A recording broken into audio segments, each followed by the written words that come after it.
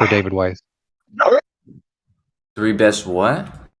3 best for the globe for David Weiss if you wanted to get his 3 Bitcoin. Oh, 3 best just for it being a globe, or for it being a globe and spinning and something else? I said this the other day. Any 3 that you would present, I think. Either one. If you could prove rotation or prove convexity, you win. Oh, you just got to prove one. Yeah. I like the one you did the other day because it's kind of, to me, definitive about longitude, latitude. That's the one that kind of doesn't really. There's not really argument against it except for to deny it. But and then also drop from horizontal using like a GPS to make your straight line. I mean that's more of a test that, but still it would provide the evidence. And one more. Okay, so wait. So to win the 3 Bitcoin, you would present drop from what, horizontal? Drop from horizontal. Solid proof of the ball. Drop it from horizontal. What does that mean? What does that mean? Yeah, what's your drop from horizontal? What's your proof? How do you present that? Oh, using GPS to make a straight line, and then seeing how the Earth deviates from that straight line. Okay, so GPS is on your list, and what? Say one more time, please. Longitude, latitude was both. I said longitude lines and how they diverge. Oh, okay. Away from the latitude, equator. longitude in the south, right? Okay. What's your third? The third one. I mean, I don't really think you would need one after that, but if I guess for rotation, you'd want to do something sort of like a gyro compass. The mechanical gyro compass that was on Dukas's list too. Okay. Yeah, mechanical gyroscope would do the trick as well. Oh, there's a gyro compass too, or you guys know about the mechanical or the theodolite, the gyro theodolite, right? The underground thing. Yeah, I presented the wiki page on that here not too long ago. Yeah, that's another one that's on the list. I wonder what Dave would say to those. Interesting.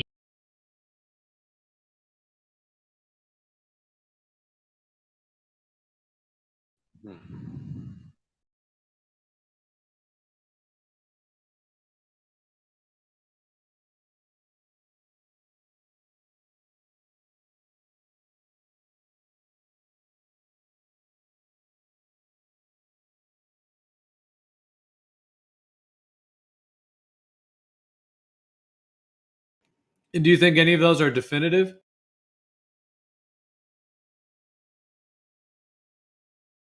I mean, meaning without assumptions, without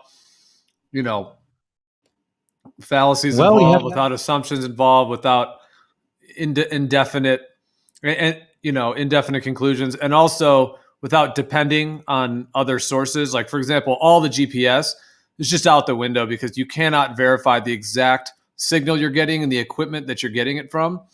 I'm just saying it's out the window for being definitive. It's a secondary, tertiary kind of thing. And even if you think it's doing whatever it's doing, you're receiving a signal. If for something to be definitive, it has to be independently able to be verified. In GPS's case, you could actually build an SDR kit, a software-defined radio, to receive those signals yourself and determine what's in there, which is basically just time code and ephemeris data.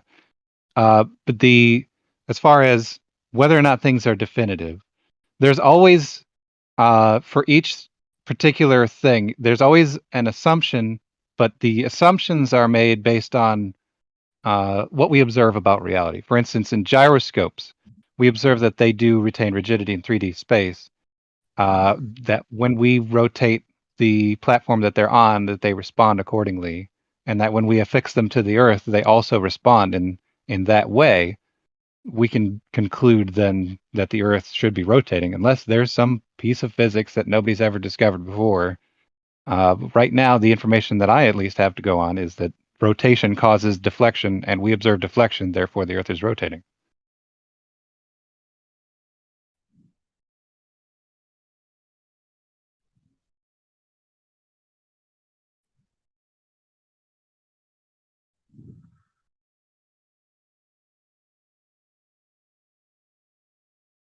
and you'll be back tomorrow.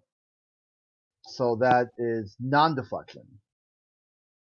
That's straight on off a cliff. So that's what I'm looking at. I'm just like, if all this stuff is proof for you guys, how come you're not following the RC Meisky method and then designed or engineer something useful for humanity? You probably missed part of the conversation where I'm involved in doing work with optics and telecommunications.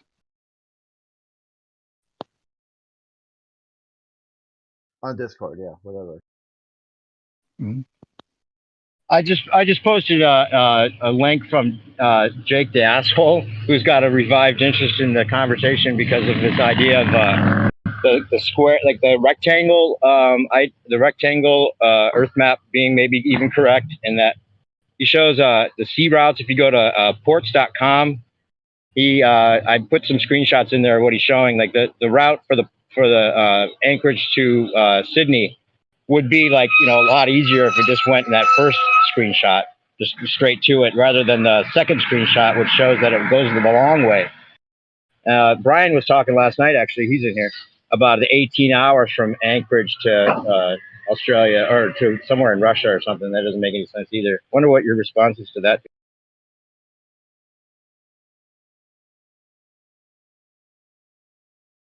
Yeah, I don't really know what's going on there. I haven't researched this one in particular. What happened? No, it just looks like somebody used a Mercator map. Yeah, when you use the Mercator map, you see the sea routes, and he shows the path that it would take for, if you go to ports.com and type in the different destinations. Supposedly, that's the route that they would take from Anchorage to Sydney, which doesn't make any sense because the first screenshot shows how short the path should be, but they take the long way for some reason. I'm wondering if anyone has an idea about what is why. he using for this tool? Ports.com. Ports.com? Yeah.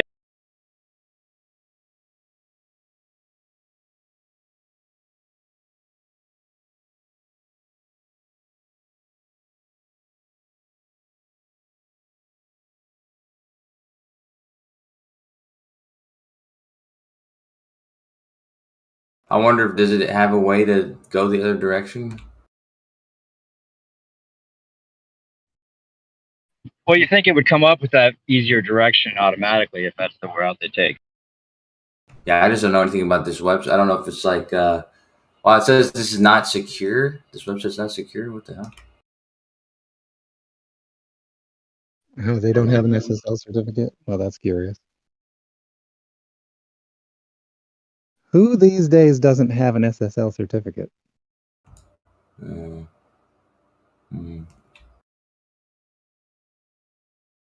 Because I like gcmap.com. It's like, wait, did I say GC? Yeah, it's a great circle. Yeah, GC map. That's right. For marine travel. Yeah. See that hole in the Georgia Guidestones? If you look through that hole, it's aimed at the North Star. And this photo, this time lapse, you could also see that's the North Star is in the middle where that light is, on the star trails. Well, this thing has been here, this monument, the Georgia Guidestones, it's been there for 40 years, and it's still in perfect alignment with Polaris. If you Somebody look through put that fucking trash on there? Somebody Oh my God. graffitiized it because they don't like what's said on there, on those Is that it says they want to graffiti? Is that reduce the graffiti world. still on it? No, probably not. But Okay, that sucks. somebody vandalize it all the time because it says we want to reduce the world's population to no more than 500 million. And Well, it doesn't like, say we want to.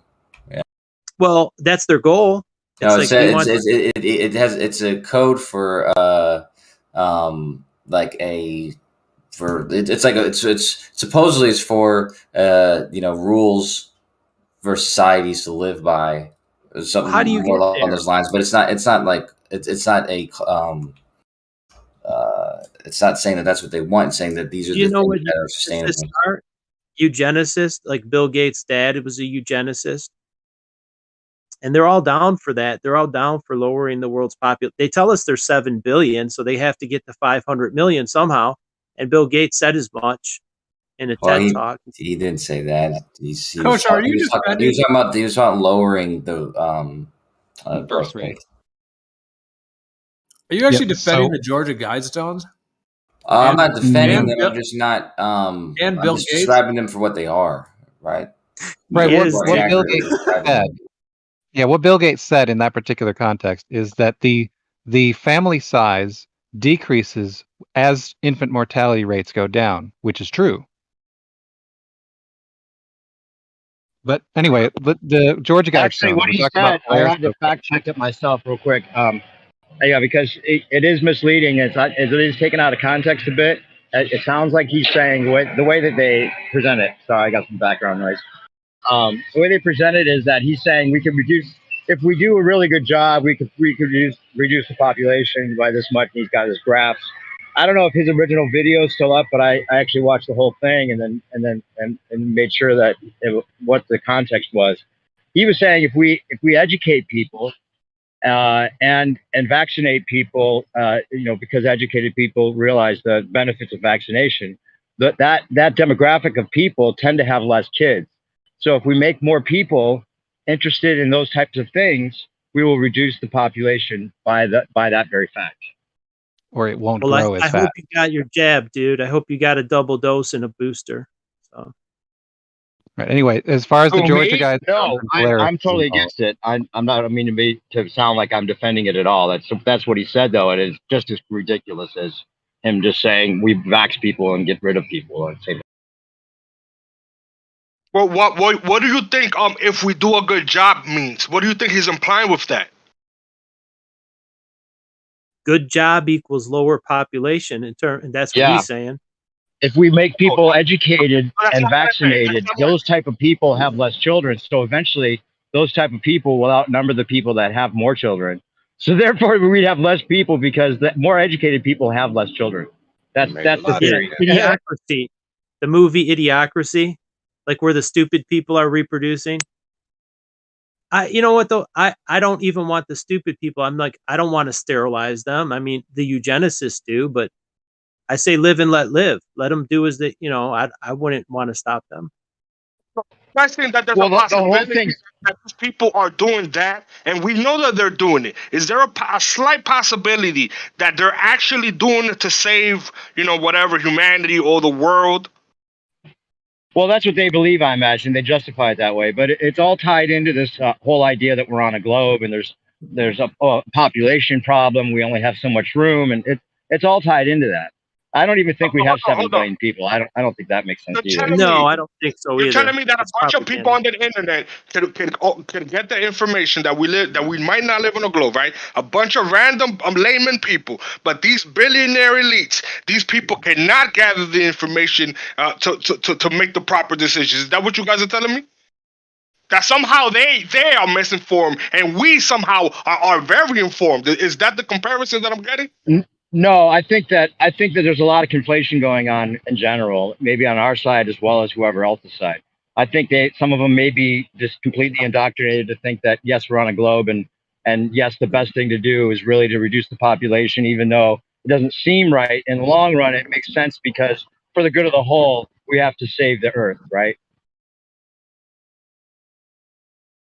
Yeah, but my overall point is, right, us in the movement, every other free thinker out there, there's very little of us, right? The majority of the people, that's 80-90% of the people, they fall in line, right? They will follow anything the TV says for whatever reason. But what you guys are telling me is that all of us, right, because we are included in that 90% of the morons, that we are more well informed than these people, that they could afford all the information that they want. They could simply pay for it or acquire it however they want to. That they somehow, that their conclusions are wrong. And our, whatever conclusions, the shit that we talk about here on the internet, that somehow we got it right. I don't think that 90% of the people are in that.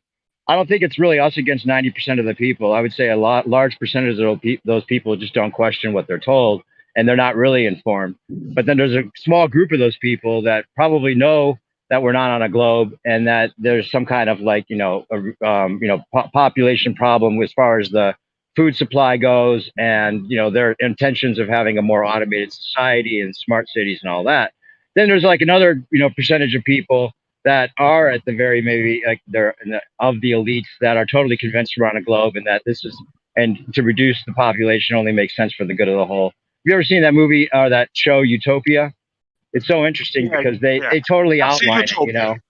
Yeah, I've it's seen totally like Utopia, the but bad this is guy. why The it's bad different. guy gets his speech, and even the people that are supposed to be the heroes of the show are agreeing with him and saying, "Yeah, you're right. For the good of the whole, we should actually try to reduce the population."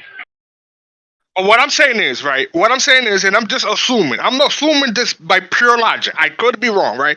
What I'm saying is, right, that these people, the people that you're saying might think that we on a globe. I don't think that if people, that elite people, right? We're talking about elites. Not, you know, that there's like a scale to this, right? There's people that is up on there, but they're not elite, right? I'm talking about the elite. I don't think these people are misinformed. I don't think these people have erroneous conclusions, right? I highly doubt that. I highly doubt that they are making such drastic decisions because they think we're on the globe. I'm pretty sure all of them know exactly, or at least have a better idea of whatever's going on with this reality than us. So if they're making the decision to fucking vaccinate and kill the majority of the people, even though they understand the implications, I would consider that they're probably doing that because of something. Now, my curiosity is, what information do they have that allows them to sleep at night knowing that they're killing the majority of the people? That's I've my thought interest. about that before, Matrix. I think that's pretty. That's well thought out conclusion that you have there. But I thought this a while ago because I actually was I'm under the impression that is that is like that 500,000 or 500 million thing is actually appealing to people who have that kind of power. And I think that if you were one of these people who is super powerful, like one of the most powerful people in the world, and they also find it appealing, I could see that from their perspective, they could view themselves and their interests as altruistic in nature and not as evil. For the reason being that they could see themselves as they have the ability to actually influence the flow of the entirety of human society, human impact on the world, and they could view the giant mob, the fat mob that is the most people, as being kind of useless, wasting eaters who are using up resources and have no general direction, no positive general direction other than to consume and destroy. Whereas they could see if they had fewer, they could restrict their resources and direct them to positive gain for the whole of humanity from their perspective. I do see that as an evil. If you were actually working towards reducing the population, I don't find that as altruistic, but I could see how they could view themselves that way. Now, hear me out, guys. I know we don't like this because we are on the receiving end of this bullshit. We don't like this, but let's consider that they're possibly right. Now, hypothetically, what could we do? What could we do to somewhat fix that situation? If we come to the conclusion that they're right, then they're doing what they have to do by necessity, right? What could we possibly do to avoid what's coming? Just make yourself useful. Non-compliance. No, that would get you killed. No, this is what I mean. This is what I mean. Non-compliance will get you killed or thrown in a camp. This is not what I'm not asking for the revolution, because we've revolution millions of times, and the shit always the authority, whoever they are, they always come and take over, right? So revolution doesn't fucking work. There's two types. There's a violent one, and there's what's called a velvet revolution, where the power just dissolves. In other words, it doesn't require violence at all. And that's not the route I'm taking. And I think that was doomed to fail. Anything that involves violence is doomed to failure because they will implement, they will be there ready to put their guy in place. And they will use the violence or the fake violence to silence you. Just like they did at the Capitol building. They said, oh, these insurrectionists, these white supremacists, they call them all they were these hiring things. people. They were hiring people Right, to, right. to pretend. Yeah, listen, this is what I'm talking They about. This is exactly sabotage. what I'm talking about, right? I've seen that during history. There's always been a revolution. People have decapitated the king, the queen, whatever, and it seems to be a utopia for a while. It seems to be a utopia, but early enough, some elite motherfucker creeps in way to some government, some authority, and they just take over. It doesn't seem to not. But even Jesus, God Himself, had to destroy the earth because He couldn't find a way to fix whatever we fucked up. You know what I'm saying? It seems to it seems to be a recurring problem that humanity just seems to corrupt itself. Wow. Let's say, for instance, the people who know the earth is flat, right? Let's say us, we could recreate something that doesn't involve their power structure. Their power would dissolve and we could implement something that's better, that's more equitable, and then it's harder for them to subvert it, right? So we could figure that out once we remove them, and we remove them non-violently. Their power, they lose their power. Can you focus on that for a second? Extremely naive. That's extremely naive. That's their power extremely would naive. dissolve. There's a step that comes before that. Hold on. Okay, you think that here's what we can do a better job than the people that have recorded history since the beginning of time? You think that whatever system, hear me out? Whatever system we have going on has been implemented by years of collecting data from civilizations and so you're saying that we're gonna do somehow a better job than these people that have all this information available to them? I'm opting out of their system, and I'm going to have my own parallel system of people. Well, first we have to reach a critical mass of people that understand that the system is hijacked. It's like the Wizard of Oz. How did they defeat the Wizard of Oz? When they pulled the curtain back and saw who the actual Wizard of Oz was, just this little powerless man controlling a giant machine. When you reveal that to enough people, their power dissolves. Their power can only be held in secrecy. So the power that's been in place for hundreds of years, once it's shown to be illegitimate, it is dissolved. It's That's done. not true, though. It's not. It is true. No. So the wizard didn't have guns, and the power that they have isn't held behind in secret. It's out in the wide open. Kosho, who's pointing the guns? Who? Soldiers? If the soldiers know who the wizard is, if the soldiers see who the wizard is, are they going to point guns at their neighbor and say, "Oh, this motherfucker's trying to get me to do this"? It's all about awareness. If you have to reach critical mass, otherwise it ain't going to happen. No, we had National Guard dudes, shooting students, because of their orders, and there are people who follow orders. So right, and that's the problem. They follow orders blindly. If they don't have awareness of the situation, if they knew what I knew, they wouldn't be doing that shit. They wouldn't be shooting their fellow people. I would differ. I think they would do it because I think most people have the willing. They will rather survive no matter the conditions than to rebel. Right? So some people and some people. Go ahead, Matrix. Go ahead. And I'm not saying that they're cowards, right? I say that there's something in them that they will rather consciously, because this isn't like they're human beings, they're able to process, but they consciously choose the easier route, right? And you could, like I said, you could follow history. Look what happened with supposedly Hitler and every other dictator and every other motherfucker in the Congo that decides to become a kingpin that goes around kidnapping fucking children. These people it's all the same, like the same kind of thinking. I think most people are inherently good. And I think that's the exception. The order follower without a conscience, just robots that are just have no conscience. I think that's the exception. I don't think that's the norm. No, dude. No, so there are exceptions, and there are people who will defy orders and stand for what they believe in. But for every one of those, there's at least another person who will follow orders. Well, my dad was and in the I actually Army. say that there's more than one other person for every My person. dad was in the Army, and his best friend, and they would not do that. If someone said, "Okay, you're gonna take up arms against the American people," they would not do that shit. And so That they is would get exactly. they would get arrested rather than like police the They streets. would rather die fighting. Yeah, if they got that order, you're gonna go kill them. No, police the street, not kill 100%. Americans. That's The okay. police, the police the Let's streets. put them in a FEMA camp. Force them in a FEMA camp. That's it. That's the line in the sand. That's like saying go kill your own children. No, I but mean, there's that's people that do that.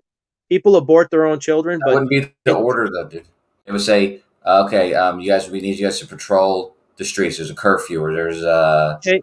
There's a line in the sand where he said they would turn guns on the people. When that's the line in the sand that any good soldier would not follow that line in the sand. You don't have to follow illegitimate, illegal orders. You don't have to follow But that. those aren't illegitimate, illegal. Like I said, the National Guard was asked to just patrol, these people, or that's done by the governor. The governor of the state, not a federal thing. National Guard is a state. Right. militia. But that's what I'm saying, though, is that if the military was asked to, for some emergency thing, they're asked to, police the streets for protection or whatever like that. I don't think that many people would not do it and go and That's not what I'm saying. He was saying that they would go to war with the people, and I think they wouldn't. Yeah, I know, but that's what if push came. The order would be streets, doesn't involve any kind of violence. The order wouldn't be to go to war with the people. The order would be, to police them, and the battle, whatever ensued would be as a result. They would basically be setting up the condition for that. But what happens? Allow for that to happen. What happens if push comes to shove? Like, okay, here's the line in the sand. We're ordering you to arrest these people, and it's an unconstitutional order, right? They know that, and then they also know who's actually controlling the state government and the federal government and all this shit. If they actually knew this shit, that power would just walk away and not follow the orders. Just like in New Orleans, the police didn't show up during Hurricane Katrina. They were told to come to work, and guess what? They all called in sick because they said, you're going to go confiscate guns. When I say all of them, I mean the majority of them did not come to work. They're saying, what? I'm not coming. Chris Kyle said he was sniping people. I don't know about that. I don't. Well, yeah, he was bragging about sniping people at Katrina. During Katrina, I don't know about that. I never heard that. I would hope he wasn't doing that shit. That's fucked up. Well, he's been known to lie about stuff that he said, but I do recall him bragging about that. Sniping just regular people? Why would he do that? Looters and stuff like that. Guys, I posted a picture of something that I saw in Manhattan. This plaque that says "out of many, one." Right, this plaque is on two sides of this bridge, right? And I'm very curious to why would they just go out of their way to make a plaque that is visible for everybody to see that says "out of many, one," right? That means I'm just assuming, right? But that means whoever's in charge, right? At least of this project, they know something. They understand human nature, right? Out of many, one, a giant plaque under a bridge in Manhattan. You can see it from both sides. It is very visible. They're not trying to hide it. That means they have some level of awareness of how much followers and slaves the majority of the people. And it could possibly be that we're looking at it wrong, right? We might think that maybe people are cowardly. It could just be how this place is this realm. It could just be that it is intent that the way it is made and the way it functions is if the majority of the people are followers. That way progression can happen, because if the majority of us are conspiracy theorists, we're not going to progress that much, because we're going to be so conspiratorial that we're just going to stop everything and ask so many fucking questions that nothing would ever get done. So maybe the followers, the 80%, maybe they have to be that way. I'm just spitballing here, but I'm trying to rationalize. Yeah, I hear what you're saying, Matrix, and I've even thought about the idea that the globe deception or the globe idea that we're on this globe and that there's only a certain amount of room and all that.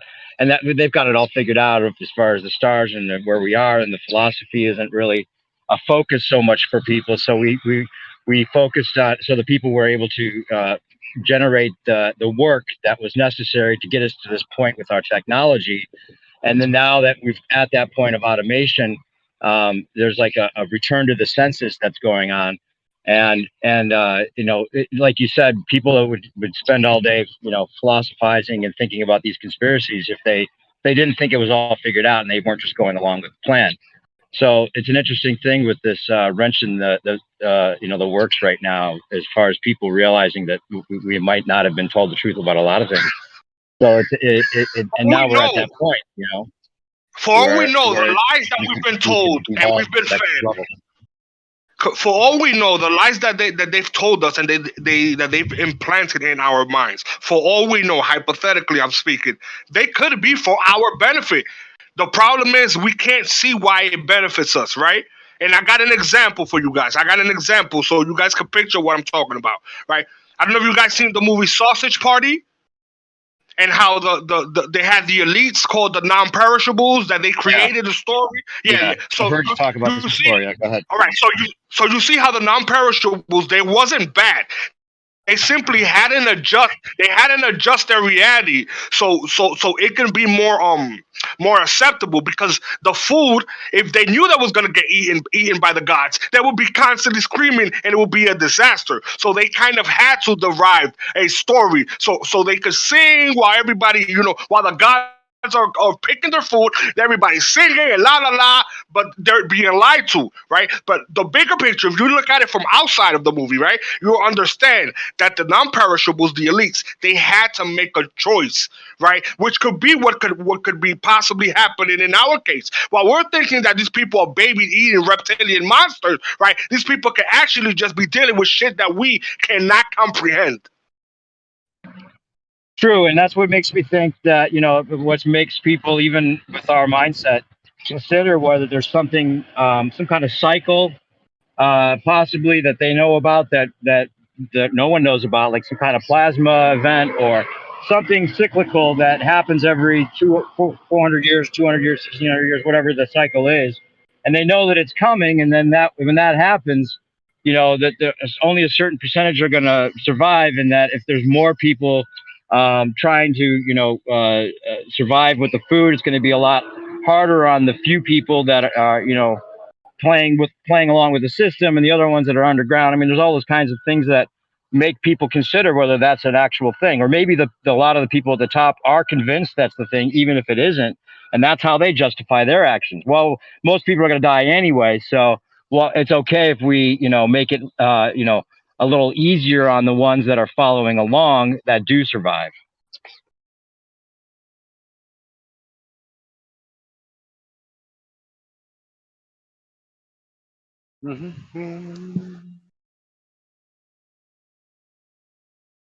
I think we're just too quick to see that, like, the whole conspiracy thing, right? Is cool to get your foot in, right?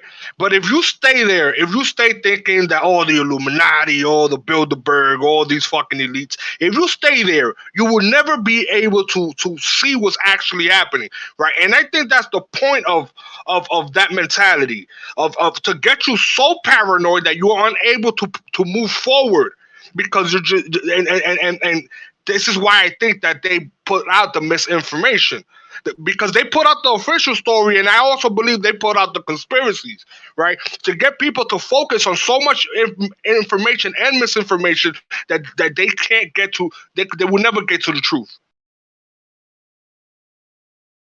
Well, there was a you know, similar type of thing, operation going on. You know, people are aware of Operation Trust is what it was called, and it was to get people to suspect a conspiracy so they can single out those that are of that mindset and basically off them, right? It was like, you could even call this one Operation Trust the Plan, like with the QAnoners that are trusting the plan. You know, it's kind of a similar parallel.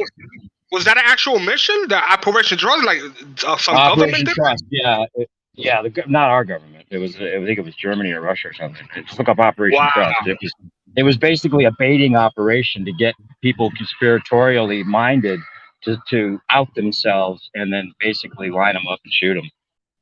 Wow, bro! Wow, doesn't that fit in perfectly with what's going on now with all the conspiracy theories? Unfortunately, yes, it does look like that. But if you ask any of these globe believing zealots, they would say, "Oh no, our government would never. They would never even when this has already been done." Do you happen to know the date of when this was done? Probably like in the 60s, 70s. Look up. Yeah, I think it was the 40s. Just look up Operation Trust. You'll find the information. 40s, bro. Oh my, bro. 40s, 50s, I might be 60s. wrong. Well, That's what, 60, when was 70 it? years? I'm just guessing. Let me figure. what was the nature? What was the nature of this operation, Shaken? Operation Trust. Let me look it up so I'm not just talking on my ass. What'd you say? It was the Soviet Union. I mean, there's a world government. It's not our government, you know. It's a world government. Operation what? Operation Trust Operation Trust was a counterintelligence operations of the state political dictatorate of the Soviet Union. The operation, which was set up by GPU's predecessor Cheka, ran from 1921 to 1926.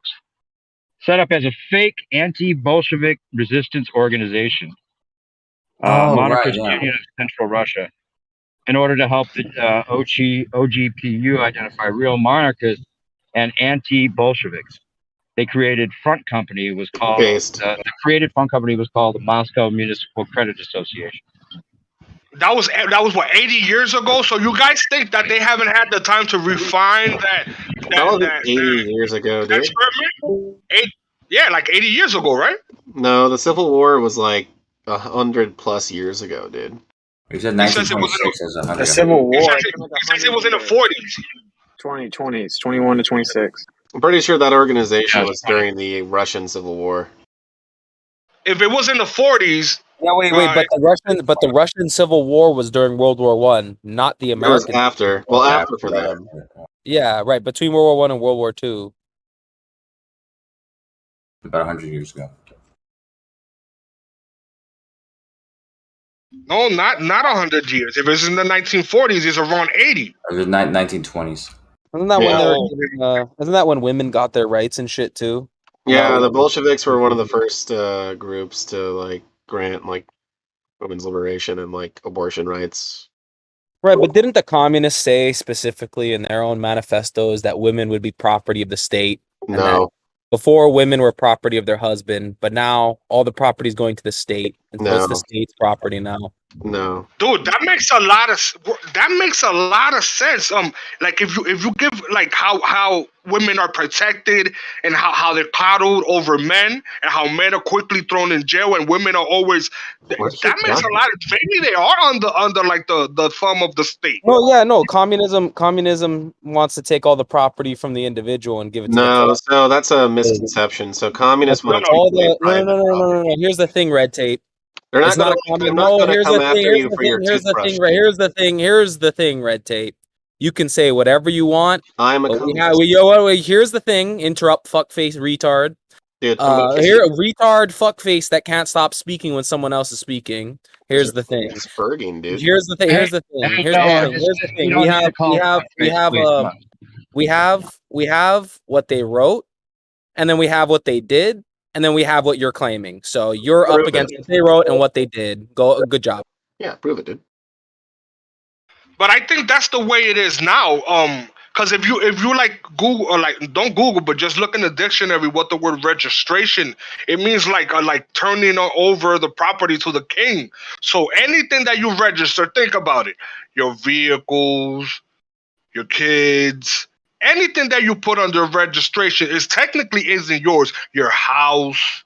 You understand? So we technically don't own anything. This is why the city is able to come and pick up your car and put it in a garage and make you pay for it to get it out because it don't belong to you. And they also have something called possession. Hold on. Possession is 9/10 of the law, right? That means something. All right, Matrix. I completely lost what I was gonna say now.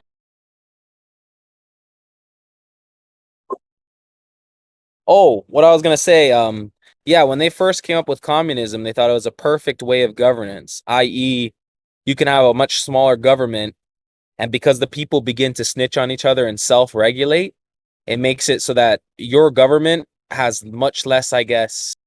It basically it's like it makes all other governments obsolete, because other governments you'd have to have people enforce shit, whereas now you can just, you know, have the people turn on themselves. And then you could see that like all the major capitalists and bankers are the ones who funded all these communist people and gave them food and stuff and basically set them up. So there is no false dichotomy of capitalism versus communism. The big capitalists of the world funded the communists. The bankers funded communism. It's proven fact.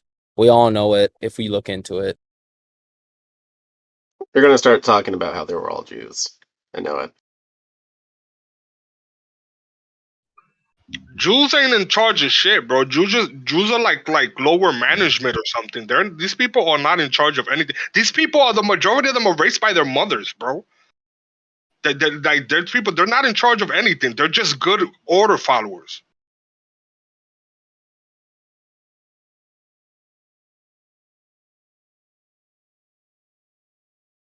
Yeah, it's been proven that communism was funded by bankers on Wall Street and in Europe. Yes, it's been proven.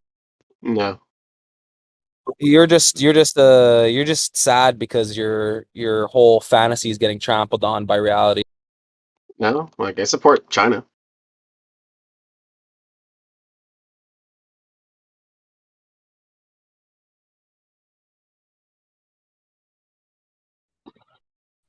So Noah, how did your debate go? Did you have your debate?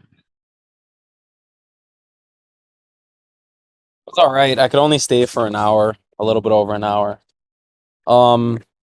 He made a good point with those theodolites, but like the first shit he was trying to say was just fucking ridiculous.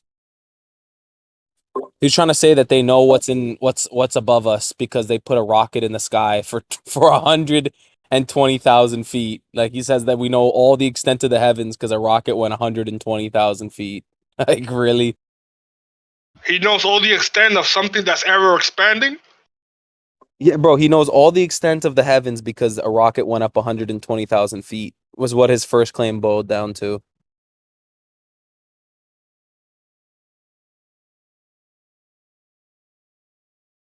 Where was that debate at? What channel? I was in Asylum yesterday with me and McToon.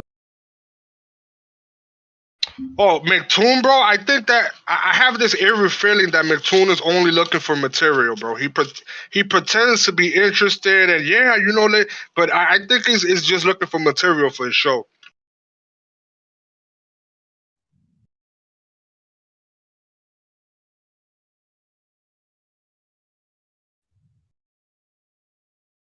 So did he remain respectful? Did he ever try to like straw man you or anything or what? I kept him on a tightrope, bro. Every time he tried to do something dumb, I called him out immediately, and he couldn't really do it. So he had, Is it posted on his channel? I want to see it. Yeah. Did he keep it posted? All right, Yeah, cool. I think it says McToon versus. I don't know. I didn't do the best job debating, but it is what it is.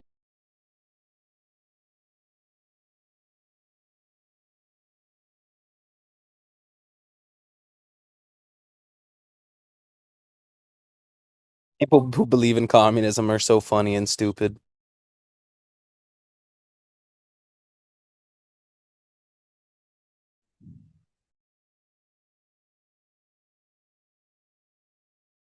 It's usually like weak people that are like really into communism. Because think about it, bro. You have to be really weak to think that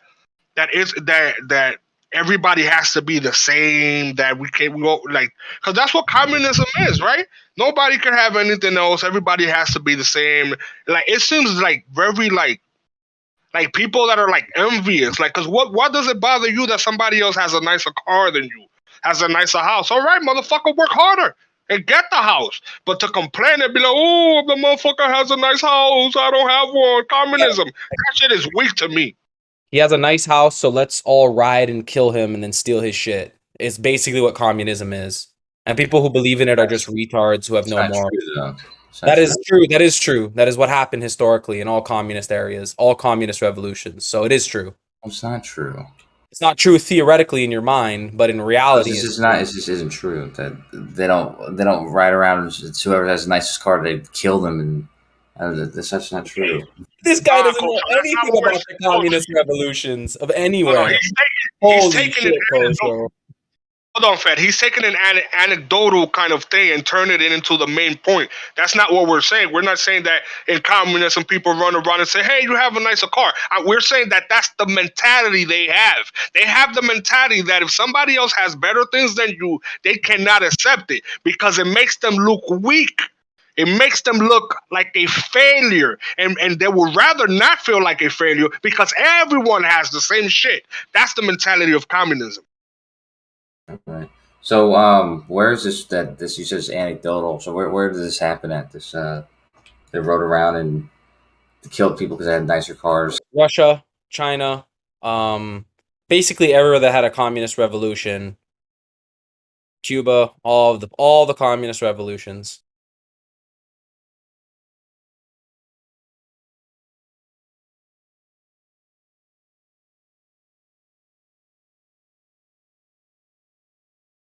So, it's your understanding that I'm trying to think. Is North Korea was it considered communist or socialist? Regardless, in all these communist regimes, there was always a ruling class, people who were ruling, and they clearly had more than they clearly had nicer cars. So I'm not sure if what you described was actually implemented in the way you're describing it. You mean there wasn't a revolution and they No, just there was a revolution. they Yeah. took all the shit from the people and basically redistributed it. 20 million people didn't starve during Holodomor in Ukraine. The communist government didn't march into Ukraine, and there was a bunch of farmers there, kill all the farmers, take all their crops, and leave. That didn't happen. Okay, I guess that you said about the people having nicer stuff and then it didn't happen. Right? Okay, so it didn't happen. It's not historical. Got it. Yeah, I didn't know you were into alternative history. I knew you were into alternative history before with the whole Jewish passing it down, but now it's like really getting ridiculous. You already conceded. It was like 1,500 years ago. Now we're talking about 100 years ago, and you're still changing. You already conceded on that, man. No, I didn't. You but did, anyway, now you're changing history. Now history is incorrect. As of 100 years, now history is incorrect. No, quit doing that repeating shit, Noah. Well, tell him to stop interrupting me, bro. Sorry, I'm trying to fucking get through my sentence. Yeah, bro. Every time I'm trying to make a sentence, he fucking interrupts me. So maybe you should tell him to stop interrupting, and it won't happen. It's kind of the other way around too. Kosho was talking. Yeah, kind of talk over him. So. Yeah, bro. Every time that I find I'm over talking him, I stop and I mute myself. Oh, yeah, that's true. No, you don't, man. It didn't quite happen. What are you talking about? Just now, I was on mute while you were talking. That's what I'm talking about. What? Wow, one time that is. Come on. Anyways, man, no, the thing that you said, I showed you because I recorded it from the live stream that you originally stated the thing about the language that they spoke before Israel fell and the language they speak now. You're saying it's a completely different language, not the same language. And then later you totally changed what you were saying to make it something completely different. But that claim, that original claim, you did later concede that, yeah, that is the same language they spoke before they went into, or before the last temple fell and before Israel became a country again. No, that's not what happened at all. What happened was I said it's a different language from today back to the day in the prophets. And I took that stance and held it the entire time. And I clarified how the language had changed twice, and that's what happened. That's all. The claim never changed, and there was 2 examples of how it changed, how the language changed, and yeah, so my claim didn't change, so I don't know what you're talking about. The claim the whole time was that they spoke a different language, and then I cited 2 times when the language changed. That's it. That's all that happened. I'll remind you, Okay. Right. Okay, here, I'm going to listen to it right now. And it's going to be me claiming that what? The language was different before, right? When was the language different?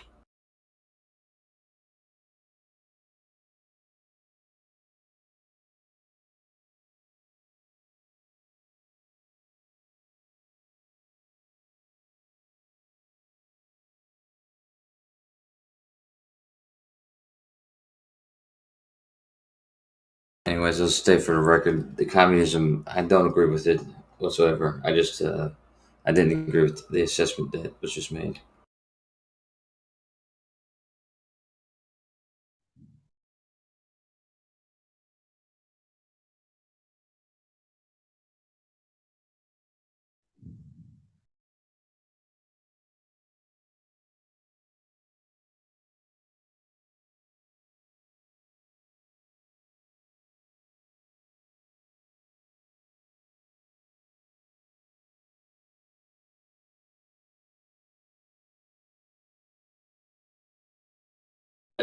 Yeah, so I just listened to it again, and my claim never changes once. My claim has always been the same claim, in that the language today is not the same language as before. And what I just listened to was me repeating that claim. So I don't know what this voice recording is supposed to prove, other than the fact that my claim has remained consistent. Because you later agreed that the language that was spoken whenever Israel fell, 76, and then later again when they became a country, you said that the alphabet and you later said the alphabet and the language was the same. You said maybe there might be different pronunciation, but you said that 500 years prior to that, or in the Babylonian times, this is when the language had been changed, and this is a totally different claim than the original one that you had made, which is what I just showed you. So yeah, and I agreed with that. I agreed. Yeah, pre-Babylonian times, they had a different alphabet and that kind of stuff. Different like written. Everything was written totally differently. I mean that is true, but that wasn't what I had originally was talking about. What you originally were talking about, and it doesn't matter. So I just listened to the recording, and all that is said in the recording is that it's a different language back then than it is now, which is the exact same claim I am making right now, and the exact same claim I was making that whole day. It has been the same claim the whole time. Listen to the voice recording. That claim is still the same claim I'm making now. When it comes to this 500 BC, yep, that's when the language was changed. And then around 500 AD to 700 AD, more like between 350 to 650 AD is when the pronunciation was changed again. So maybe you're getting confused in what I'm saying, but the claim has remained the same. The claim is that the language spoken today is not the language spoken back then, and the two supporting arguments for that is the complete bastardization of the language in 500 BC, and then a new bastardization of the pronunciation between 350, 400 to about 650 AD. So the claim didn't change. It's just you're confusing the support for the claim with the claim itself. I just stated what you had just stated, what you had said, because as I said originally, like in the thing I showed you, you're arguing against them speaking the same language, or the language being preserved, or whatever it was, right? And I'm talking strictly from this point when the temple fell to when it became a language again. Okay, so if you're now saying that it's just a pronunciation that changed, then again you're going back on the original claim. And I agree that you changed it to the Babylonian thing, and I mean that is true. I agree with that pre-Babylonian exile. However, that wasn't the original. The original thing was about the language being preserved through while it was a dead language up until it became a language again, and that when it became a language again, it was the same language it was when it had when they fell, and that was originally what you were denying. Okay, so I think I see what the confusion is. Your claim is completely different and separate from my claim, and we're talking past each other. Because my claim is that it's a different language since when they started talking it, which is way before the fall of the Second Temple or whatever.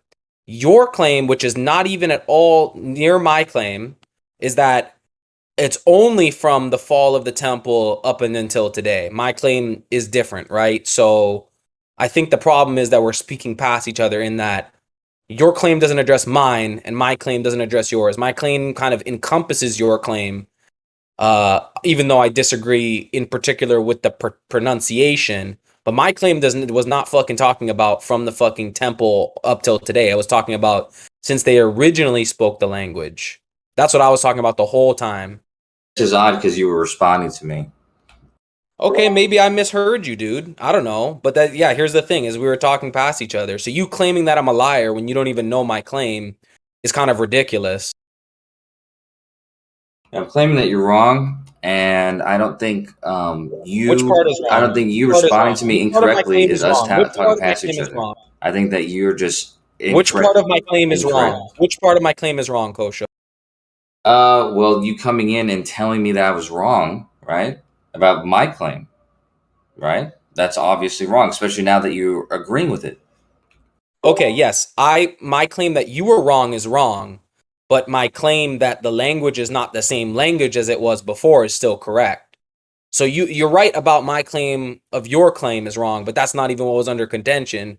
You turned the spotlight onto me, and we're talking about my claim the whole time, which still stands. It's not the same language as it was before. And it went through it is the same language. Two separate changes. One in 600 BC and one around 500 AD. Let's just kind of like keep them at even numbers. Both 500s, BC and AD. There was two changes in the language. That's my claim. Your claim is that from the Second Temple falling, 70 AD, so this is way after 500 BC. This is 500, maybe 600 years after the language was already bastardized. Your claim is that bastardized language has been kept and preserved since then, which I also disagree with, but not completely, just in the way it's pronounced today is not the same way it was pronounced originally. So yeah, I mean, I would agree, now that you've clarified your claim about the 70 AD till now, I would agree partially, just not to the pronunciation. And then as for you telling me my claim was wrong, no, because they did change it in 500 BC. And I apologize if I called your claim wrong earlier. I was not understanding your claim properly. I thought your claim was the opposite of my claim, but actually my claim encompasses your claim. It's not, they're not opposing. Yeah, well, if you're saying, again, you're stating it still. So nobody's saying anything about the pre-Babylonian times. So you could stop. You could just not. There's no need to bring it up. But the other, I brought it up. I brought it up. The other claim. That's my claim. I brought it up. Yeah, that's fine. The other claim, you saying nobody is incorrect because I'm not nobody. The other claim about the pronunciation and so the language being changing. That's just not true. The language is the same language. No, that part is true. It's the same language. They speak the same language. No, it's the same alphabet. It's the same books, but it's not the same pronounced language. It's the same language.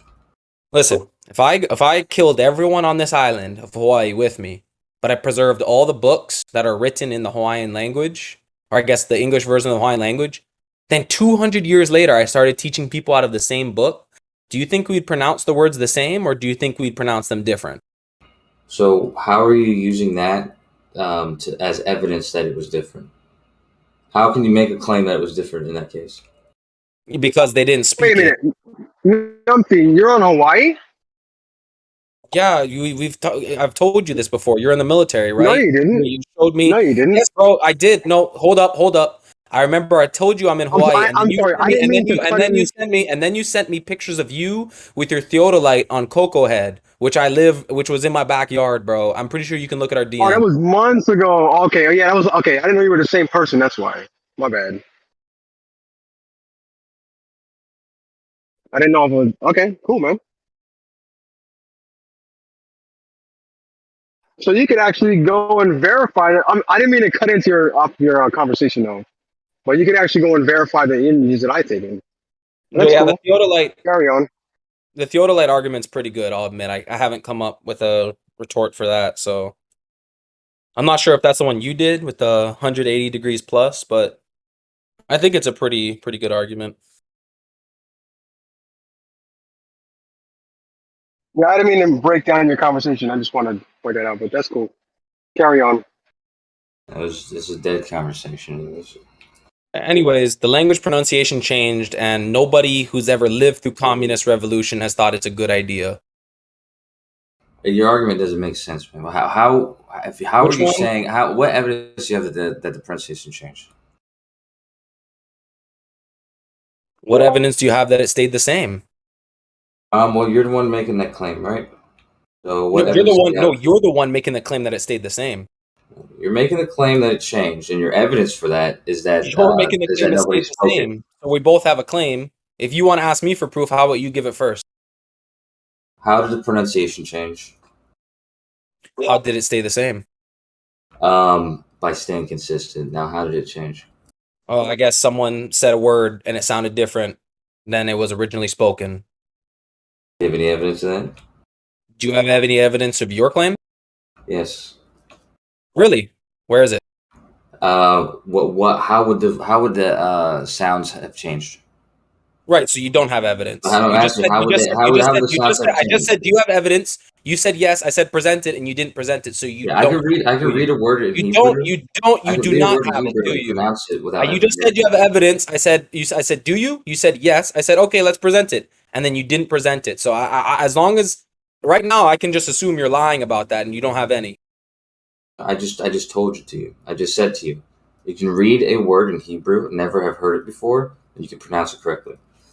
That's if someone taught you how to pronounce it correctly. But if no one was speaking it for 200 years, then nobody would teach you how to pronounce it correctly. Therefore, you would read it and give it your. Therefore, you would read it with your, like, say you're a Frankish dude or whatever the fuck they were back in the day, or some fucking whatever tribe. You'd read it and you'd pronounce it the way you think you would pronounce it, given the language you speak today. Given nobody's speaking fucking Hebrew and then no one speaks it, you would just pronounce it the way your countrymen speak shit. Right. So, which letters were changed? Which letters were keeping the same? All of them were changed. All of them were. Yeah, then all of them were changed. There's no evidence that the pronunciation stayed consistent at all because there's no voice recordings from back then. All there is people not speaking it for 200 years, then picking it back up. And then what? They're going to remember the pronunciation? Their great-grandfather's going to come back from the dead? This is how I pronounce this vowel, son. No, they wouldn't have done that. Down in their families, man. That's a fact. That's what you call a fairy tale. So, for instance, the letter J. That's what you call a fairy tale, Kosho. The letter J, which is not pronounced in that language, right? In the European captors that had taken them and enslaved them, they would have had this letter, right? So, why wasn't that introduced magically then? Wouldn't have been introduced. Wait, hold up. So they were captured and they were slaves, but then they were also writing things down and pronouncing them perfectly and passing it down through the generations. It doesn't sound like slavery. That sounds like academia, not slavery to me. I don't know. Were they enslaved in college or something? It doesn't. I don't know. You just made two separate claims now. Yeah, they were enslaved, and yes, they preserved their language through them. Except they didn't speak it for 200 years, and it was only written, and they found the books later, and then started reinterpreting it. Yeah, they may not have had the scriptures while they were slaves, but they did speak Hebrew and most likely wrote the language down because they did. The language is not different from before and after. The letters are very distinct, and also. If you look at other what do you call it? Semitic languages from the same region. There's letters that are, they look almost similar to those letters, and they're pronounced the same way. So there's no evidence that there's some inconsistency with how they're written and pronounced before and after. Right. So I'm gonna wipe everyone out on this island right now, and then in 200 years. I'm just going to randomly give people books with the Hawaiian language in it, and then I'm going to say, what in the flying fuck Then I'm going to give them fucking books with the Hawaiian language in it, and I'm going to say, all right, buddy, start pronouncing it. And what are they going to do? You think they're going to pronounce it 100% right? They didn't wipe everyone out, man. That's why they're still alive today. Listen to what he's saying. Listen to what he's saying, bro. Just digest what he's saying, right? It's like now, right? If I come up with if I find an ancient language and I take it to somebody that's from fucking Ireland, right? They're not going to pronounce the things the same. That's all he's saying. That because culture progressed, because their people's native tongue changed a little bit, that means they're going to change somewhat the pronunciations, which is logical because your tongue changes with location and time. Yeah, that's fine. Language naturally adapting is fine. He's saying that they had no idea of this language, the language that El spoke, everyone in their family spoke. They had no idea of this language, and then got reintroduced to it for a fresh start, and then pronouncing everything wrong, getting some of the letters attributed to the wrong sounds, and this just isn't the case. But when people are enslaved, the first thing that they do is break up their families and take away their language. Isn't that what they do when power enslaves the people? All right, hold up. Hold up. I just said hold up. I'm gonna respond real quick. So basically what you're claiming is that, like, here's the thing, dude. I had a girlfriend for like 2 years that was Latin. And at the end of those 2 years, I would go to parties and some fuckers would ask me if I was from Mexico because somehow I picked up the accent from her. So you think all these people got their books taken away from them, and for 200 years, the way they pronounce things didn't change at all, yet my accent changed over the span of a year and a half? Is that what you're saying? No, I didn't say that. See, now you're making a different So what did you say? What did you say? Now you're making a different claim again. Because when Matrix had just said that, I said, yeah, I agree with you that languages adapt over time. This is true. This is not the same thing that you, again, were claiming when you said that they completely did not speak it or write it or anything, had no memory of it, and they got reintroduced to it, rendering the alphabet and the pronunciation different. So there's two different claims. Saying that it adapts. Right, so you're saying that they got enslaved, but at the same time they had some university that they were fucking in, preserving the books and talking amongst each other, and they weren't actually enslaved. They were in some higher education institution. Which one is it? No one said that, dude. Right. So then nothing was preserved. Their books were taken. They were enslaved, and their language, the way they pronounced their language, changed because they were among strangers for 200 years, because I was among someone without the same language for 1.5 years, give it only one person and my fucking accent changed. You think these people kept their pronunciation clean and nice for 200 years, being surrounded by other people? That makes a lot of sense. Good job. I can expand a little bit, right? Kosho, think of this, right? Think of this. Let's say you're the one enslaved, right? Let's say you have kids, right? Every kid, every generation you have is not going to be able to speak the language that you knew, right? Because let's say you speak the language, your native language to your child, right? Okay, so now he's going to be left with a limited tongue to speak to his kid, which is going to be more limited to speak to his kid, and so on and so on. And over 200 years, yeah, it sounds like it's logical that some people will lose their tongue. Yeah, it's fine if some people lost it because they didn't speak it. However, the language was preserved through. I mean, it's obvious it was preserved. It was preserved through the people teaching it to each other while they were enslaved, while they were in Europe, and throughout till the modern times. So I don't know what the point of arguing that is.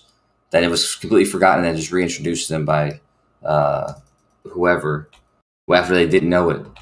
Right. So these people's most holy book, the Torah, they couldn't preserve. They couldn't even preserve their fucking written book without fucking bastardizing it. Yet for some reason, when they had no books, they preserved the pronunciation of the language completely well while they're enslaved and surrounded by other people who spoke different languages and pronounced things differently. They can't fucking preserve a piece of writing, but somehow they're going to preserve the pronunciation perfectly for 200 years plus. That makes complete sense. Yeah, it was kept kept alive through this practice. I mean, through the fact that this is the whole reason the conversation came up when Jeremy was asking about why were they why did people from different parts of the world at different times in history frown on them, and it's because they kept their culture and then didn't acclimate with That's cultures not they lived in. You can read many books by many individuals who've lived amongst them, and that is not the reason. But that is a completely side debate. But here's the thing, dude. They couldn't even preserve their most holy of text, the most holy thing, the instructions from God. Apparently, they believe that God gave someone literal instructions. They couldn't even preserve that. Yet you think that with nothing other than being enslaved, they preserve their pronunciation? It doesn't make any sense.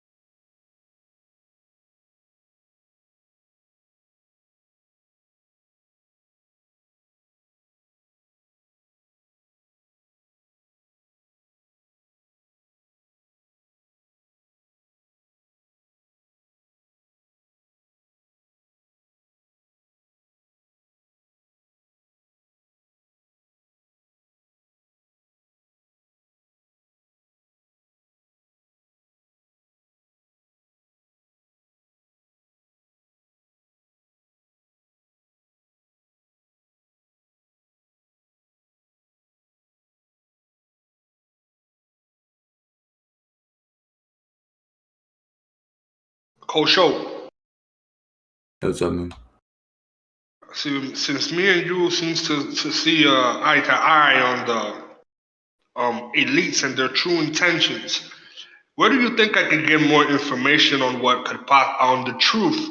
Right? Not that they're fucking reptilian monsters. I want to be able to read or gather information on what they think is going on. I would. I mean, the only thing you can do is look at the stuff that they allow you to. Either look at history, look at what they allow you to. They allow to be published that they actually publicly speak about, and then compare that with the agenda that all these nations have been. That all the nations have been engaged in for the past couple hundred years. Because it looks like the agenda is going towards a world, like a single central government for the world. I love how the conspiracy anymore. How everybody's just like, yup, it's happening. Nothing to see here. And also the idea of with AI and automation and what the plans are to mitigate complete disparity between the classes. Like people talk about UBI and stuff like that as a solution. So I would just look at I would look at what those solutions are and who's calling for what, because UBI is it's kind of a silly, idealistic you know, I don't think that. I think that I would be worried if that was the plan. Yeah, I think we definitely need to be a little worried about AI. I don't know if you guys saw. There was like a quote that or a tweet that Elon Musk tweeted out about like something 90 something percent of Twitter is like bots. Yeah, I mean, first of all, he is worried about AI, but also he's in the process of buying Twitter, and it's to his advantage to express if the more bots Twitter has, the cheaper he's going to be able to buy it for. So.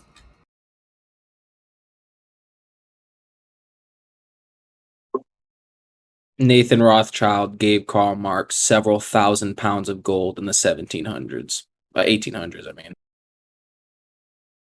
Is that not capitalist bankers funding communism directly? Since the beginning, since Karl Marx is the one who wrote the manifesto?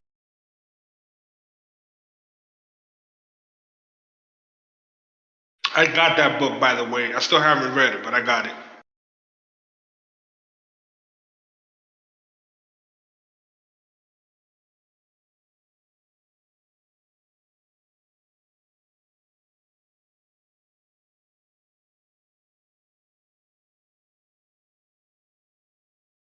There's a guy that pops in here from time to time. The Jacob Rothschild guy. Anybody know who he is? Karl Marx was making money on the New York Stock Exchange.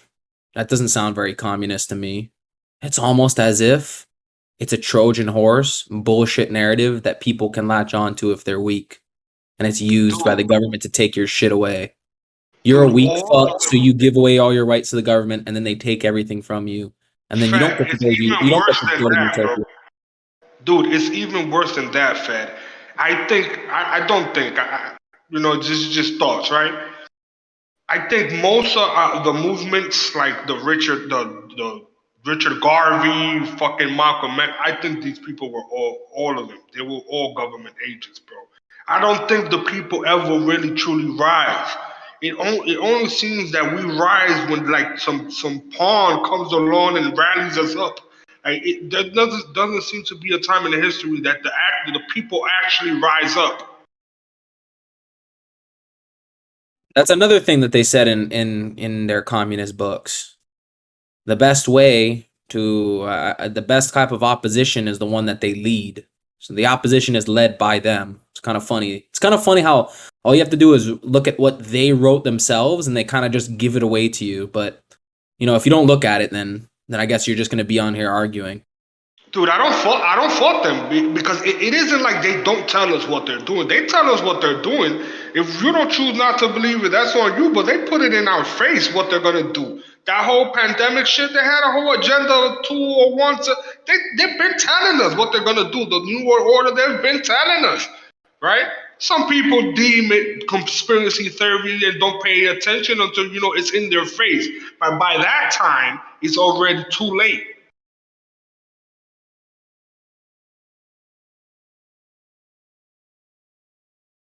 Yeah, dude, like if you look into these quotes of these communist guys, like it's all about like my soul is destined for hell, and then like the great revolutionary spirit is of Satan, the first emancipated thinker. It's kind of funny once you look into what they actually write, but if you don't look into it, then you just believe whatever someone tells you about it. Like who would say that? Who would say my soul is now destined for hell? Why would they say that? I'm not sure. Like I thought you were doing a good thing when you created communism. Why would your soul go to hell for it? It's almost as if you know what you were making was a lie, a Trojan horse. Or he might not see hell the way you see hell.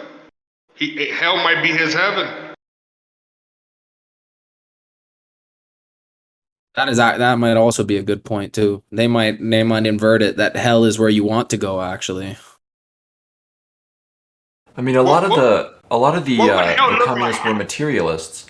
A lot of the communists were materialists. So I think some of the times when they reference like hell and Satan and stuff, sometimes they're just like trying to stir shit up.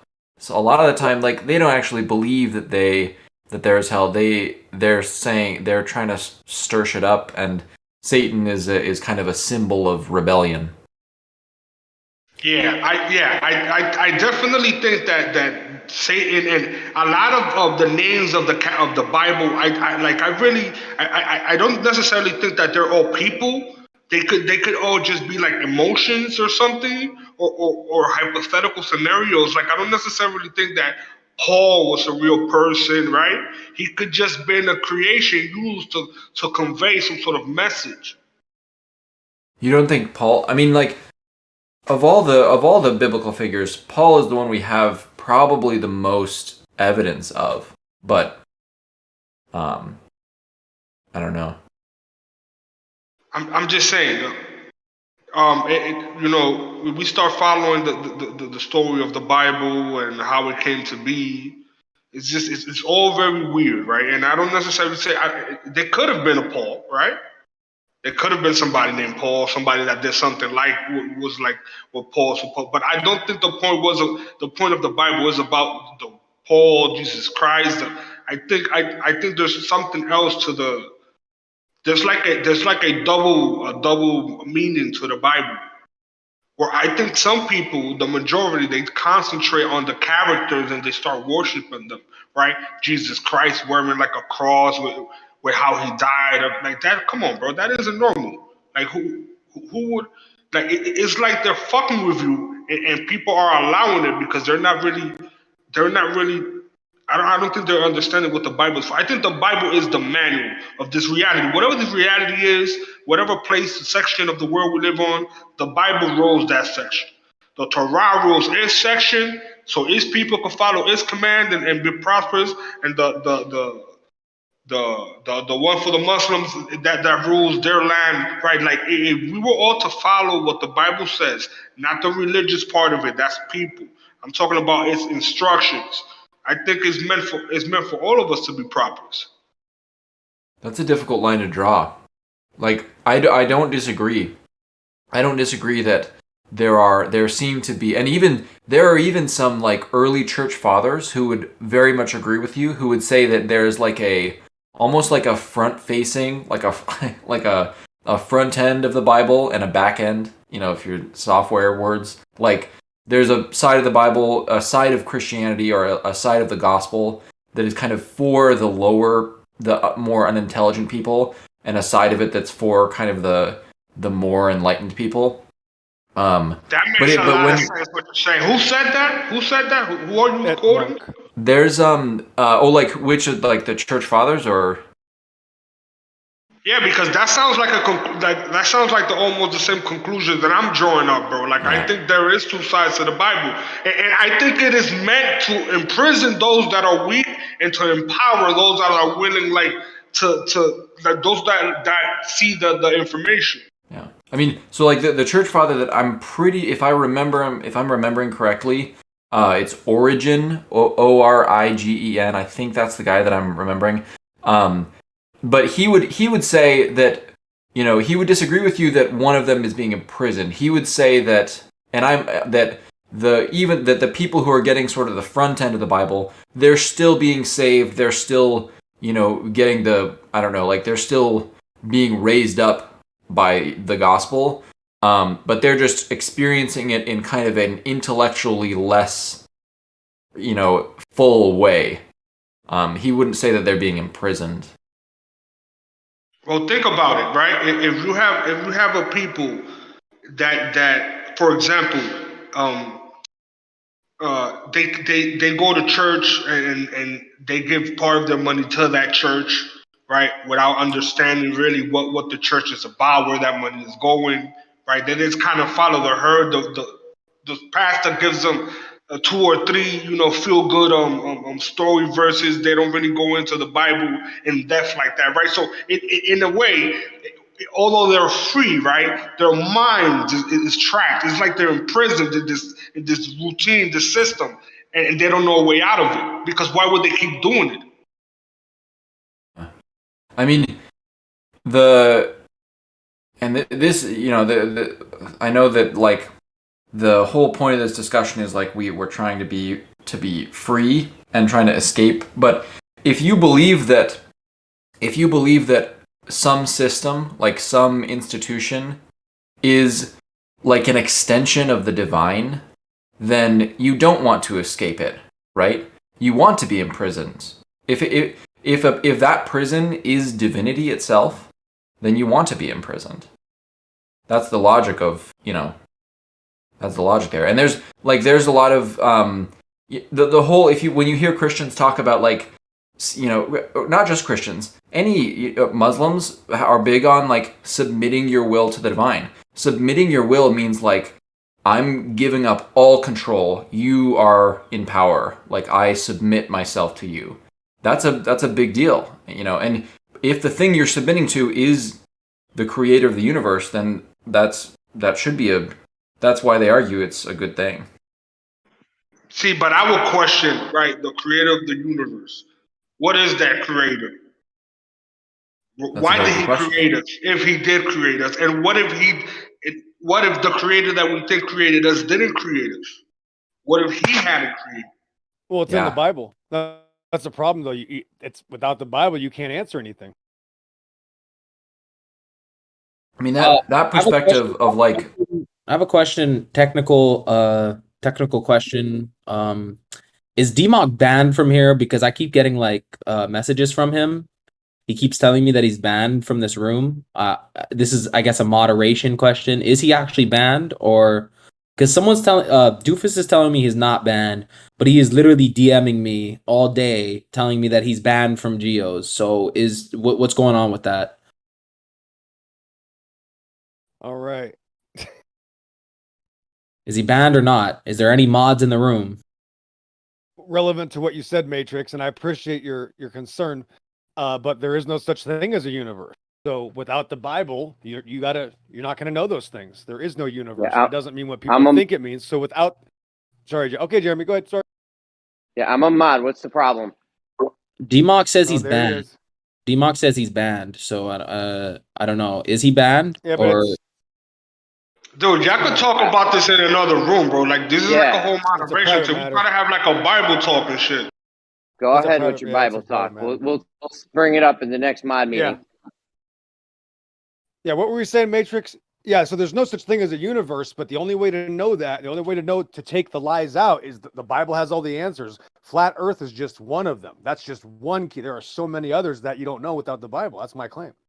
Dude, I do not doubt the truth of the Bible, though. I will definitely acknowledge that there's a lot of truth in the Bible, even more than a lot of people would understand, right? But even though there's truth in it, I do question it, right? Where did it come from? Why is it allowed to circulate, right? Like, why if we live under it's not allowed. Yeah, that's right. It's not allowed. Hold on. I mean, hold on. But if we live in like in a place that we're being controlled by these evil fucking elites, right? That all they want to do is control us and fucking, take our blood and whatever.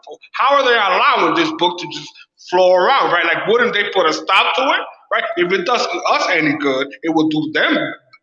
It will definitely not do them good, right? Yes. So why would they just allow this Bible to flow around unless they're behind it, right? Yes. No, it's the opposite. It's actually because they're trying everything they try to do. God is actually going to use them. God actually uses the evil for glory. So every time they try to do something, God actually turns it around them and reverses it. So everything they do, there's going to be a reciprocating event, right? They're obviously allowed to do certain things. And then there's things above our understanding. So if there's a creator that made a book, that means that he knows things that we can't understand. But that means that we test the word that he gave us. If he only gave us the word, if that's all you have to use, then you're going to have to see, what is this making any mistakes? Is there any problems with it? And then here's the problem. It turns out nobody believes it anyway. So all of those groups of churches and normal American, pickup truck drivers and the average person, none of them believe it anyway. So you can't blame the Bible when nobody believes or uses the Bible. Like, you'll see the little thing going on Flat Earth, 200 Flat Earth Bible verses. Yeah, that's because we don't read the Bible. There's actually like 5,000. Because nobody reads the Bible, because nobody cares. There's like 5,000 Flat Earth Bible references. Every time it says the heavens above, earth beneath, waters beneath the earth. And there's a different level to that. What is that level? It's because we're in a water world. The earth ends and the water continues. When somebody says, these questions and answers are all right there. Not just the answers, but the questions, the setup, everything is right there. No man could have written that book. It has literally too much information. It'll literally decipher your heart. And that makes sense. If it's the word of God, it would have that ability, but you have to prove all things, hold fast to what is good. So what you're telling me is that I have to somehow accept that some being wrote this book, somehow mass produced it or got into a I think what he's saying is read the book and test out and see if it matches reality. That's what I think he's saying. Is that what you're saying, XO? Yeah, that's good enough. Yeah, right. That's the point. There's a book there. So what am I going to talk about this book, or do I want to see what it says? I mean, there's so many things that literally I've learned after Flat Earth. Flat Earth was just the beginning. It opened up a world called the Bible. Now the Bible actually makes sense. That was the missing final puzzle piece. Now there is no problem in the Bible. Yes, God can get angry. Yes, amen. He should. There's nothing that you can't even challenge it. If you notice, this world hates them. There's not a single person that's being told to trust their Bible. So yes, this world is doing what they're doing, and they're completely anti-Bible. The whole world hates it. The whole world hates Jesus. The whole world hates that name, Yeshua. Everybody hates what's out of that. If you use biblical terminology, you'll get banned. And then certain Discord servers will even add sentences in their backdrop about this person. Don't let them say this, this, and this, because it's a biblical point. Here, I'll give you one example. There's no such thing as a universe, but I can't explain that without the Bible. Look up the term of it doesn't mean single spoken sentence. That's not true. That's not how linguistics work. It does not mean what people think it means. It means everything into one, which is a form of universalism. Exactly. Just like the Catholic I have Church. questions about universe. Right. It's called Universe. Satanism. So there's no such thing. Hold on. Also, world. What does world mean? What does it encompass? World is the existence that we're in. World is true. Yes, world, but not universe, right? Universe would be a new age term. The point is, here's the correct term. It's the heavens and the earth and the waters. So would this earth and this world, would it be the same thing? No, the earth is just one part of it, part of the construct, a bigger machine. Again, have to use the Bible. It says the firmament was placed there, and the firmament completed this thing called heaven, right? So there's parts of this creation that have to be in place, right? The earth is here.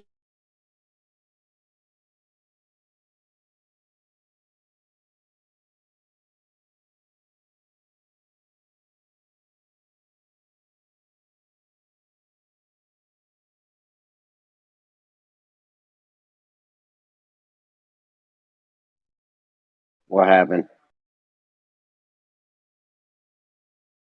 XO?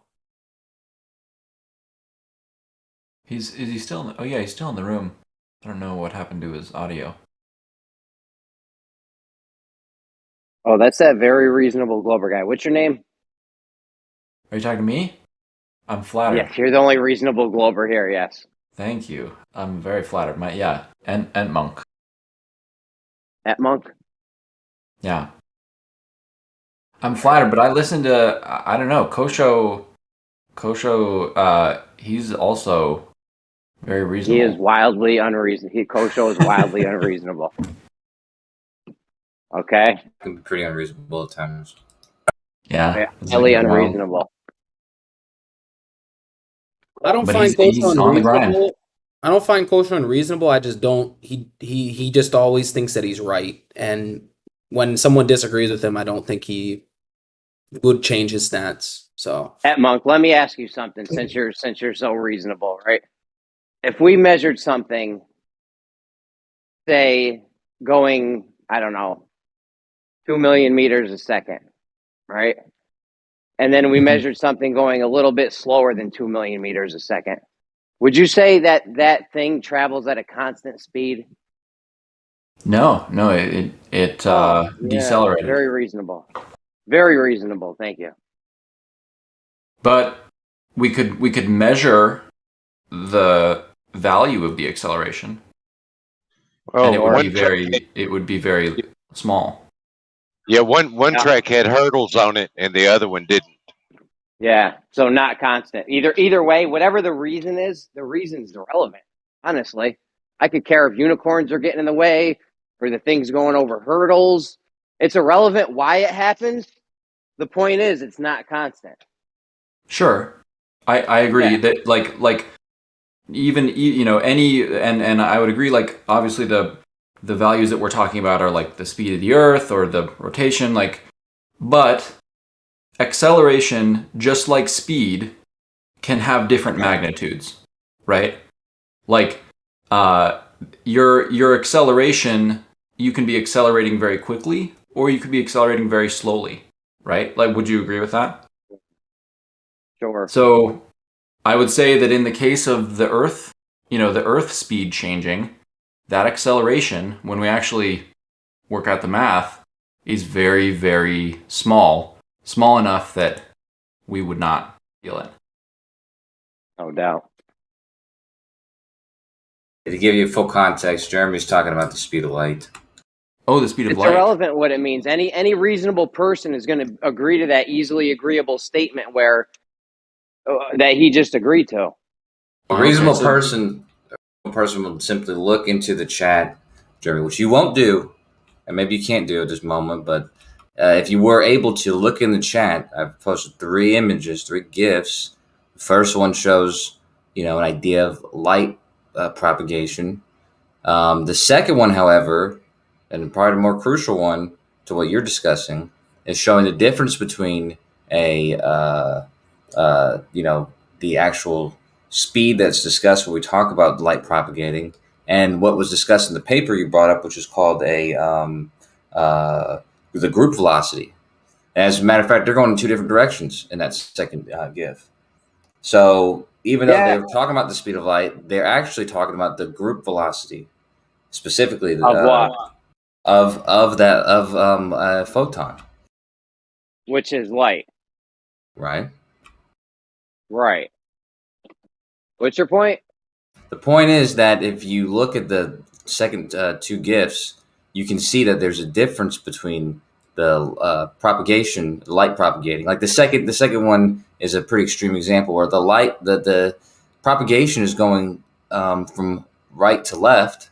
However, the group velocity, the thing that's being discussed in that paper, is what you can see moving from left to right at a different rate. Not the speed. A different rate? Yes. Yeah. A different rate? So Yeah. not constant. No, it's not that it's not constant, dude. Well, but it's a different on. rate, but it's constant. I got you're telling me? one last gift. to At show you. Monk, do you see what's happening here? This is why I'm telling you Kosho is not reasonable. I don't know. From like hearing like just a little bit of this conversation, like it sounds much more complicated than what I thought originally. I didn't know it was about simple. light. It's super simple. Here's what happened. These guys changed the path. They think they're not sure of exactly what happened. The what happened is irrelevant though, but the thing they measured, all right, we're not worried about why it happened. We're just worried about the effect of what we measured, right? And what they did was they measured light traveling at a different speed through a vacuum in free space. So they got it going one speed. We'll call that one speed X. Then they got it going X minus something, which if you have X minus something, if it was constant, it would always have to be X, right? X is your constant, always constant, right? It sounds like the argument. Go ahead. It sounds like the argument that Kosho is making, though, is that in this example, there are 2 different ways that we can talk about the speed.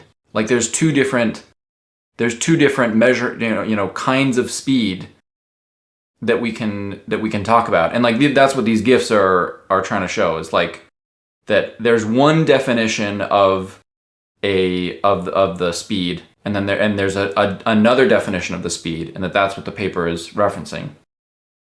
Yeah, the thing I'm concerned with. Go ahead, Kosha.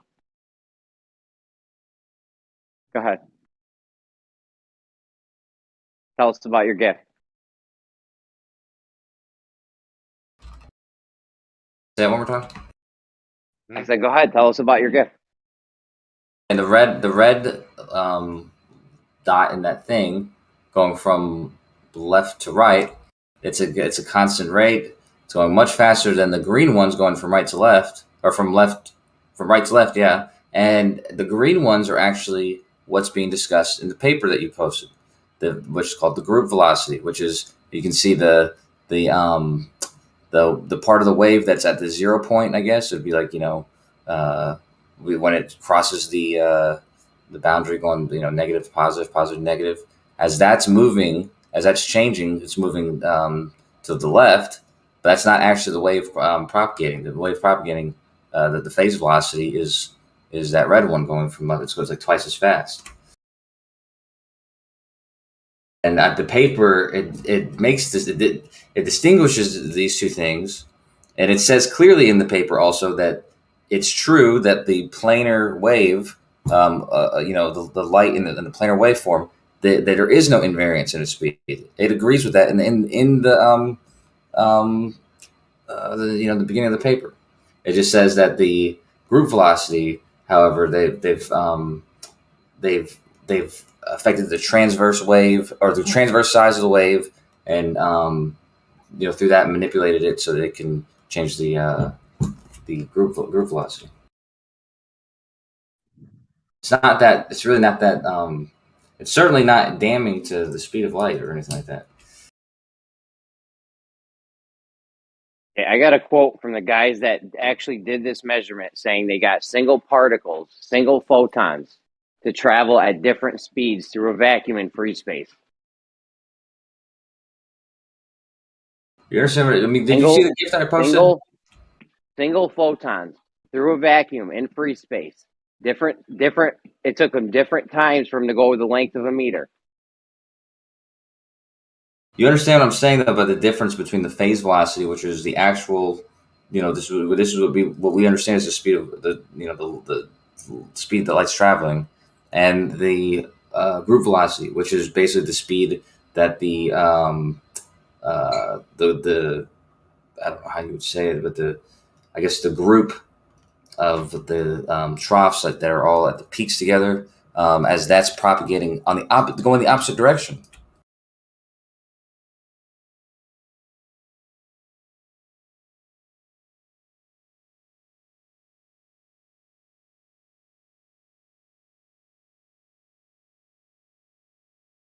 Single photons through a vacuum in free space. Took them different times to travel a meter. You can call that whatever you want. I don't care. They got light to travel at a different time per meter. That means your 2 million whatever meters per second is not constant.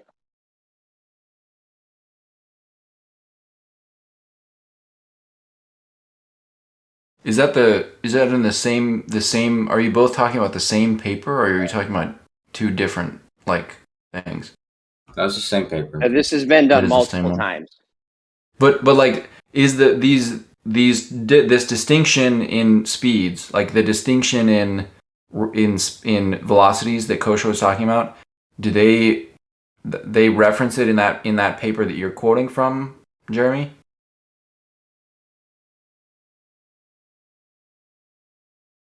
Isn't there like a fundamental? I'm quoting one of the articles. Oh, go ahead, Noah. Isn't there like a fundamental difference between displacement and distance? And that's where you get the difference between speed and velocity, though? What's up? Yeah. Yeah, these are good cookies, yeah. Oh, yeah.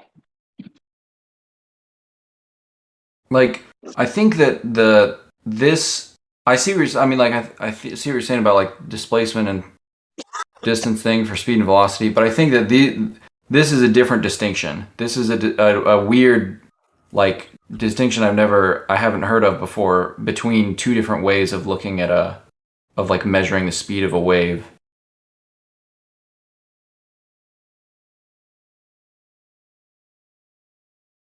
Well, I just bring that up because someone who was arguing with Jeremy earlier was saying that the light is going the same speed, it's just going down a longer path, or I guess the path is being made longer or something.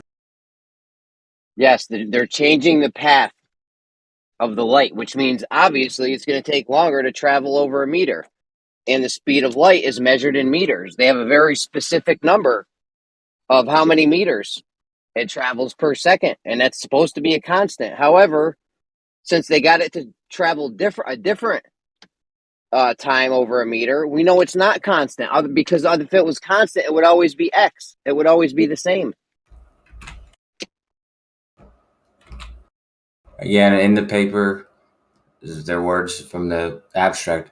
Our work highlights that even in free space, the invariance, which is the not changing, of the speed of light only applies to plane waves. So they're stating clearly the speed of light is invariant when talking about plane waves. The only thing they're talking about is the group velocity. If they come out and say, listen, we measured the speed of light not being the same, they're going to be crucified. They'll never get funding for anything again. They'll be buried, blacklisted, and ostracized from the scientific community. No, you don't think that you don't think that like the people who reviewed this paper would have seen the same kind of like if in their paper, if what they're saying is that the speed of light is that there's multiple different speeds of light, don't you think that that would have gotten caught by someone? And if we think that they would get crucified for saying that the speed of light has different speeds, don't you think that that would have gotten caught before it got published? No, that's why they had to say it was the same speed so they didn't get crucified.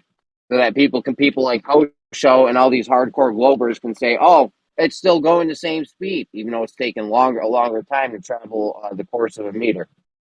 But what I'm saying is, like, even if they say in this abstract that, okay, we know speed is invariant, but then in their paper they go on to prove that this experiment shows that the speeds of light have two different things, you don't think that the reviewers would have seen, like, oh shit, in this paper they prove that there's two different speeds of light, so that's basically the same, like, and we're going to crucify them because of that. We don't need to we're not going to believe what they say in the abstract. In this paper they say that there's two different speeds of light. You don't think a reviewer would have seen that? Well, we really, let's not speculate. Maybe let's go and actually see what they're doing in the paper instead of dwelling in the abstract. I don't know. I mean, this whole debate over who would have crucified what is nice, but it is also based completely and utterly on speculation, whereas we actually have the paper, the abstract, and the experiment and the methods. So if you guys actually wanted to debate it, you would just debate that, not just someone's intention. Yeah. What they did was they collapsed the wave function, sent it to a crystalline graph, and then after that was all done, they measured how long it took for it to go the course of a meter. Okay, it went slower than light normally travels in a vacuum. It took longer for it to travel over a meter. You can say that's a speed change or not. You can say it's going the same speed, but it's just going a different path. Whatever you want to do, you can do it. It's fine. However, we measure the speed of light as a constant in meters per second.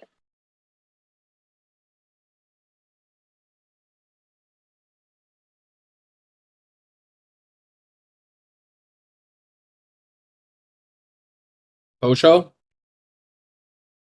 Well, what's up, man? If you measure a car, okay, so a car you measure in miles per hour, right? We measure a car in miles per hour, and let's say that there's a car that travels constant speed. Like we've just got a car that's traveling at a constant speed, like we're arguing that light is. Even though the measurement for the speed of a car is in miles per hour, if you decide, okay, you're gonna drive for an hour, right? But two people are gonna drive for an hour. One of them is gonna drive in a straight line, and the other is gonna drive in a squiggly line. Even if they're both traveling at the same speed, like they both got the same, amount of gas, a same amount of pedal on the, then we're gonna measure two different miles per hour for the cars.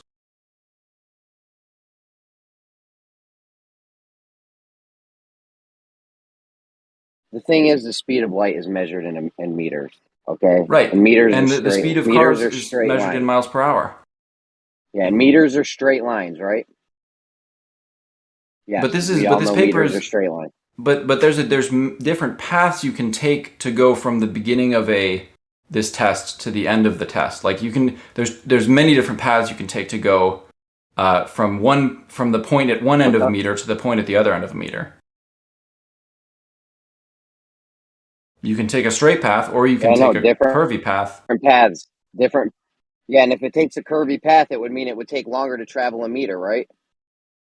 Yeah, but the speed that it's going, and if you have your is shit the same. laid out, I know, but if you have your speed of light being a constant in meters per second, and the meters are in straight lines, then obviously it's going to take longer for the one that went in a squiggly path to go over the course of a meter, right? So okay, so we're we want to measure. You're about to not be reasonable anymore. Shit, I'm losing my reasonable status. Okay, Yeah. If we've got a car that travels at a constant speed, it's like it's always going to go the same speed, like the same way that the relativity argues that light goes. And we say, okay, we're going to measure this speed. We're going to say in like meters per second, we're going to see miles per hour. One of the cars is going to drive a straight line. It's driving the same speed as the other car. It's going to drive a straight line the whole way. The other car is going to take a curvy mountain road to go to the same place, right? This place is still just, let's say it's just a mile away. It's the same distance if you're going by the way the crow flies, but one of the cars is going to take longer, even though it's traveling the same speed. Yes, one of the cars is going to take longer, yes. But it's traveling the same speed as the other car. Okay, if you have, let me ask you this. If you have your constant speed of light be we'll say it's X, okay?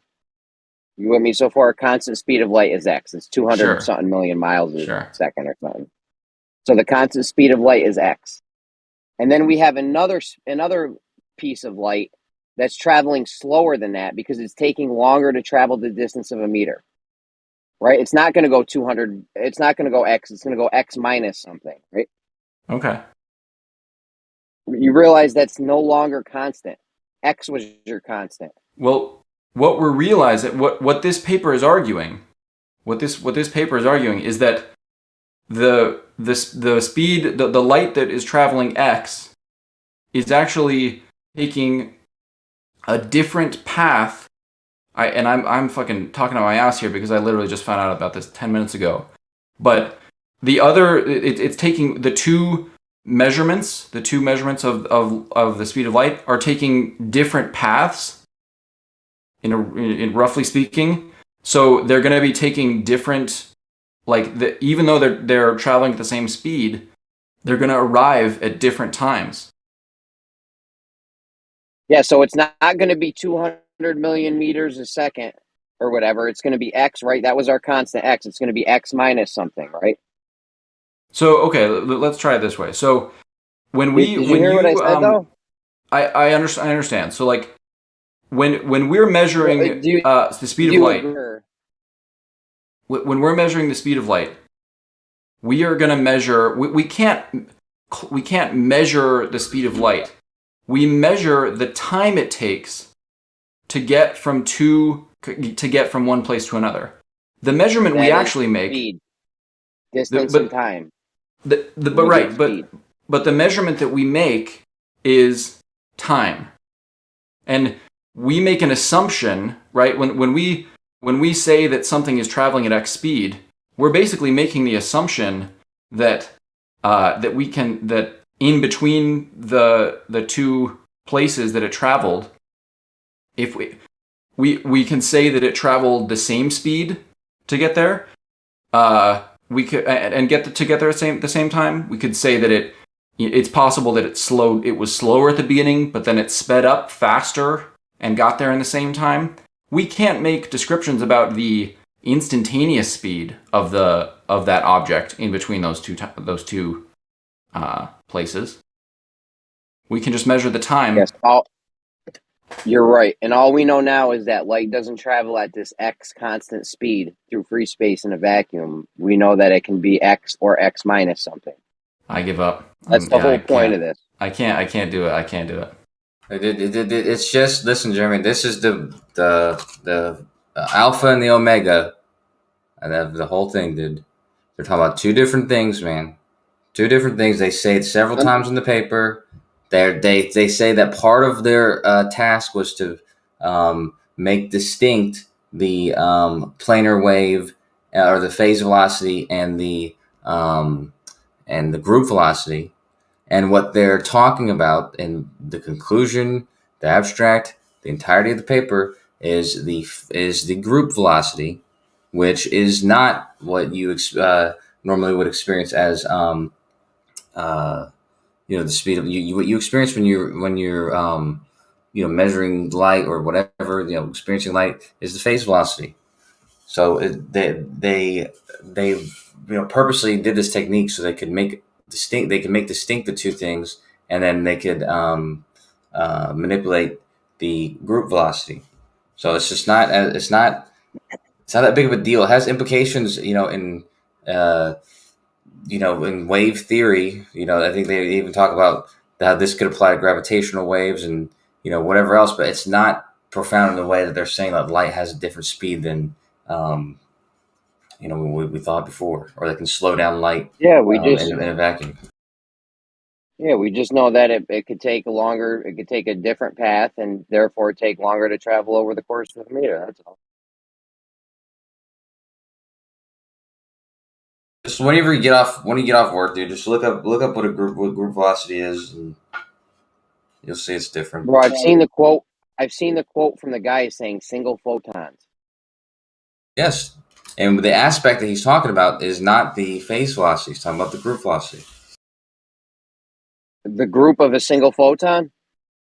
The group that's being the group in this context is talking about the a property of the waveform that is actually the. That's what I said. Have you seen any of the GIFs that I posted?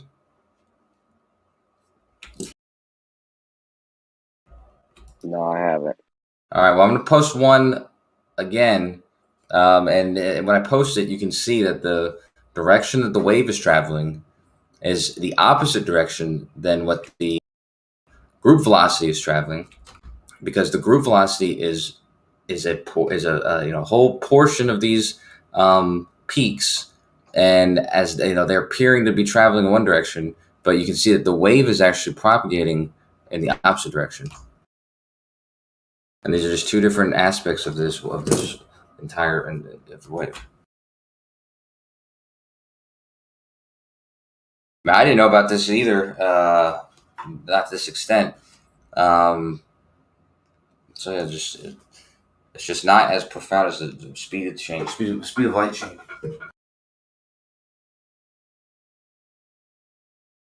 I know it sucks, dude, because this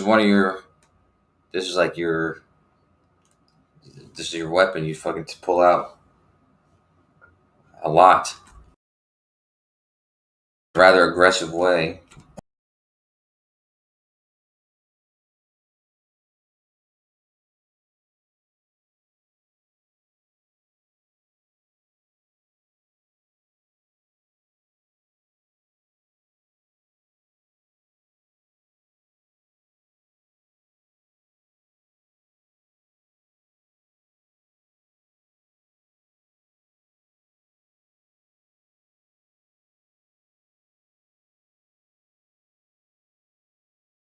Jace was in here a second ago, but he didn't say anything, but he knows more about this than the rest of us.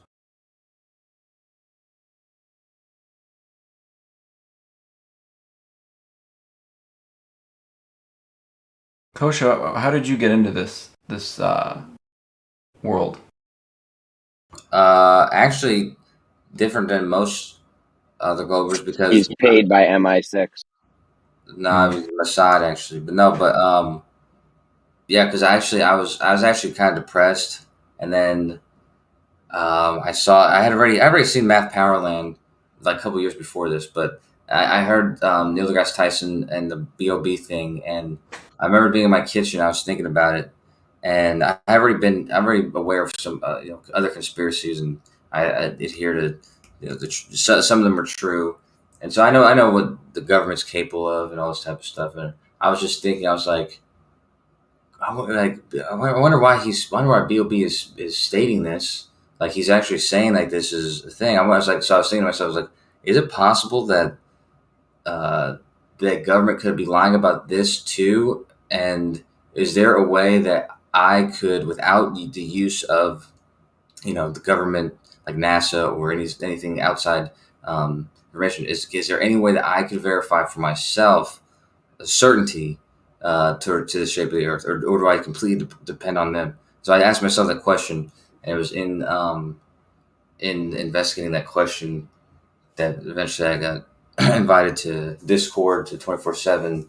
But like I said, not in the nature, not for the purpose of debating anything. I was honestly searching for the ultimate like evidences that was convincing all these people, but it never found it. And that's when your logic stopped right after that day. No, actually, right? You started believing everything after that day.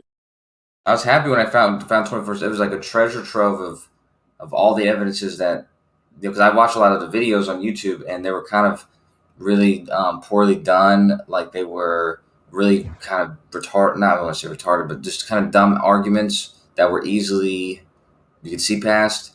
And so I was like, where are the good ones? And then when I got 24/7, that's when I saw like, okay, there's some, there's some pretty good rebuttals to some of these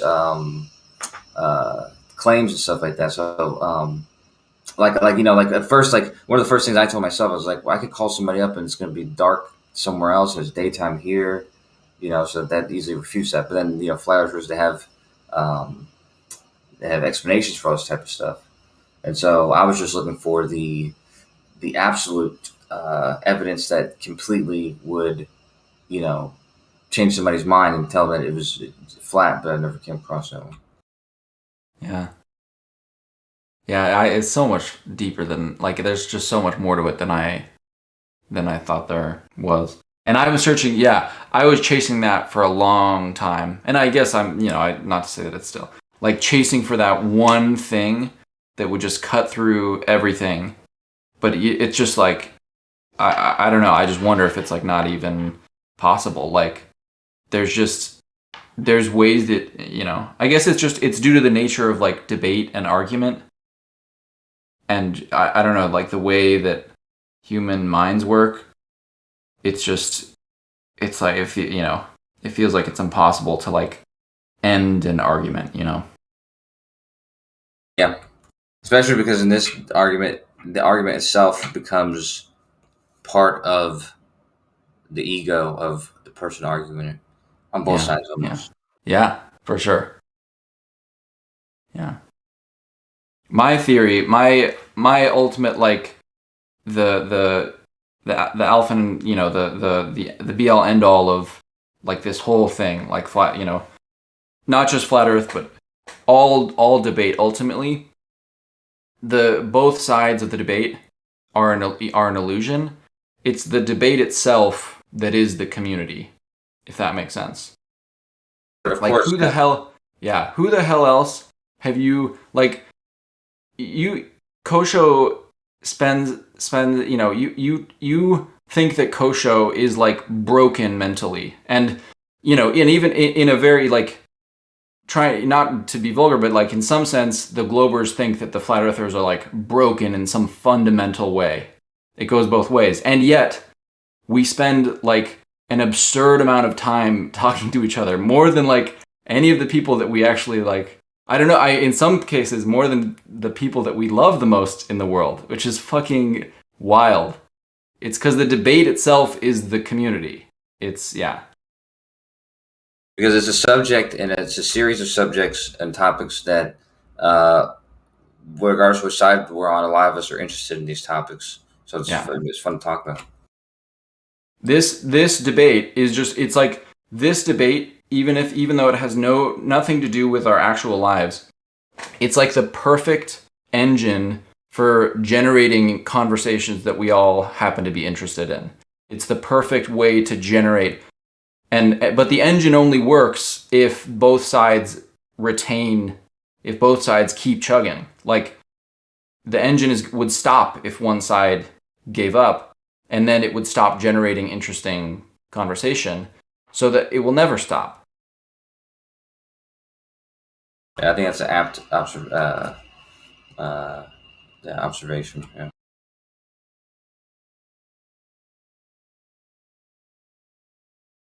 That's why people didn't understand what I was saying when I said this, but I said that if like I saw that somebody's argument was actually changing the minds of flat earthers like really quickly, that I would immediately jump ship and like become a flat earther and try to save the cause. Yeah, for sure.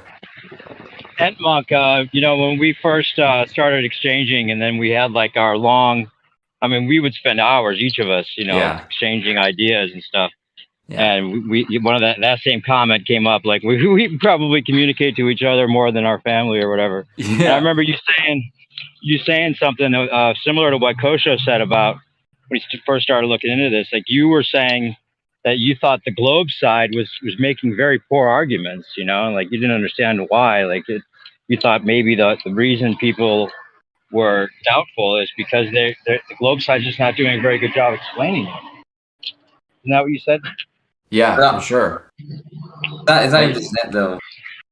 I noticed that a lot of people were the people on Twitter, they were very interested in like ridiculing the people who actually, in the cases I saw, the flat earthers were the ones that were correct. The people on the globe side weren't even arguing from a position of being correct, but they knew they were right, and so they were arguing from that position, which is kind of a very weak position. I'd say the one argument on our side that that you'd almost have to agree with in a kind of withheld way, but just the fact that the argument's gone on this long might tell you that there's a good chance we're not being told the truth. Otherwise, there'd be all kinds of ways to know for sure.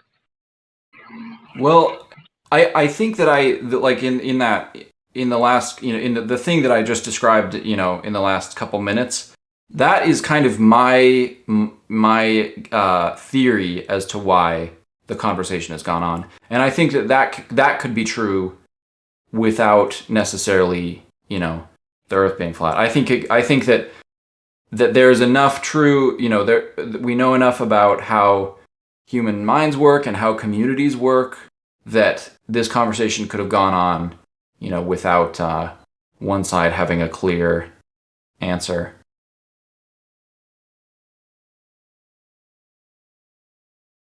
I mean, like, right, but like the patented like a first write-off that anybody not familiar with the conversation might be satisfied with is that flat earthers just fall under the category of people that are suspicious of things, and it's a mindset.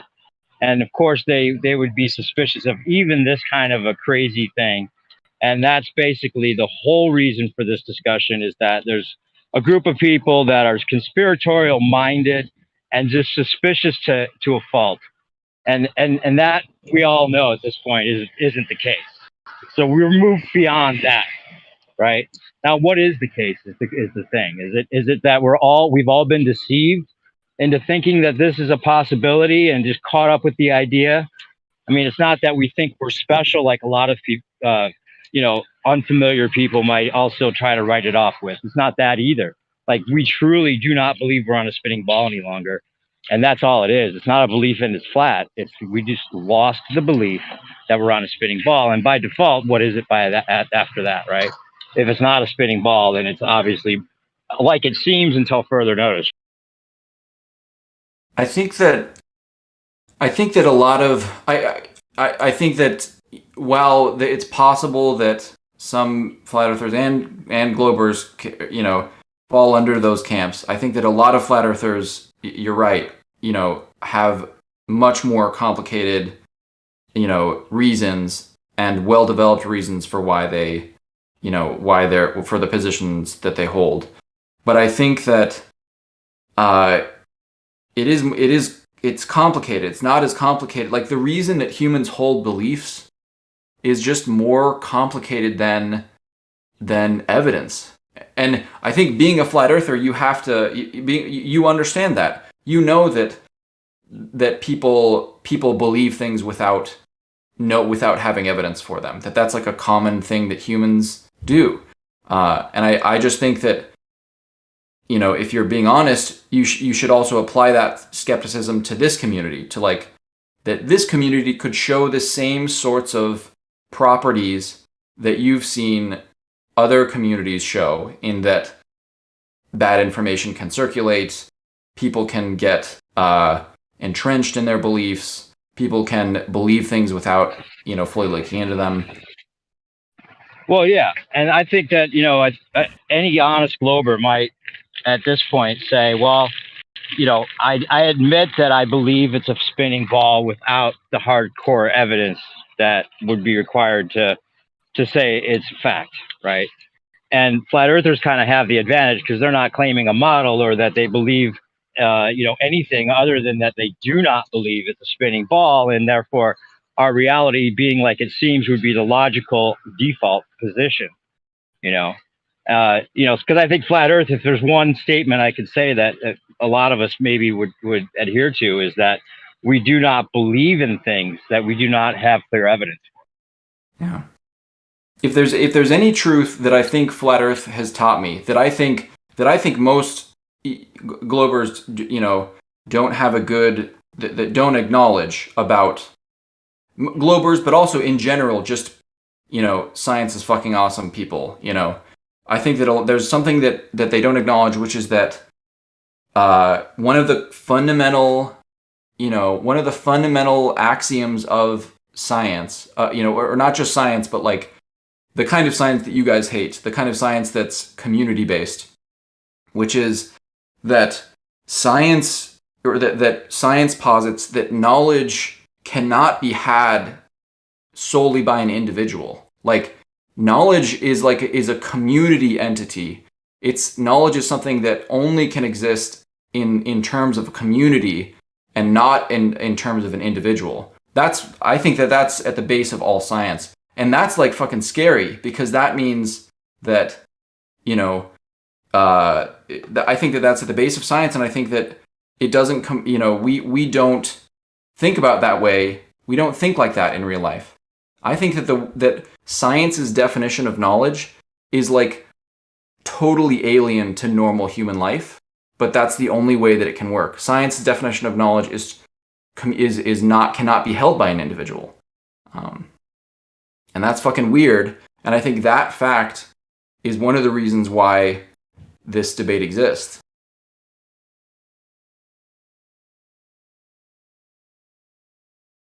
Like submitting, like science is like a submittal to the idea that we can only hope to approach the objective truth of reality. I mean, not quite. The argument that I'm making about this community thing is that knowledge in science is a process rather than like an end goal. But it's not just a process that one person can complete, especially for things about the world that are gigantic, things about the world that are gigantic or really small, you know, or really complicated, that knowledge can only be held by a community of people that are going through this process of generating like truth. And that's the reason this discussion seems like, if we're all completely objectively honest, that knowing whether your side is correct or our side is correct is crucial. Because if we're basing our idea of science, quote unquote, as a community or as, you know, a group or a race of people that are advancing, then if we're truly not advancing as we're told, then that is the paradigm shift that either you have yet to undergo, or one that we're under the illusion has already happened. Well, that's like the true fucking gold pill, right? The gold pill is that even the Globers have to accept that that skepticism and the total rejection of the community is itself an organ of the community. It's a part of this process. The process of science that generates the consensus and generates the knowledge that we need from it relies on a total rejection of the community. They both need it. We need a total rejection of community because to get us out of paradigm issues, these paradigm weird, eddies in the flow of knowledge that occur, which they do occur, and so we can't get rid of, science can never fully get rid of radical skepticism, because then the whole machine would break down. So the real gold pill is to say that no, both sides of this argument, of any argument in science, are organs of the same organism. Both necessary components. Yeah.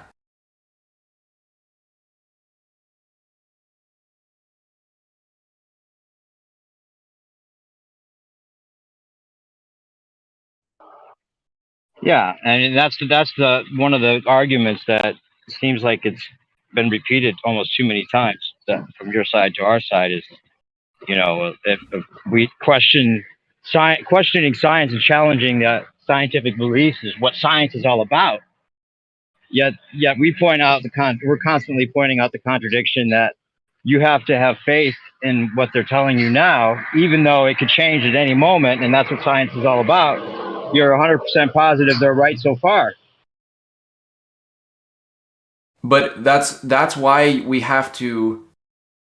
That is like the core of science. This distinction, this like break, is the core. You're right. It is the core of science.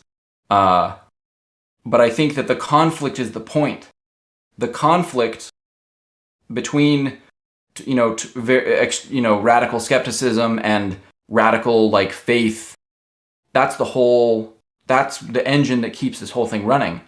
Because, and I think we talked about it in our conversation too, but the radical faith, like, because this is a flat earth, obviously this is a fucking flat earth Discord server.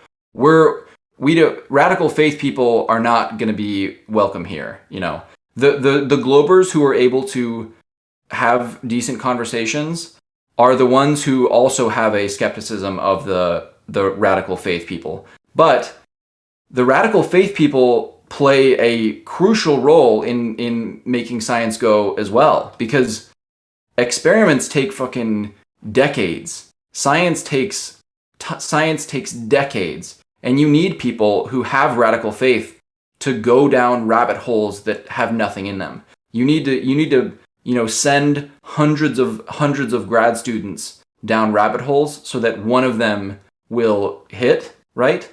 And if those grad students don't have this kind of radical faith in what they're doing, even at the end that it's wrong, then the whole gamble isn't going to work.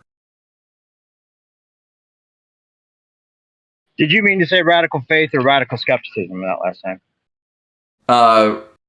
I think I meant to say radical faith. Like when I think of a grad student who's like, and I know grad students who like have been working on something for years, and they don't know, they don't know if it's going to turn out that the last, for a grad student maybe it's only a couple years, but there are scientists who spent their whole lives working on a specific problem, and then found out at the end that it was all worthless, right? We need them to do that, right? We need them to have that radical faith that something could come of their work, because we need somebody to hit, and if the person that hits gives up faith, just like the person that doesn't hit gives up faith, we've got problems when we're talking about the scale of all of science.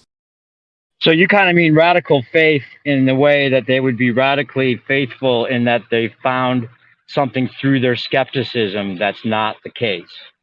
Well, right?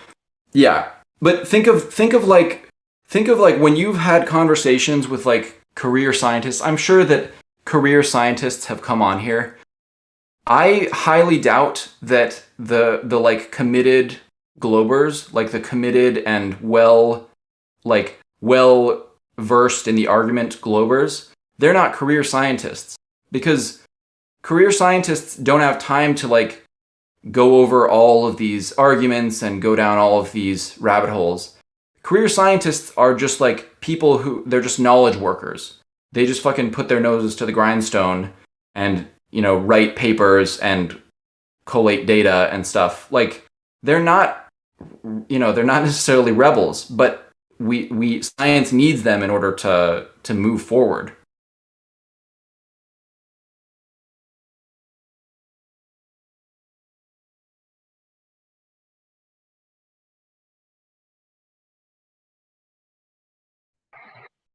Yeah, when we first met, or at least I first DM'd you, is because you came on the 24/7 and you were saying that, you know, you were making some arguments. You had to deal with fucking Quantum Eraser, who was trying to like oust you before you even got a chance to say anything and all that shit. And I tried to save you by saying by complimenting you that you came in with the words that it's important what we're doing, whether we're right or not. It's important to question things, because that is, like you were just saying, we need that skepticism to keep science honest, right? And so, Yeah. or to keep the progression going forward. And if it is the case that science is being the opposite of that, and anything that threatens to progress it beyond the already declared paradigm, then we've got an issue that you would jump on board with fighting against if you were to come to that conclusion yourself, correct? I lost your argument at the end there. Could you repeat? Like, if you had good reason to think that science is working the opposite way, that they're not trying to progress, that they're trying to stagnate an old paradigm just to control the situation rather than progress us as humanity, then you would be on board to try to fight that yourself, correct? Right? Yeah. My issue is that I don't think, like, and this is the issue that a lot of Globers will probably agree on, is that if you consider, you know, even if we think that you're in the right, like poking at science is correct, and I also agree that a ton of science is dogmatic. Science by nature is like has an aspect of dogmatism, and that there's a ton of paradigm shifts that are waiting to happen, right? I just really don't think that flat Earth is that shift, right? I think that the paradigm shifts are elsewhere. That's what it comes down to. I think that the paradigm shifts are going to have to account for data in ways that flat Earth can't, or that I'd argue flat Earth can't. Well, if you had to guess in a way that, like, say we're right, what would be the most convincing argument so far that would make you tend to think, oh, okay, well, it makes sense because of this argument?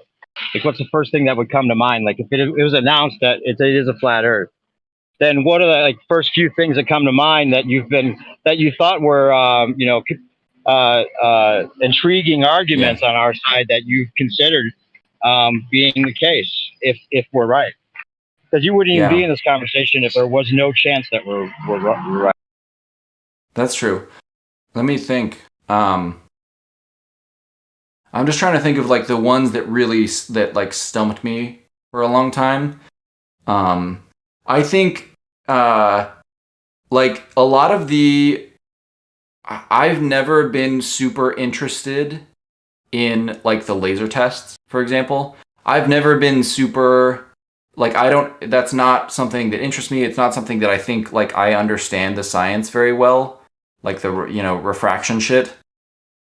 And so if I heard heard from my science daddy, you know, fucking like I had good reason to think that, you know, now science is like coming out and saying that the Earth is flat. I would look back probably first at like the laser tests and the cameras and be like, shit, I should have.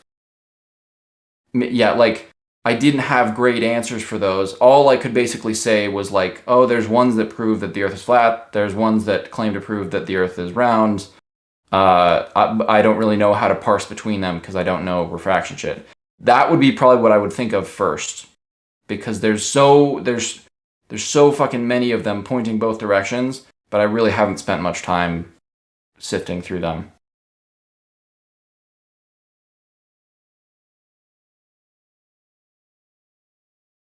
Have you at least real quick, have you at least come past that point? Because I think at one point you were saying, like, I was asking you what your interpretation of this occurrence is. Like, how is it that there's millions of people now that all of a sudden out of nowhere are thinking that there's just we're completely not on a globe, and they're positive to the point where they would definitely bet their left nut that that's the case. And I think your interpretation still at that point was that we haven't been explained the globe well enough yet.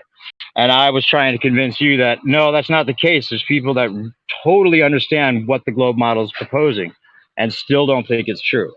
Have you kind of accepted that at this point? I mean, this is kind of like similar to what I was saying before. I just think that there are facts about the way human minds work and the way communication works, especially on the internet, that mean that conversations like this they just will keep going. I think that there are just facts about what about humans and about how knowledge works. Like this whole thing about like knowledge being a community thing rather than an individual thing, I think that that's very true, and I think that that's kind of core to what these issues are. Like, I don't know. So that's what I've got. I'm just gonna repeat things that I've already said. Well, yeah. So I'm just asking, have you gotten to that point now where you realize, like, if you hear Geo in here talk about things, or some of these people that are really good at knowing exactly what the globe model claims, and they still do not have any belief that it's true. Have you seen enough of that since we've talked or since we've communicated that there's at least that it's not the case that just everybody's completely not familiar with what the globe's actually claiming for the reason that this whole discussion exists? I mean, right. I think that there are a lot of times where I hear people explaining things, like I hear people steel manning the globe or whatever, or steel manning whatever, some aspect of science where there's just like a different attitude towards assumptions. Like, there's a different attitude towards assumptions or like explanations. I think, when I hear people talking about even the most well-versed flat earthers, I still hear things that are wrong, and that's like what 90% of the conversations that happen on this server are just like, somebody is talking steel manning the globe, or just trying to describe the globe and misunderstand something, or vice versa. And like there's a different attitude. I think there's a different attitude towards what kind of assumptions we can make, and what kind of things we can be sure about.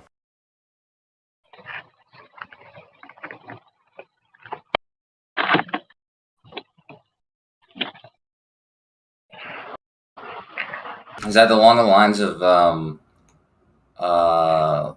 like what some people maybe regard as evidence, or what some other people claim? Like some people claim when proof is necessary, and other people might claim what can and can't be used, what can and should be used as evidence, and like the certain assumptions, like you said. the validity of those assumptions or the value of those assumptions versus just a, I guess, lack of regard for more rigid proof. Yeah. Like, is that along the lines of what you're saying? Yeah, I like one of the things kind of that is kind of along those lines that I've spent a lot of time thinking about and trying to kind of form my own opinions and try to like form good explanations of is like what kind of explanations, what kind of certainty can science provide, and specifically like model predictive science. Like model predictive theories is something that is key. Like model predictive certainty is very different than the kind of like causal certainty that a lot of that a lot of science is able to provide.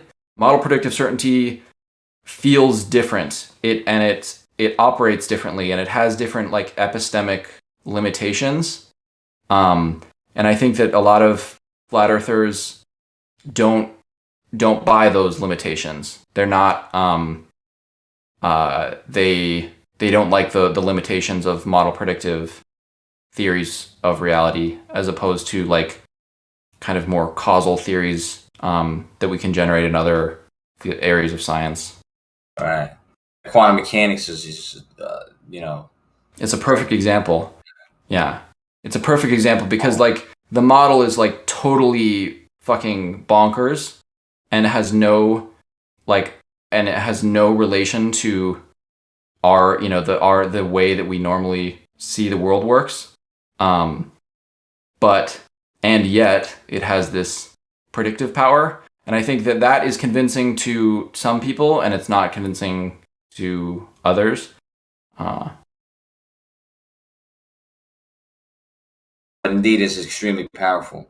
Like people don't realize it, but if you had a friend who just on cue could tell you what the lottery numbers are going to be that night, you would think that dude, he had something nobody else had.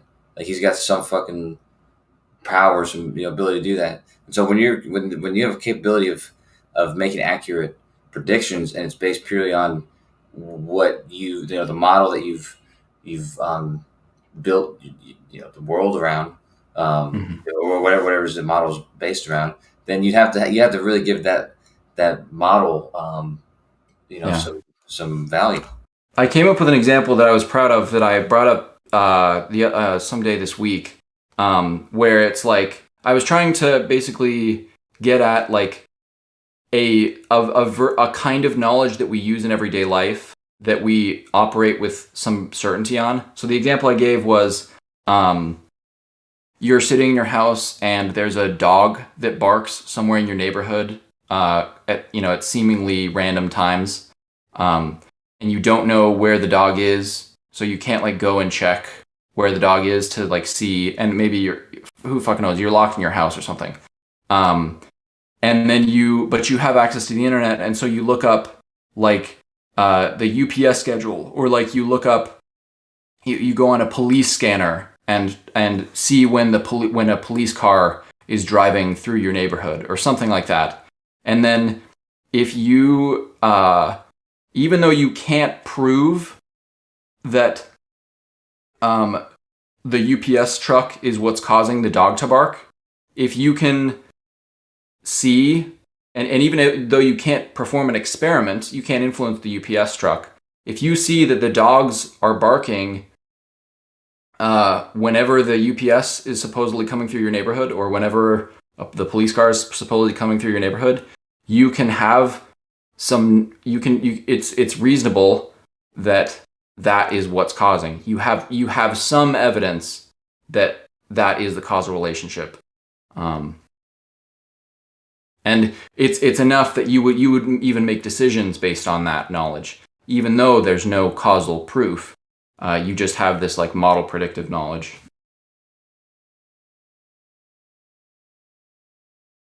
People do this sort of people make these sort of leaps all the time. Yeah. It's totally normal in human life to like make decisions without 100% certainty, and to make decisions based on models that are inaccurate. We make decisions based on models. Like another example of this, like even within science in these discussions, is like engineering. I mean, almost exclusively uses Newtonian mechanics, but Newtonian mechanics, we also would say, is an inaccurate model of reality in some sense. It's less accurate than relativity, and yet, fucking everyone in the world uses it all the time, even though we know it's a technically inaccurate model. Right. But we can be certain, we still act with certainty on it. They said you can use it to get to the moon. But yeah, there's like Lagrangians and relativity and quantum mechanics, much more accurate, but exactly to the precision that we require, in our realm, it's perfectly reasonable. Good enough approximation. Yeah.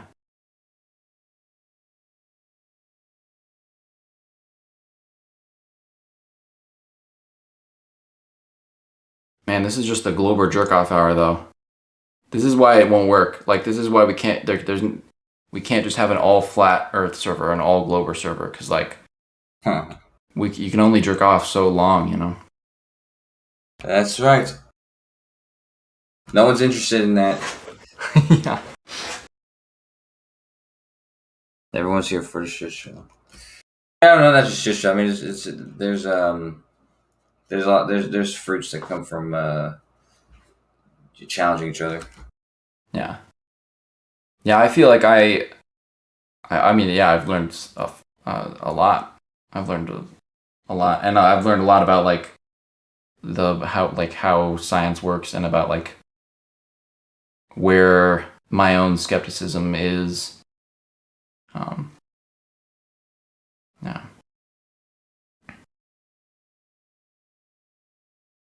Do you think that you've said this conversation will go on forever, and I think Coach will think so too, or at least he'd even try to change sides to make sure it does. If it seems like there's some kind of flat Earth end date or ending of the discussion, but don't you kind of suspect that there's going to be a point where it can't go on? Like there's going to be a very definitive proof of some sort that that nobody can argue with? Or do you think that it will go on forever because there's absolutely no way to prove it one way or the other? And I would say that the flat earthers probably are more would more so tend to think that this is only going to last so long before everyone realizes that it's not a ball. And I'd say that maybe the ball earthers are more likely to say the discussion will go on forever. I'm not sure. Well, you've seen how squirrely a Glober can be when presented with evidence, right? And you should know that that Globers have seen flat earthers be squirrely too, and the extent of that. And people talk about going to space, like sending a flat earther to the ISS or whatever. But there are, which maybe some would argue okay, if you can sit in the ISS and feel 0G and look out the window, but there are even some flat earthers who think that the astronauts knew or whatever. Or there's so many answers. There's so many ways you could say, they were in a VR headset. A simulation, or even that they were put through a simulation exactly. and believe it, which they even said. They even were quoted as saying that, right? They wouldn't know the difference. So I think that even if you sent a flat earther up there, or even if you, I think if you sent a Glober and to the wall, or I don't know what the easiest way, what the kind of easiest way to force someone to know, would be. You could probably think of some.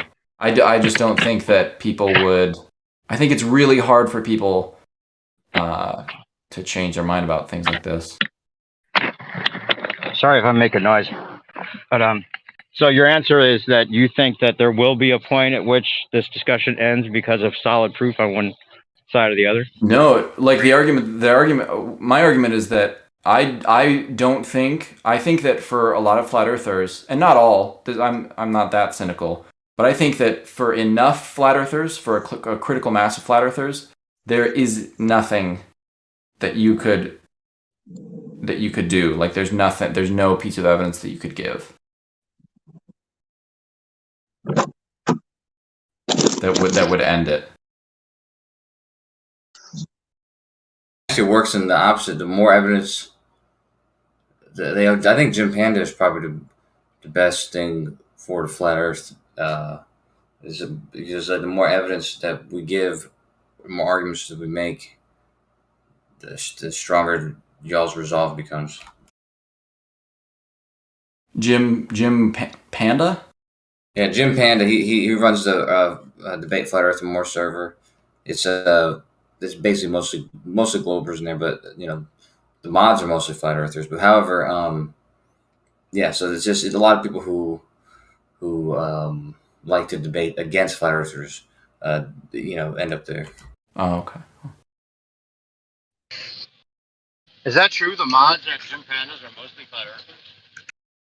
I mean, most of the mods are at least flat Earth, what they probably call apologists or something. But there's at least 5. I mean, that became on top of my head. I mean, Jeremy, Becky, Chemo, Rusted Soul. And Sean, he was one. So that's probably like 6 actually. 6 or more. Rusted Soul? Yeah, he just doesn't come in there often anymore. But yeah. Are you talking about Jim Panda? Yeah. And the statement was most of the mods? Almost all, most, yeah. People like me though, and Scott and Waz. I think it's because we have we were sort of less aggressive or friendlier towards him. And even Rig, I think he had maybe he was he had his toe in the flat Earth for a minute or something like that. Rig is Rig Captain Bullshit? No. Or that's CB, right? Or Yeah, he's CB, cool. yeah. Tough, but he's kind of cool. Yeah. And he's like the least Glober because he doesn't care about an argument whatsoever. But he'll side with the flat earthers, based on entertainment mostly. But yeah.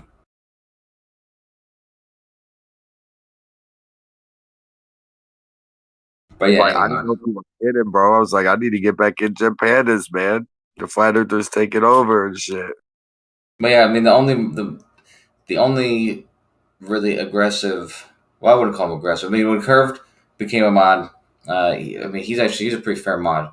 But him and Jim are probably the most aggressive towards flat earthers. But that's only 2 out of, and they're barely that aggressive against me. That's 2 out of everyone else. How big is it compared to the server and 24/7? I think it's bigger than 24/7 now as far as participation, and even earlier I was in there, there's 45, 50 people, at a time. It sucks that I've not gone there a lot lately, and they think that I'm like a traitor or something. But yeah, so I try to spend time in there. But I mean, I like it. Their conversations in there, they're cool too. I like it. It's just a different flavor. I can't say it takes thick skin, yeah. But motherfuckers, look, they sell out though, man. It's it's even over here. They be like, "Yo, we streaming, so you can't say things." Like that's sellout bullshit, dude. They, bro, Jim Panda. Whenever you listen, maybe slow down and listen a little bit more sometimes, man. You know what I mean? Listen a little bit more, Jim Panda. Have a little bit more free speech invoked. Thank you, Jim Panda. There's free speech over there. What do you mean? Yeah, let's invoke just a little bit more, maybe, and we'll be a little bit better.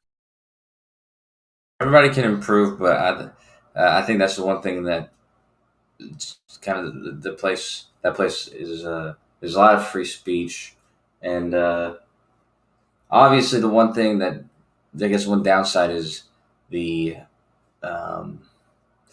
there can be a lot of over shouting and stuff like that. But we try to control that, of course. I'm grieving about a little mix of like chicanery, topic censorship, and you know, a little bit of bullying. But yeah, I mean, nah, they like you said, they way bigger than fucking 24/7, bro. And now participation, at least probably not members, but yeah, and also the bullying. That's the thing though, because even though there's like bullying, if it's fucking hurt, like I don't let certain shit you know, go. Like I wouldn't let certain shit, you know, continue or whatever. But there's other shit where you gotta let people like if it's people ganging up, that's one thing. But if it's just somebody just like they're just picking on each other back and forth, then I kind of let that go because that's kind of what some people find appealing about that place.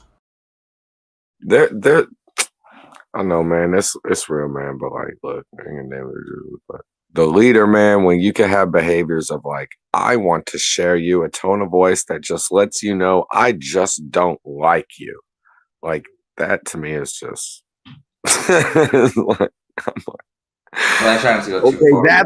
That's gonna be productive, you know what I'm saying? Like I think that yeah, that there's a difference between sort of that and then also like kind of like we did in the military, you know, it's like we pick on each other in a loving way, you know what I mean? Yeah, like there's toxicity, like there can be toxicity, the more obvious kind, when people are, you know, over talking each other or, you know, being angry. But there's a you lose out if you go to the other extreme, which is you don't like anger exists for a reason. Anger and, you know, like excitement, it exists for a reason. It also plays a role in conversations. And if there's not enough of it, it can also cause problems and like allow things to happen that shouldn't. balance, yes, sir.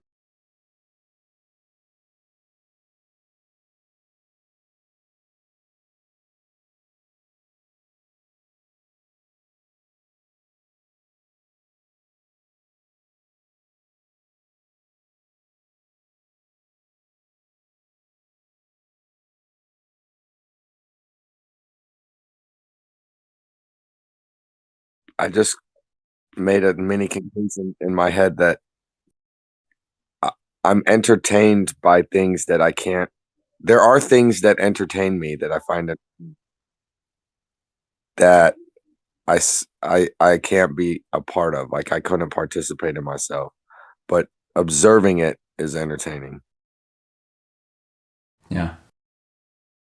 Like, yeah, I'm like that with like what's it like apologists. I watch so much like street preachers. I love that shit, man. I watch so many street preachers.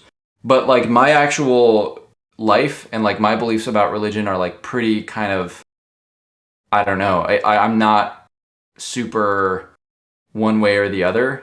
Like I just like to watch it, man. You're a little fluid. Yeah. Yeah.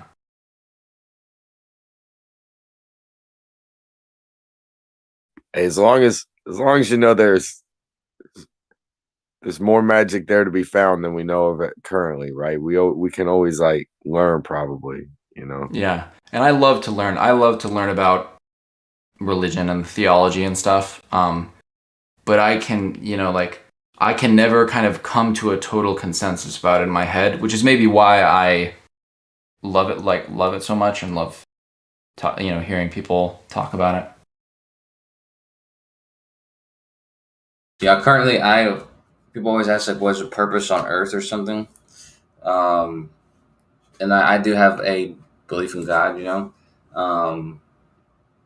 and it's always like a fluid, adapting belief, and I think a kind of selfish purpose, but still a purpose. I think is obviously everybody wants to have a legacy, but I think most importantly, and obviously people, you want to do some good, you want to do more good than bad, so net good. But I think the one of the main purposes of even being here is to learn as many true things as you can, possibly to give that information back to the source, perhaps. But in any case, yeah, I think learning is actually one of the primary objectives. That's just my personal. That's awesome. Yeah, I would agree. Although I would say that there is learning true things, like there's learning true facts, and then there is being the truth. And those two things are not always aligned. What do you mean? Elaborate. So part of being a human is there's the example of, and this is like kind of, this example has been gone over so much, but like there's the example of Santa Claus, right? When you're raising a kid, there is this like Santa Claus belief that, propagates around, and you kind of have to deal with it one way or another. But the way that you deal with it, even if you don't, outright tell the kid that Santa Claus isn't real, the way that you deal with it, you can deal with it where you take on the role of truth, of truth. Like, you go about it in a loving way. And so even if you're not telling the truth, like you are being the truth, and that's what really matters for this like Santa Claus thing. That was not a great explanation. That's the best one that I can come up with right now. We need to redo these analogies here. We need to redo them. Right. Coach, I have a great analogy using Santa Claus. All right, there's two groups of kids. One of them believes in Santa Claus. The other group saying Santa Claus is a big conspiracy. You're roboting. God, dog. You dead, Jimmy. Dead, Mike. Right? And the group are going, but I got pictures of Santa Claus believing in Santa. They're going, oh, that's not. Hold on, man. They can hear me now. And then other kids are like, oh.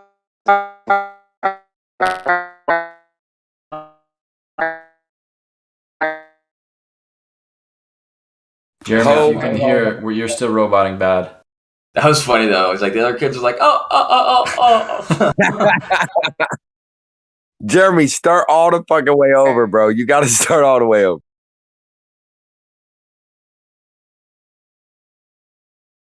He's dead, bro. Hmm.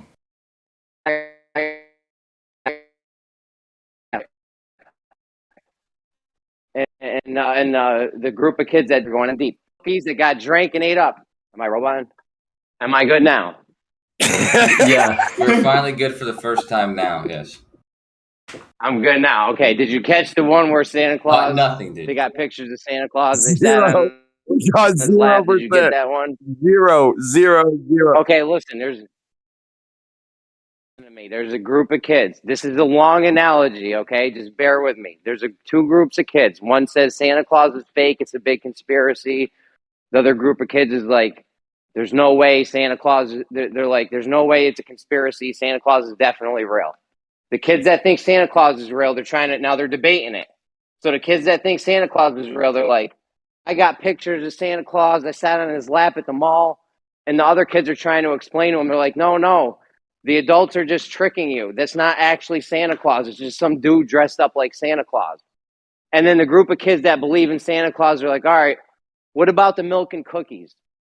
every Christmas the milk and cookies is gone. Explain that shit, right? And the group of kids is trying to tell them, yo, your parents ate the cookies and drank the milk.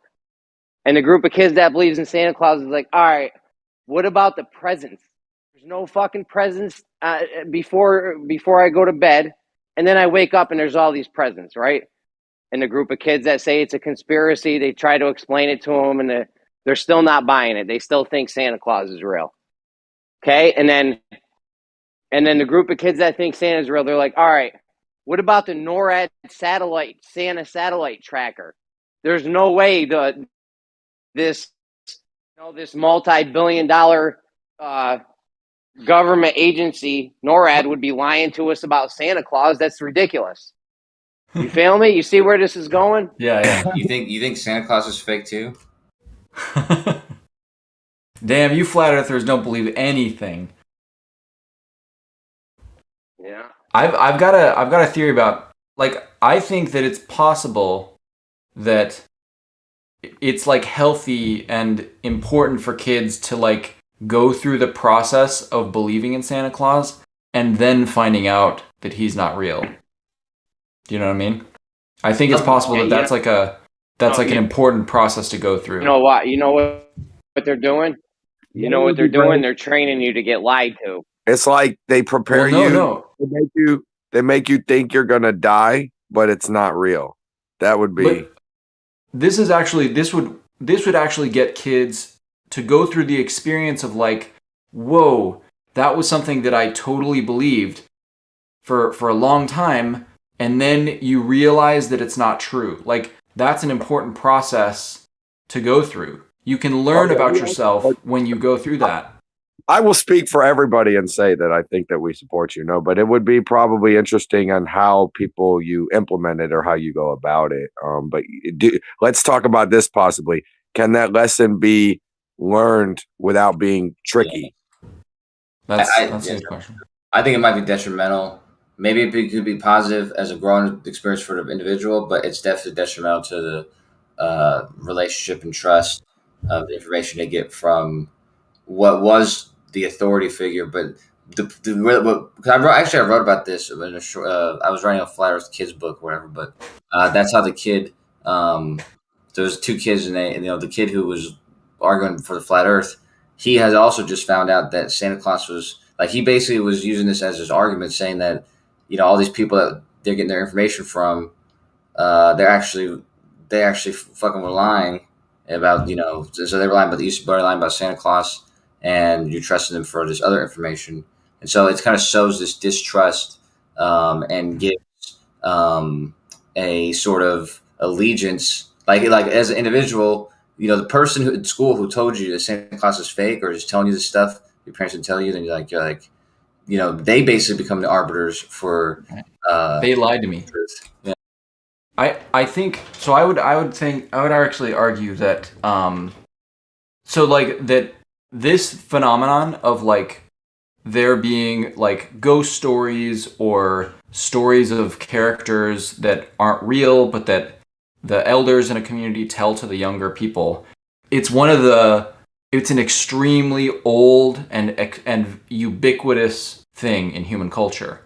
So my argument would be that because this is such a common and ubiquitous aspect of human culture, there's something successful about it evolutionarily.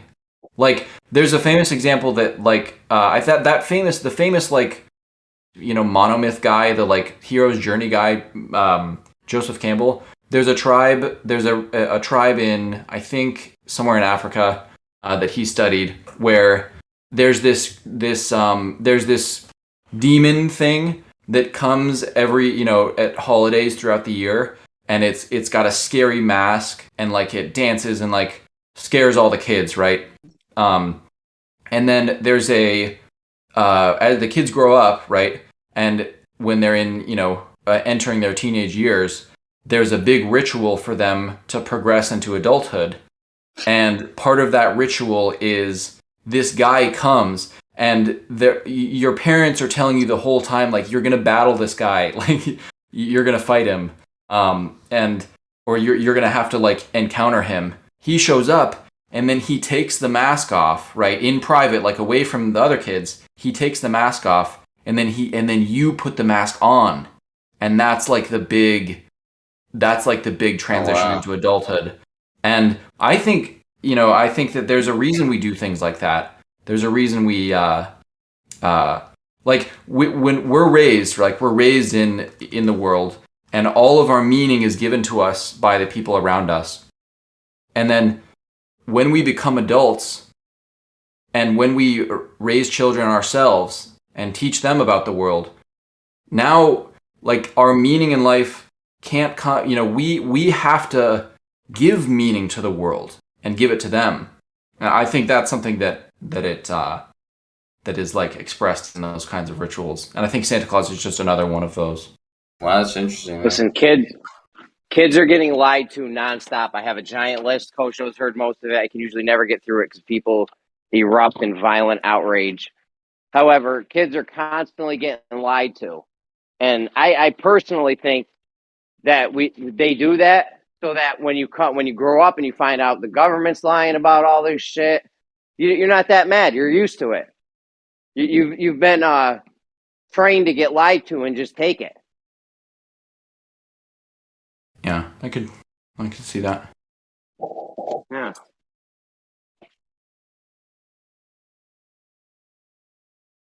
Stupid strategy. Imagine if it's a great strategy. If I was fucking. Imagine if the Truman Show, like the whole Truman Show, they actually also fucking lie to him constantly, so that he can easily be shown that that the lies are that he can easily be as you said conditioned to accept those that he gets lied to or something like that. It's just it's very counterproductive, actually, I think. Yeah, but with you guys, you make it easy for them. They tell you lies and you fight for them.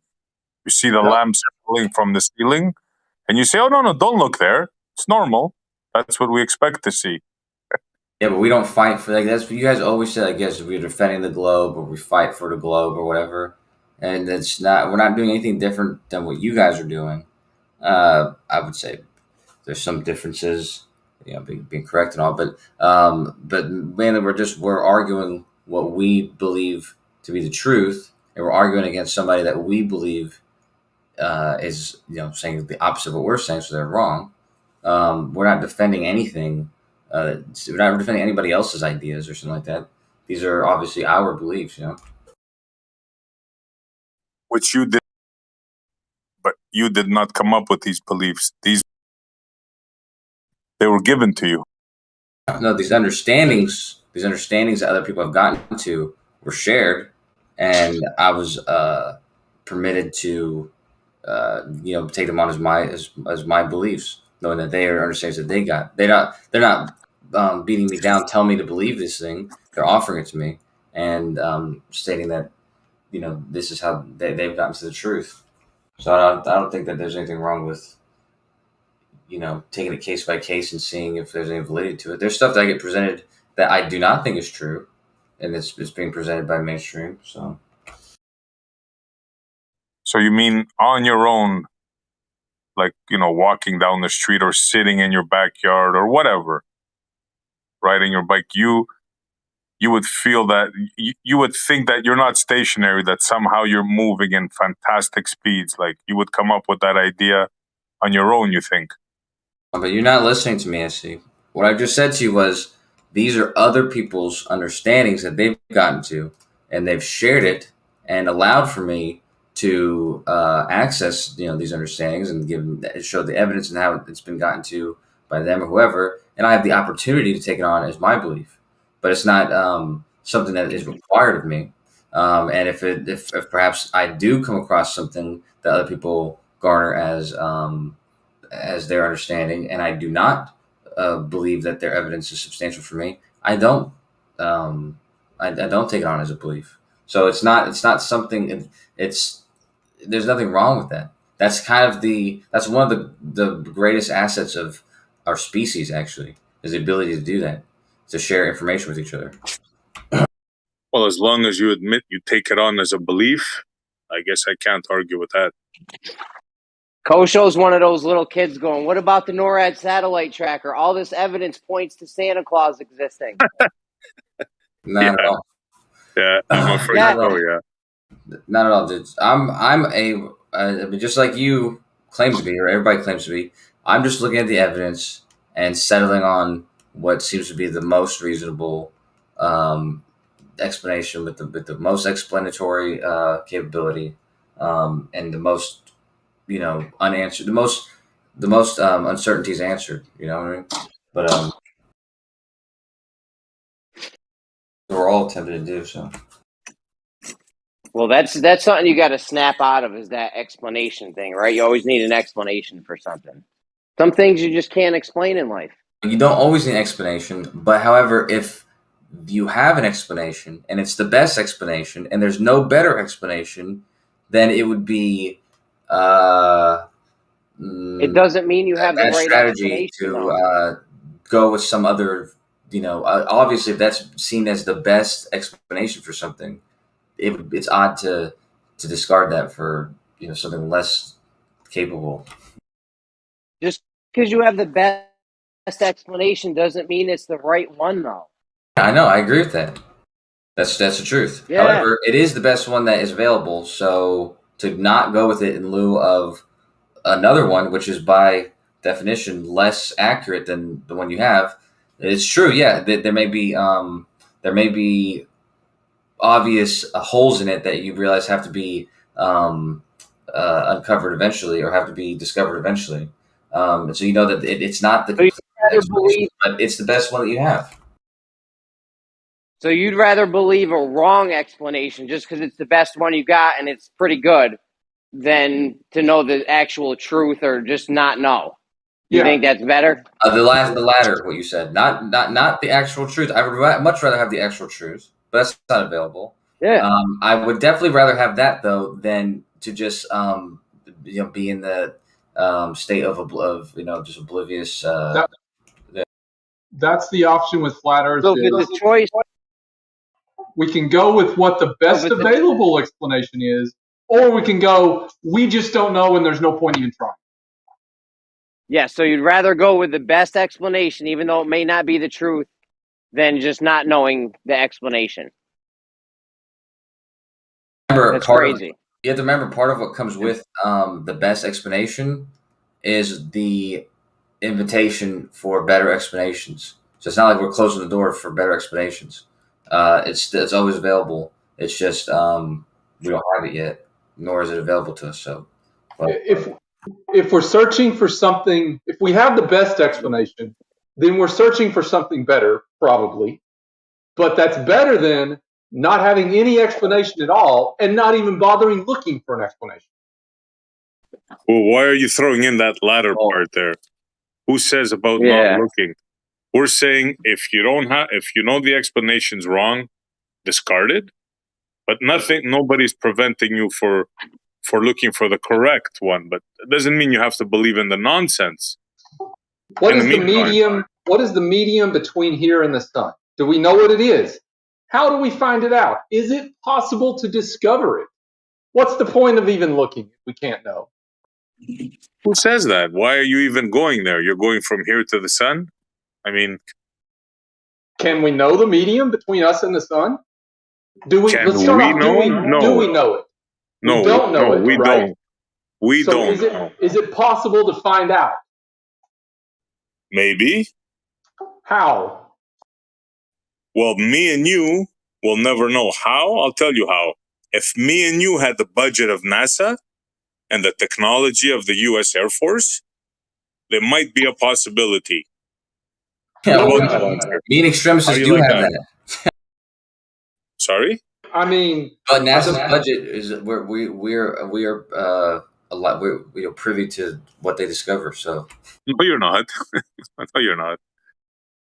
I said access to the technology ourselves, but you think that you see what they have, but that's not the case. I'm sure there's some general out there that knows good idea of the realm that we sit upon, but I assure you, you don't, and I don't.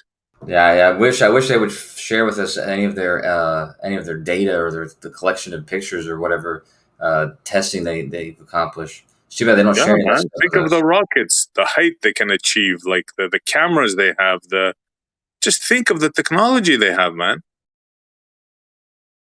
You can be There's a sure website. There's somebody websites where you knows. can look at the sun through like 19 different wavelengths of light and like 10 different colors, and give them in real time. This is what they provide. They give access to this shit because it's been it's not stuff they're hiding from people. Yeah, I bet you right now somebody's in some room listening and saying, "Ha, yeah, that guy's right. We do know." Some of us know, but you're never gonna find out. Yeah. You don't think with all that high altitude, all the technology they have now, just imagine what they can do, right? Just imagine the high altitude, just in the balloon technology, what they can do, how high they can go, right? With rockets. You don't think some general has a good idea, like they've been up high enough to have like a good idea what's happening? Yeah, I do. I do think that they have a good idea of what's happening, and I do think that the technology they have is capable of doing that and more. And I'm not at all concerned with you have to know. Of course, that's I'm aware of that because I personally believe that they can do much more than send balloons up. Yeah, but do you think that do you think that you've ever seen any of that footage or any of that data? Yeah, I think that there's a wealth of data from like the Hubble, for instance, the catalog they have online, which you probably never even opened, let alone it's available to you and everybody in the world. There's no Hubble, dude. There's no such thing as a Hubble. It's on an airplane. It's called Sophia, I believe. Oh, Sophia. Yeah. Yeah. Even the guy, what's his name? Basanos? No. What's the guy's fucking name? Bassano. He called Robert Bassano called the dude that's in charge of Hubble. And the guy that's in charge didn't know why it didn't crash into the ocean by now because it should have lost its altitude or something. Even the guy that's running the whole shit don't even know what's going on. He doesn't have all the details. That's interesting. I heard that phone. Yeah, call he doesn't know what's going on. Yeah. It's ridiculous, dude. It's ridiculous that people revere conversations like that, dude. Well, I mean, the guy that's in charge of the whole Hubble mission should know what's going on, no? I mean, is he in charge of the whole mission, or was he? Because of the questions that he was asking him, he's like, "How come we don't have eyes? How come we don't have eyes on that asset at all times? Like, can you pull up footage of where that is right now? And shouldn't you be able to do that?" He's like, "Well, no, we can't do that." Hey, you got $1 billion telescope. Where is it? Yeah, we do the position. That's Dude, not a this crazy position- question to ask. position I can get to you in the next 45 seconds. That's trivial. To ask for footage of it right now, that's absurd. Is it weird that Hubble and Adobe Photoshop share the same anniversary code? So you find that the least bit suspicious? Yeah, see, that's a good way to put it. I find it the least bit suspicious. That's exactly right. No, it's not suspicious at all, no doubt. So let me ask you then. Just conclude that thought. What do you think then? You think they have the same anniversary? I don't know. They were created at the exact same time, and then they were published on the exact same date. I think Photoshop comes out, and then we start getting these miraculous pictures of outer space. And that's the same now, date. You can either say it's a coincidence, or you can say they're faking the Hubble footage, using computer graphics. Whatever you want to go with. So you think they came out the same date, as in like that's the date that the Hubble went up to space? Hubble and Photoshop, they share the same anniversary, the year. Same year I don't know if it or was same the same date? exact day. I don't know if it was the same fucking day. It's the same year. Well, then you're exactly right, dude. I find it the least bit suspicious. Almost the absolute least bit. Yes. Well, that's ridiculous. I agree with that too. It is that what you just said is ridiculous.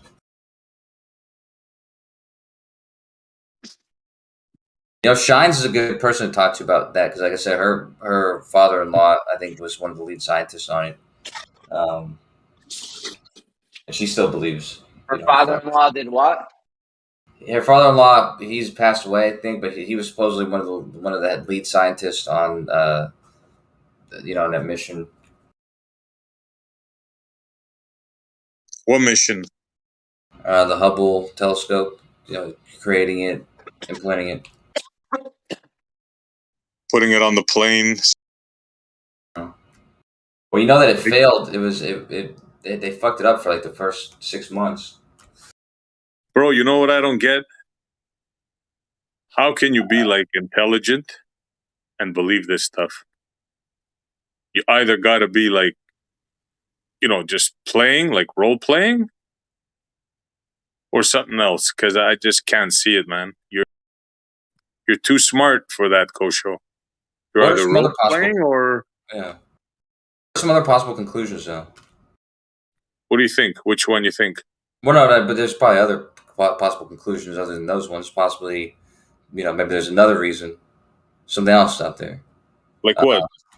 I don't know. Maybe one of us is delusional, and we're impervious to seeing that maybe we could be the one that's wrong.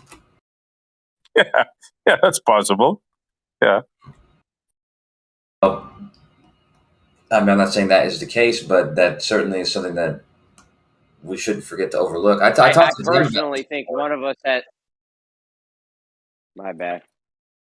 I was just saying, I talked to Jim before about that. It's an interesting idea to think that, like, from our position, we're certain that you guys are wrong, and you know that because you hear a lot of Globers they talk like that.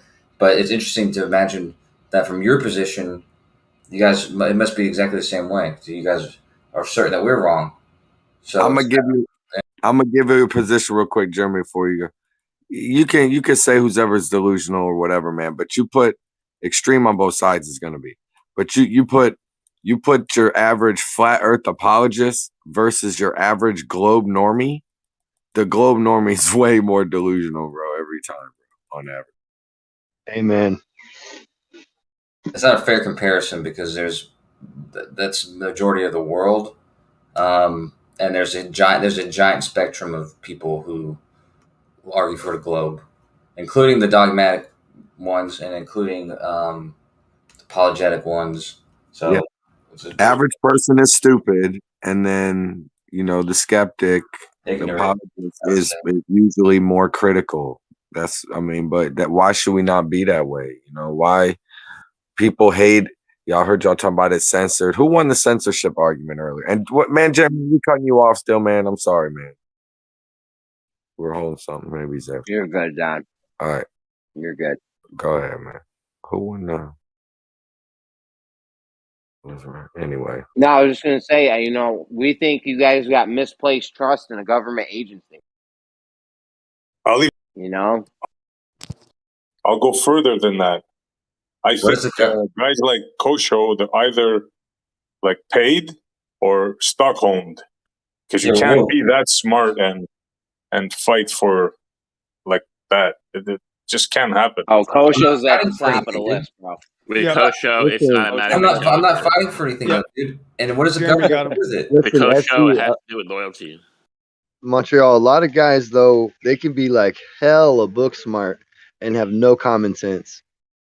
Yeah. Well, it makes it worse. Can I just say, like, the intellectualism of college students, right? Like, you ever notice when people get out of college, they like to pretend how smart they are? It's the pseudo-intellectualism. They fall for their own worship, and then they end up going head over heels for their own self-worship, and this is part of it. It's this, I'm really smart, I have a funny little hat, and I have a piece of paper. It's the new age concept of intellectualism. Yeah, a lot of people agree with me. You can also be like a brainiac and then not able to have a girlfriend. Yeah. Grim, these guys are still trying to say they didn't make the speed of light change through a vacuum in free space, bro. This is Well, they're unfucking wrong. believable, dude. They're absolutely wrong. This is exact evidence of Hold on. The light group and the transverse spatial. I mean, it could be because Jeremy he wasn't looking at the chat when everybody else was, but it's been presented in too many words and pictures. Absolutely, what the meaning of that paper was, and Really? So the single photon is a wave packet? no, about the difference between the wave plane and the phase velocity, which is what when we talk about the speed of light is usually what we're talking about, the propagation of the wave, and what they're actually talking about in the paper, which is the group velocity, which is something that's it's the two different aspects. So We're talking about the same paper, dude? Yeah. So the group velocity of a single photon is what? It's not even. It's not even. It's blowing my mind. I didn't even know there was such thing as a group velocity of a single photon because they measured a single photon. Group. That's what I fucking told him, Grim. He didn't. I don't understand. I know you know that's clear. That's clear to me, dude. But I've only recently. That's I don't understand what's the group velocity of a single photon. Transverse. Again, I'll show you for the third time today, but you might not see it again. In this GIF, there's the propagation of the wave, and it's actually going towards the left, from the right to the left. Clearly. And however, the peaks are grouped together are moving over time towards the right, and that's not this is incorrect. Kosha, let me stop you right here. This is an incorrect diagram of the situation that's going on. We're talking about a single photon that has had its shape changed as it passed through a mask, not a group of photons, not a collection or wave of photons. I think you got the wrong paper, dude. He's showing you're in I tried telling I was him, earlier that Jeremy's still in, where you hear the word group and you think that means multiple photons. When the group velocity is, I'm pointing out, is the group in that phrase is talking about the group of peaks. The group of the peaks and how that group is moving towards the right. This is what is the group velocity of that wave. And any you're sort of showing a wave can have wave. a group velocity. You're showing a wave of a So single how does a photon. photon have a wave? Come on, man. A photon that we're observing, no less. Yeah, it has a wave. This is The new stuff velocity, here, man. It's Even though potential that collapses the velocity. wave in observing it. So I don't understand how you're even talking about waves. They that don't aren't say it present. has a wave. Because They say it is a wave. Because depending on all its possible paths, right? Depending on what you have is the different velocities. That's sheer ridiculousness, guys. Come on.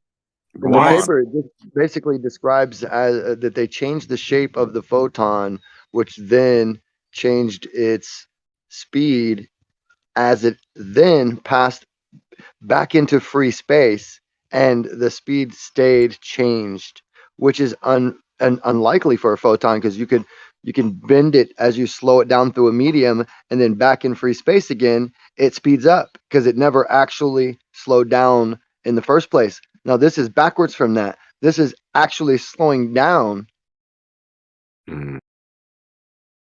Kosha, come win again. Come win. I'm posting all I can do is post what it actually says in the paper, and it makes clear several times.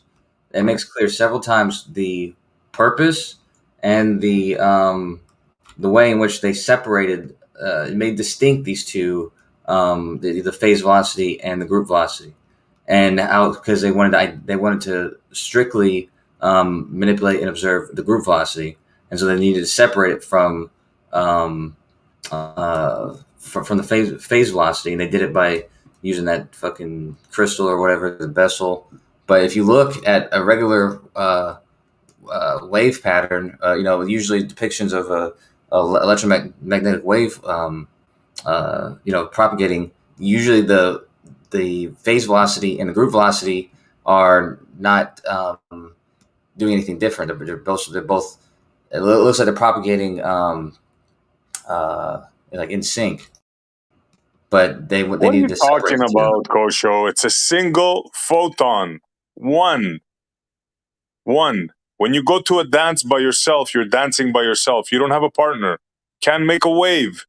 You know. Really? Like So in what the happens stands, a whenever they shoot a wave. single photon through a double slit experiment? Oh my god. Oh, here we go now. Is that a wave for some reason? No, that's a The probability. only reason you get a wave. Hold on. That's a probability of a large amount of photons. That's a whole different ball game, Kosho. All right, so here where it says, hold on. So here where it says, to emphasize this effect is both a linear and intrinsic property of light. We measure the delay as a function of the transverse spatial structure of single photons. What does it mean there by this transverse spatial structure of a single photon? What do you think that? What do you think that's meaning? Trying to tell you. Tell us what a transverse single structure means. Go ahead. On the transverse the transverse distance is talking about the it's not the size of the photon, like not that the photon is some particle that's increasing in size or something like that. They're talking about this propagation in a different axis than the forward axes. It's about the So potential. the photon is zigzagging, is doing a zigzag pattern, is what you're trying to say now here? I think I'm not saying that exactly, but it's not. It's got a propagation that is sideways, the sideways to its forward velocity or for its forward trajectory. So this is oh baby, we got that conservative momentum. Oh man, we're talking smooth now. We know this what's is the got words in the math, paper, bro. dude. This is exactly what they say they manipulate. Is a transverse distance. Yeah, baby. Let's lay do us it. some heavy words. Lay some heavy words on us. Dude, whenever you rap, you spit a transverse. That's pretty good, man. And the only hopefully reason they get a by wave tomorrow you pattern is discard a this double argument, slit. though. But And the only reason they get a wave pattern in double slit is because they're shooting multiple photons through. I told him that already. That is not true. It's not true. That is You don't get a wave pattern from one photon. Yes, dude. They've done it with one neutron. They've done it with one electron. They've done it with. They got a wave pattern with what? Do you know why the wave pattern happens? In the double slit. Yeah, I mean, Why does it happen? You're talking about the destructive interference. And what's it interfering with? That's the whole point, dude. They shoot one and it's interfering with itself. Like to give you evidence that it's propagating as a wave. No, so negative. Did you hear what Grimm said about? Yeah, did you hear what the paper said about our work highlights that even in free space, the invariance of the speed of light only applies to plane waves. Slow down. Do you understand that they're admitting there is man. invariance of the speed of light in reference to the plane wave, the plane wave, which is basically the speed that the peak is traveling, right? Which is different than the group velocity, which, like I showed, can go in opposite directions of the phase velocity. You gotta slow down, man. Man, he's good. He's good. He can sling. He can sell ice to Eskimos. Yeah, but not to me, Kosho. Kosho, I can't. There's no way you can think that if somebody doesn't. Well, listen, it'd be a lot easier to follow this stuff like one piece at a time. You're like, this is this, which is different from this, which does this, which does that. You know what I mean? I said it was maybe you missed the first part, dude, but the GIF I just showed is showing the very difference between what the phase velocity, which would be the red thing traveling to the right, that's phase velocity, and the group velocity, which is the green ones going to the left. And the reason why, they're going to the right as well, but they're going twice as slow. There's no group in a single. That's not what he means. The group is not talking about multiple anything. It's talking about multiple. It's talking about the peaks, as the peaks in the wave pattern is shifting. I'll show you more GIF. There's no peaks. It's a single photon traveling, right? There's no peaks, What is right? it doing? So I'm just fucking blind then, because I'm showing you wave patterns. They have peaks. A single photon traveling in a straight line has peaks. Is that what you're saying? I'm saying it propagates as a wave. It has a wavelength. It's got a frequency. Can we talk about this, please? Like one piece at a time. Let's do a deep dive with Don, bro. So this is another GIF that's showing the distinction between the phase velocity and the group velocity.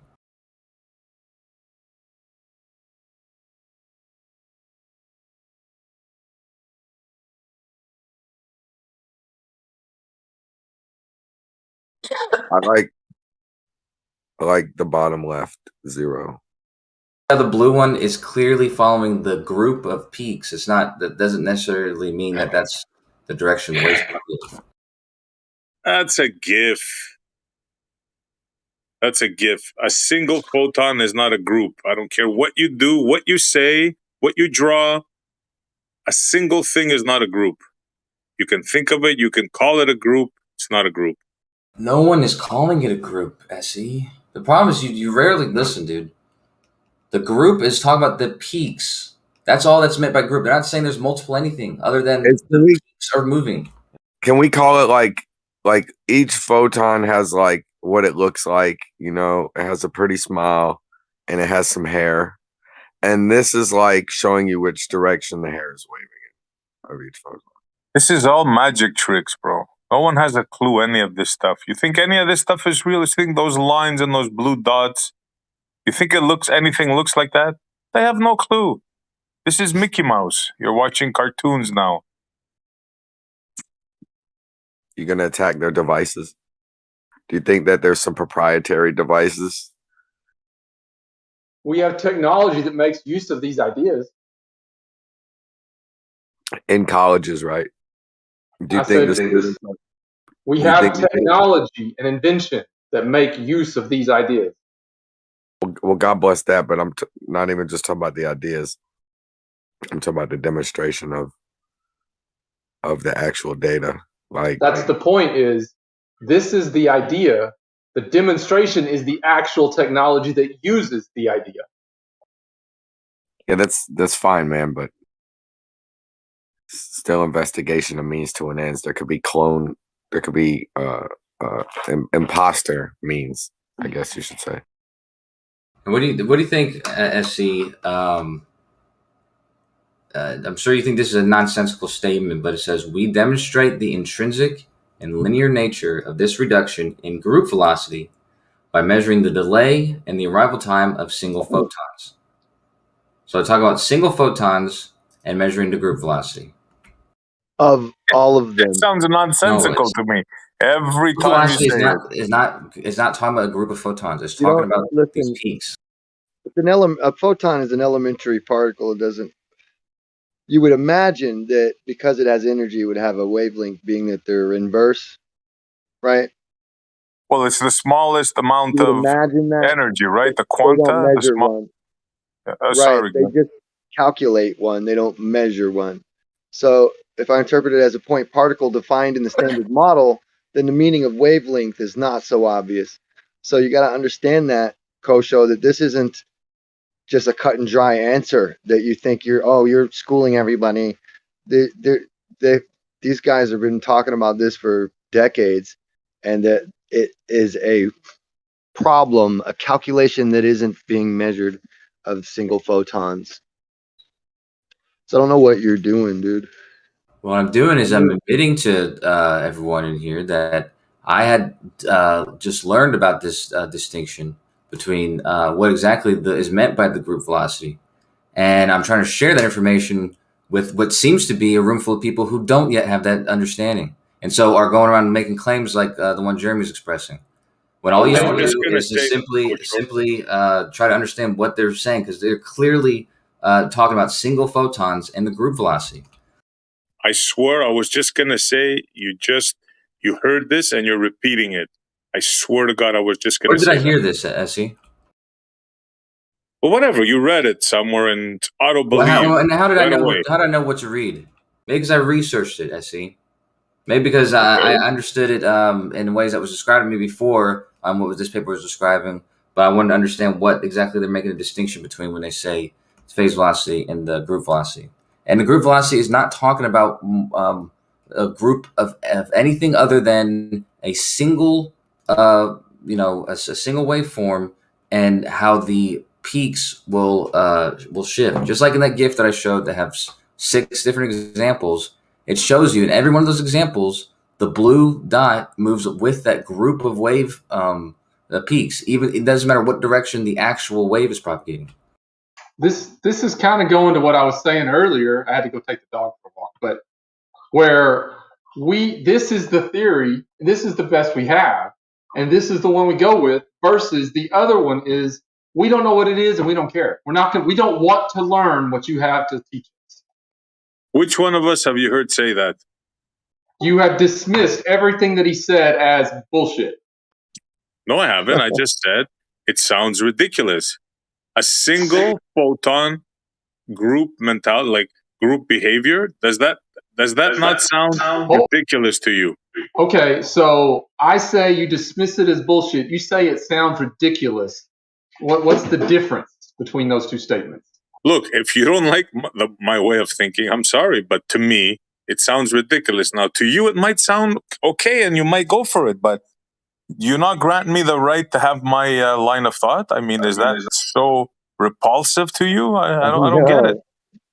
I don't have a problem with you saying it sounds ridiculous, but to me, that's okay. Maybe there is a difference between it sounding ridiculous and just dismissing it out of hand. But when you say it sounds ridiculous, it really does sound like you don't even want to consider it or know the truth.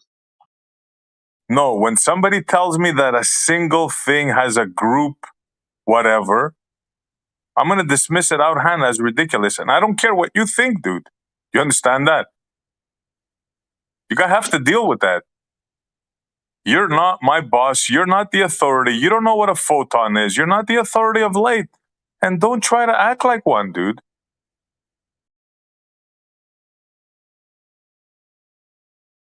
I was actually doing the exact opposite in that I didn't understand and I was embracing and willing to learn what he said. I am not the authority, but this is something that he has taken the time, finds interesting, and I think it's kind of worth sharing with the group, so to speak. Yeah, I agree with that.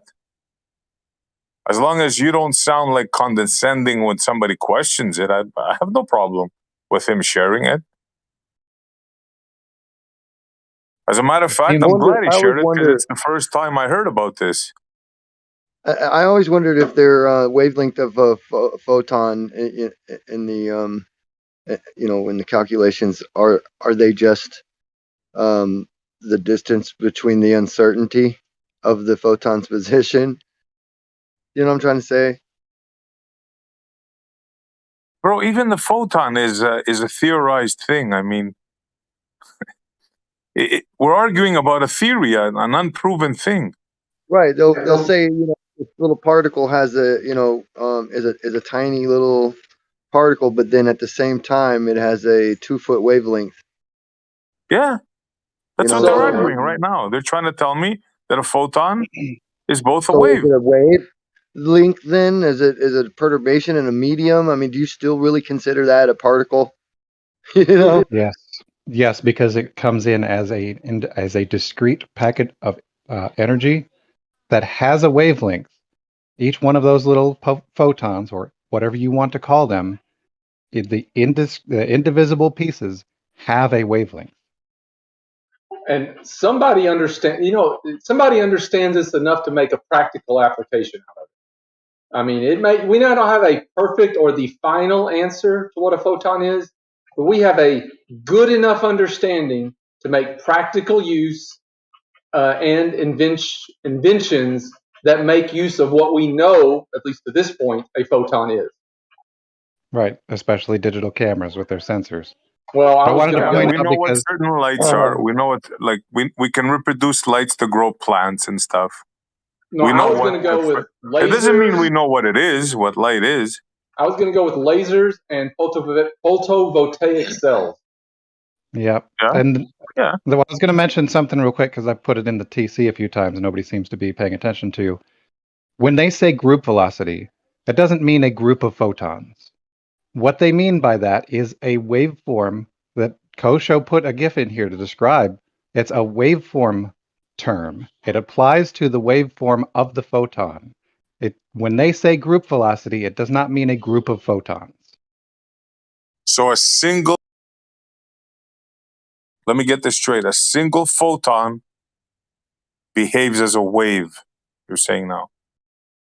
That's not just now. That's what I've always been saying because that's been said for a while. Okay. So does one photon have a wavelength? Or does it take more than one photon to have a wavelength? Yeah, one photon can have a wavelength, yes. And can it have a group of whatever? Can one photon have a group whatever? It's a like waveform. a group picnic, a group shindig, a group party, a group wave. So the way, and this may be wrong, but here's the way I think of it. Again, this is wrong, so if I'm wrong, correct me. But when I think of what they're talking about, the wavelength. So you have the wavelength, the sine wave, the up and down, the peaks and troughs. So one photon can have a wavelength, and it has peaks and troughs. So the group velocity is the group velocity of those many peaks and troughs of that one photon. Yeah, the photon as it's going from one place to another is doing all that oscillating on its way there.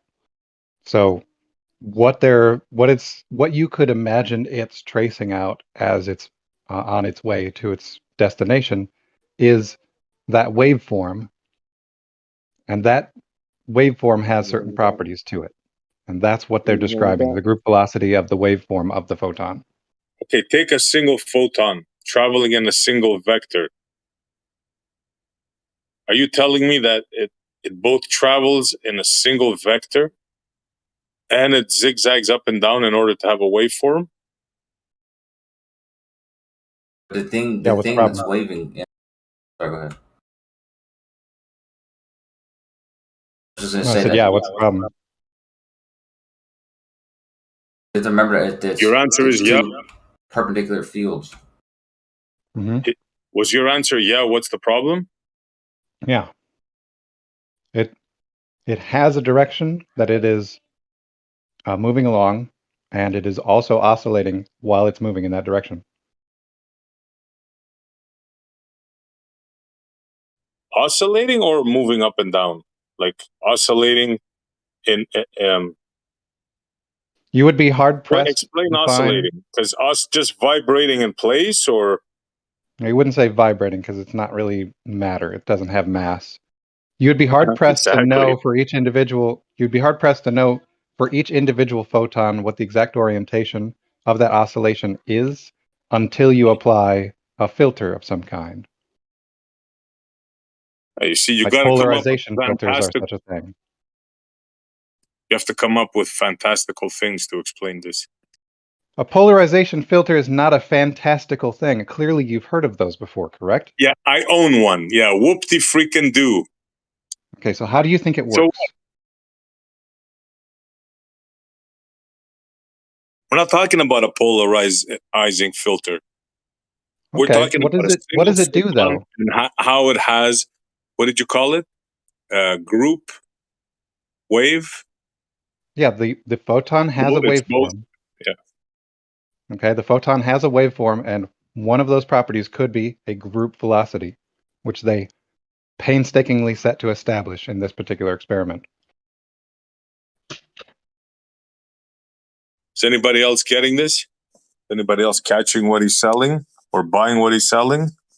I'm just saying what Kosho said with different words.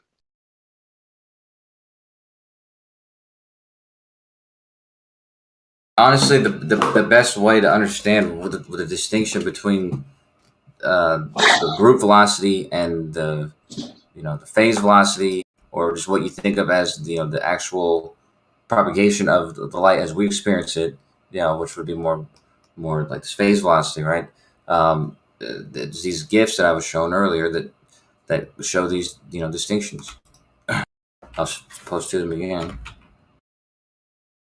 It's almost like you guys have no critical thinking, man. It's like Is this you lightweight? hear a Like my story, you flashlight? go with it, and it's unbelievable. The GIFs are just an animation. Apparently, that's the problem. Yeah, but these animations, they show me a person that, I mean, I've just got critically thinking, they show me an obvious distinction, especially that the middle one there. There's an obvious distinction with the actual wave that's propagating, which I can see is emanating from the right side of the image, and the group velocity, which is that giant massive peaks that are moving together towards the right. They're going in opposite directions. There are two aspects of this wave, and it's like all you have to do is realize the distinction and realize which one is which.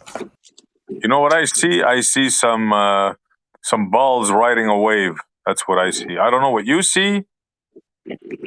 Maybe you see some dinosaurs flying there or pink giraffes, but I see a blue ball and a red ball riding a wave. Each of those points on that wave has a specific distinction, what they're trying to identify. The red one's identifying a point in the cycle, and the blue one's trying to identify a point in the group. So let's say we wanted to confirm that this GIF is really happening in real life. So how do we do that? You would conduct a test that these fuckers did in the paper that Jeremy was talking about. Right. In addition, you can get the basic waveform characteristics. You can figure it out with some slower waves if you want to visualize it. Like water waves, you can get group velocities by inducing two separate frequencies into a body of water. Yeah, two masses, two things caused it, not one. Two. Is it water wave when I squirt my squirt gun? Is that a water wave? How does it work? Why would you even ask? Pressurized water wave. And is this other wave like if I turn on my flashlight? Is that what this is? A light wave we're looking at? How about one of those salt? I want to get one, but they're like $80. You ever see those salt guns that kill flies? Yeah, but I don't kill flies. But yeah, they're like I freaking have friends who $80 have though, that. man. You don't got to kill them, dude. Stop giving so much food out. I like the electric tennis racket. I do want to get one of those salt guns, though. Bug assault. Yeah. I got one of them rackets. Yeah, I got one of them. Fly supporter. The rackets work good, but that bug assault thing, I feel like it's for. I could be even more lazy with that and hit it from, Yeah, exactly. Nice. You're exactly right, man.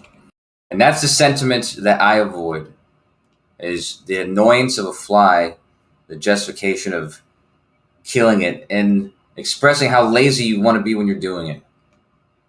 That's exactly the sentiment I'm avoiding by not. Yeah, I don't. Plus, there's times where like when it's up in like the lamp or the ceiling fan or something, you really can't get the racket at a right angle with the gun. You could just blickety blow.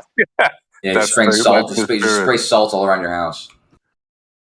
So you go to eat, and on your burger, a fly is just crawling around like inside, crawling around the meat and the tomatoes. Yeah, then I complain to the chef. Then, yeah. Would you eat it though? I wouldn't really be in that environment, and if I was, because I was outside, cooking or camping or something, I'm not gonna start killing bugs that are on my food. So. Godric, what you said reminded me of that show. You can't do that on television. Remember the diner they always used to eat at?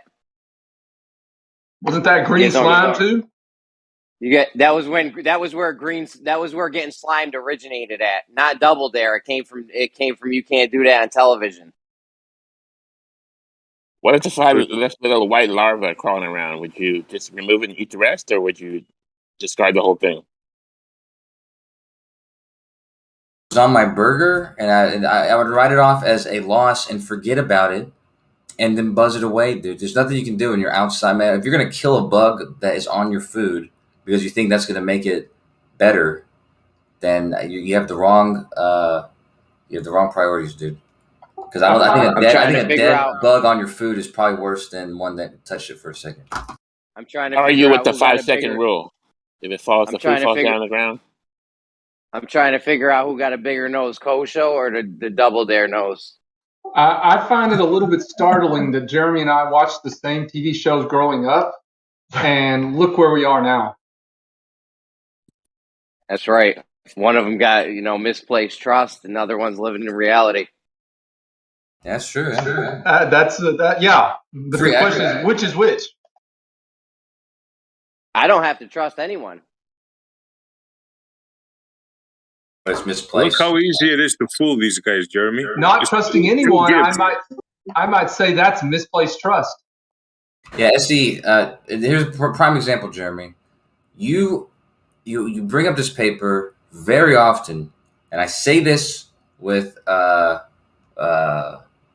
kindness, okay? But you are clearly expressing something that you're not fully aware of what is even being said, and so the trust is in, this paper that you haven't even.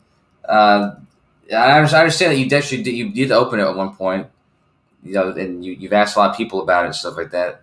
But the actual, argument, you have a lot of trust in this thing that clearly you shouldn't have. What are you talking about, bro? What are you talking about? This is Jeremy's argument, Essie.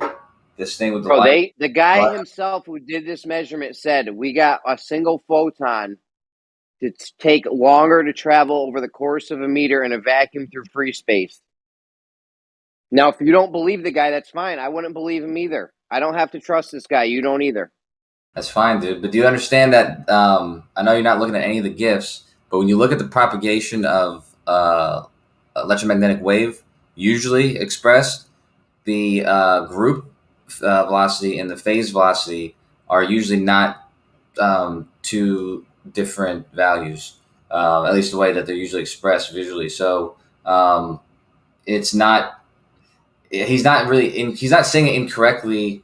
And I guess it's fair to people who actually understand what he's saying, but to people who don't understand what he's saying, clearly, I would probably, if I were him expressing it to people who I knew what was not in the know of what I was talking about, I probably wouldn't have expressed it the way he did, because it is misleading on what actually is occurring.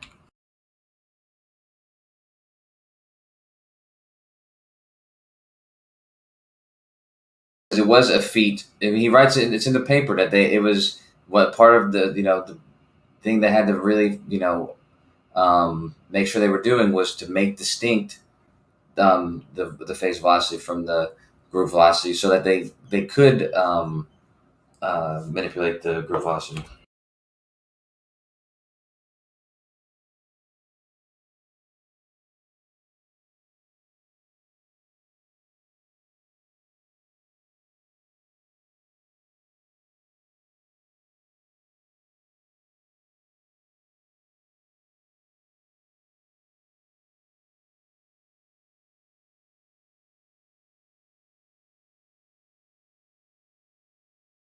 It's good to have faith. It's good to believe in stuff.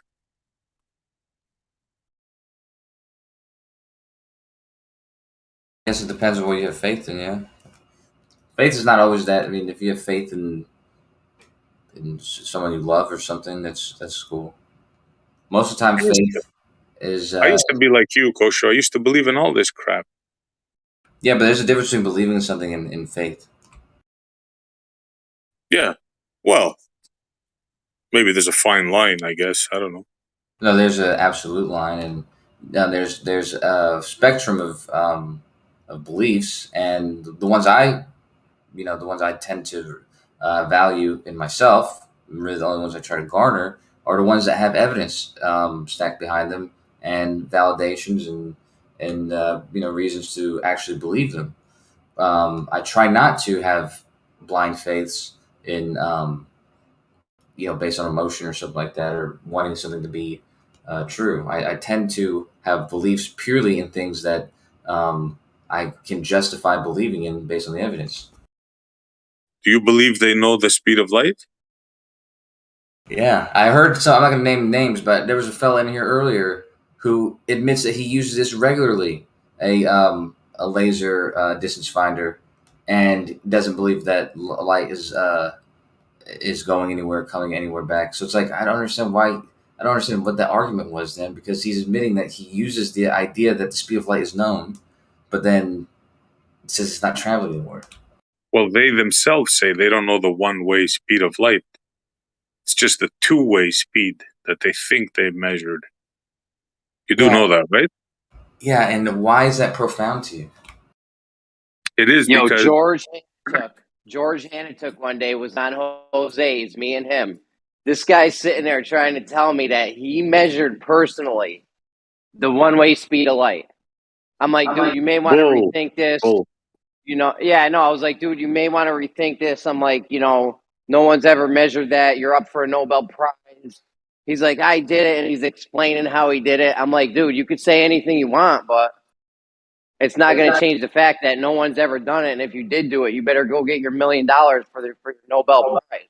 We can measure the one-way. Sorry, I didn't mean to interrupt. We can measure the one-way speed of light of everyday objects and even really fast things, planes, bullets, whatever. Why can we not measure the one-way speed of light? Why do you think that is? because of the sensors.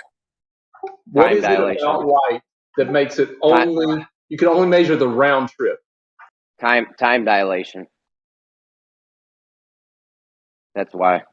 Because Einstein, when he was measuring it, one of his beard hairs fell inside the experiment, screwed the whole thing up. They say they can't do it because time dilation. So if they cannot, I mean, that's actually true. So why is that not evidence for time dilation? That's a great, fantastic question. My God, why isn't it evidence that bats have radar? Circle jerk. Why isn't that evidence that bats have radar? Why is a brown unicorn not evidence for a red unicorn? Exactly. Why is the sky blue? Why is water wet? That's not always asking, guys. Be fair to what he's asking a legitimate question, just running from it or whatever. But if you're going to claim that we cannot measure the one-way speed of light, you admit that we have laser distance finders, so you know that we can measure the two-way speed of light.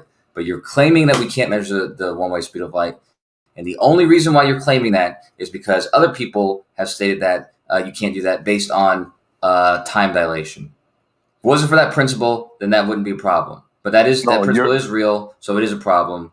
And either you agree that it's a problem, and so you agree with time dilation, or you don't, and it's not a problem. I don't agree with time dilation. That's why I was laughing. And you want to get into it? Seriously? Then you agree that you can measure the one-way speed of light. What's time dilation, Kosho? Go ahead. So then you agree that you can measure the one-way speed of light, then, SC? This is the point. No, I don't. No, I don't. Then you because have first of all, I don't know. I'm going. Yeah. First of all, hold on. Let me rephrase that. I don't know. I'm going by what the current belief is. Your science. Let's put it that way. Your gurus, right? They say they cannot measure. It's never been done. Do you disagree with that? I don't disagree with it, SC. I've just listened to the rest of their sentence, and the reason why they can't do that is because of time dilation. I don't care. So if I agree with them, it's because I agree with time dilation. No, that's ridiculous. And so how can you justify that statement? How can you agree with them but not agree with the reason why they're making that claim? I'm not agreeing or disagreeing. I'm just telling you what the current knowledge is, that light has not been measured one way. And that doesn't mean because it hasn't been measured one way that it's time dilation. That's ridiculous. It's actually not ridiculous. It has been measured circular reasoning. It has been measured one way plenty of times. They just don't use those as one-way speeds of light because of time dilation. For instance, in the tower test, when they're measuring gravitational time dilation, they're strictly measuring the time that a photon was emitted and the time that it's received. And that would give you a one-way speed of light. However, they don't regard it as a one-way speed of light because they understand that actually what's occurring, there's a time dilation. That's actually what they were measuring that test. So you're correlating. The one-way speed of light has been measured in your paradigm if the time dilation is not real. No, absolutely not. All you're doing is correlating an effect of light, whatever that is, to time dilation. You have absolutely no reasoning behind, no scientific, nothing empirical. You're just saying words, bro, that you heard. But right about that, I am saying words, man, but I don't know what else to say. Yeah, so we can't get the same time in two different locations. Is that what you're saying? Because we can't measure the one-way speed. Because there's no way to validate that those times are that those times agree with each other. Those times don't agree with So each we other. have They're happening at two different. yes. So you're saying we have no way to get the same time in two different places on Earth anywhere. We wouldn't be able to do a test like that. No, he's That saying sounds- time is changing. Time is different. I know. He's saying. He's saying we can't get the same time anywhere, and at any two places on Earth, we can't get the same time. Yep. No, I'm Basically, saying that that's what he's saying. You can't use time. You can't claim to have measured, a precise time by using two different clocks in two different spaces because of time dilation. Yeah, we can't get two clocks to have the same time. Not two Because different time spaces. Let's get this straight now. Let's get their fantasy straight, because he's not even saying that straight. It's either a distance in height, meaning gravitational difference, or it's a spatial, like a speed, a travel. It has to be moving.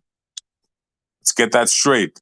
Can't be just two different clocks just sitting there. That's not time dilation. One of those two things. This is the reason why they claim one of those two can't. fantasies. Yeah. This is the reason why they claim you can't measure the one-way speed, dude. So if you're going to garner that argument, then you kind of have to take the reasoning behind the argument. Otherwise, you're no reason arguing. No, I don't. I can discard the argument and make fun of time dilation at the same time. Yeah, I That's what agree. I'm doing. Kosho, what do we need to get the one-way speed of light? We would need two clocks in two different places to have the same time, right? I perfectly agree with each other, and that you have to be certain of that. However, there's no way to know that you can be certain of that. It takes time to verify. Why you keep dodging this? I'm not dodging. I have to answer. Why you keep dodging this? I just answered the question. Yes or no. Do it in order to I said yes. That's to what measure you the need. one-way. That's what you would need. But however, so you're saying it's impossible for. So you're saying it's impossible for us to have two clocks in two different places have the same exact time. That's what you're saying. It's impossible to verify that those clocks agree with each other because it takes time. So we don't know what time it is. No one knows what time it is. No, that's not what's being stated, dude. Time is relative you're saying to every observer. So by the time it takes you, if you let's say you did this test and you wanted to check afterwards that those clocks agreed with each other, right? It doesn't matter because you have no way of knowing if, like for instance, the person observing or the person who took the second measurement, if they were experiencing a time at a different rate at some point than the other person, than the other clock. It's just Okay, then I have a question for you. If they can't verify the clocks, right? Is that what you're saying? How then, when they did the experiment with the 4 atomic clocks, that famous experiment to prove time dilation, how were they able to compare the clocks then? That's exactly now what they listen were to the testing, double speak dude. now. That's exactly Jeremy, what they were listen. testing and showing you. They were showing you different. They're showing you these clocks are different. Did you guys hear that? What did I say he was going to do? Perspective. Unbelievable, man. It's like unbelievable. It's like beyond belief. You just said the complete opposite of what you just said like 10 seconds ago. Dude, that's the exact reason why you can't do it, dude. Because we've done tests showing you can't trust these clocks. You can't trust my time. You have different times. That's exactly the reason. Due to time dilation, I think this conversation needs to end pretty quick. I never heard anything like it. You just said that there's no way. You just told Jeremy there's no way to measure those 2 clocks on Earth. And then I told Jeremy, watch, I'm going to make them double speak. And I told you, then how did they measure the 4 clocks? The atomic clocks? I didn't say it's impossible to measure 2 clocks. I said it's impossible for them to agree that those 2 clocks are going to be giving you this. They're going to be happening at the same time, at the same rate, and you can use them both as if they were in sync. Wow, man. Just wow. It's incredible. Evidence of that is the test you just brought up. And it doesn't matter because that's not even the point. The point is you either agree with one of these or you disagree with, or you agree with one of them or you agree with the other, but they're both mutually exclusive. You So just either disagreed with yourself. You agree that time just dilation. disagreed with yourself, dude. No, Essie, I don't understand how you see that, but you always get things like this. Like I literally just explained to you why you can't do that. That test, the 4 what is it, the atomic clocks, that test, that's evidence of why you can't do the other one. It's not Jeremy, what did he tell you before? What did he tell you 2 minutes ago? Jeremy, you there? He told me that we could never make it so that 2 clocks in 2 different places have the same exact time. Exactly. But they can't use them if they were in sync. Yeah, that's right. No way we can never. Every time someone in the movie said, "All right, guys, let's sync our watches," they never could do that. No, dude. But that's yet, not Jeremy, what we're talking about, dude. We're talking about precision to the point of measuring the speed of light. Yeah, but yet, Jeremy, they measured 4 atomic clocks on planes, and they compared them to the ones on the ground. Yeah, and what happened? They were able to do that, though, Jeremy. Yeah, what happened to those clocks, though, dude? What was the result of that test? Were they not in sync? Doesn't matter. No, it does matter. Were they in sync? Were they in sync before they? Were the clocks in sync before they left? They had them in sync at the moment they were together. They made sure they were taking it at the exact same rate. So they were all in the same spot. All 4 of these clocks were in the space of 1 clock. Not in the space of 1 clock. They had them together and they synced them together. They made sure that they were moving at the same rate and they had the exact same time and that they were. This is when they're together, though, dude. You're talking about making measurement where they're not. I feel your pain, brother. Measuring the speed. So they weren't in the same Start place. Banging on wall. So the clocks weren't in the same place, but they synced them up to have the same time? No, they were in the same place. They have them right next to each other. They're looking right at all of them. They're all taking the exact same rate at the exact same time. And they can see that. This is the onset. So if we can see the then clocks, they separate them. hold on. So if one person can see both the clocks, then we can sync them up? If he can see both the clocks at the exact same time, You're a fuck. How can you look at 2 things at the same time? That's what I'm trying to understand. Just have a think about that for 1 second. This is Jeremy's question. No, this is what you're telling me they did. You're telling me they had all these clocks in one spot. They could see them all at the same time, and they synced them up. Yeah, they sync them up. They're all like right next to each other. They sync them up.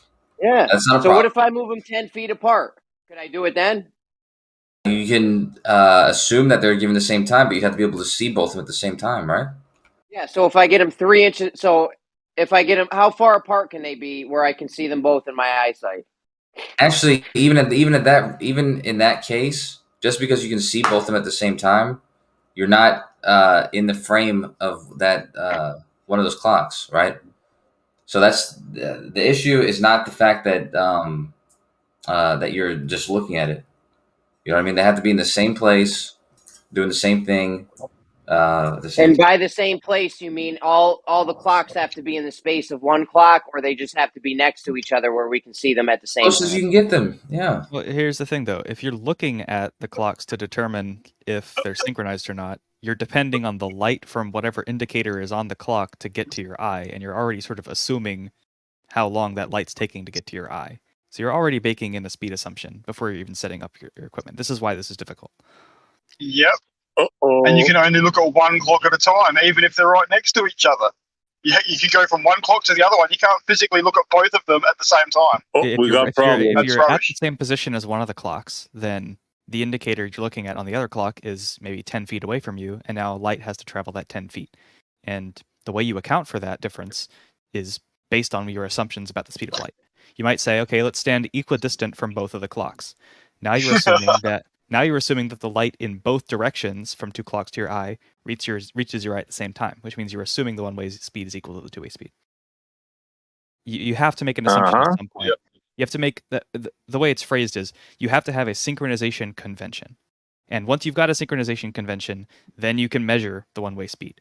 But if you change your synchronization convention, you might get a different one-way speed. The problem is that there's no known way of measuring the one-way speed independent of any assumptions about synchronization. So there goes that experiment to prove time dilation out the window. Okay, Gone. well then you can. I don't know. That's what I'm saying. That you can't hold both ideas. Either you agree that the one-way speed of light can't be measured, and so you agree that time dilation is a thing, or you disagree with time dilation, and so the one-way speed of light is not a problem for you. But you can't for no reason discard both ideas. Or you can come to your senses and say there's no such thing as time. It's a man-made concept. Therefore, there's no such thing as time dilation. Simple. What's up, Emerald? Where you been? I was here earlier. I don't think while you were online, but I was on earlier in the day. Then I took a break. But You know how you like to use the term dialetheism, SE? Yes, one of my favorite words. Yep. Holding the position that you cannot measure this one-way speed of light and time dilation is not a thing is dialetheism, because they cannot both be true at the same time. Precisely. No, that's rubbish. Just because you haven't measured the one-way speed of light doesn't mean it's not possible. Fuck. But that's the problem, is that if The time mechanism dilation is is not a simple. problem, then we have measured the one-way speed of light plenty of times. Yeah. If you hold it to be true that time is not capable of dilating, it's just a man-made concept, and that it's possible to take two clocks, synchronize them, and then separate them and keep them in sync, then the experimental setup to do the one-way speed of light is dead simple. You just fire a beam from one to the other and measure the time difference. Can you dilate love? Or anger? Okay, so it's impossible for us to synchronize two clocks. Is that what you're telling me, Emerald? That's what they said, yep. We said the confirmation of that It's synchronization not is impossible to impossible. synchronize them. You have to have some convention of how you're deciding to synchronize them. This is like when I was going through the example of how do you decide that two clocks are in sync? You're depending on some signal from those clocks to get to, say, your eye if you're looking at them. And that already requires you to make assumptions about how long it took for that light to get from the clock to your eye. So you have to have some kind of convention or assumption about what's happening with that light just to decide whether your clocks are synchronized. And parameterized by that convention for synchronization, that gives you sort of how you will end up measuring the one-way speed. So Let's this say you wanted airplane, to synchronize them to 1/10000000th of a second. How do you reckon you do that? Houston, we have a problem. I'm not sure offhand how they synchronize them, if it's mechanically done or if it's done optically. Mechanically done 1/10000000th of a second? Yeah, Houston, we have another problem. Well, maybe, yeah, sorry. Solid state, like electronically, or if it's just optically. Maybe it's just in theory. What you think? 1/10000000th of a second, sir. Billionth, as in B, billion. That's the magic. Whites are lagging. Boom. Somebody's lagging. We've measured fractions of a second down to 1 to the negative 18 or negative 21, which is like billion or something like that. I'm sure you have. Sure. I'm sure you have. In theory? I think in actuality. No, But one measurement that can't be refuted, or I mean, you could scoff at it, but I guess that'd just be based on not even be able to comprehend it. But if they've shot light beams from a tower, where at the bottom of the tower they're shooting them at every single second on the second, a pulse is emitted, and the tower on top. Or the receiver, which is at the top of the tower, is receiving them faster than a second every time. So every single time it's receiving it, it's happening faster than the length of a second. Or maybe and what man-made machine is calculating that? Regardless, that's time in between the pulses, which you can't just write off as a error with the clock, because if that was an error with the clock, it'd still have the same interval. It would just be receiving it a little bit late or something like that. But it's receiving them with this added, or I think it's either less or more. I can't remember right now. But yeah, whatever. Either way, we're not really listening to you anyway. This can't be the case when you're admitting them every second. Yeah, what readout are you reading that from? The receiver. Right. You're just getting a readout, right? Yeah, you're getting a readout for when it's received. Right. What man-made machine is giving you that readout? It doesn't matter. What does it matter? No, it matters. If you think a man-made machine can give you a readout of 1/1000th of a second, that false? Yeah. Are you not? Yeah, you're not. I mean, you don't think we have the capability of doing? That's almost trivial. 1/100000th of a second? No, I don't think you can do anything with Performance counters on 1/1000th. modern CPUs have fidelity up to I think you can tenths tell of a nanosecond. Yeah, I think you can say you can, and you can compute it and calculate and get a man-made machine to tell you that it's done it, but you can't even fathom that. So there's a video online that you can actually see the speed of light filmed at, I think it's 10 trillion frames a second. You can't slow down film. You can't slow anything down like that. You're being fooled, man. You're being jacklegged. You know what bamboozled means? All you have to do is mess with the shutter speed. Right. It's not a single wheel that's going at trillions of frames per second. They're firing the beam in separate passes, and each time they take a single image, slightly delayed. Calculated. Now we're getting somewhere. And a cesium clock oscillates 9 billion times a second. Right. I was waiting when they were going to bring the cesium clock up.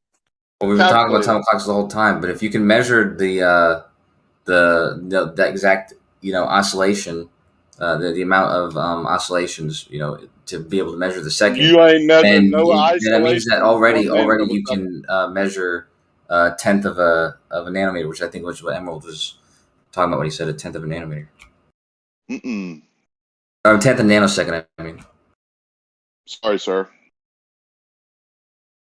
That theoretical science bullshit don't fly anymore. We're learning. We know all the tech. Just like when you said a while ago, just because you can't understand it in your own little way.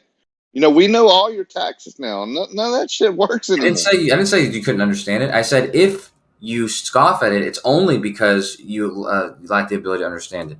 I'm assuming everybody understands it now. But if someone doesn't, we have Ethernet cables that are capable of transporting gigabytes worth of bandwidth, and that's on the order of billions of bytes a second, which means I actually work on 100 gigabit circuits. Mm-hmm. Your processor's oscillating at a rate of probably, if it's a modern processor, probably about 0.2 to 0.3 nanoseconds per cycle. This is the exact opposite of theoretical anything. Practical and engineering. These principles have to be based on some factual knowledge, right? Not only is that processor having to just oscillate back and forth mindlessly, it has to interpret instructions. It has to figure out whether certain wires are 1 or 0. It has to read the NIC, the network interface card, find out what packet is coming in from the internet, download billions of bytes per second. And you think that's doing it in how many billions of a second? Oh, what distance? Oh, for an Ethernet cable, it's reliable up to, I think, about 10 meters. Ethernet's a cool name. Thought they did away with the ether. Are you trolling, really? I'm not trolling. I think everything's connected. Do you know what Ethernet is? Cables. I just said it was a cool name. Yeah, I use Ethernet. It's the internet that you don't actually have to pay for because it exists everywhere. Mm-hmm. It allows me to send a picture right now to Japan in a nanosecond, right? Maybe not that fast. If it was a small enough picture. Blink. I mean, this is the difference between bandwidth and speed, right? Like, it's going to take on the order of milliseconds to get somewhere, but your ability of your machine to discern the difference between like 1s and 0s, it has to be able to read them in faster than billions of times a second. Because if you're See, trying now to we're send, talking about actual technology. yeah, because the Right? the idea was posited that this is all theoretical. Anything to this Yeah, fidelity. we're not talking about time No, dilation, like I said people the aging slower than the other. capability of creating a man-made machine to measure it is what you were talking about. Yeah, but it has to it not only has to measure it, it has to measure it and interpret it, what those measurements mean in order for it to give you the information that's in there. And in the case of the whatever it is, 10 trillion FPS camera, it's not doing interpretation between each of those frames at that rate. It's separate pulses for each frame. And it sounds like in the experiment where you fire light every 1 second between two elevations, that would also be the case. It seems like there'd be ample time to interpret. So sending a picture right now when I'm not even connected to a cable, it has to go somewhere, right? Be processed, sent to a cable, sent overseas to Japan, received by something, sent to someone else's phone, have that phone interpret the info ones and zeros, and then turn it back into a picture. And you think that's happening how fast because of what? That'll probably take on the order maybe hundreds of milliseconds, depending on how many hops there are between you and wherever you're sending it to. And you don't think there's any other way? I mean, I think it's even a more fantasy way, like even a more like outlanguage or however you want to say it, like something that can't be proven even more than what you're talking about. So I'm not against your theory. Here's one for you.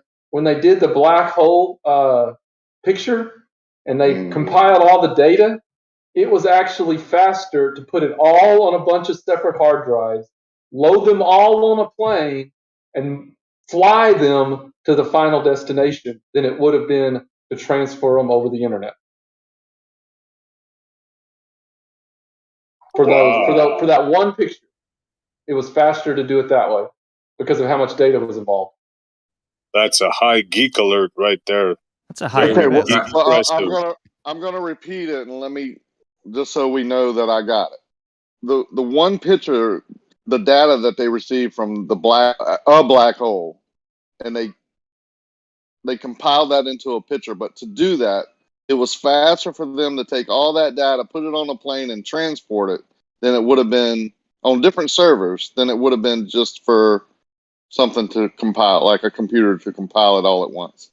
So let me repeat it.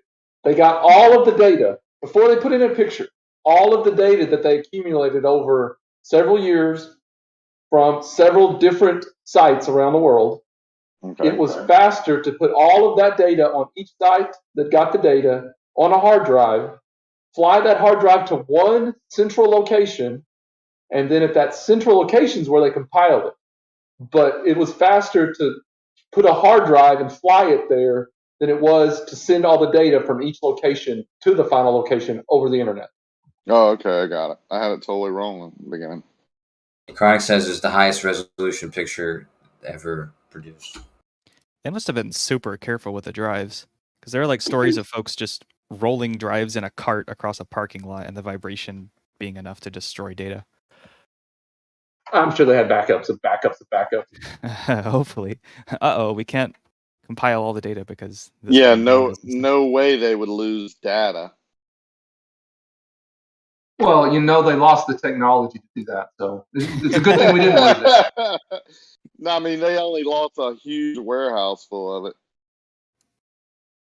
Supposedly. I mean, that's the story anyway. Could have happened to anybody. Yeah, it is only the greatest achievement of mankind ever. No biggie. Well, besides the black hole data thing. How many scientists do you think it takes to take a picture of a black hole? What was the question? He said several years. Collecting data for several years. One black hole. Dude, they had so much data. They had so much data from the black hole picture. It would have taken them decades to send it over the internet. They had to physically put it on hard drives and ship it. That's a good true story. I wish somebody had thought of that, Jeremy. Yeah, I've heard that story somewhere before, but I wasn't really listening to the guy that said. I'm listening to you though, Jeremy. That's an amazing story, Well, Jeremy. that's the story. That's the story I heard. Yeah, I don't. I heard it Thanks, took man. 300 scientists and 20 years to take a picture of a black hole. It didn't take me but to my freshman year in college to take a picture of a black hole. I don't know what they're so far behind. Polaroid, baby. I never reached college, but we had a dark room in high school. Her name was Alicia. Ay caramba. Oh, caramba. I did the double split experiment in college too. I haven't done it since. With Alicia? No, it was two different girls. Two other girls. I hope my mama ain't listening. I told my mama the other day I was drunk when I took my second ACT score.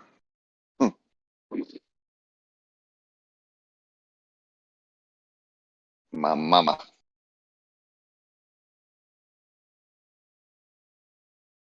But I kid you not, I took photography in high school. I did. Oh One of no, my I had favorite it in classes. middle school. I had it in middle school. I went to a magnet school, which I don't know what that means. We were sticking together or something. It was supposed to be higher learning, and we had Did you photography. learn about magnets? It was called a Struma Middle Magnet. It was supposed to be some program where you send your kids to make them smarter. Obviously, didn't work with me, but we had photography. I took photography in 8th grade. Yeah, so did I. I guess you must have did the darkroom thing with the film and all that, the enlarger, the chemicals. And my brother, we shared a bathroom in a house we grew up in, and he had all the camera equipment and did his darkroom in that bathroom, all the chemicals and whatever. Red light, all that. Yeah, that was fun. Yeah, we took our own pictures in 8th grade and then developed the film. It was pretty cool. I don't remember much about it, but fun class. And now you go outside, you take a picture, you grab a cable, plug it into a computer. 2 seconds later, you got the picture. Dude, that's crazy. Take a picture right now and you can send it across the world in less than a second. Boom, instantly. If you would have told us that when we were kids, we would have laughed at you for sure. Yeah. I'm still kind of laughing. I love the one on the internet. You Google first camera ever made, and there's a picture of him making it.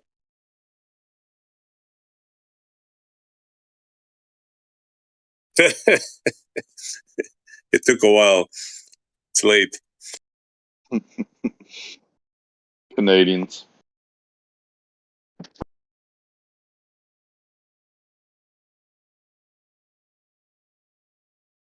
How did you does anybody agree with Blue today saying that it's really not important that we develop new telescopes that see further? Like, why would it matter? Why would we want to develop something like that where we could see the smiling astronaut on the moon? Like, are you Bro, kidding me? Brenda told me we can see for infinity. Also, in the next sentence, she told me birds see farther, so I don't know what to make of that. But once we can see to the extent to that light could have come to us, I mean, what more is there to see? You can't see further than that. The light's already gone. The light beyond that is already impossible to see. So I wanted to ask a question and I never got it in. Then, Rakia, glad you reminded me. Hey guys, the sun, right? How far do you think we can see the light? Let's say we were in your mythical space, right? And we had a spaceship and we started traveling away from the sun. Do you think we'd see it forever or is there a point where we wouldn't see it? Okay, they say that within 10 light years you can't see it anymore. diffraction would end up happening with it's not bright. It's not bright enough. It's not like if somebody is 10 light years from us or between 10 and 20, something like that. Already the sun is what would stop the light from? So not forever then. Hold on. What would stop the light from reaching us? I'm Hold on. wondering. The sun has an absolute magnitude of 4.8 0.26, I think, which basically means that would be its magnitude at 10 light years, which is the magnitude that you can see naked eye is about 6. So, and by the Okay, way, so what would sorry, I said that wrong. It's 10 parsecs, which is about, I think, 30 light years. so what would stop the light from reaching us?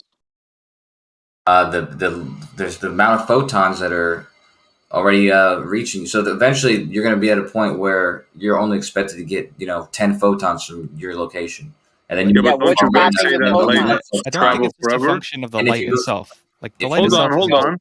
It was my question. Don't you guys say that light travels forever? It can, but then we get into the whole expansion of the universe thing and it expanding faster than the speed of light. So there's the light horizon, and yeah, that's complicated. Other than that, like the other thing is that it depends on what you're using to receive the light. Like, sure, naked eye, there might be some distance at which you can't see the sun anymore. But then, I mean, the whole reason we say that you can see, the whole reason the Hubble telescope sees things that we can't see with our naked eye is because it's more sensitive than the eye. So light can travel forever, you're saying again. Okay, what would stop light? Jeremy answered this attenuation. That's our question. That's our question to you. You guys were telling me attenuation of light wouldn't stop the light. No, that's why I said that's your answer. But it doesn't stop it. I mean, it's not like it stops moving. It still goes. Doesn't it still travel? Why does it stop moving because of attenuation? Well, you just said allow us. Kosho just said 10 billion years. That's why. I said 10 billion years. What are you talking about? Sorry, 10 billion light years. I said 10 billion light years, and then Emerald, not Emerald, Extremis said measured about 30. It's about 30 light years, which makes sense. So there is a limit. Then there is a limit. You guys actually think that we can't see the sun on the other side of the Earth because it's too far away. So I don't know. Yeah, that's how many billion light years is the universe? If it's obstructing the light, then the light can't. The light's not going to go beyond that. If it's being obstructed and reflected back or absorbed, then that's one thing. But if there's nothing obstructing it, then there's nothing stopping it. It just decreases in intensity by the normal inverse square law. So at some point, it'll be too dim to see with your naked eye, which you could colloquially say is the limit at which you can see it. But if it's not talking about a human and it's talking about a much more sensitive instrument, then that distance is a lot higher. Here's one for the flat earthers to ponder. The age of the universe is 14.7 billion years. You don't know that. Well, okay. We'll go with the cosmological model. That's why when he said 30 billion, I started laughing. Hold on. Let me finish the thing. But we can actually see in a radius of 46 billion light years. Why, if the universe is 14.7 billion years old, can we see 46 billion light years? You guys made up numbers because you made up numbers. You're just talking about Narnia. That's why. Yeah, if tomorrow they tell you 100 billion light years, you're going to say, oh, yeah, sure. That makes sense. We have more sensitive equipment. Yeah. It's not based on the sensitive or equipment. It's based on the consistency of the measurements of observing like redshift and all that. So it's consistent. It's consistently more and more redshift the further and further. So it's not the case of our device being measurement. The confidence comes from the consistency. Bro, I dragged you over to gravel with this redshift thing the other day. You want to go down that road again? I dove deep because Stremesis, he was talking about it too that night, and I dove deep into redshift that night. And I remember I came back and I told you because I told you I didn't know where that 11 came from, the Z value, but it's clear now, and that's exactly what was measured was the redshift of those lights. I mean, of the light they received from there. So yeah, so they measured the redshift of light that was while they measured the redshift of light as it was moving over double the speed of light. No, that doesn't raise any red flags for you. That's not the truth. No, it doesn't. No, that didn't happen. Well, you say it didn't happen. So one of the models called the Einstein some shit model of the universe, you can use the redshift to determine the speed or the velocity that the object was traveling away from you as the measurement was taken, which is the velocity then, I think it's called, the velocity then value. And then there's a second velocity you'll get from that those set of equations, where it's a velocity now value, and that's going to be the velocity that object is traveling now, or an estimate for that velocity. But that's not something that you're observing directly. That's something that derives that from. So how fast is the redshift? This galaxy that's moving double the speed of light away from us. How fast does the redshift tell us that it's moving away from us? You said it was double the speed of light. That's what it was. So they measured the speed of light from an object. Dude, what the fuck, man? So they measured an object and got the light coming to us that was moving at double the speed of light. Does that make any sense in your paradigm? That value is derived, and that value is giving us the speed that is traveling away from us now, which we can't possibly observe. We're observing the speed that was traveling like 13 billion years ago. I'm gonna use some words that Jeremy likes to use. I'm gonna say that there's the apparent speed of an object and the actual speed of an object. Okay, what's the actual speed? There's a difference between how it's factored in with the expansion of the universe and the actual speed, as opposed to when you don't factor it in, and it can be one speed or the other. Anyway, so you don't have an actual speed. You don't have an actual speed. Then you're telling me this is just an apparent speed. If we're sitting side by side, we've got two galaxies sitting by side. Do you have an actual speed, or is this an apparent speed, bro?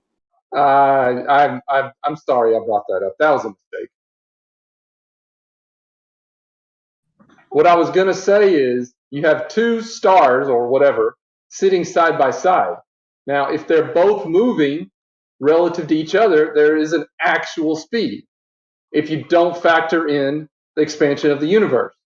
But if you do factor in the expansion of the universe, all of a sudden you now have their actual speed plus the expansion of the universe speed equals their apparent speed. There we go. That said pretty good. You have an actual speed. It's a calculation. You twit. Do you have an actual speed for this fucking galaxy that's moving at double the speed of light? 2 times the speed of light would be the apparent That's its actual speed. That would be the apparent speed. I think the problem here is, like, the thing is you can't be in the same frame of reference as light, so you can't get light's actual one-way speed. This is a relativity argument. Oh, don't go. We don't want to talk. We've already done that conversation. We beat that dead horse to death. That whatever horse to death. Yeah, Jeremy, this is just a frames of reference thing again. It's over and over. Can they at least answer no, you don't have an actual speed, though? I'd like to hear that answer. Do what? An actual speed versus the apparent speed? He's asked you like 10 times, do you have an actual speed? I don't know if you can figure. I mean, there probably is. My answer to that question is I don't know. But having said that, I would say that you can probably as you guys like to say, you can backwards engineer it from the apparent speed and the known, probably figure out its actual speed. I mean, no, you can't, because there's no such thing as an apparent speed. It's literally impossible. I don't know if this makes any sense, but suppose you're hitting a speeding up car with a radar gun. You're going to get a reading at some point in time.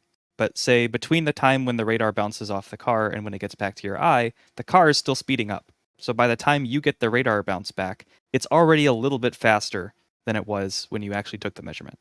Now imagine that distance is very, very far, so it has a lot of time to get faster and faster. I stopped trusting radar guns when I got clocked doing 58 miles an hour in a Jeep on a curvy, rainy day, on a curvy road when it was raining, a lifted Jeep that wouldn't do 58 miles an hour. So I don't trust radars anymore. Sorry. Sure, this is just to illustrate the principle, though.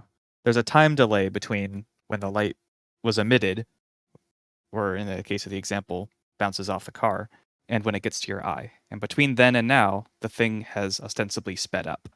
in the case of the car because it's accelerating, in the case of the galaxy because it's expanding.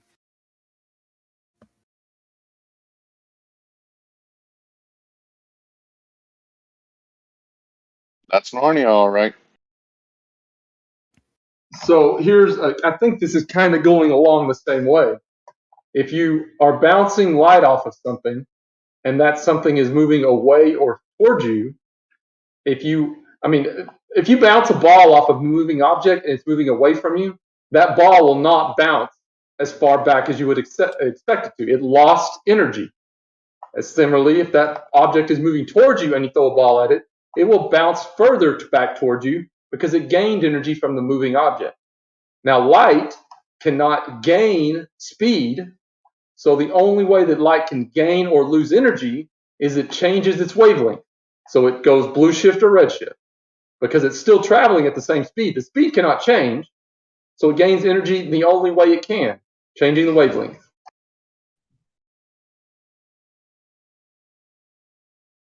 Did that make sense? It's like a light version of the Doppler effect. If a car is getting close to you and it's got a siren, Not even a little bit.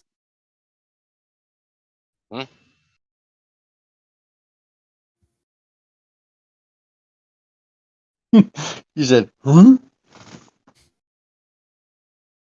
Doppler effect and time dilation, two different animals. Okay. Yeah, I'm talking about redshift here, not time dilation. I mean, they are two different animals. Good call on that one.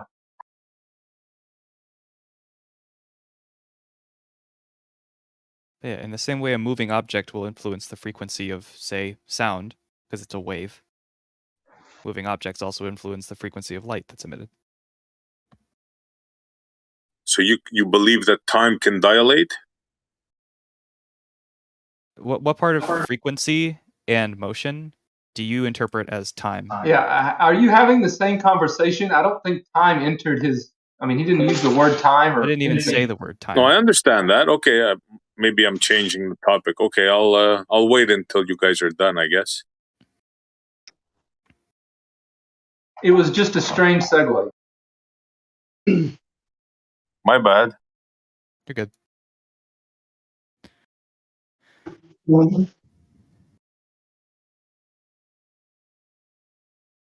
How come no one's mentioned apparatus contraction? Because where time dilates, things also contract. Is that measured? Well, one of the arms got smaller, no? In one of the tests. It had to. It had to, yeah. And they're gonna fight and they're gonna make excuses about it right now. Watch this. They're gonna justify an arm, a metal arm or whatever it was, shrinking. Go ahead, guys. And not due to temperature, guys. Due to time dilation.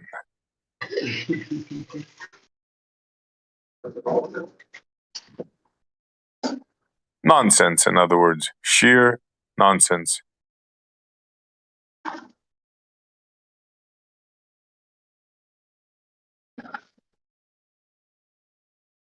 No one's going to... So still on the subject of redshift, not only do you have the expansion of the universe redshift, but you also have gravitational redshift. Oh, fictional redshift. Nice. That's the best kind of redshift. So a complete slide off like a duck at high altitude. Just those pellets bouncing right off. Time dilation, Ixnay Arnie Bay. I mean, it makes sense. If you have it, not forget gravity. Sorry, I used that word. But if there's a 9.8 meter per second acceleration downward, then as that beam of light tries to go up and escape the Earth, it loses a little bit of energy due to that 9.8 meter per second downward acceleration. Does it?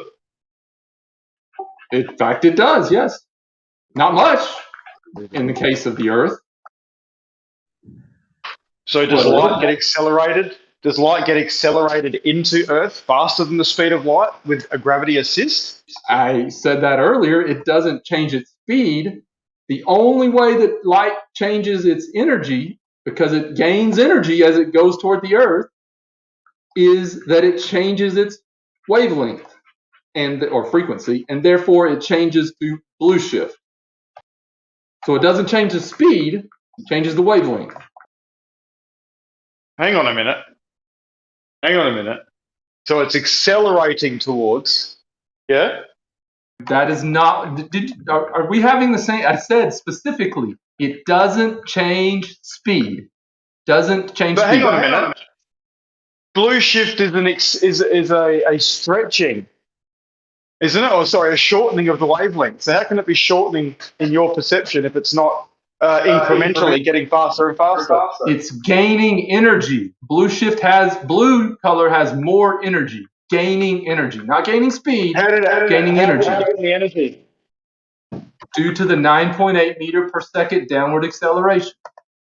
Hang on, is that not just because it's coming closer to you as opposed to going further away? Why do you add gravity into there?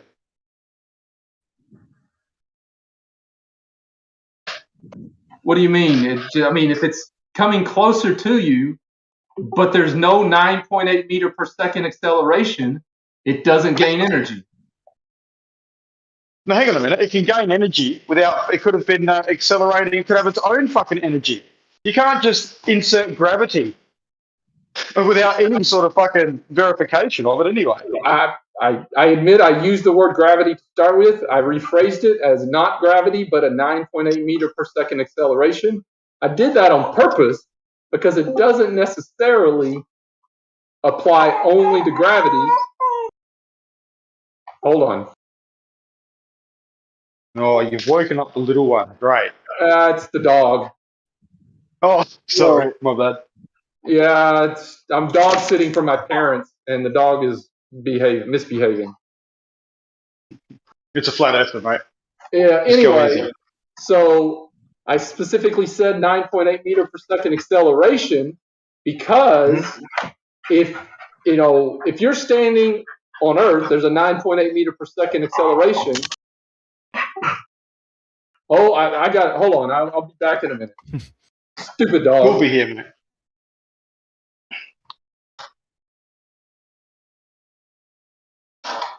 Yeah, what makes you think gravity just doesn't point down instead of towards the center of some sort of circle? Well,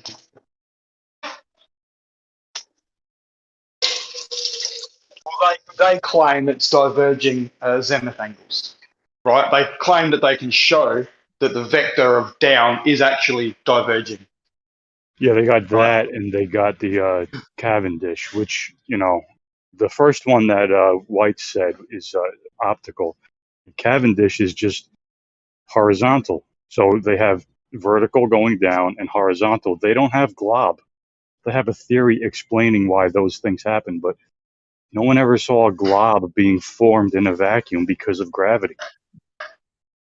Sphere! And also down to them is every direction. So I think if you created some sort of medium that you could propel with a force acceleration of 9.8 meters per second, would it not just levitate and then form its own globe in a vacuum then, I guess, because it would stick to itself? Good. And if you dig through the mythical Earth with gravity, down becomes up at some point. Yikes. And you float in the center. Yeah, I know how that's kind of hard to believe, but yep, that's what it is. Yes. There he is. There you go. It is what it is. We're making fun of never mind. He don't even get it. We could just believe in a flat disk with a sun circling above. Dude, you can't be this lame, man. You don't even know when we're like taking a piss. Either it's floating in space or not floating in space. We don't know. We could believe in that too. Nothing's floating in space. So it's just it's not attached to anything. It goes on forever. I was just thinking about like the size and scales, right? And so their radius is almost 4,000 miles, right? But then they have these record-breaking like self-at-home rockets who aren't even going up like 100 miles. So they're not even lifting off the fucking. They're not even really lifting off the surface of their supposed globe at all. All they're doing is going up like a fraction of a little bit until this. It's just they're not going up that high in these rockets. I'll be honest with you. And the rockets that they claim are going like really high are all the NASA fake bullshits that can't give us any fucking evidence. So it's like you really can't test it.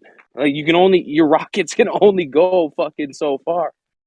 They are moving away from outer space into low Earth orbit talk. Like it's most of the spaceships, rocket ship thing is low Earth orbit. Propaganda. Spit it out. I'm not. I think I've had a mini stroke. Hey Numpty, check this out. Let's you and me do an experiment together. How about I go to Barber's Point, right? And you go to Prince Waikiki and hold a really large stick, and I'll see if I can see you from Barber's Point. Yeah, stick What do you think? shadows and stuff. Are you going to do that in the middle of a hurricane? No. Just hold a really tall stick or a sign, and we'll see if I can see you.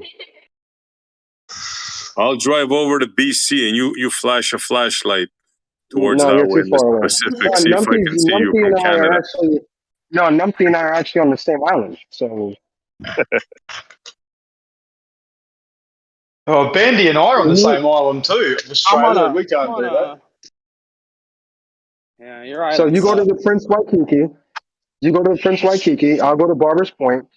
You hold like a 14-foot high sign with a target on the top, and I'll see if I can see you from Barber's You're gonna Point. look at me through the light?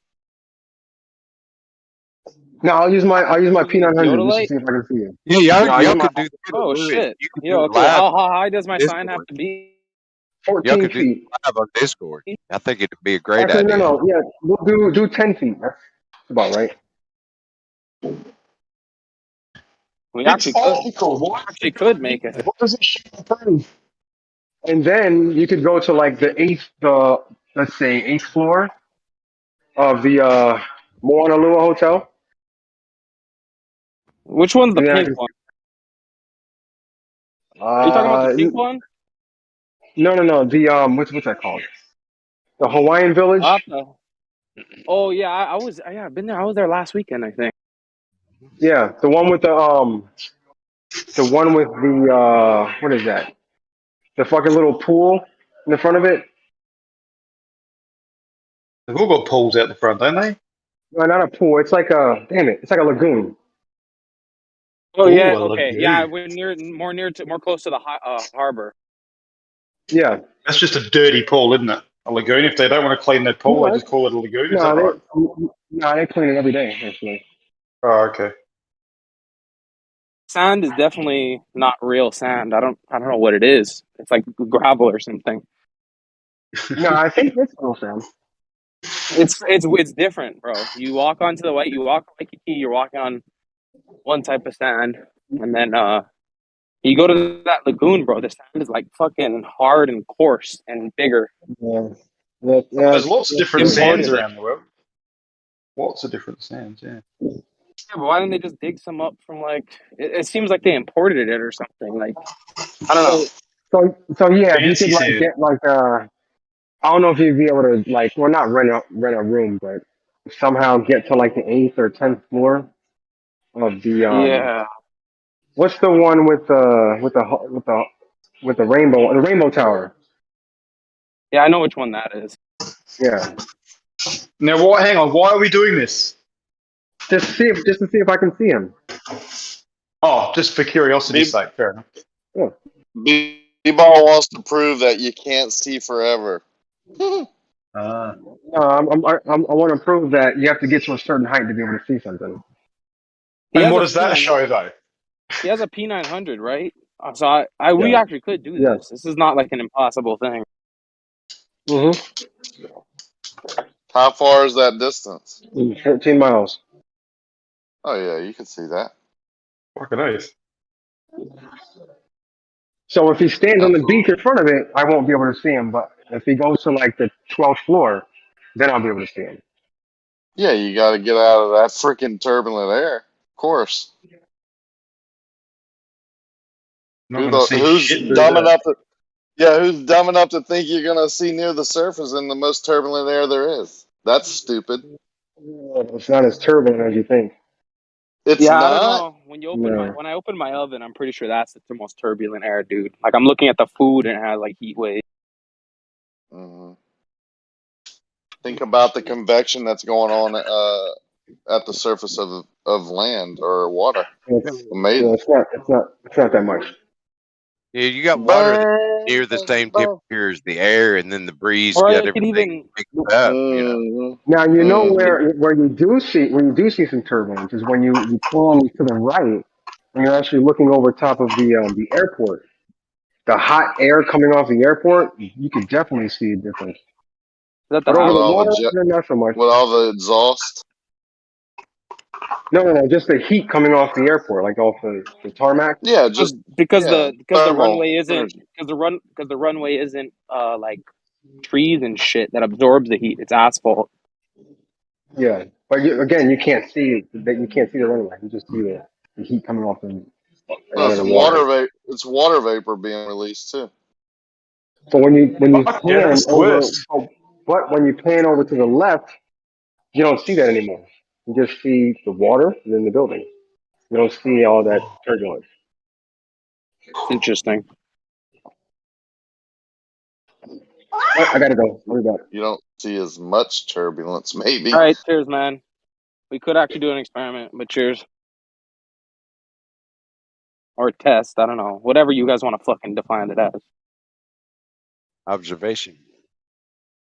That's what it would be. It would be an observation.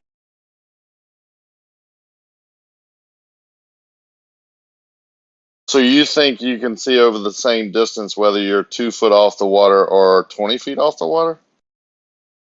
I don't. I don't claim that. Yeah, well, some people are like saying it doesn't matter what level you are now. Like the more dense air or turbulent air or whatever you want to call it, it doesn't make a difference. Yeah, but in my mind, either way, it's all visual. It's all light, and light Hmm? bends. So Yeah, it goes in all. Yeah, it gets all screwy. yeah, so I don't know. I just don't think it's a proof. And like, I was just looking No, into more NASA shit, and it's just like, why is this cloud copy and pasted 5 times, not once, 5 times on the globe? 5 copy and pastes of the same goddamn cloud right in a row. because Are you they're serious? mocking us. They're mocking us. But then Yeah, you bro. have the NASA defenders. It's weird. They're This, clearly mocking. You do a lot of that shit on purpose. dude, the sex cloud too. I was just thinking about it because I was looking at this and it had 5 clouds in a row, and I was like, that's pretty dumb. And then I just remembered, like, when I first got into FE, you guys remember, right? There was like a fucking cloud that spelled sex. Like the cloud literally just said sex on the side of the globe. So, Numpty, what you need to do is go to Himawari and look at those clouds and tell me if you ever see any that repeat. Yeah, stop looking at the NASA pictures and photos of Earth. Stop doing that because they are punking you. But Himawari, nah, it's real. No, I think What's this that? one What's that you're talking Himawari? about specifically was one that was just created for which one are you? Which one are you specifically talking about? What you need to do is stop What's trusting the Himawari? U.S. system, Hold on. NASA, and The start one you're trusting the talking about. Japanese system. Hold on, the one Wait, you're talking why would about I with trust the the sex Japanese, in the cloud. bro? You understand how fucking controlled the Japanese are by America? Propaganda. Do you understand that we fucked the shit out of them in World War II, and ever since then they've been basically a United States bitch. Who do you? No, They own okay. I'm Hawaii. asking you, They own which one are Hawaii. you? Which one are you talking about specifically? The one that where it posted same cloud 5 times. Oh man, I gotta go find it. Right now I'm on a hike. I was looking at it earlier. I won't be able to Yeah. get it for probably like Well, let's see. B-ball's never seen. Probably take like another 15 minutes for me to get down the hill, and then another 10 minutes to get home. Maybe 25 minutes. Someone's building a fucking giant black cube on the side of this fucking hill on the other side of. Looks like someone's building a mecca over here. Hey, I'm gonna what? try and take a picture of it. There's a black cube. Someone's just built a black cube out of nowhere over. Hey, what island is the Lion's Head on? Is that the North Shore of Honolulu? You said you mean Diamond Head? Is that Diamond Diamond Head Head. where the lions? Yeah. No, it's a lion's head. It's a mountain that looks like a lion's head. I've climbed up to the top of it. I just don't remember where I was. Was it Oahu? Maybe is Hanama Bay on that same area? Yeah, that's Oahu. Yeah, that's Oahu. Okay, yeah, okay. I couldn't remember. So you must be talking about Diamond Head. No, what I was mentioning you was can hike. okay. Diamond Head has the lion's head on it. No. Okay, this is the lion's head. This is a mountain that looks like a lion. You can climb up. Was it near the ocean? Overlooking the ocean? Yeah, it's close to the ocean. And when you got to the top, there's like an old military installation inside, like tunnels and shit. I don't remember that. I was young. I just remember going there and climbing up, but coming back down was like crazy scary. And then Hanama Bay was close to there. We fed the fish. We brought plastic bag, I Ziplocs think full of he's peas. talking about. I think he's talking about Cocoa Head. Was it one like straight up, like a straight shot Was up it? a Was hill? it? Wait, hold up. Was it a crater? When you was it? Was it like a All I like remember is the lion head. train track steps up and then a crater, or was it? Was it when you looked to the side you saw Hanama Bay on the side? No, I just think it was on the same island as Hanama Bay. I think that's Honolulu, right? Is the main. Yeah, that's Oahu. Yes. Yeah, I think we flew into Honolulu and then drove across the mountain. I might even be in Kaneohe if you drove across the mountains. It's is that where the military base is? There's 4 military bases. Okay, he was four in the military bases. Marines. He would have been on the Marine base. Oh, so you're in the Kaneohe side. Kaneohe. Yeah, I knew it. I knew it was Kaneohe because he said. Is there a drive over the lion's head mountains. over there? I just Are remember you having see- to was take there the two? bus. Was there 2 steep peaks, or next to each other, kind of? I don't remember that. Like I said, all I remember is the lion's head, and I had to take a bus to Honolulu. Like we were across the mountain, but I could take a bus to Honolulu and go into the city and the mall and watch movies and all that. Oh yeah, forgot about movies. I haven't been to the movies for fucking like 8 years. I saw Good Morning Vietnam when I was there. So that'll tell you what year it was. So there is something Crouching Lion. It's closed though. Maybe This that's guy the put- one you went to. I think that is, bro, because this guy said he went back when fucking Good Morning Vietnam was in theaters, and most of these hikes have been getting slowly like shut down. There's a couple hikes over here that when I was little, my parents and me could go on, and now they try to stop you. Like, I'm on a hike right now in someone's private property, but I know the guy, so I can fucking access it and then go back onto the ridgeline.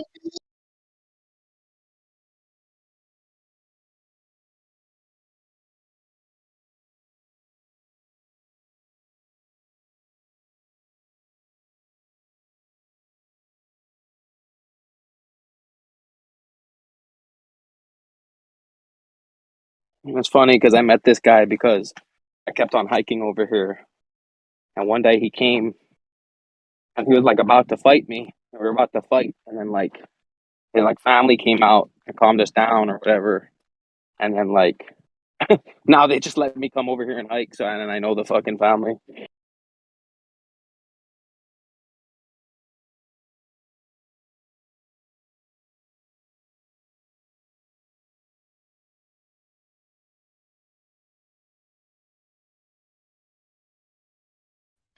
My family would have come out to egg it on.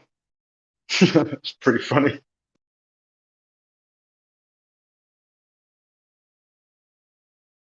I don't know. I don't think it would have been fair. Like he looks. I think I'm a little heavier than him, but I'm a lot taller. You know what I mean? He's very short and stocky, whereas I'm probably just as big as him, maybe 20 pounds bigger, but like a good 6 inches taller.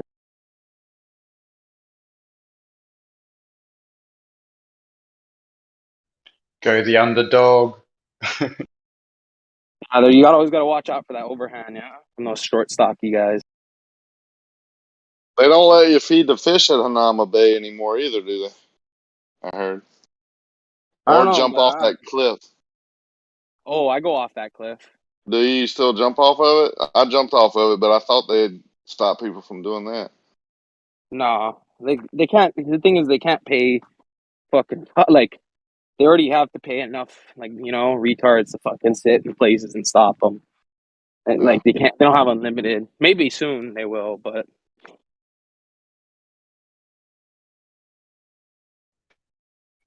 They can waste money on all sorts of useless shit when they need to find money. Crazy, isn't it? dude, yeah, like it's just like I said, dude. There was a job opening for 150K to go around on YouTube and Discord and find misinformation. You know how fucking much of a waste of money that is? Well, half the bowlers here are probably on that, aren't they? Reporting us. If they were paying me to do that, I mean, come on, I'd be doing a lot well off. Aren't you jealous though? You could be getting paid to do this. You don't have to do it for free. I know, I am jealous. What happened to that guy that was driving Lyft and like changing flat tires every other day and rolling tires and buying rims and stuff, putting them in his apartment? That dude was here all the time. Never even heard of him. He must have just been when I wasn't here. That's funny. Huh? He was really smart. Like he knew everything, but he was a Lyft or Uber driver or something. All I know is Uber drivers know all the places to party. Yeah, they know all the cool spots. I was literally like, I hopped in the car because my friend was visiting me. We just got to get in the Uber car, right? We asked him. He starts telling me about places I've never even known about, and I've been living here since I was a kid. And I was like, fucking this Uber driver over here.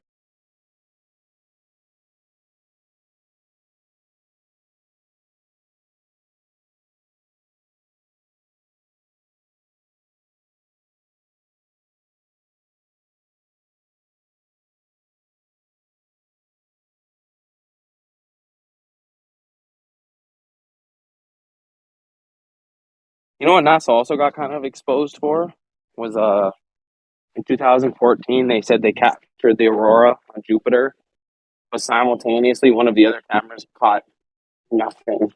So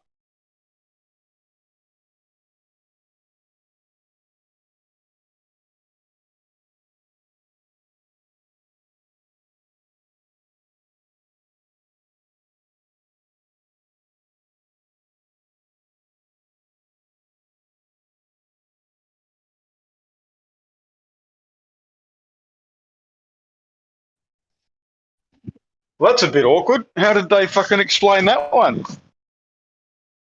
I don't think they did. I don't know. Maybe they did, but there's like basically that it shows like the same day, the same date, month, and year in 2014, and the pictures side by side, and they look identical except on the north, I guess, pole of one of them, there's like a swirling blue thing, and it's supposedly the aurora borealis. But it's just like, well, why isn't it on the other one? That looked like fucking just, I don't know. You know what I've got to fucking get some better fake shit. Yeah, I remember seeing it. I have a bunch of memes on my laptop. It might be in there, but I was just thinking about it, like just remembering all this old shit when I first started looking into FE and like, round or flat. NASA's been well, most likely, almost completely certainly flat. But even if it's round, NASA has been utterly exposed. Like even if we find out that it is somehow a globe Earth, like NASA's in the trash can. It's only a matter of time, really. Like they've really exposed themselves with all the fake shit.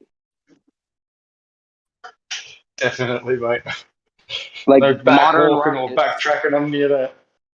modern rockets that go up in the sky, they supposedly go 100 million miles. 400 miles. And then, right, that's like modern rockets. Now, that's not even, what is that? Like it's like a tenth of the radius of the Earth, first off. Second of all, that's not even anywhere near the moon. So my real fucking question is, how did they wing it the first time? I don't know.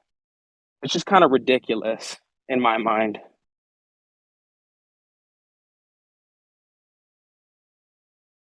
Like when you just calculate the scales and look into the scales of shit, it seems like we haven't. Seems like the scales have been going down and our capabilities not up. But what other technology gets worse over time?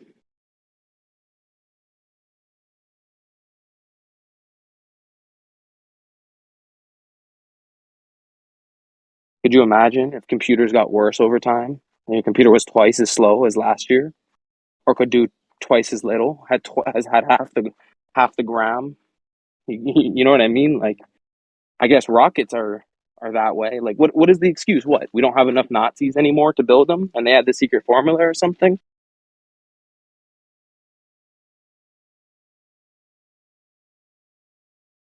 Nazis had some shit, man.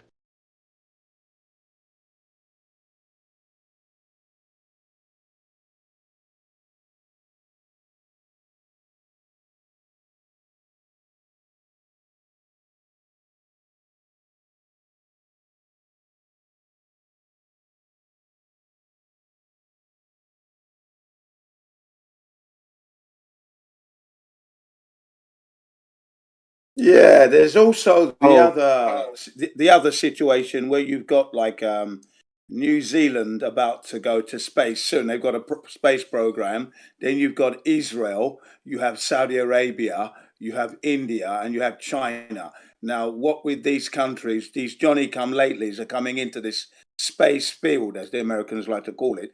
It's keeping everyone interested and invested into the belief that they can go up there. You see, Well, so it's not I just think that. it also. And sorry, I forgot to mention the ESA, the European Space Agency, and Russia's Space Agency. See, and JAXA, Japanese space agencies. So with all this going on, it How keeps do you people spell invested. that? How do you spell that European Space Agency? ESA? ESA? Yeah. Isn't that the name of the fucking brother of Jacob in the Bible? Esau? Yeah. Yes, that's right. That's right. You're right. Nah, these fuckers are always playing word That's games. spelled the same way. ESAU, first of all, is the common English spelling of Esau's name, and the European Space Agency is simply ESA. There's no U in it. No, no. Oh no, I'm not saying it's spelled the same way. I'm saying you pronounce it the same way. Word games. Yeah, almost pronounced in the same way though. Yeah, almost. Anyways, I guess Earth is Life for B-ball. The picture I was talking about, someone already posted it. The sex posters got worse over time. Yeah, maybe there is some sort of planned obsolescence. I don't know. Maybe the rockets are planned obsolescence. maybe that's what it is. But couldn't that just be like some anomaly with the clouds? It kind of looks like it says sex. I mean, I don't know. Okay, I don't know. Okay, the one with the sex, I can see where you're coming from with that. But with the one with all the copies, where the clouds are literally copied, Yeah, I think that there's was. no way. Where they've Yeah, been I think that one cloned was. clouds. They Oh were yeah, I cloned. think that one was created. I mean, that one was just he just wanted to fill in. Yeah, that was a blue marble that the one guy created. I don't think he claimed that it was an actual picture, like a one-shot picture. Well, they cloned the clouds, and that's wrong. But So I mean, it's there's obviously fakery. but there's the other blue marble, the one from 1972, and also you can look at Himawari, the one I just posted. Yeah, and here's the problem. The Himawari is not up there. The sunflower satellite Okay. not up there. So there's nothing. It cannot be up there Yeah, taking pictures of Earth. No, we've yeah, but seen the you guys, program and how they do it. It's all but being Jin, done on Earth. It's all being done on Earth. And Japan is very Jin, clever that's with where the technology. you live in Japan, don't you, Jin? That's where you get your weather from. Is Hawaii. No, it's not coming from Himawari. That's for sure. That is where it's coming from. It's not coming from the Himawari. That is for sure. Okay. No doubt about that. It is not Okay. coming Agree to from the disagree. Himawari because the Himawari is not up there. It's not up there giving us any weather details. What they've done is they've got this kind of template of the Earth and they're just CGIing it on a daily basis. That's all they're using. Computer technology. Nothing to do with Well, the if they're Himawari in space if they're giving us weather. well, That's Jin, for if they're sure. CGIing it, they're doing a great I job. would lay my Hold on, life and Jin. my family's life on that for sure. Okay, No I problem. wouldn't do that. No I problem. wouldn't. But I mean, if they're doing, I if would. they're I'm CGIing it, serious. I would. they would literally have to be doing it in real time, and also would have to match what the ISS also sees too. The ISS is not up there. See, you're a dreamer. Because you The could look, ISS I cannot could, be up what there you know what I could do because is I could wait for the ISS to pass over my location, right, and then I could take a the screenshot, and then ISS I can is look at not up there. Himawari, and I can see the same exact clouds. Yes, well, the ISS is not up there because the zone that the ISS would be operating in is highly radiated to the tune Yeah, of but 2,500 rems, which would kill any Jin, living organism up there. Sorry, okay, it's a but wash. Jin, how are the clouds matching though? I can't hear you. Wait, How do the hold up, clouds hold match? up, hold up. It doesn't matter if there's clouds matching if all the humans on board are dead. That's a good No, point. I but don't think you can hand wave that. You can't hand wave the fact that's that not. That's just a claim that he's making. It's not true. you have to make Not a claim. It's a claim by NASA. It's from NASA and the astronomers themselves. I'm not making the claim. I'm going by what they tell us. Okay. So if that's what they tell us is true, then it's not possible for the ISS to be in that zone. It's not. It'd be impossible. They would all be dead. They would be dead.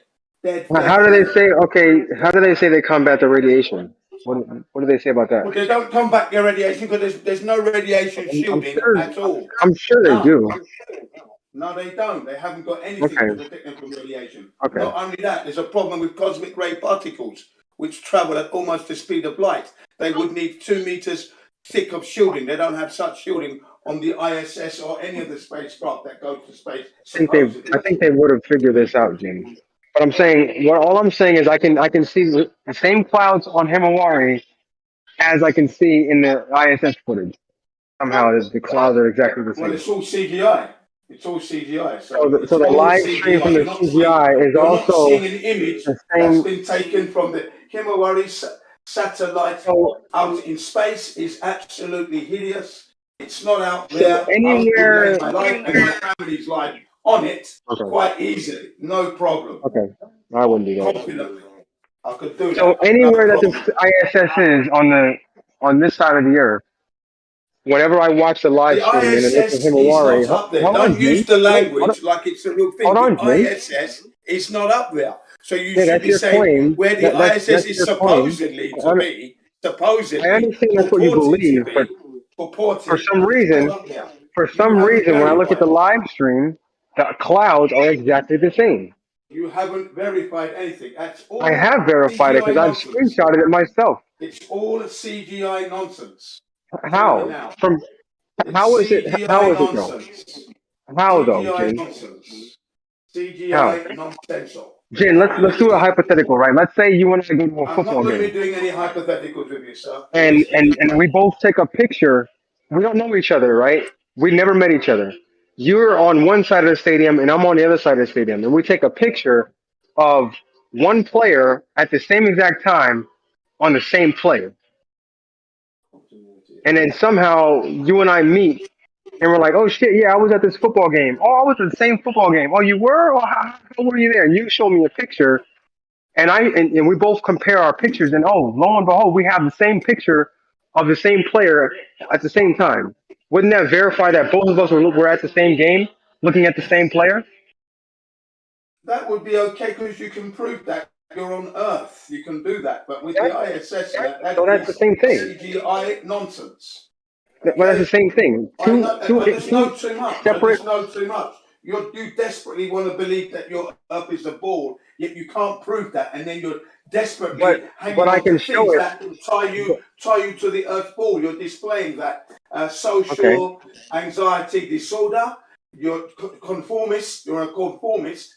So it's social conformity you're doing there. You know, you're not thinking rational. You're not listening to the knowledge. You're willfully disregarding the facts that I've said to you, willfully. Okay. So you're desperate.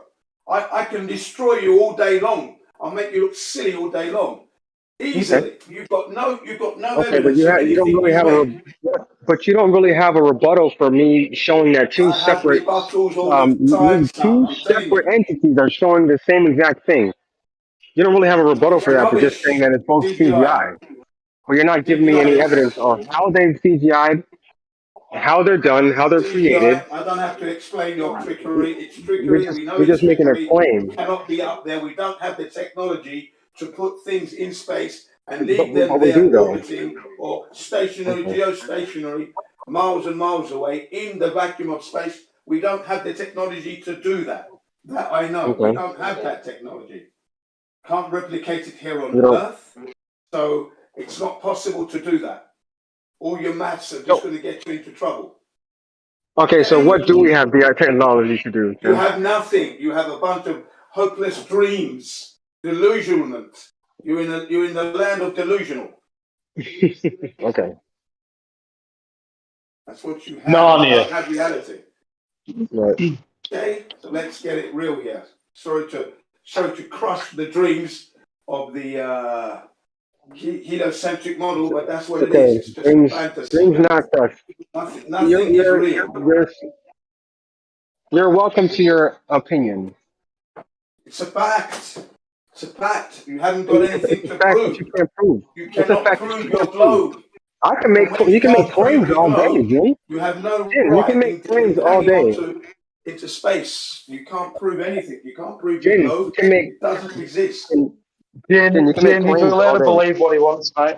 He can believe Yeah, of whatever he course. wants. Let him say. And Jim I'll let him say Jim what can he do the wants, and same. then I'll say what I want. So Mm-hmm. carry on. He can believe what he likes. He's entitled to that, but it is a belief after all. It's not fact. So He admits that. when they talk about things like it's real with no evidence, you have to pull them up. Yeah, look, I can screenshot the clouds over Japan right now. Check this out. You have to pull them up. And clouds don't look the same from the top as they do the bottom, mate. They're not symmetrical. Fucking hell. Okay, well, matter. You know what? Let's do Australia. East Coast Yeah, or West Coast? I've written the word sex in my paddock.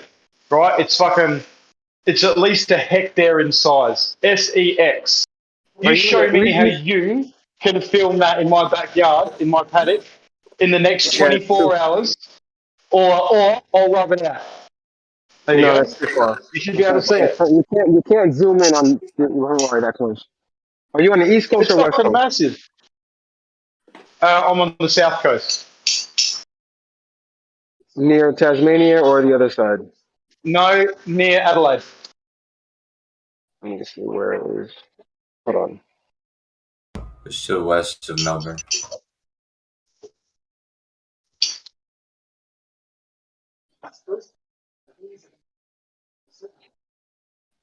I'll even put a laser show on at night time if it's night. I'll put some sort of distinct laser pattern laser show on so we can verify fucking afterwards or before, whatever we want to do. And then when it goes over, it should see my laser show going on, shouldn't it? But the size of something that you would need to make is nonsensical. It's like, Great Wall of China is not big enough. Oh, really? You got So a lot of Himalaya cloud can't cover, even right? see the... Let me see. Do your Oh, clouds look fuck like this? Let's see. Let's see. Let me go back there. No, all I can tell you right now, right this second, I have full cloud coverage. So I wouldn't be able to tell you got full cloud coverage. what patterns. Yep. Do they look like this? I couldn't tell you because what I see from the bottom isn't what it looks like from the top. Go outside and take a picture of the clouds. Say that again. Go outside and take a picture of the clouds. Do they look like these patterns? No, it's just grey. It's just grey, mate. Like it's actually raining. It's just completely grey. There are no patterns to see. Okay. Yeah, you can pretty much see it is pretty cloudy over there right now.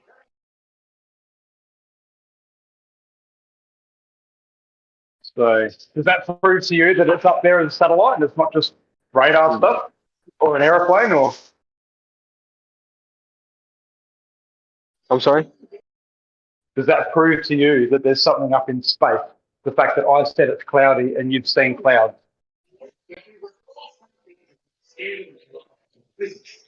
Well, it looks like, I mean, if you're seeing clouds, I guarantee, like, if you go out like on a clear day and you saw some patterns in the clouds, you could probably look on Himawari and see those clouds and the same exact formation of clouds. Matter of fact, there is a channel. I think his name was the channel was called Waze Underworld. He's down there in Australia, and he used to do a lot of stuff with Himawari with the cloud formations and then seeing them in real time. So I mean it's pretty good evidence for Is that something Wally's they're World? seeing. No, it was Waze. It was Waze Underworld, not Where's Wally. Waze Underworld. But isn't that just good evidence of real-time imagery? Not evidence of anything in space, though? Yeah, but how do you achieve that? Himawari. Well, how else do they achieve high-altitude imagery? You know how they do it in America? They get the Air Force to fly over these like locations, and then they drop down beacons, and they get and they do this for locations all over the U.S. and they feed information central federal place. And this is something that happens throughout the day. It's not something that they can get immediate information on like this. So if there was something up above the flat surface just going in circles, and it somehow stayed up there like your satellite, and it was just imaging, just constantly going around imaging, how would you know it's not that versus your orbiting satellite? How could you firstly tell the difference? Then we'd have to ask the question, okay, how is this thing staying up there? What kind of propulsion system is No. it on? I asked, how would you tell the difference? If I showed you the images, how would you know that it's orbiting as opposed to just going in a circle pattern above? Well, for one, if it's the Himawari, it would have to not be orbiting. It would just be staying in one spot. No, So but the Earth's rotating. The Earth's rotating underneath. Well, so how would you tell the difference in the images? Well, the Himawari specifically is not. It's geostationary. Yes, but the Earth is rotating underneath it. No, so it's how not. would you tell the difference in the images? It's in one. It's not. It's not. It's in one fixed position. Over the same same Himawari spot. literally just looks at one part of the Earth and that's it, does it? Yes. Only looks at this side of the Earth.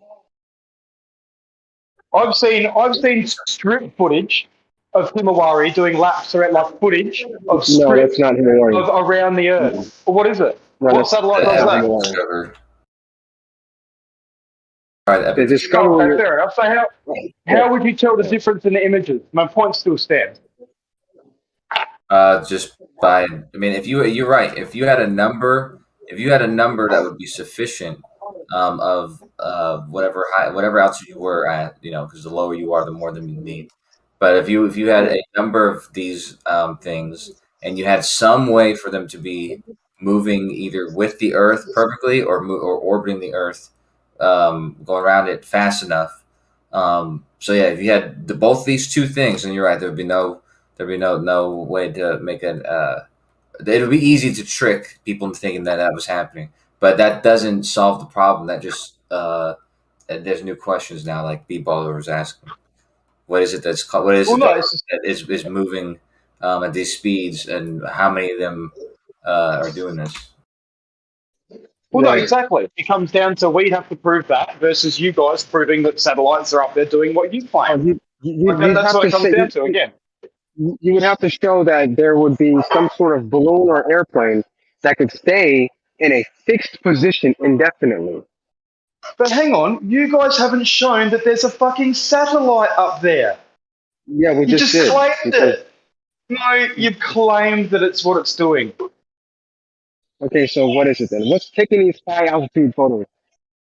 I don't know. I'm asking for proof of a satellite so I can believe in So a it's satellite, obvious. and all you can So do it's is say, oh, what else is there? well, obviously it's something, right? Something is really, Sure. really high taking pictures. It'll define really, really high. Like, isn't that Well, based on it's I scale? can, Like, I mean, I shit. can literally zoom in on any landmass on this side of the earth. Gotta be at This least side of the 5,000 earth. miles. I'm sorry. What do you say, Kosher? I said it's gotta be at least 5,000 miles to get a whole half of the Earth like that. Yeah, at least.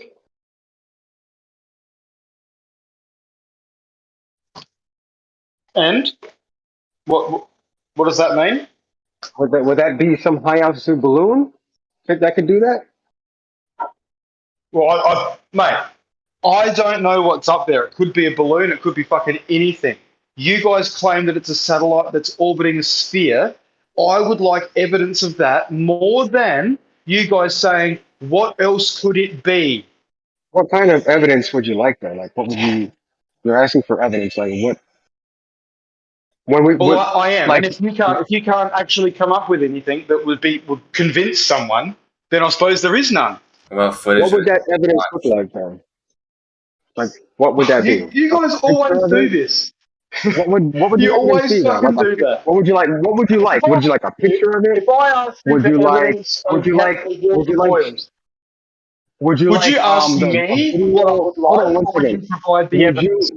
you like a video of when they launched it, or would you like a video of when they built it? Which, because I mean, regardless of what we bring you, you're probably gonna hand wave it away anyway and claim that it's fake. So why ask for evidence? Well, did you just hear my example? If I asked you to show me evidence of how water boils, would you put it back onto me to say, oh, well, what do you want? Or would you just proceed to show me the definitive evidence that concisely and definitively shows how water boils? What would you I do? don't know. Quickly answer I would that just go. question. I would boil the water myself. And say, oh, he was right. Water boils. Okay. So you wouldn't put it back onto me to provide you with what I need to see. You would just go ahead and prove water boils, right? Yeah, sure. So why can't you do that with a satellite? Why do you have to turn around and say, oh, well, what do you need? Just show me the Exactly. evidence. What evidence are you looking for, though? A picture? A Fuck. video? What What exactly? evidence do I need to see for water boiling? Yes. No. Let's stick on the. Let's stick to the satellite No. thing. You didn't need me to qualify the evidence for water boiling. Yet for some reason, I have to qualify the evidence for a satellite. No, but you're asking for the evidence. What type of evidence would you like? I asked for the evidence of boiling water too, and you didn't ask me No. the same question. I wonder why.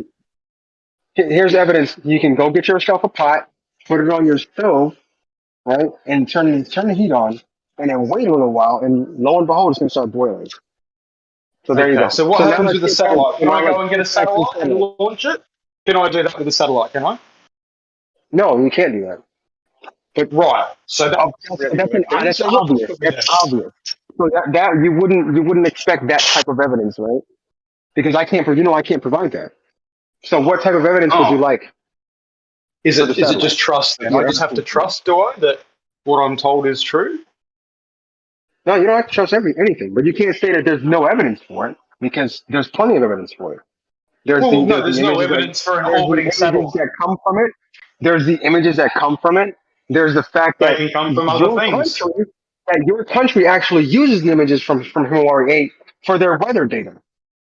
My country Right? tells me to There's go and also, line up for a vaccine, mate. I don't do that yeah, either. but okay, that's another subject. Then there's the image, the It's a evidence lie. that Himawari, right, and the ISS show the same exact clouds. There's that evidence too. Oh shit! So Well, that now, proves it. if they didn't, now here's one for you guys. If the ISS passed over my location, right, and I looked at the cloud cover, and it didn't match what was on Himawari 8, that would be a problem. Then I would be like, yo, what the hell is going on here? But since it matches every single time, I'm like, okay, well, they're both seeing the same thing. Okay, then. So what about instead of a satellite? Why don't we move to something that we can physically verify? Because I'm into physical verification of shit, right?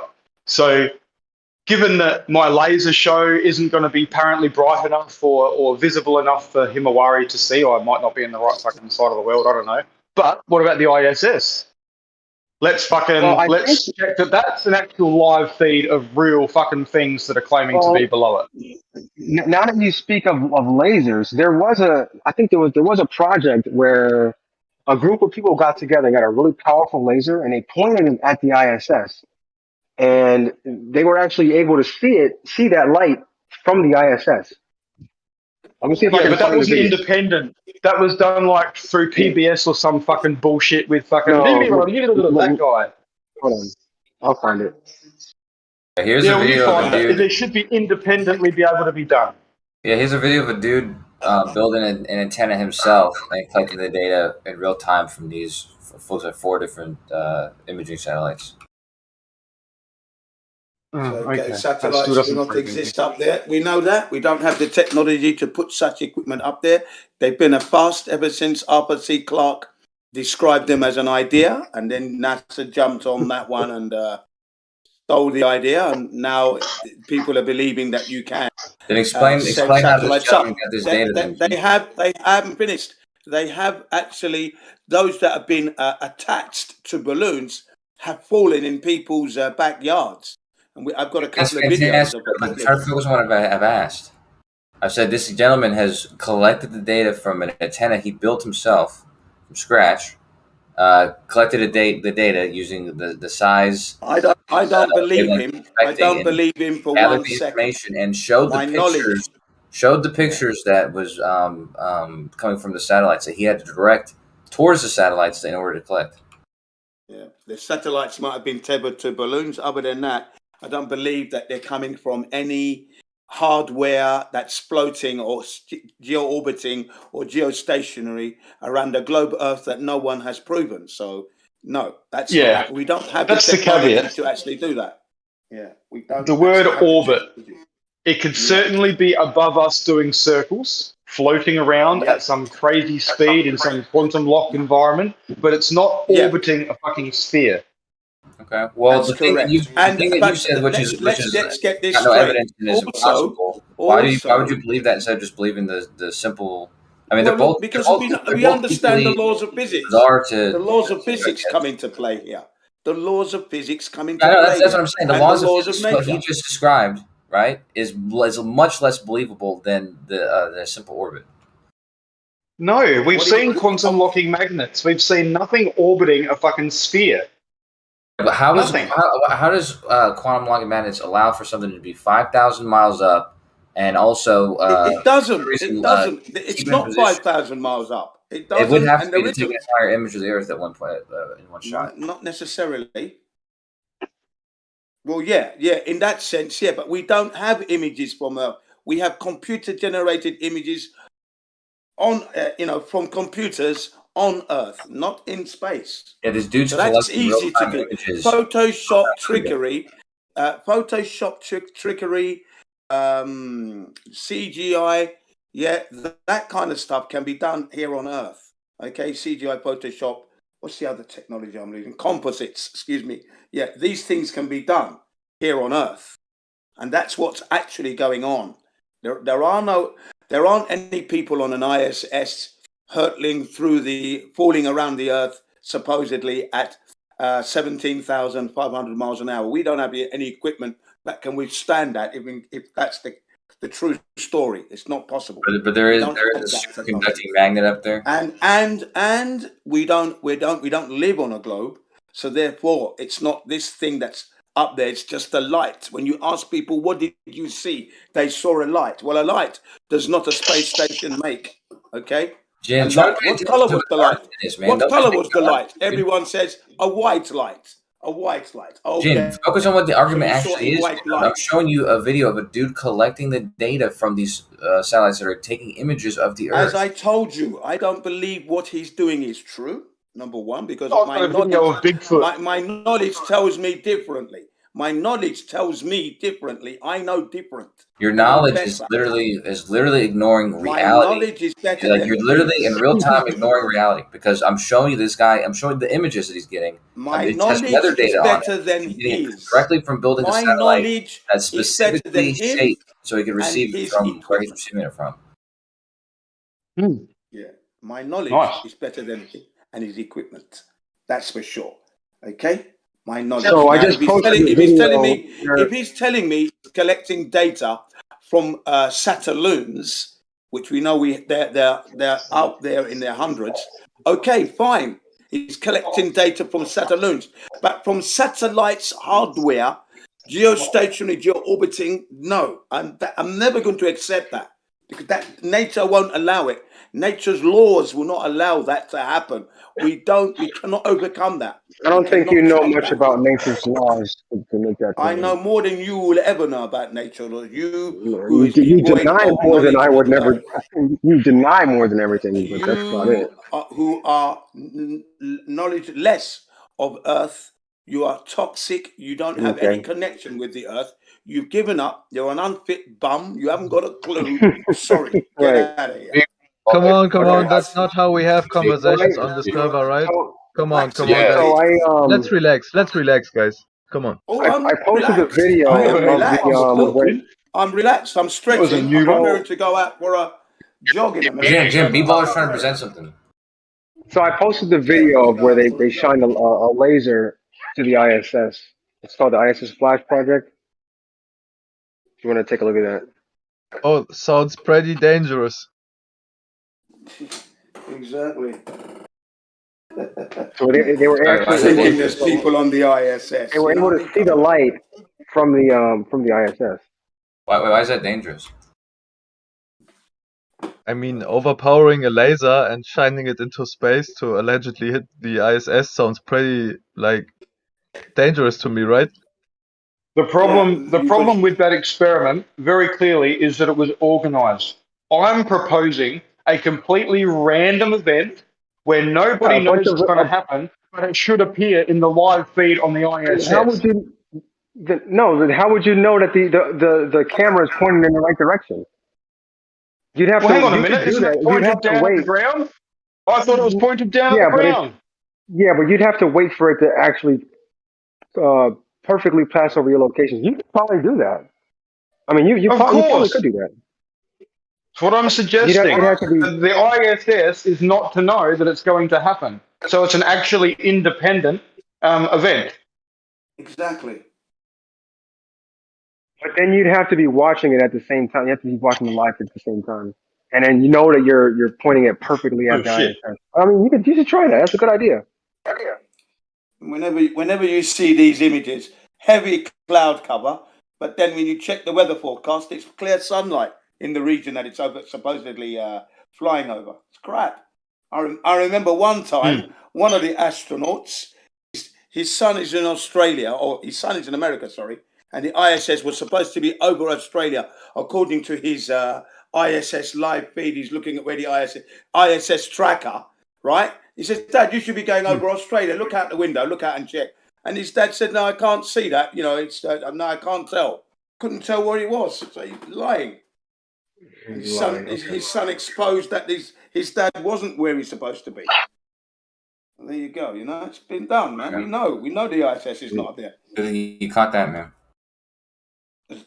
Sorry? That's a good catch, man. If enough people make observations like that, I think they'll finally realize that they're not really up to. Why would his son? Why would he have published this video? Like, why would he have published this video if it was an obvious? Someone else published it. Someone else published it because obviously it was a when I had these phone-ins. Hey, Jane, hold on. Before you phone in and you speak to your dad on the phone. Jane, hold on. So it's about to pass over Japan. Yeah, let's say that. Japan. Let's get your attention, man. It's about to fly. It's about to go over Japan right now, man, or pretty close to it. Not really directly. Sure, yeah, right. You should go check it out. Yeah, I'm not wasting my time. You're such a Jin. It sounds like these. I'm not wasting my time. I'm going to be going jogging shortly. I'm going to be jogging shortly. If I sit in the sky. If I sit in the sky, I report in. Well, it's still daytime, so it's still daytime over there. Yeah, it's still It's daytime. 2 o'clock. It's We won't coming be up able for to 2 sleep. p.m. It's enough. coming up for 2 p.m. in the afternoon here, Wednesday afternoon. Sunny day, beautiful sunny day, and I'm about to exert muscular force, sweat, and enjoy whilst I'm listening to house music on my jog. You take some Molly? Yeah, man. What? Why is Yeah, it man. Wednesday? Why is it Wednesday in Japan, Jim? You guys are Oh. directly sort of above Australia, aren't you? Yeah, no, yeah, we're not directly It's above Thursday here. It's 2:30 p.m. Thursday. No, it wouldn't be. Yeah, but That not would a be whole impossible. fucking day. That would be impossible. Hey, Jim, what's your... That's crazy. Sorry. Bloody My time mistake. zone. It is Thursday. Sorry, yeah. Hey, Jim, what's I'm going mad. Jim, what city are you nearest to? It's my dad's birthday today as well. He's kind of like in the southern birthday. part. It's like near I told south. you I am well north of Tokyo. Well north. So how north is well north? That's as far as you're gonna get. Let me see if I remember. There's It's the CIA? Natsugi was it no it's I'm trying to remember what's up there. There's Yatsugi. Yeah, I know Atsugi. I used to live there. Atsugi. That's up I north. used to go there a lot. Atsugi, yeah. I know it. The mountain he was claiming he could see forever or something. That would be Mount Fuji, Fukushima. Okay, just Jin, I'm looking at Japan just so I can get a general region. North of Tokyo. Would that be closer? You'd like that would midway? be close enough. Tokyo would be close enough. Nice. It's not close enough. All right. I'll put you in one of these Japanese. Everything's written in Japanese, so I can't say what it says. But the ISS, Mother Nature's laws just totally destroys any foolish idea of having any human being without spacesuit in such an equipment that doesn't have any protection against the radiation, against cosmic ray particles, no airlocks, everything's wide open. T-shirts, shorts flying around in their socks. Really. What longitude? So desperate to believe the Earth is a globe that they can't prove that they'll accept anything that the space agencies. I'm trying to do perfect logic and understanding of physics and nature's laws will tell you that what they display is totally impossible. That's good news. Okay, I'm gonna do your longitude as 140.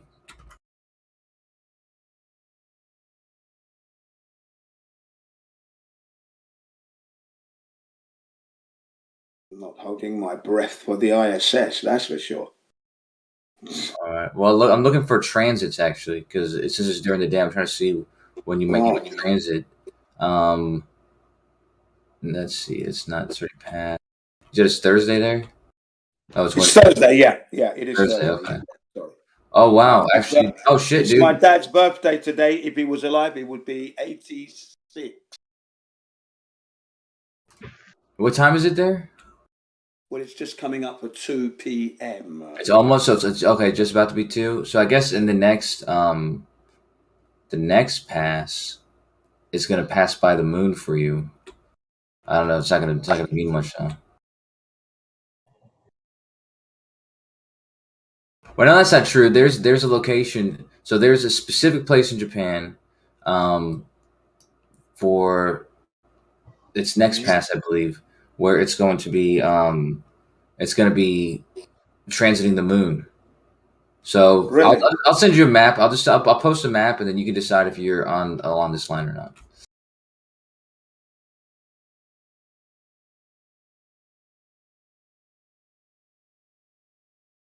Okay, let's see. Does this work? 1 second. Okay, things going wrong. Of course. Checked. You're okay.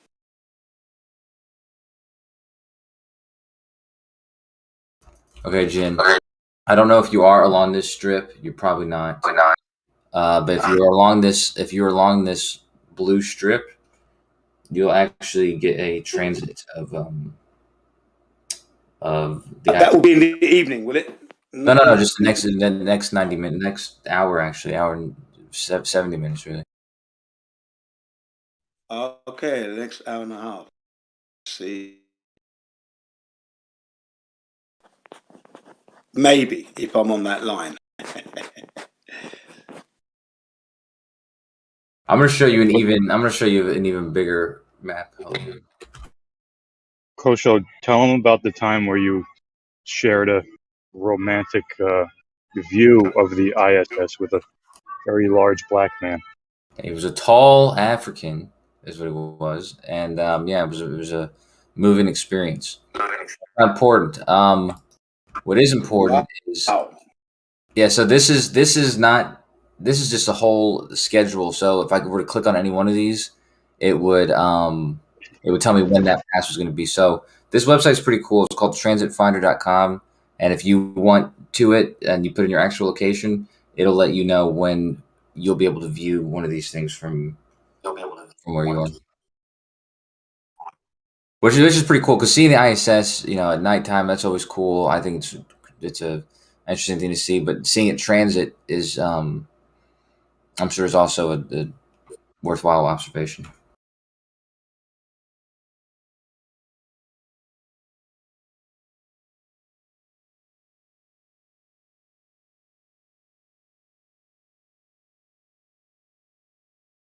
So that's the path it's going to take, is it? I see. Yeah. Oh, yeah. Let's have a look. Yeah, it's possible. I should be able to see it from there if that's the path, maybe. Okay. Well, yeah, but like I said, you can always look into it, and it'll be crossing. Yeah, I should be able to see it. You see the moon right now? You're not outside maybe. But then again, it's daytime. So what am I going to be looking at? I'm not going to see a light. I have to see who knows what we're going to see. Silver objects. No. Well, if it transits the moon, that's why I looked at the transits, because if it's transiting the moon or the sun, you should see an object, passing in front of the moon.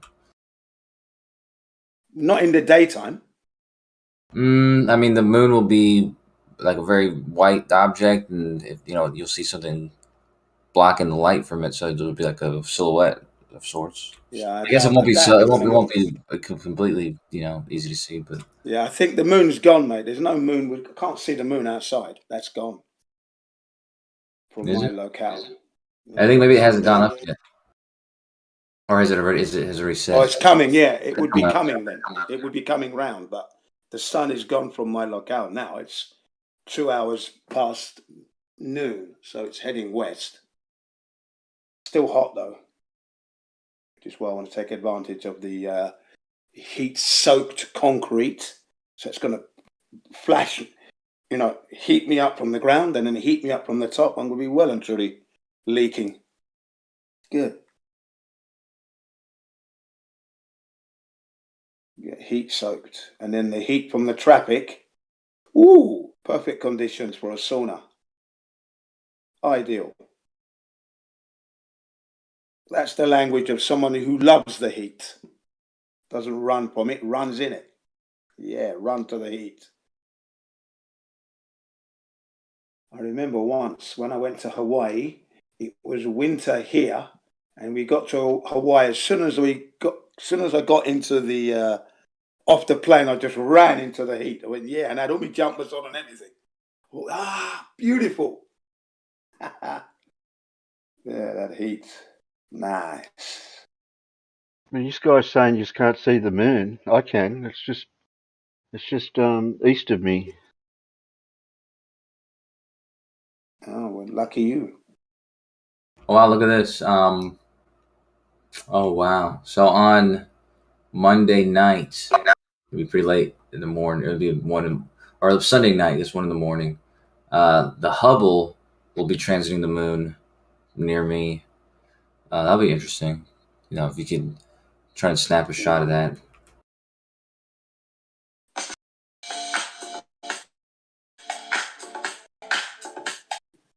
What is this? Am I listening to here? Is it that this goes where I don't want it to go? That's the problem. Here's the one. Ouch.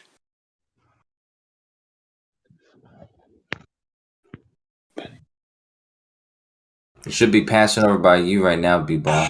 B-Ball's going.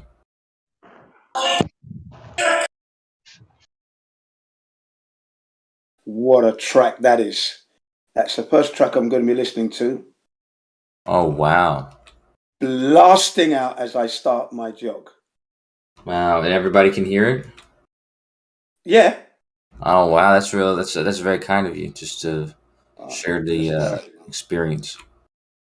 Yeah, exactly. Because it's only momentarily, so they won't be upset for too long. Right, exactly. It annoys them because I just pass by, so they hear the music and then it's gone. No different to two people talking. That's what I say to people. Don't get upset because you're walking around the neighborhood. I can hear you talking. Right. Okay? Exactly. I don't get upset. So don't get upset when you hear music pass you by. What are Japanese people doing that are so important anyways, right? Well, they're probably gardening and that. They're gardening with their Zen garden. Yep. You ever seen a big giant Zen garden? Like, do they make big Zen gardens? Oh, yeah. My neighbor's got a nice one. Like it's like a just sand? Not sand, no. Proper, bonsai trees and that, and they got the little Zen zone. Now they don't have. That's with people who've got big property that do that. Yeah, the rich, they do that. Yeah. Oh, and those who are like-minded. Yeah, but I haven't seen any of those in my neighborhood with the sand and that and all the lines. No, I haven't seen that. I mean, there might be. I haven't seen every house in the neighborhood, but I haven't come across any in my travels. Yeah, but I remember what I was just trying to say. I remember eating in a restaurant, okay, and I was listening to YouTube whilst I'm eating my meal, and everyone else is having their meal. They're all talking. You can hear the voices, and the waiter comes up and says to me, "Can you turn the volume down?" I said to him, "Can you turn the volume down on the people? I can hear everybody talking. Can you turn them down?" Oh, yeah. No, I'm not turning mine down then. Thank you. Get out of here. Carried on eating, man. That's what's up, man. You stood your ground. See, I'm too. I don't do stuff like that at restaurants because I get I don't want to jeopardize the relationship between myself and the people who can possibly stick their fingers up their ass and then put it in my food or something. Something disgusting like that. Well, I mean, the waiter's not going to do that, is he? He's just going to. Well, I mean, when I was growing up, I know fucking dumbass people who do stuff like that. Yeah, he's just going to think, well, that man was right because there's people talking, so why should he listen to other people's conversation rather than listen to what he wants to listen to? Thank you. It's logic, isn't it? Voices coming out of a device, voices coming out of human beings' mouths. What's the difference? Can you remember what you were watching on YouTube? Oh, I was probably watching something to do with the moon landing hoax, or probably 9/11, something like that, or something to do with flat Earth. So you're basically you're sharing information at the same time, valuable information. Yeah. That's what I always do. Yeah, I don't watch anything like MotoGP sports now. I'll do that at home. But if I'm out, then I'm going to try and promote flat Earth or moon landing hoax or 9/11. But it's usually one of those three. Sometimes when I'm in the car, I have my phone like on the windshield, like it's hands free, and I'll play pornographic videos on the highway and stuff. And I know leaving a trail of destruction behind him, people crashing. No, I just like to make it longer. Sometimes it's relaxing, when you're driving. Yeah. Well, whatever floats your boat, as they say. Whatever floats your boat.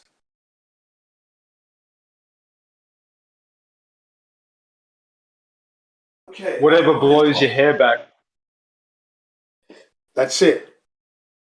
But anything about ISSs, that's all bunkum. Fantasy. We don't do that in the flat Earth.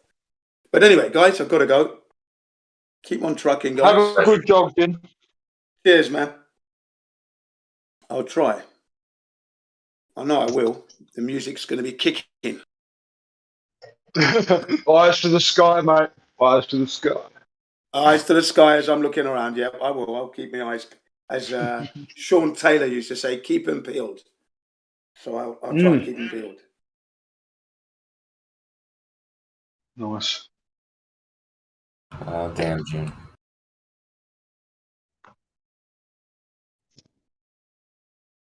You know what's interesting about the it's almost not even worth describing because I know like that different evidences or different blah blah blah. But I thought it was interesting that I could easily look up the ISS path and stuff like that. Where's it going to be in 90 minutes or whatever. That's boring though, because I could also just find out where it is exactly at this moment in time right now, and what else? Yeah, where it is exactly right now, and I think there was one other thing. No, I think that's it. Yeah, just where it is right now, and I could tell you where it's going to be, sometime in the next couple hours, based purely on Coriolis and other information about the ISS and planet Earth and stuff. But to me, that's pretty damning evidence that Coriolis is really happening. If you can use that to predict its path in the future. Otherwise, how else would you make an prediction, like that? Like if I wasn't a psychic or I wasn't related to some sort of god of some kind, or I don't just get lucky. What are the odds of being able to predict the future path of this object? Well, I mean, it's like saying I can predict that in 3 hours from now, in where I am, it'll be fucking 20 to 6 in the afternoon. And then you can watch the clock and it'll be 20 to 6 and it'll be like, how the fuck did you know that? There's nothing at all like that. Well, it is. It's got a track. It's got a course. I know it does, yeah. But I don't know. I'm not aware of that though. Like I'm saying, I know that exists. No, but okay. So if you know the point where it is right now, do you also need to know which direction it's traveling and what speed? Yeah, but that information, the initial direction it was traveling, I know that, and I also know the speed. And so with that information, I could use the Haversine function and figure out the Great Circle route. But the Great Circle route is not going to give me its path because it's making a great circle. The Coriolis, yeah. But how would you then say, like, verify that? Like, where would you put the person to test this? Well, let's just say it was where it was in enough time for you to tell me, hey, I bet it's going to be coming over your head in 3 hours. And I look out and it comes over my head. But how do I know that someone, like where Bandy isn't looking up and it looks like it's over his head as well? Well, I mean, and he's like a long way away from me. I mean, it's got a definite path at any given point. So it's only going to be telling, it doesn't tell a series of people, they're going to see it. It's very specific. Like if you're looking at like one of the routes or whatever, it's not going to tell multiple people, multiple places in the world, hey, by the way, you're both going to see it, but don't tell the other person because it has a unique. No, not my point. Not my point. What I was saying is, if you're going to be accurate like you say you are you suggesting you could tell me it'll be above like my zenith point versus Bandy's zenith point, and that when he sees it and I see it, we won't optically see it the same? Like he'll look up and go, oh, look, there's the ISS. It's not over Shannon, it's over me. Like, how would we verify that point of it? Yeah, well, so the accuracy, you guys are pretty close, man. Actually, you guys are very close. So that's not really. We're an hour away. Yeah, even still, I think that that would even be too. I'm not saying I can make the prediction that good because my prediction is a fairly crude one, and it's based purely on, like I said, the Haversine function, which is only giving you a great circle route, and its initial direction, which I can only hope it's still going that direction, And only it's and then the adjustment for Coriolis, of course, yeah. I forgot how I. Oh yeah, that's right. I had a Yeah, I had a calculation for Coriolis or whatever. Or I used Walter Bislin's or something like that. I don't remember exactly what I used for the Coriolis one, but regardless, yeah. So the precision is not as good as to say that between you and bandsaw. But for instance, if I know that it was in, it's about to be south of South America. If I know that, then predicting its path, predicting its location in the next, I don't know, let's say 2 hours. I mean, that'd be a crapshoot, right? I mean, how am I gonna know where it's gonna be? Well, that's sort of what I'm suggesting. Like, you could say that it's going to be above me in 2 hours, and then let's just say Bandy and I see it, and it appears to be above us because we're so close together. Is that within the margin of error for you adding and not adding Coriolis, or like? Oh yeah, that's how about. do we know it's all? You know. Yeah, I can't. I couldn't get more accurate than that. I don't think. I mean, I probably could, but I'm just saying because when I did it a couple times, but it's very crude. But in my opinion, that's impressive. That is impressive in itself, and indicates that the information you're using to calculate that surely has to be based in some truth. That because if you're using these facts to make that prediction, then observing that prediction being true, which tells you that those facts are actual facts, right? Although even if like I'm suggesting that you could nail it above my zenith and Bandy could look and not see it, but I saw it and we could say, fuck yeah, you were pretty accurate. We'd then still have the argument, was it Coriolis due to Earth rotation or was it Coriolis due to ether fucking vortex? So it'd still be that same fucking argument, right? It's not definitive. We need the whole boiling water thing. You got to just blow it out of the park with something that no one can argue with. Yeah, like, I don't argue with boiling water. Never have. That's impossible. What you just argued with me tells me that what you've just said has to happen is impossible. But I'm curious instead about what you said about because I'm curious, just pure curiosity. I'm not going to tie you to it or anything, but I'm just what you said about the ether. Because you say, well, how do you know it's not? How do you know it's not that Coriolis and it's not from the ether? So yeah, sure. Can you break that down or whatever? Well, no, because I was just putting it out there that it would still be contentious. I see what you're saying. Okay. Like, we could have a whole discussion about, it's just more contentious stuff. Unlike boiling water, you and I are not going to argue over boiling water, and I'll assert that that's because we can touch and play and move the variables around and actually be definitive. Whereas with space, we can't do that. And as much as I know you'd like to say that it's basically the same when we do these experiments optically and make these predictions, it's technically not the same. Otherwise, we wouldn't have an argument. Well, what if I showed you a dude with a spacesuit inside a vacuum chamber and a pitcher of water, and I showed you that he was in a vacuum because the water was boiling? Would that be definitive or whatever? Sounds like definitive a good magic of what? That he was definitive of what? Like the conditions of the room he's in, I suppose. Either he's in a really hot room or it's very low pressure. Or there's a heat source underneath the water jug.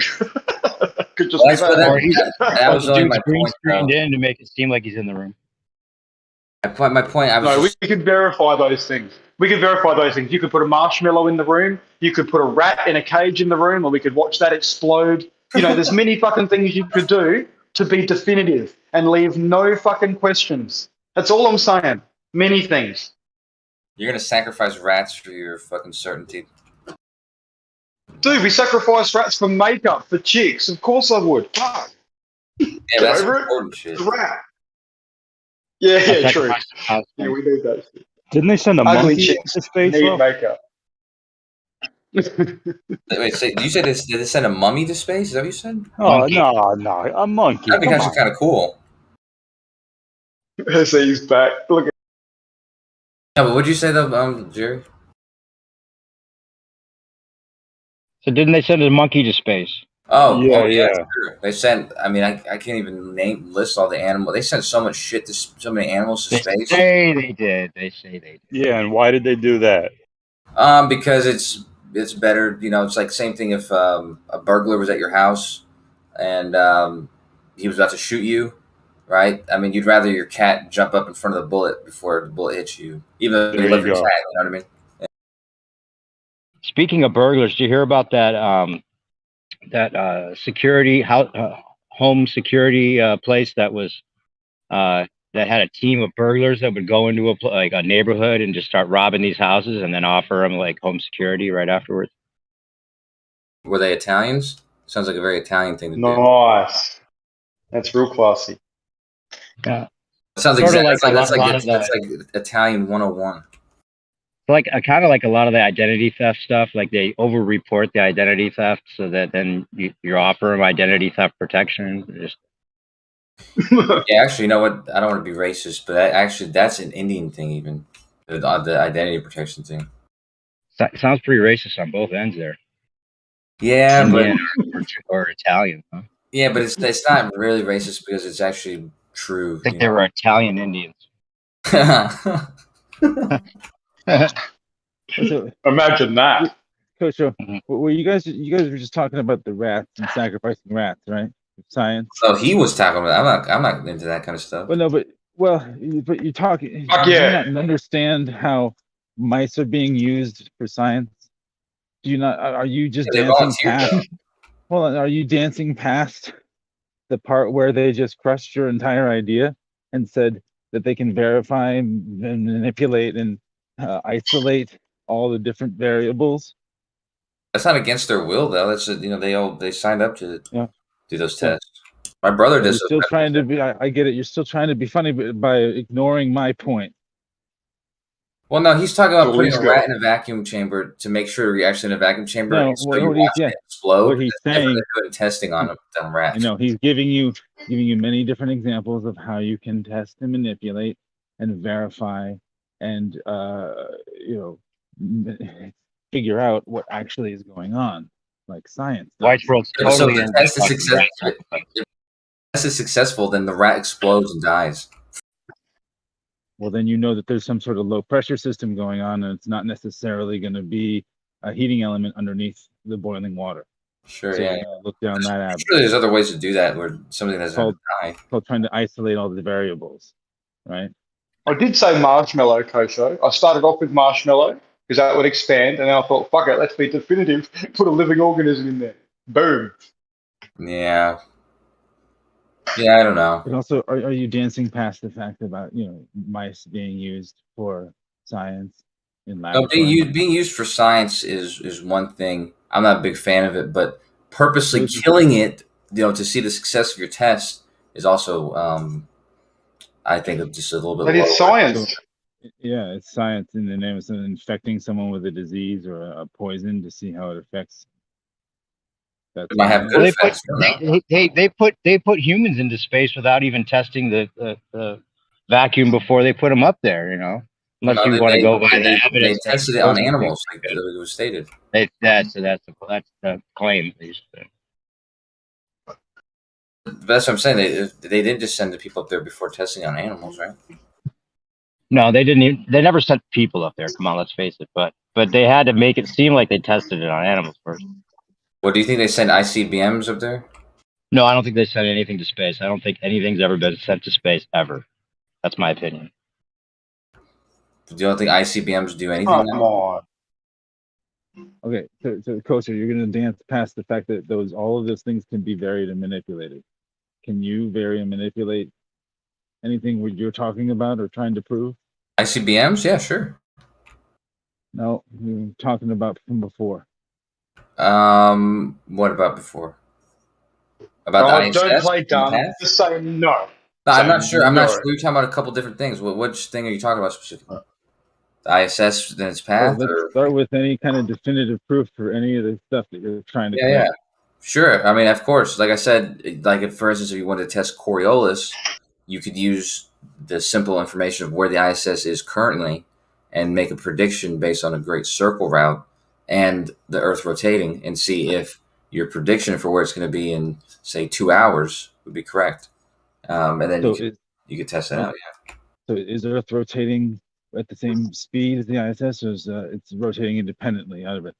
Well, the ISS, ISS is not rotating. So it's okay.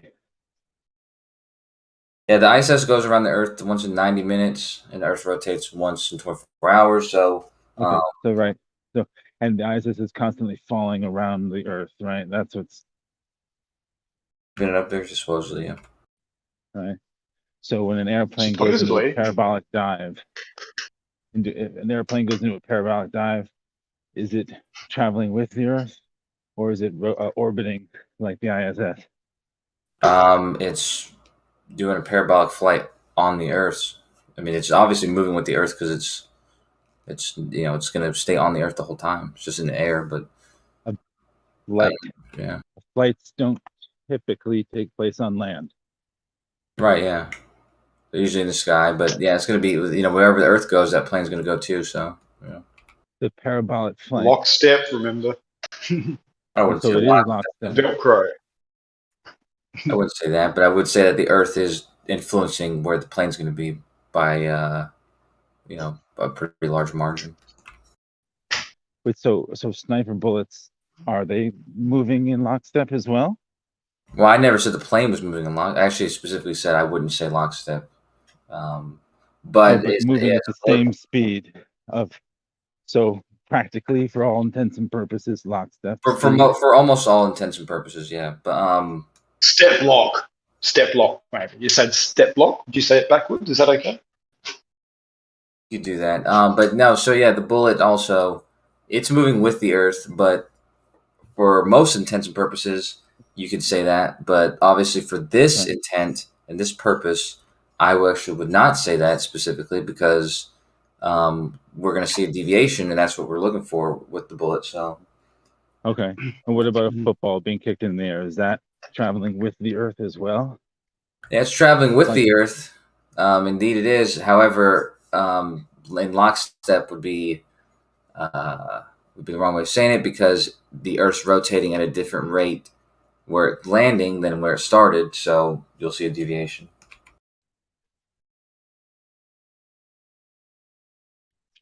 Did you have to do some serious deep stretching for those mental gymnastics beforehand?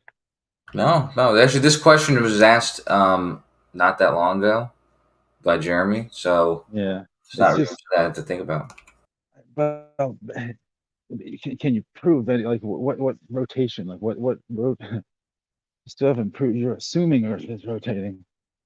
Still asking for that proof. Yeah, play with your variables, mate. Okay. Well, I did Foucault's pendulum once because I was curious because I did see the sky moving at night and stuff. So I was like, yeah, it's interesting, but I can't prove one way or the other unless I do a test like Bob Nadell did. And so yeah, I did the pendulum, and sure enough, it deviated the way it's supposed to. So. And that was proof. That's crazy. That was proof of an assumption, right? Oh no, it was just like evidence. It gave me evidence that it was the Earth actually moving, and that's why I was seeing the stars move. Evidence that your assumption was correct. This evidence. I love it.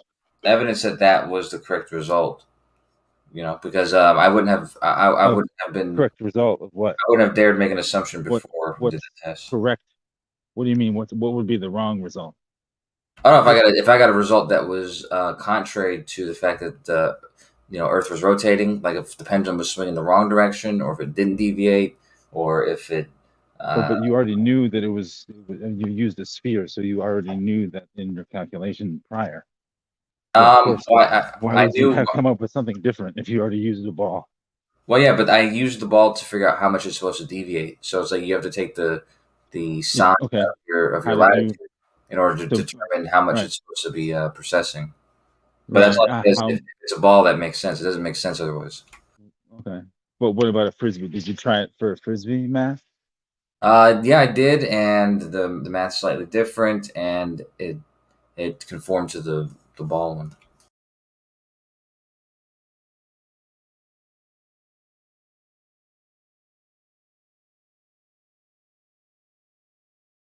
Actually, I'm pretty sure on a frisbee, you would see it deviate. There wouldn't be. You wouldn't have to do any sign. I think it would just do once every. I think it would just be once every 24 hours. Oh, you guys didn't hear about that?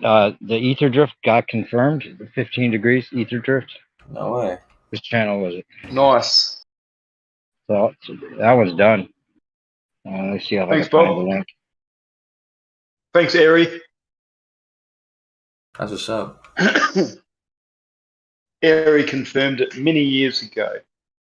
That's almost as big as finding the boson particle. It's even better than that. I'll find it. Please do. That sounds good. It's great news.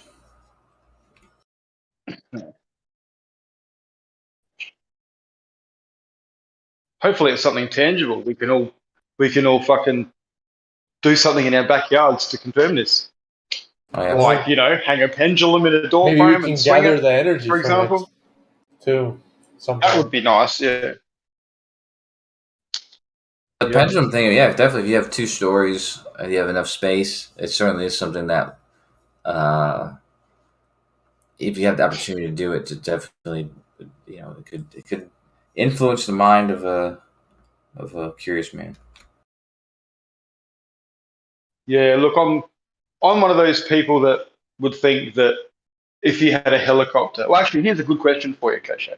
If I had a helicopter that wasn't, you know, dependent on fuel or anything, let's just say there was some sort of tether powering it, and that tether was not impeding it in any way in an ideal world, and that helicopter went up and it was in hover mode, and it just sat there and hovered, how long do you think it would have to do that before the small percentage of lag that is in our atmosphere, because it's not completely in lockstep, before that helicopter would start to drift in the direction opposite the spin? Can we change that slightly to, instead of a helicopter, we'll just say some magical device that's able to hover up there? That's not because a helicopter or a drone or something like that, just by nature, the nature of the way it even elevates itself, Like a UFO. directions. So Hypothetically.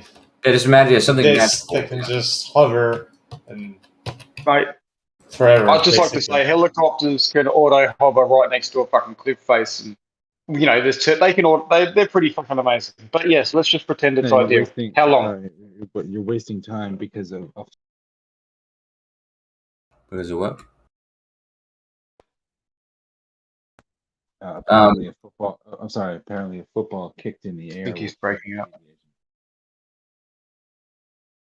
What about the football you said? The football kick, the Neil deGrasse Tyson one? That shows the deviation. The football's such a short time. Right. So I'm saying my point is that you don't need to have that drone up in the air for very long to show this deviation if it apparently occurs within 3 seconds. Well, there's a gentleman. I wouldn't really call. No, this is separate. This is separate. This is the atmosphere being locked to the Earth, as opposed to not. As you're talking about Coriolis, I'm talking about whether the atmosphere is Velcro locked and things go with it, or whether there is this slight drift over time, which Kosho's claiming there is or would be. Wait, no. Well, no. That the drift over time would be the Coriolis. Then I'm not sure. No, not on the equator. I'm talking about right at the equator. You seem to claim that the atmosphere is in lockstep, almost spinning around with the Earth. So right at the equator. There's 2 effects. There's the weather and the atmosphere, the weather and the pressure and all that kind of stuff. But if we ignore that, then there's still one other thing, and that's the Coriolis. It doesn't matter where you are. The different elevations are going to experience Coriolis. But like I said, there is a gentleman or an Australian person in this server, and he asked a question. Because actually, I did make a spreadsheet at one point. Let me see here. Oh yeah, okay. So I think let me make sure. Let me just look at what I did. I think I made it 1 foot off the ground, as what he asked before. So oh god, that'll yeah, take forever. 25 years. Well, no. I'm going to assume it was 1 foot off the ground. But if it's not, I'll tell you a different answer in a second. But if it's 1 foot off the ground, then I think. Let me look at this. I got to make sure I'm making sense of this spreadsheet. Hold on.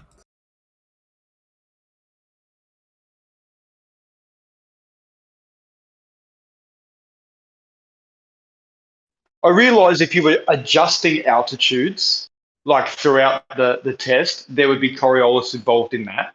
And I appreciate that, you've got is it Eötvös effect?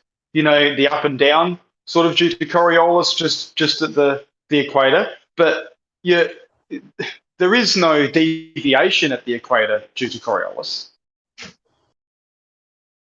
I mean, for changing elevation, it would be.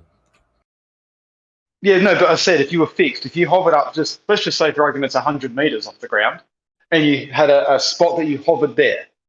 Now, theoretically, the air is lagging behind the Earth just ever so slightly. It has to be. It can't be in lockstep, like physically. It can't be. It has to be just slightly behind, because as it started spinning, the gases would have slowly but surely picked up, and slowly but surely they're almost to the speed. But the Earth has to be driving it, so the Earth must always be in front. So there has to be a lag, and that lag can only be in one direction. So if we could hover something at a set distance, over whatever time, the lag should clearly start to be evident. And it shouldn't be the other way, for example. Should it? Well, like you said, these 100 meters would still be enough for there to be effect. But hold on one second. I'm trying to figure out what I did. Give me a second.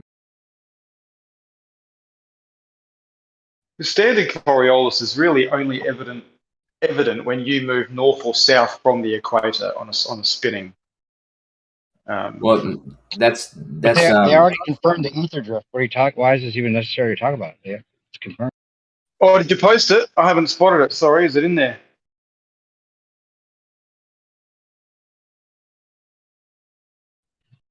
I DM'd you.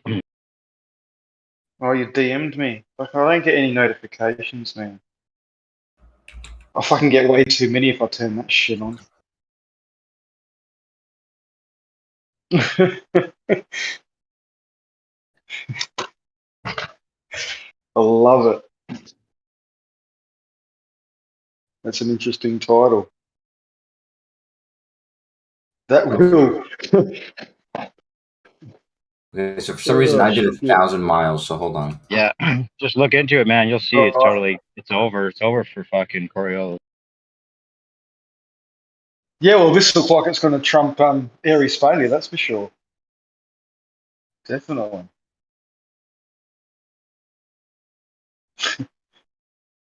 A 1,000 feet. Did you say 1,000 feet, Coach? No, 1,000 miles. I don't know why, but it was set to 1,000 miles. I'm not sure why. So hold on. 1,000 miles. Yeah, we want to check the atmosphere.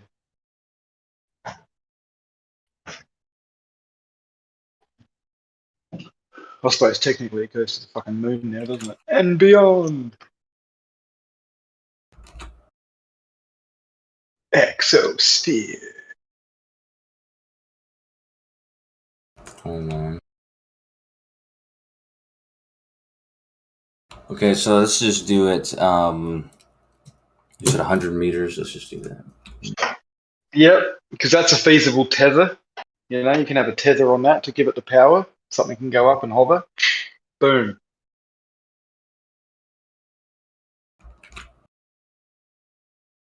See if I can get this spreadsheet to work correctly. Hold on a second.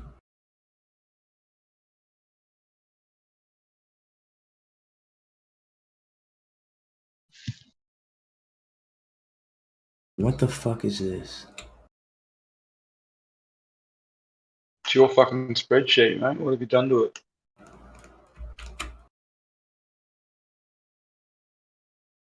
I'm not sure what. Hold on. Meanwhile, is there a server anywhere on Discord where they're debating how to fucking boil water and what causes it? You know, or is that like actually settled science? It might be settled. I'm not sure. Hold on. Unlike are there any other satellites. Are there any other Discord channels like this one? Like when this one's down, is there a backup that you guys go to? I don't personally know. I used to be on Brandon's, but That was it. Cheers. Not that I would go anywhere else, obviously.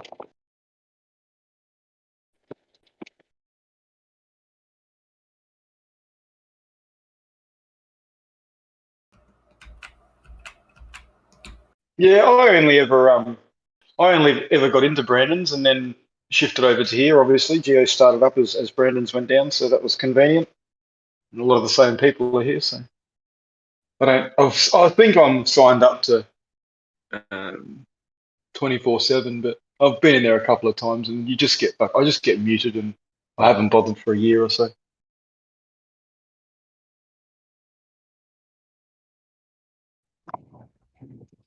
Yeah, I know what you mean. I know what you mean. It's like a kid's playground there, really.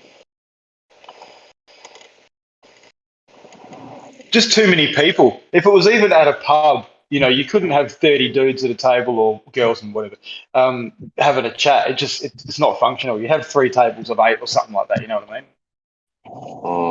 It's always the sort of same groupings and the same volume, and then you get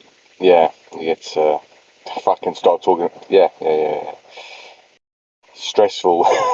It's stressful just fucking listening to it, I think, sometimes. Yeah, none of the conversations are very coherent because of that exact reason. There's too many people interjecting and stuff. Yeah, definitely. Monotones, egos.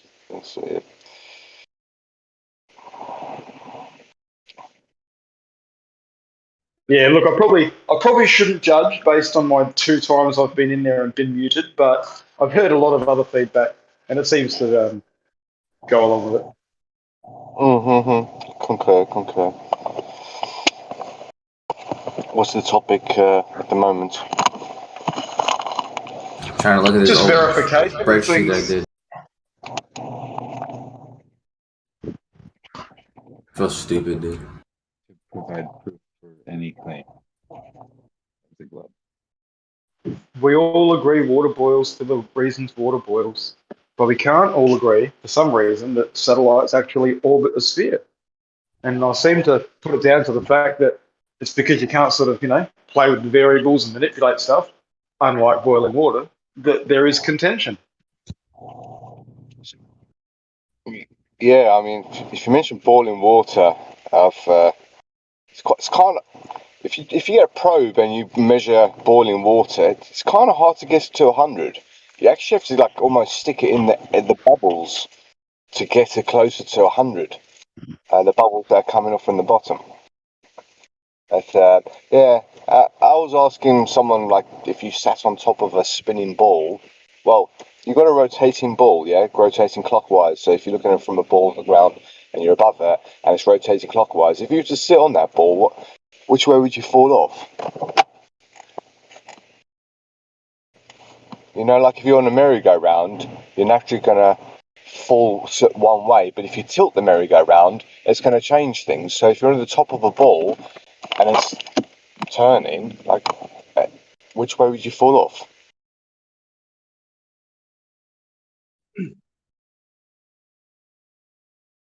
I think the tilt isn't really a tilt.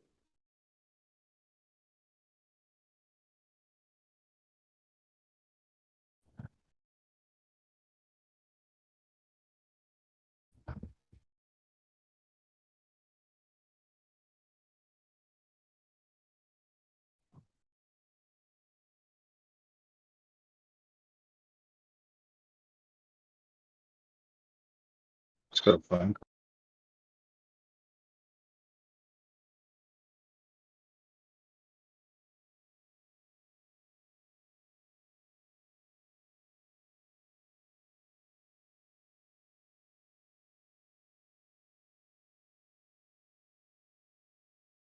Okay. I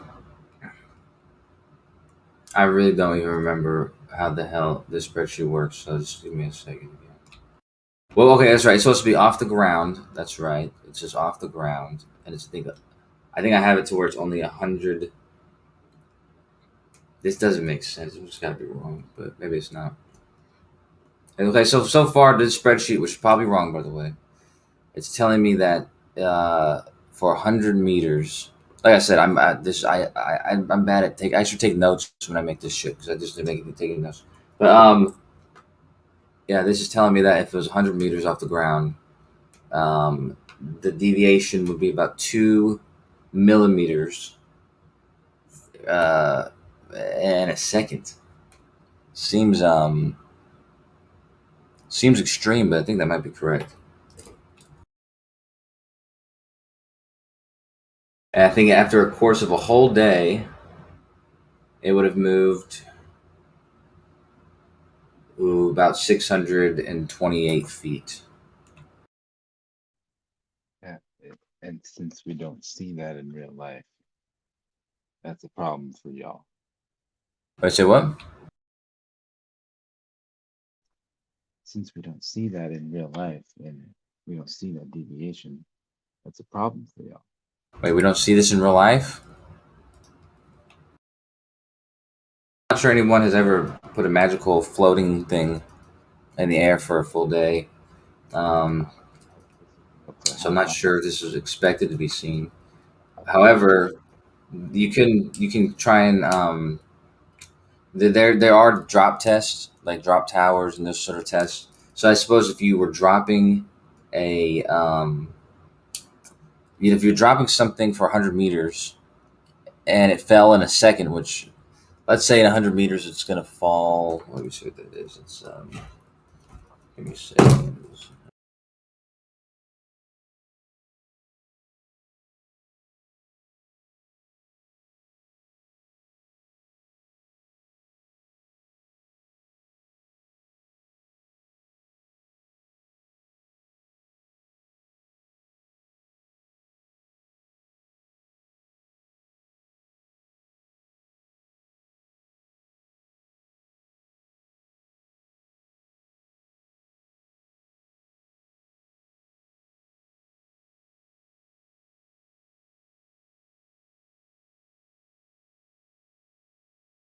Okay, so that's going to take about 4.5 seconds to fall.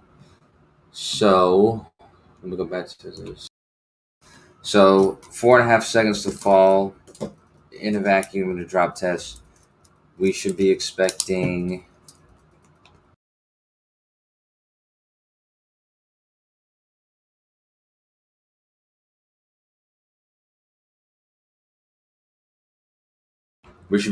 about 1 centimeter of deviation. So, yeah. All right, what about for 25 minutes? How much deviation over 25 minutes? 25 what? I could have a drone sit there for 25 minutes. How much should the Earth rotate, move underneath it? For 25 minutes? Okay, well the drone's powered, but let's imagine it's magically floating there, so it's not the air's not doing anything to it. 25 minutes. If all of a sudden the football grew wings, it doesn't count. No, the football counts.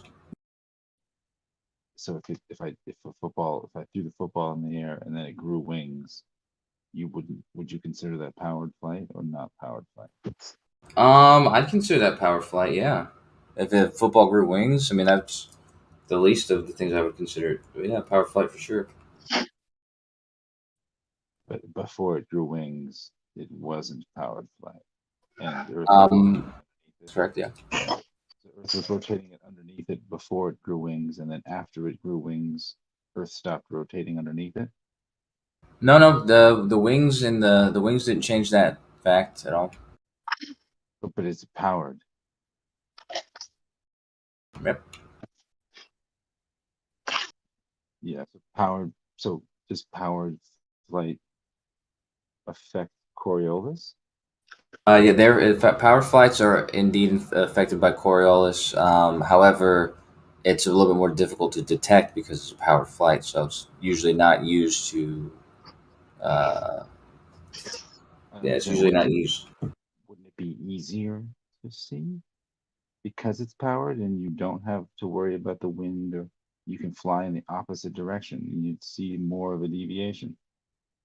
No, it'd actually be like I said, the fact that it's powered would give you more. It'd give you more things to have to, because ultimately you're going to want to isolate the one thing you're looking for, and if you're adding more variables, it's kind of just more difficult to identify that as being as having an effect. But it'll still it'll have an effect just the same as a ballistic, though. Yeah. Okay, so I'm still don't understand though. So if I use a drone and you say people say it's powered, so therefore that doesn't prove that doesn't. No, for instance, like if you're running like, I don't know, a mile, and I don't know, you're running a mile and there's a path, there's a track, or there's a sidewalk, but there's also like some magical magnet that pulls you to your left always. It does this at a very it's very subtle. So it'll if you weren't correcting for it, it would pull you like very slowly to the left. However, because you're making corrections in every step that you're running, this is not going to be something that is going to be apparent to anybody observing it, and maybe not even yourself, because every single step you're taking, you're correcting your orientation and you're keeping your path on the track. So, but before, okay, but before you were all of a sudden, before you were running, you were not affected by that magnet. Like before you grew wings. No, you were the whole time. I said that did this before. The jet ski is probably better. If you were in a jet ski race that was a mile. Use an actual example. So what? Can we use real life example? Yeah, real life example. Jet ski work because they exist in the water. And let's pretend there's wind, and the wind is going to the west at, I don't know, 5 miles per hour, and that's enough to slowly drift the jet ski. If it's just sitting there, it'll slowly drift westward because of that. However, during your race, you're constantly correcting for whatever sort of subtle drift that because there, it's not going to be something that's going to be apparent in your race. It'd be like you're windsurfing and you're riding a wave, right? Because you're riding the wave. The wave, you like the motion. You're going with the motion of the wave, and then you hit the jump and you go off of the wave, right? Some of it, you could go back down onto the wave, which some surfers do, right? But if you're up in the air for a long time, you're going to be affected by the wind and all these other things, and then the wave is going to be continuing underneath you while you are up above the wave, correct? Maybe yeah, sure. Maybe because you're being in that situation, you're being influenced by the wind. So that's actually, because that's a lot like the drone, where you're when you're in the air, you're kind of very much in relation with the air more than anything else. Yeah. So like the football, right? Like the football is traveling like the wave on the football field, and then Well, no, the football is a little bit different, though. Well, no. And the football is being affected by the drag and maybe by the wind a little bit, but it's going to be much less affected than something that is purposely, using the wind. Yeah. Like the football, right? And the surfer, when the surfer hits the jump, the longer the surfer's in the air, and the more the wave is going to travel under him, and the wind is going to push him in whatever direction it's going. Yeah, but he's using the wind to travel. So like if he's windsurfing, then he's like. Well, he hasn't opened up the wind sail yet. He's just surfing. So sorry, okay. And yeah, because he's still traveling on the wave. And then when he hits the wave, if he opened up the sail mid jump, at the apex of his jump, and he opened up the sail, and now he's being pulled by the wind or whatever, the wave is definitely going to be traveling under him now. Yeah, but that's what I'm saying. That's very different than the ball's not using the ball's not using the wind to travel. Yeah, so the football being kicked, it's being traveling on the wave, like the surfer is on the wave, and as soon as it's kicked up in the air, the surfer is right, and then it goes. But the ball's not doing the same thing as the surfer. It doesn't open up a sail and then. I said it grows wings. You said it grows wings. Yeah, in that scenario, in that powered flight scenario, that's very different. Yeah, but it becomes powered flight after. So before, when it was kicked up in the air, Earth is rotating underneath it. But then once No, it's the Coriolis is always affecting both objects. It doesn't matter. The difference, though, is in one scenario you have a much greater influence, which is the wind that is now it's using to actually travel. Wait, Yeah. what do you mean it's affecting both objects? What do you mean? Whether it's a powered flight or a ballistic flight, the Coriolis is going to affect the paths equally. The only difference is whenever you're taking a powered flight, in the case of the windsurfer or the ball with wings or any other sort of powered flight, you're much more influenced by the this new way of traveling, which is by the air. So the air is going to be doing much more Right. What do you mean? to mask whatever the Coriolis is doing. The Coriolis isn't affecting anything. Well, there will be effect. There will be an effect because of the Coriolis. Well, it'll be an optical. Not by air. No, not exactly. Not by the air, but by the object in the air will still be affected. Actually, really, in reality, not just visually, just in reality. No, the object in the air is going in a straight line. The deviation occurs. Can I just underneath it moves? Yeah, it's an optical effect, an apparent effect. Yeah. Let me just put a scenario quickly to you, Kosho. We're at the equator, and we've got a cannon facing north, and the cannon can shoot like, I don't know, 25 kilometers or something like that. It's a decent cannon, and that's obviously an unpowered object, right? And so in the time it takes us to shoot that cannon 25 kilometers directly north from the equator, obviously Coriolis would be at play, and we would observe a deviation. Is that fair to say? Yeah, that'd be fair. Okay. Now, if we got a rocket and set it up with the same trajectory as the cannon, like perfectly, and we made it so the rocket had the same thrust in terms of it would generate the same speed as the cannonball did, and effectively would travel the same distance at least, and it was in the same path, and the only thing that it had was, instead of being launched from a cannon, it had literally the thrust behind it, right? So it's not going faster across the ground. It's the same trajectory. What do you think would be the observable difference in the apparent Coriolis effect? Well, so it's doing the same thing as it's going the same distance, you're saying? Same distance, same speed as the cannonball, but he said it's got the thrust instead of being hurled or shot. Okay. Well, the only problem is with that is I don't think you can say it's going the same speed if its speed is increasing the whole time. But other than the fact that its speed is going to be increasing the whole time, if it took the same amount of time to get to the location, I would say that you'd probably see it land. It'd be just about the same deviation. It will be, yeah. Okay, so you wouldn't be able to tell. So thrust wouldn't make any difference. Power would make no difference. It's not that it wouldn't make any difference. Like I said, the only reason we were able to say that is because it took the same amount of time to get there, even though it's increasing its speed the whole time. The northward. Better than to take a drone that matches the speed of the cannonball, and can actively maintain the same speed. So it's not actively increasing your speed like a rocket, like you were saying. Yeah, that's a bit different though, because it's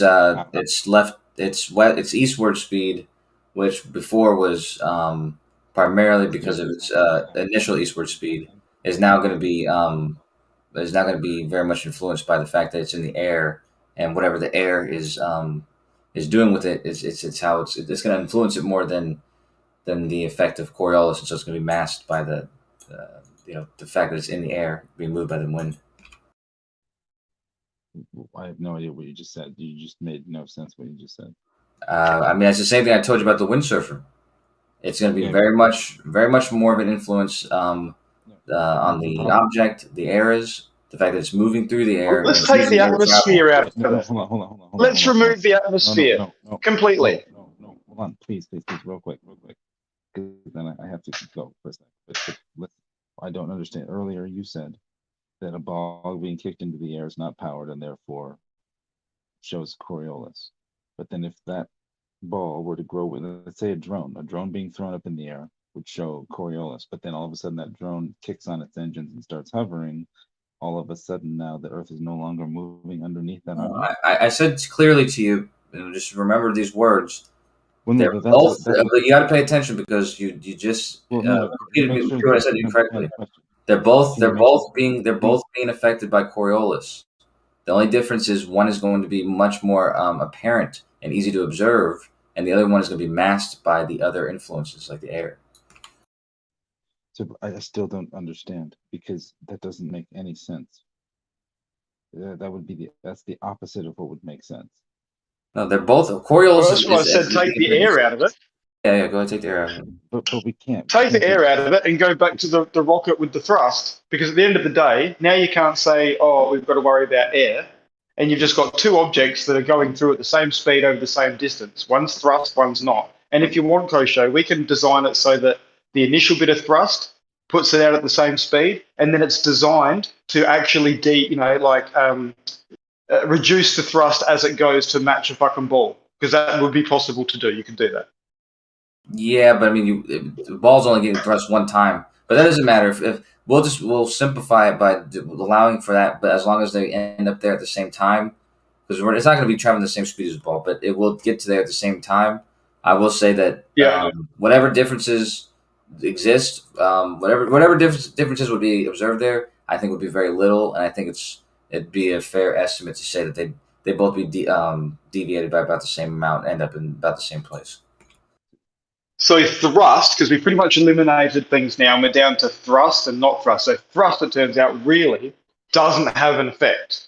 No, it unless does. you're talking actual flight surfaces where there's adjustments made, like an aeroplane. No, it does, but because of the nature of, like I said, the way you set it up, you said it was going directly north, so the thrust is only acting in the northward direction, so that's fair. And you also we made it simple by saying that it's going to take the same amount of time to get there as the cannonball, so we don't have to worry about the fact that it's speeding up the whole time and trying to calculate that. So it's an easy estimate, but the thrust will, in a real life scenario where it doesn't have, we can't allow for it to be doing the same exact thing as a cannonball. It will have a slightly different effect. Yeah, but that'll just depend on the amount of time it's in the air and that kind of stuff. So thrust really isn't an effect; it's the time traveled. Really, Well, as long as distance, time. Yeah, because the thrust was not in the direction of like if you were already on the equator and you were traveling perfectly north, the thrust is acting in the northward direction. It's not going to affect your eastward velocity, which is the only thing that is being conserved to allow for this Coriolis to happen. So, I'm sorry. I still don't understand something. So if I throw my drone up in the air without turning on the engines, like a football being kicked up in the air, yep, Earth is rotating underneath that object, correct, Kosho? Yep, it's rotating underneath you even when you're just standing there. That's right. No, it's not. I'm standing on it. It's not rotating underneath me. I'm standing on it. Yeah, well, I mean it's rotating and it's underneath you, and the drone that you throw, it's rotating and it's underneath it. What's causing the Coriolis isn't that sentence though. This is very important because no, hold on. You interrupted what I was just saying, right? So I'm standing on it. I'm connected to the thing that's moving. Yeah. Okay. But when I let go of the thing I'm throwing up in the air, the reason we see Coriolis is because I'm now still moving, and the object above me is more or less staying still. That's not correct. That's what I'm trying to say to you. That's why that's why I said the statement that I said. Up in the air. That's not correct. Right. If I throw it against the direction of that spin, it's effectively staying still in its own space. No, it's not correct. While I rotate underneath it. There's conservation of momentum still going on. That has to be factored in there as well. Right, a slight amount, right. But if I then turn on the engines, I'm instantly negating any amount of conservation of momentum. Again, like I said, you have to. I'm saying these things because they're very they're important to remember. Wrong. I don't understand.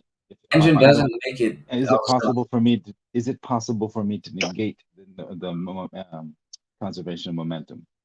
No. No. No. So if I'm on a merry-go-round and I can't stop the conservation of momentum if I take the drone off of a merry-go-round and I fly the opposite direction, I'm not You can counteract it, but that's not stopping it. You'd have to go and so, for instance, if you wanted to make it seem like you were stationary in reference to the Earth rotating, which would even be true still, because but regardless, if you wanted to like you were saying still in reference to it rotating, you'd have to travel in the opposite direction at the same speed that it's traveling eastward at that same latitude. So on the merry-go-round, I would just start flying in the opposite direction of the horses. Yeah, but it's a little more complicated than that too, because you'd have to fly in a circle in the opposite directions of the horses. But yeah, well, of course, obviously. But if the merry-go-round was much bigger, then I wouldn't have to do much of a circle. And actually, no, hold on 1 second. Let me just let me think for a second. No, but the merry-go-round it's very different.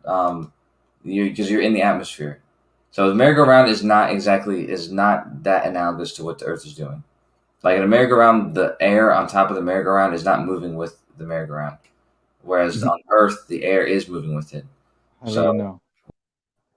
How do I know? I mean, I've been on a merry-go-round before. Yeah, and how is it different than standing on the ground?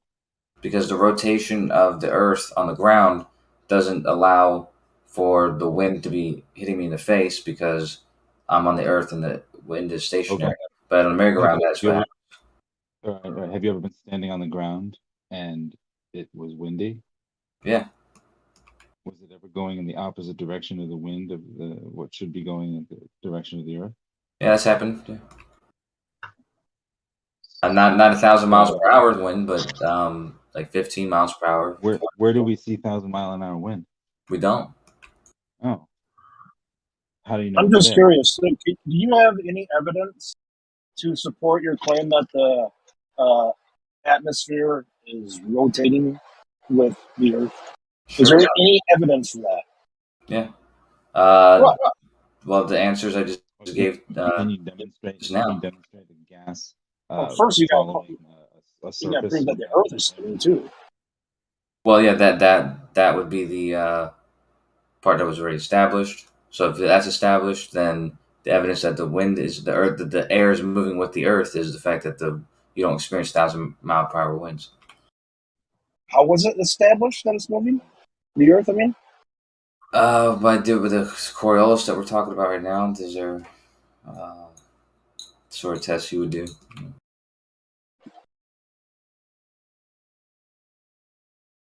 We talked about Foucault's pendulum before. We're talking about Coriolis now. That you just came full circle. You're now using Coriolis to prove Coriolis. No.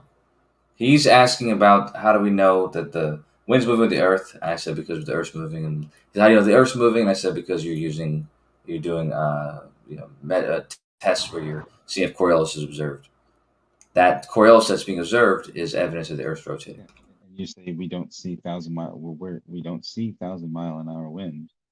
We see wind going in the opposite directions of where it's supposed to be all the time.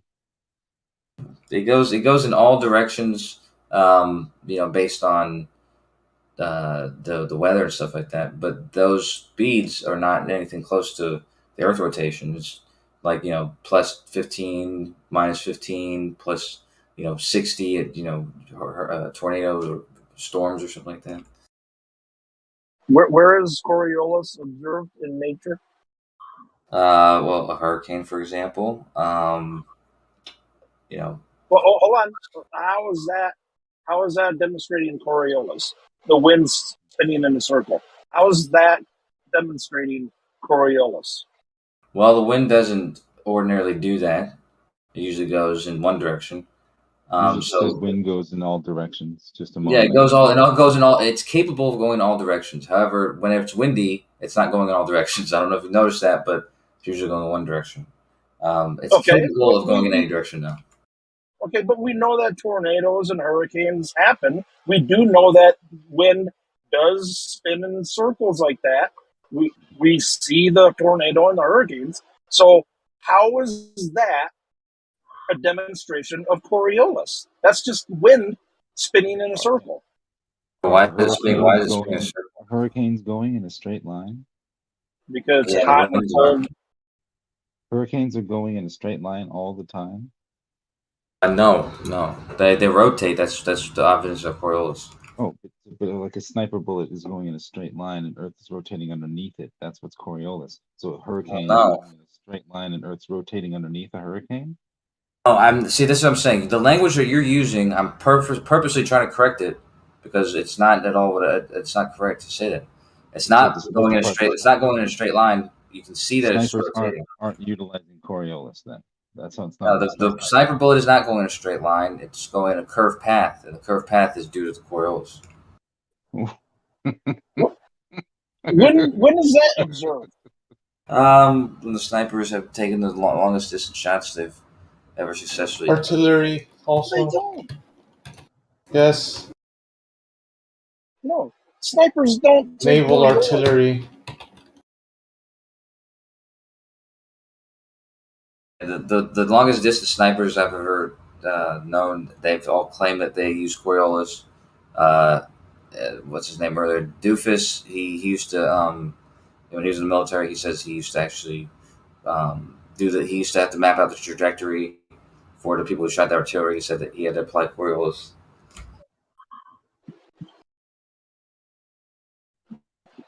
They stated you can use just the position of the ISS and determine its path or its location in X amount of hours in the future. You could just base out Coriolis.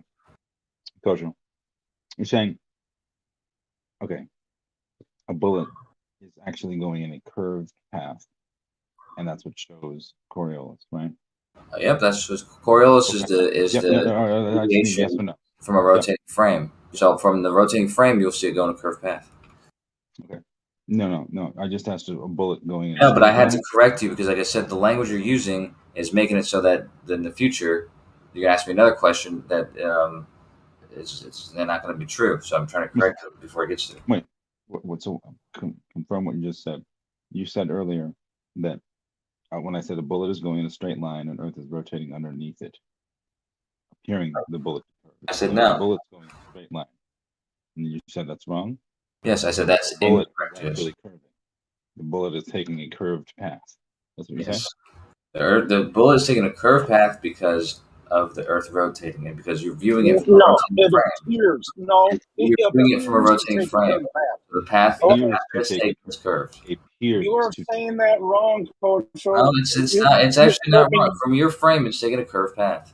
It appears from our frame. Yeah, no, he's right. No, from our path, from our frame, it appears to take a curve. From your frame, it is taking a curved path. No, it appears. Oh, it appears to. Well, it actually is, though. Also. No, it's going in a straight line. What? No, it's not. Not in your frame. Okay, all right. Then if it's not going in a straight line, okay, this is my point of the question. So if the bullet is not going in a straight line, however, you also say a Foucault pendulum does prove Coriolis, and a Foucault pendulum sure as fuck goes in a straight line back and forth all day. It does not take a curved path. It's going in a straight line back and forth. No, Earth processes underneath it. No, it processes because the Earth. The Earth's not processing. You have no idea what Coriolis is. Okay, so go ahead. So I want you to. You're correcting me because you're telling me that the Earth processes underneath the pendulum. Yes, Earth. Okay, that's incorrect. Underneath the football. Neil deGrasse Tyson is wrong when he says Earth rotates. Nobody says that the Earth processes underneath an object. That's not what Coriolis is. Except for Neil deGrasse Tyson. He said the Earth's rotating. That's why the ball deviates. But he's not saying the Earth is processing.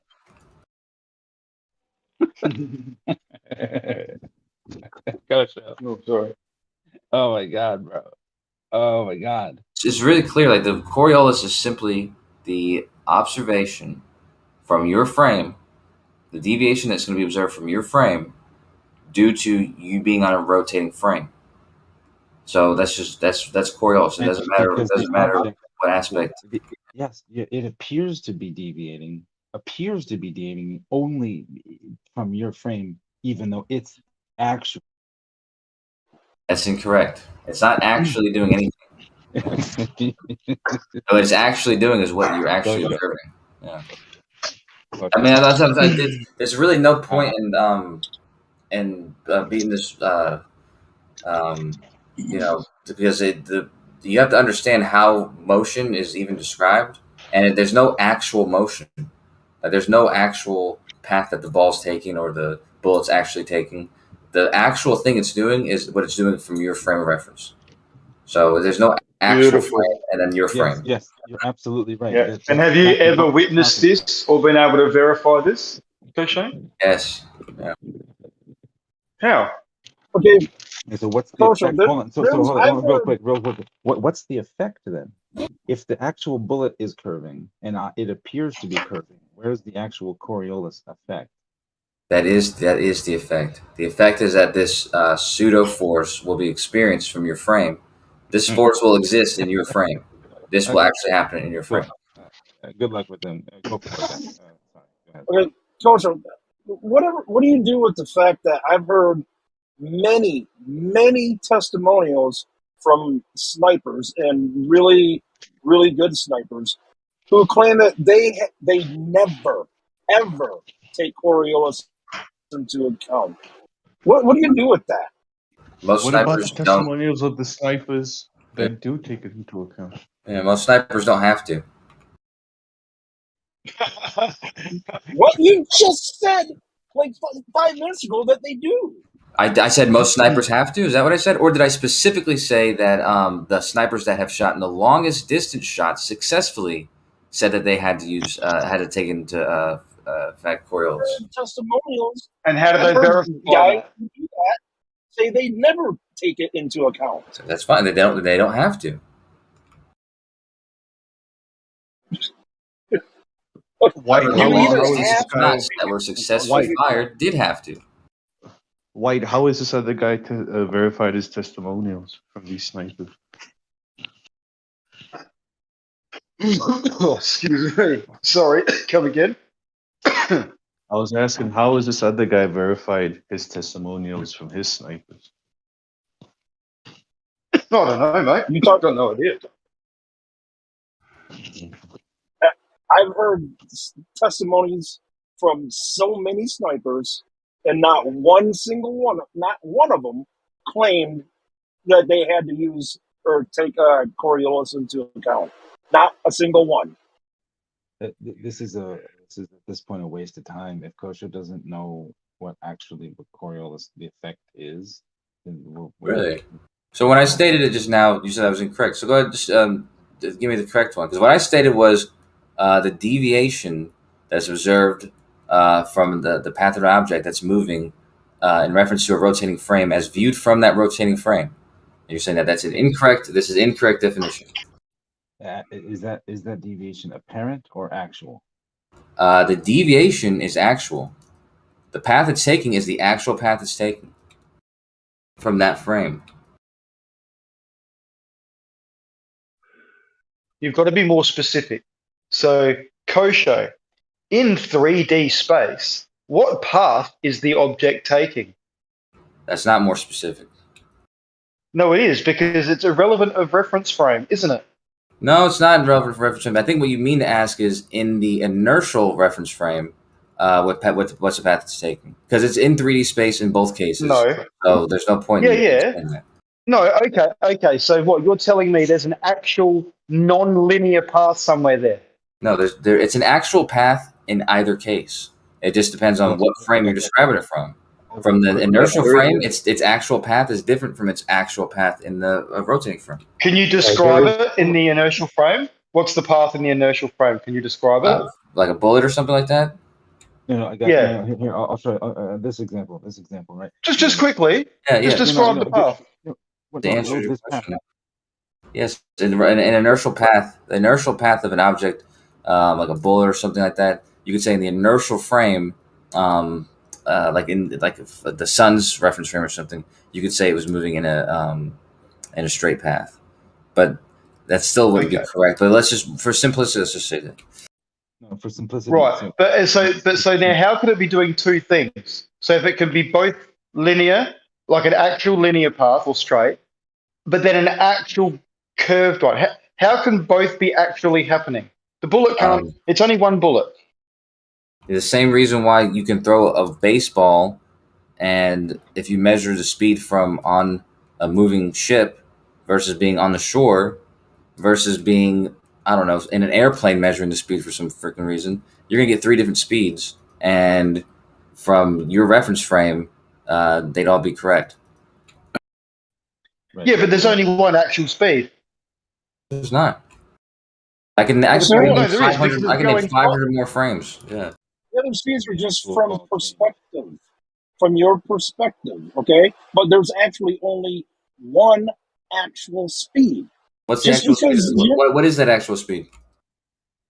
Distance over the fucking speed, like speed over distance, and that distance is the ground below it, not fucking the speed that you're doing on your ship, Kosho. Right. So if I'm on a cruise ship, and I'm doing a speed pitch, and so the speed of the ball is traveling across the ship is the actual speed of the baseball. Is what you're saying? That's the speed coming out of your hand. Right. Like if you're measuring your pitching speed, you're not going to include the speed the ship's going, are you, Kosho? Right. If I measure it in that way, that's exactly correct. However, if I hit a bird, it's going to have the added speed of the ship when it hits the bird. The radar gun that's measuring the speed of the baseball on the ship is connected to the ship. It's in the frame of the ship. That's correct. Yes, that's the point. That's the speed. Jesus Christ. Right. And if I'm not in the frame of the ship, I'm going to have a different speed. Correct. Yes, which will be a different. Yeah, but it's still doing the actual thing. But the baseball is still going to be moving. Okay, Kosho, listen for a second. Okay, if you're on a merry-go-round, and we take a big red rope and tie it from, it doesn't have to be on center, just anywhere from one end, somewhere off of the merry-go-round to the other in a straight line. Doesn't matter where. It intersects the entire merry-go-round on all sides, from one side to the other. Okay. You're riding horses, and you look up at that red rope going across you, right? Is it going to appear to be the same red rope, or are you going to see it from different lines? It's going to appear to move above you, correct? Even though you're moving underneath it, right? You're saying it's like 2 people are holding it and not in relationship to the merry-go-round, like it's not connected to it anyway. Right. It's just it's moving in a straight. It's a straight line above. Right. Okay. Yeah. Straight line above you. Yeah. And you're looking at it, and there's a ball, or an airplane or a drone that's just literally going on that rope back and forth, back and forth, back and forth like a pendulum, right? And you're underneath it, traveling, looking up at it. On you. It's going to appear as though that object going above you is deviating, correct? Yeah, it's going to appear to be taking a curved path. However, in reality, what kind of path is it taking? In reality, from your frame, it's taking a curved path. Oh, get off your fucking pseudo fucking pedestal. I told you this is a waste of time. I mean, you guys could I don't know, jump on board with what everybody else is doing when they explain motion and reference frames, or you could act like it's crazy, but it's actually just how it's described. Jump on board. It's how it's described in physics. So, I mean, I'm sure if you want to just come up with a new way of describing it, but no, but you can't seem to even just acknowledge that it's actually only doing one thing. Yes, it appears to be doing another thing in another reference frame. But in the 3D space that it involves, whether you're spinning around that space or you're stationary within it, it itself is doing a certain thing, right? You can't say it's doing 2 things. I didn't say it was doing 2 things. I said specifically from that frame, that is what it's actually doing. Just like the baseball from the reference frame of the ship, it's actually traveling the speed at which the because you're saying it can do 2 things, because there can be someone in the other reference frame apparently watching it actually doing the opposite. So how can 2 people actually watch it do something? That's what I'm saying. From either one of those cases, the person observing the speed. Hold on, man. The person observing the speed from whatever reference frame is the speed it's doing in reference to the observer. If I'm in a parking lot and I have the 2 cars next to each other, and all we can see is our cars next to each other, and one car starts to move, both passengers looking at both cars are going to appear that one of each of them are moving. Yep, in reference to each other. That's right. But are they both correct because they're both moving, or in reality is one thing actually happening? Well, see, you're using words like actually and reality, but in reality, the word that you want to use is in reference to the Earth. So, reference to the Earth. In reference to the Earth, one of those cars is moving, and the other one's not. No, we Oh use my God. actually for reality. I mean, these are just the correct ways to say these things, and you guys are like, I don't know, for some reason you don't want to use the correct terms. No, you have to put in reference frames. That's the cover the globe crap nonsense. No, you do. It's just that's what's included. That's what actually. If you don't do it's that, not included. If you don't do that, the entire thing has no meaning. The motion has no meaning. Bullshit.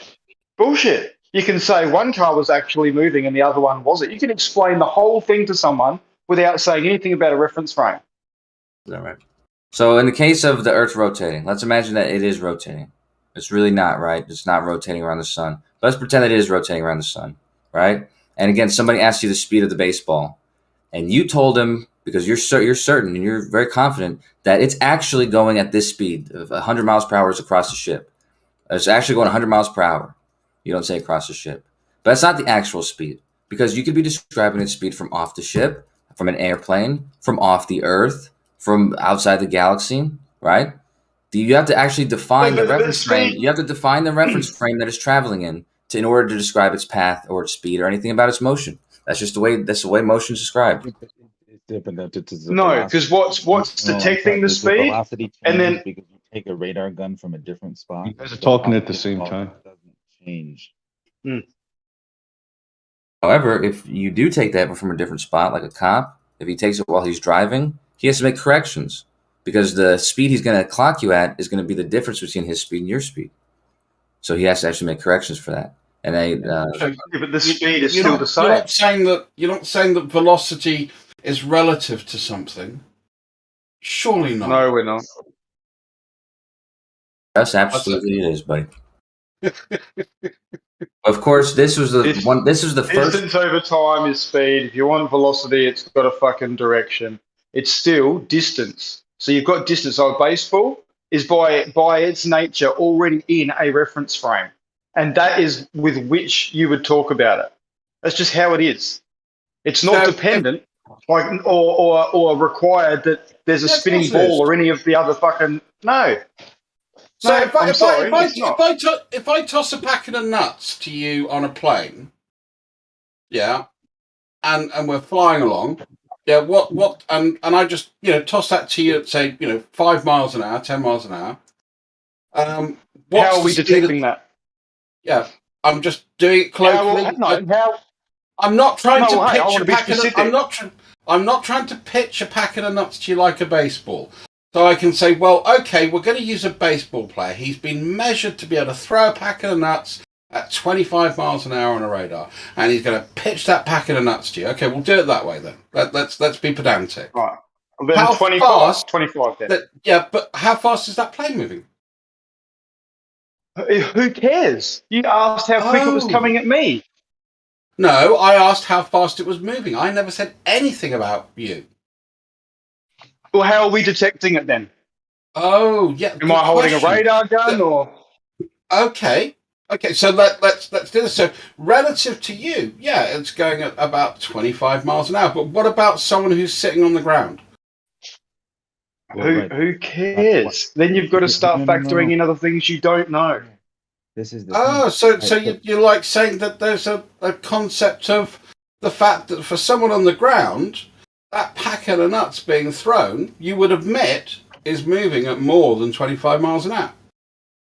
If you introduce another reference frame, right, then you're going to have to do calculations to adjust or whatever. But you would still have to concede that whatever it was at the start, and like when we're talking about Coriolis, there is only one path that it's actually taking. You can't say it's doing two things for us. Yeah, it depends on the viewer, doesn't it? Because now, let's say he's throwing it backwards down the plane, because I'm in the cheaper seats, and this baseball player has obviously got better seats than me. So to the guy on the ground, just say that he can see this packet of nuts being thrown. We're just doing this as a thought experiment. Right. No, but now that packet the of nuts plane's sitting on the tarmac. The plane's sitting on the tarmac. The plane is not sitting on the tarmac. The plane is flying. That was the whole point Where? of my What? spokesman. North, south? In the sky. Yeah, but and here's the thing, right? In the sky. What you're talking about is two different reference frames, and right, and exactly. And because one person observes something from a different reference frame, do you know what we call that when we observe a different reference frame doing something else? Go on, Fuzzy. You answer the question. The Coriolis effect. That's not true. That's not true at all. That's not true The at all. Coriolis effect is specifically observing it from a rotating frame. Yeah. Doesn't have to be. Apparent. A different frame of reference. A moving frame. It has to be rotated, bro. It can't just be moving. It can't just be accelerating or decelerating back and forwards. It has to be rotated. If you was accelerating or decelerating, moving back and forward, and you shot a projectile, you wouldn't see any deflections. Yeah, but the observation of what we're talking about is called. What you're talking about is the Coriolis effect. Observing different reference frames. Yeah, that guy who observed that first was a guy named Coriolis. Could you say specifically the go ahead, my man. It's hard to hear him. Can you guys hear him? It is, but I turned him up. He's breaking up. He's breaking up, I think. I hear him okay, but I turned him up. But regardless, Coriolis is very specific. Well, it's not very specific because it's general, but in general, it's the path an object is gonna take when referencing it from the rotating frame as long as it's moving in reference to that rotating frame. So it just has to be moving. Apparent path. Not apparent, but it's apparent path. Saying the word apparent path is redundant because it's the apparent path, and it's also the actual path.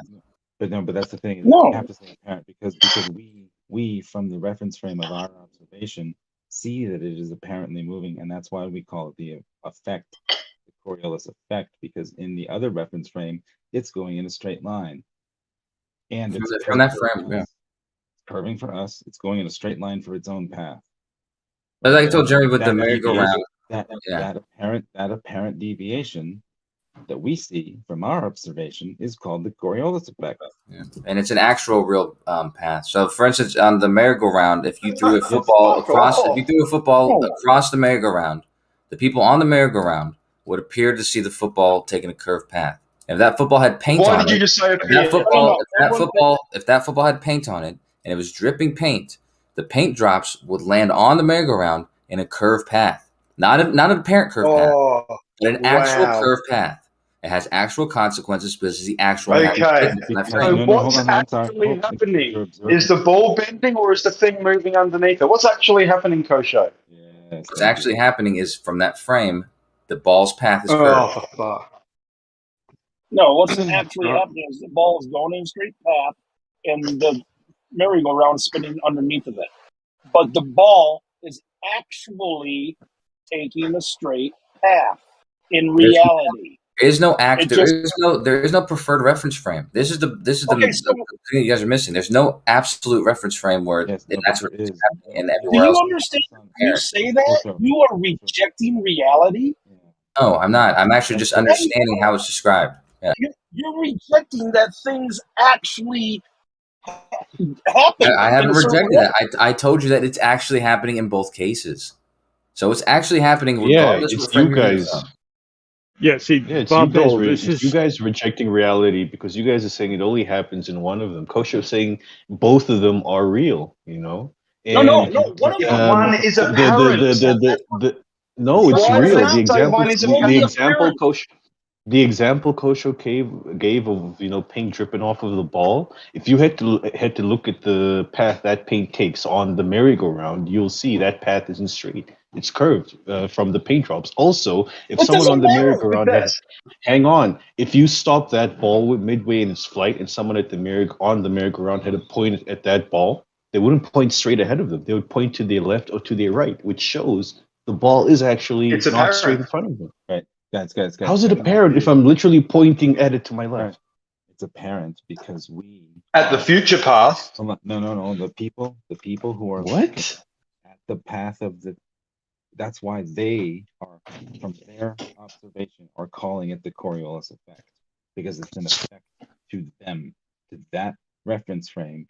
That person is calling it a Coriolis effect because it is an apparent observation. It's an apparent effect because he actually knows it's going in a straight line. So from that's why we call That's it you. a Coriolis effect. Yeah, that's you denying reality because you saying that's really not happening. That's the You whole really thing want about to accept pseudo. it. The pseudo forces that are being described with this thing, or the fictitious or inertial forces, they're not actually. They're not. They're not fake or something like that. What's happening is in one frame, they're not. It's there. There's no cause for it because it's not doing like in the case of the football. It's making a straight path over the merry-go-round from the inertial frame. However, from the rotating frame, there's an actual curved path which implies a force, and that force is existing in that frame. No, yeah, but Coach, no. See, the that's where problem is you're that no, wrong. no. That's Hold on, where hold on, real quick, you're really quick, rejecting really quick, reality. really quick. No, It's no not. humans are standing on the bullet or the ball to get that point of frame of reference. They're all standing on the earth, so they're never going to get that frame of reference. Do you understand? Okay, let's just do this. Right, Me, you, and right, Bob. right. This is me, you, and Bob, and Nate. Exactly. Okay, me, you, and Bob, and Nate. Hold on, dude. Nate's driving a car. I'm in the passenger seat with him. You and Bob are observing it from outside, standing in the sidewalk. And what happened is we're going in a straight path, and you're just thinking about me, independent of the car, and my body's going straight path. And Nate, however, decides to abruptly take a left turn, right? And when he does that, I push against the right side of the car very, very violently. And from your perspective, you're like, well, that makes sense because Nate just took a left. But also it makes sense because Kosho was traveling in a straight path and the car turned left and Kosho kept going in that path independent of the car. And that's why he flew against the window. So you understand what's happening, and you also understand. You also understand that from my frame of reference, from being inside the car, that was a very real experience. I very much flew against the side of the car. No, you are physically being pulled with the car as it goes left. No, the reason I flew against the car is because I was moving independent of the car. No, you're not. Your hips are connected to the seat belt, connected to the seat. Your upper body, which is not connected to the seat, is moving. My momentum was going straight though. Yeah, your momentum is because if you were strapped in like a jet harness, a 5-point harness, how much? I wasn't strapped in. I was basically walking around. I wasn't even supposed to be doing any of that stuff. I was walking around the fucking giant ass car. Right, you're not connected. So here's the thing. Yeah, so if say the door was open and the car back of your pedo van. Right. The completely car went all the way left and you went fully out the door and went continually straight. You would see that car and you would deviate actually, correct? Well, no, yeah, that's exactly right. I had momentum going forward. If the door was opened and it was just perfect. His turn was so perfect that I flew out the car. I continued that direction, and I wasn't like some sitting in the Fast and seat or Furious anything. shit. Yeah. Okay. Yeah. So right, and if you then were to grow wings right there and just hover right outside the door, like you'd see the car move away from you, right? Yeah, it's still moving. Yep. Sounds like you agree with us, Fuzz. Welcome to the globe, man. You don't have to welcome. Yeah. Why not? Why can't we welcome Fuzzy? Because he's not going to want to accept it. No. He's saying. But he is. He's the car. I mean, in his own words, he's. You leave the car, right? The car continues to move, and now you're no longer powered by the car, right? That's powered movement. Yeah, but the power is irrelevant because it's momentum that's conserved. So even if there's no more power, I never experienced power again in my life.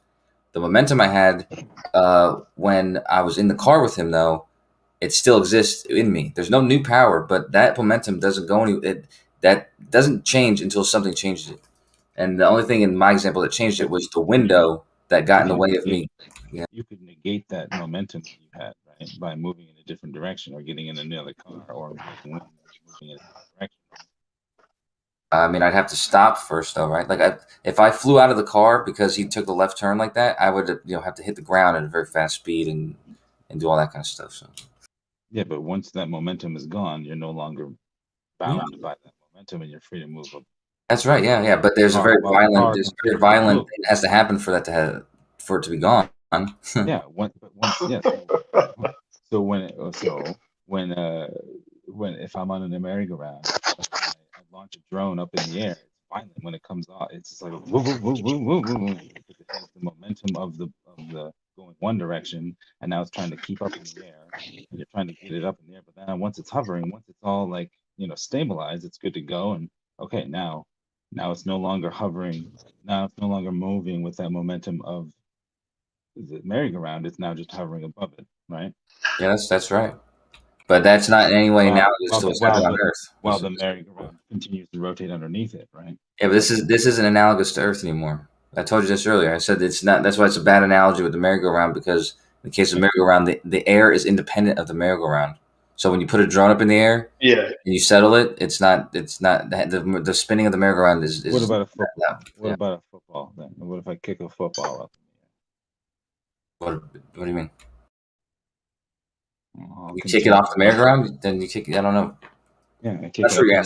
I rotate underneath it, right? The air is doing whatever it's doing. Yep. But a football and the merry-go-round, I mean, it's the same issue. The merry-go-round isn't moving in lockstep with the air above it. I think the cars. That's why it's not analogous to Earth. I think the cars. Yeah, but it's not analogous to Earth. Yeah, but you have still yet to prove that that's what's going on with Earth, or even demonstrate that you can. Oh, exactly. Yeah, but that's a whole different conversation, and that's you about to shift the goalpost. Do you want to move to that conversation? So you have proof of that, because that's the basis of your claim, and now that we're so you want to move to that conversation. You don't want to talk about Coriolis. No one's moving to it. It's a prerequisite of your claim. I've been asking Kosho for any proof of his claim, for any claim. So we asked for evidence of it. No, I told you. I said proof. I did say proof earlier. Well, you said, oh, do you have any whatever evidence? Maybe you said proof. In regards, I told you. Talk about evidence. Talked about evidence of an and I told you the hurricanes. The hurricanes is no. You said a natural example. As you said, you said a natural example of this happening. No, someone else did. I didn't. And regardless, whatever. That's when I said hurricanes. Okay, that's when I said hurricanes. You're wrong about that. And hurricanes don't move in a straight line. Well, Earth doesn't rotate underneath hurricanes. Yeah, you're right. They don't move in a straight line.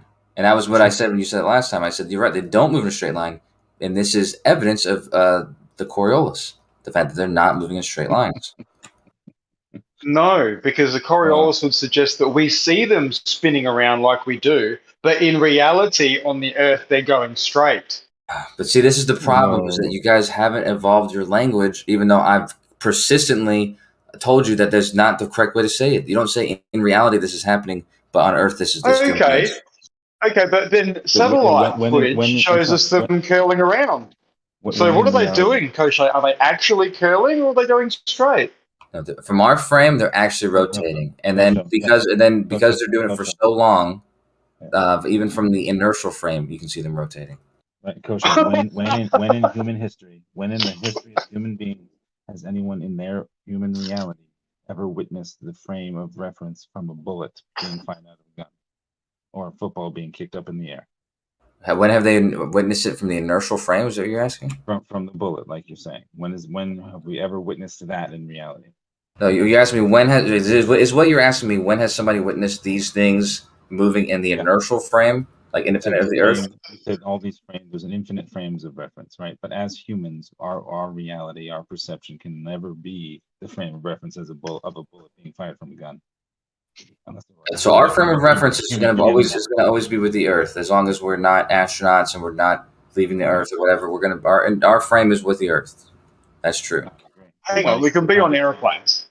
Yeah, but that doesn't change the fact that our frame is still with the Earth. Oh, fuck! You are all kinds of mixed up, Kosho. You are the airplane's frame is not independent of the Earth. It's moving. It's moving with the Earth. It's a different frame because it has its own frame, but its frame is extension of the Earth. Like unless it's not unless it's not being influenced by what the Earth is doing at all. Like once you leave the Earth and you're not influenced by whatever was happening when you were there, then you can say you're not in that same reference frame. You're not longer affected by that reference frame.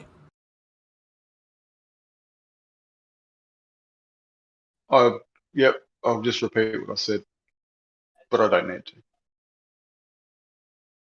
When you're in an airplane, you're not independent of like you can be flying in different different directions in the Earth's rotation, but you still have that momentum, and you're still being falling down towards the Earth. So it's what rotation? What rotation are you talking about? The rotation you had when you left the ground. What rotation was that? It depends on where you were. Proof of the claim. Yeah, if you were at the equator, for instance, it was like 1,000 miles per hour. Where do we see? Where's the proof of that spin? The rate at which the sun moves on the equinox. Oh no, but it's proven by our weight, isn't it? Our weight changes at different latitudes. Isn't that how you prove it? No, it's not a proof, but that's another good example. Yeah. You can test it by your weight changing. You can test it by doing a Foucault's pendulum in these locations. You could test it by measuring the time it takes the sun to move from position to position when it's on that latitude. Is a Foucault pendulum going in a straight line back and forth? No, it precesses a little bit. Wait a minute. The pendulum. Wait a second. The pendulum. How do you? Well, hold on. The pendulum, the direction of the pendulum itself precesses. Yep. I thought Earth rotates underneath in the path of the pendulum. Oh, the pendulum from our frame precesses. If you were, I guess, if you were outside of the Earth's frame and you were watching it on the North Pole, you might be able to catch a glimpse of it going perfectly back and forth. But that would be from your reference frame. So the domino that's getting knocked down is moving into the path of the pendulum. I don't know if I would say it like that, but that's what knocks it down, right? Yeah, but you're talking about it from a different frame, though, right? No, well, I mean, for you to experience that, you'd have to be in the inertial frame. Coach, this is your claim. It's not my claim. I just stated my claim. My claim is that if you want to describe it the way you just did, you would need to be in the inertial frame. You don't know how a Foucault pendulum works, bro. I just stated it clearly that for you to express it the way you expressed it, this would only be true if you were in the inertial frame, or describe it as the inertial frame. A pendulum moves back and forth in one direction. In the inertial frame? Let's just say from 0 to 180 in a circle, back and forth, 0, 180, 0, 180, right? And is this in the inertial frame or in the whatever frame? That's the pendulum is doing that, and then underneath it in big is a domino, and the domino moves into the path of the swinging pendulum, correct? Yeah, as observed from the inertial frame. I agree. What you're describing is what's happening in reference to the inertial frame. So the Earth is rotating and moving underneath the object above it. In reference to the inertial frame, that's correct.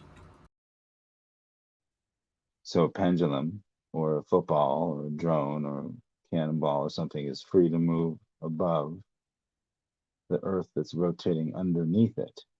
And in the inertial frame, I'd say that's correct.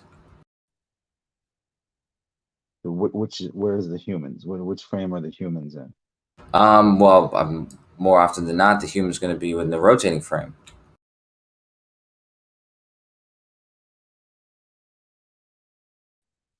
Unless you leave it. No, unless you're making the observation from a different frame, which is not easy to do. Okay.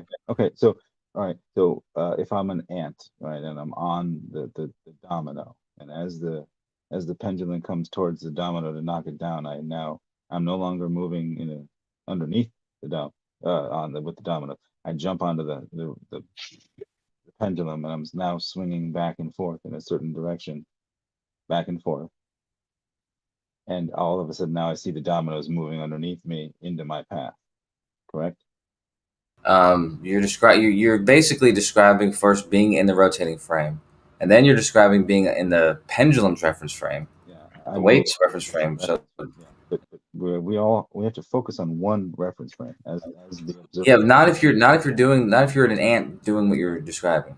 Then no. Yeah, I could go from a rotating merry-go-round and jump onto a wrecking ball. Yeah, you could. But as an observer, your reference frames would be you'd be having a different. You'd be describing it from a different reference frame now. It would change what's going on, right? If I left the rotating reference frame underneath me, right? Yep. If you were describing it from your observation points, then the reference frames would be changing. Okay. So if I take off on a helicopter off of that merry-go-round, and I move back and forth, like the wrecking ball.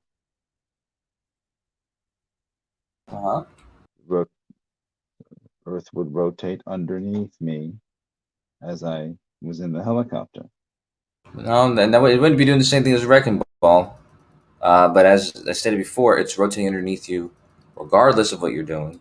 And so you could possibly describe the Coriolis, but you're not going to be experiencing it. I'm really sorry. If I'm standing on something, it's not rotating underneath me.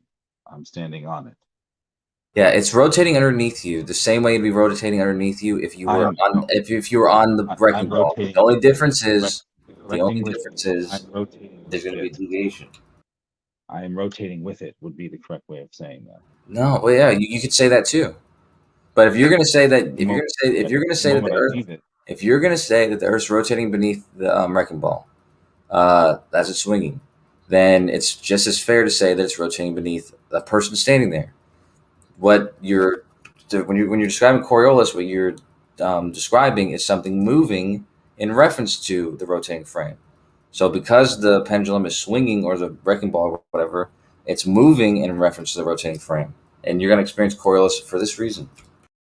Yeah, you're trapping yourself in this reference frame nonsense, because as soon as the helicopter takes off, it should be noticeable that the Earth is rotating, right? None of this conservation of momentum nonsense, because if I move in the opposite direction to the spin, I should notice it as soon as I stop, because I've now broken that conservation of momentum nonsense. I'm going against all momentum now.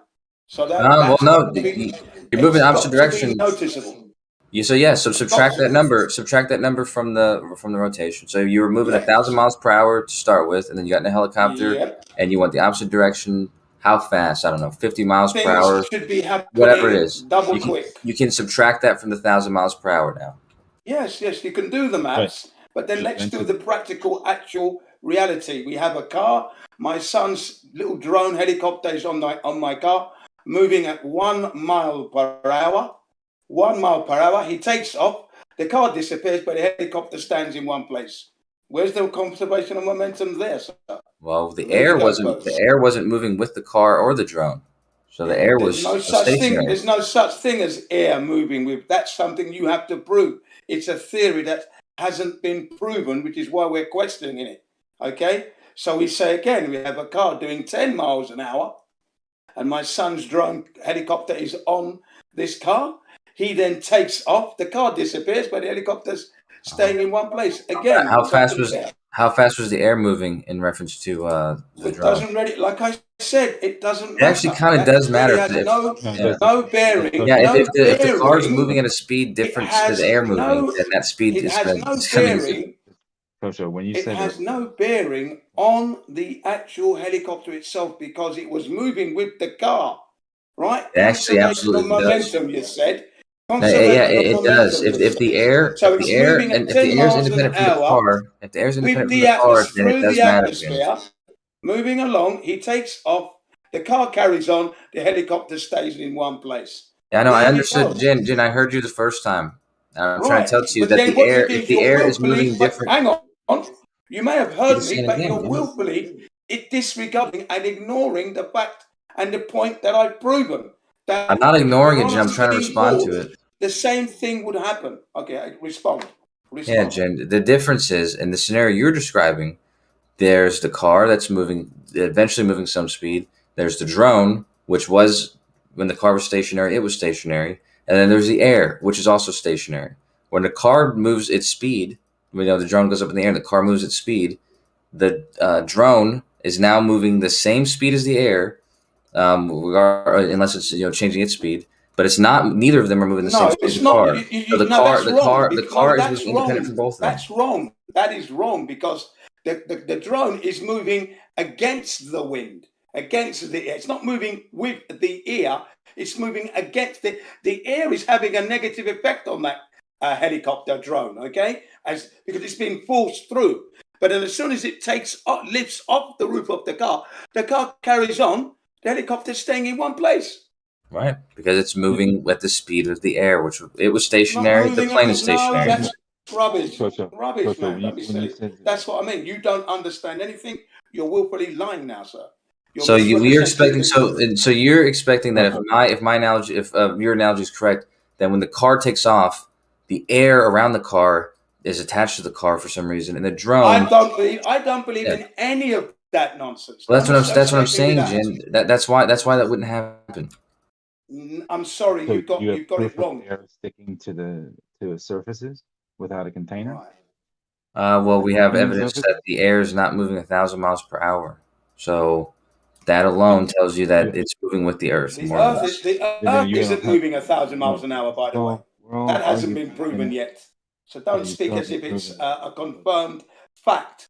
It is a fact that people think it is, but it's also a fact that people haven't gone and confirmed that the Earth is moving at 1,036 miles per hour. And we do have Albert Einstein saying that no optical experiment can be conducted to detect Earth's rotation, even though he knows it's moving. And I laugh when he says that. How would you know if you can't detect it? Silly ass. His arms are slapping the chop straight away. Madman. Conduct other experiments that confirm it. Well, he said he knew, and if he could have conducted it, he would have told us about said experiments. But he said no optical experiment can be conducted. No. Not right. Other experiments that are optical. Brenda, your mic sounds he would have mentioned it. He would have mentioned those. Your mic sounds like you're underwater, Brenda. It's hard to hear you. Yeah. It wouldn't matter what experiment you could do because you guys just went on this whole thing about, frames of reference. And so there would be no objective way to tell which one is moving. Each one is moving. Like you could say each one is moving with just as much validity. I agree with you, Jerry. I totally agree with you.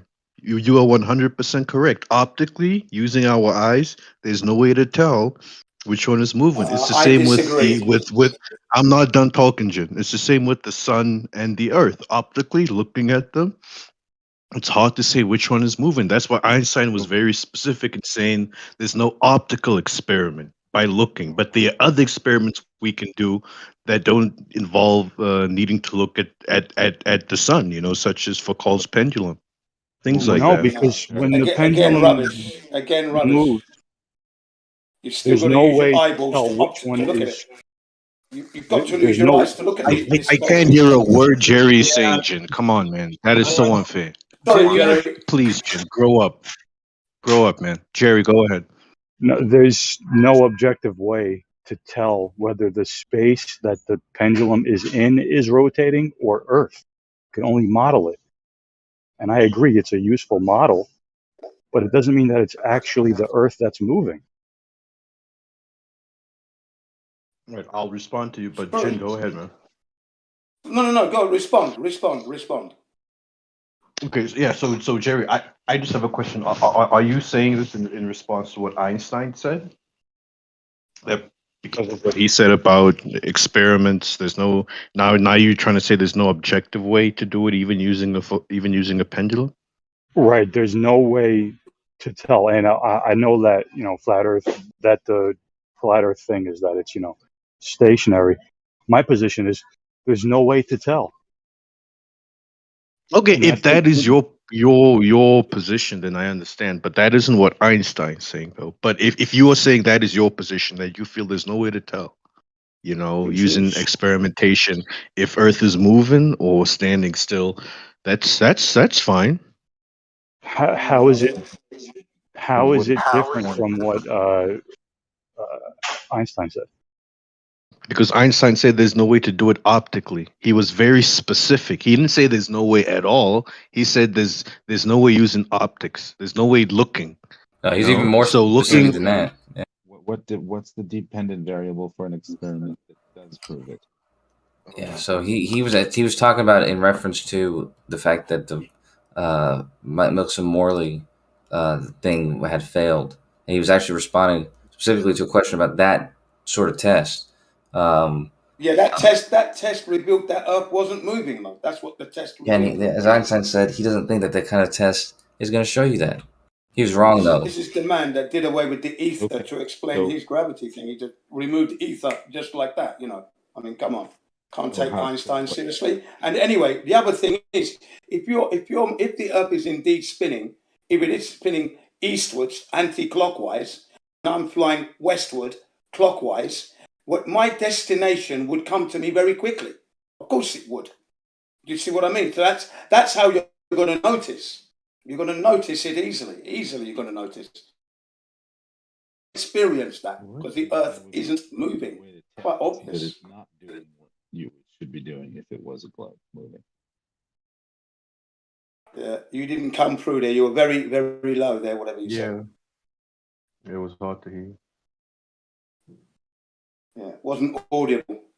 I think you guys have all made good points tonight, so I just want to congratulate you guys. I don't think any of them were well thought out or valid, but I do think that you said them confidently. Oh, the passive aggression is just palpable. Yeah, that's okay. I mean, says the man who's desperately hanging on to that globe that doesn't exist, of course. I'm desperately hanging on to it. I know gravity is just going to let it go from you. So you said gravity, or as you said that Einstein was talking about optics, and you couldn't do it optically. So, and this other he was guy wrong though. You could do that. There's so what experiment? What's the independent or dependent variable of any experiment that would prove that the Earth is spinning?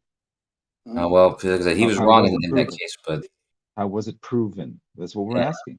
Yeah, I know. I'm telling you, it was shown long before Einstein, and let's have it then. I've already stated it. I've told you the Foucault's pendulum. What Foucault's pendulum before Einstein? Come on, dude! You just went on this whole thing about how there's no objective motion, and now you're saying that the Earth I didn't know. No, that was your position, Jerry. We agree that was your position, not anyone else's. No, because there's no preferred reference frame where things actually occur in. However, there are rotating frames. This is true. And if you're witnessing a pseudo force, and you realize that it's a pseudo force, and you can only explain what's happening because you realize it's a pseudo force, and it's specifically the Coriolis force, then that gives you all the indications that you're on a rotating frame.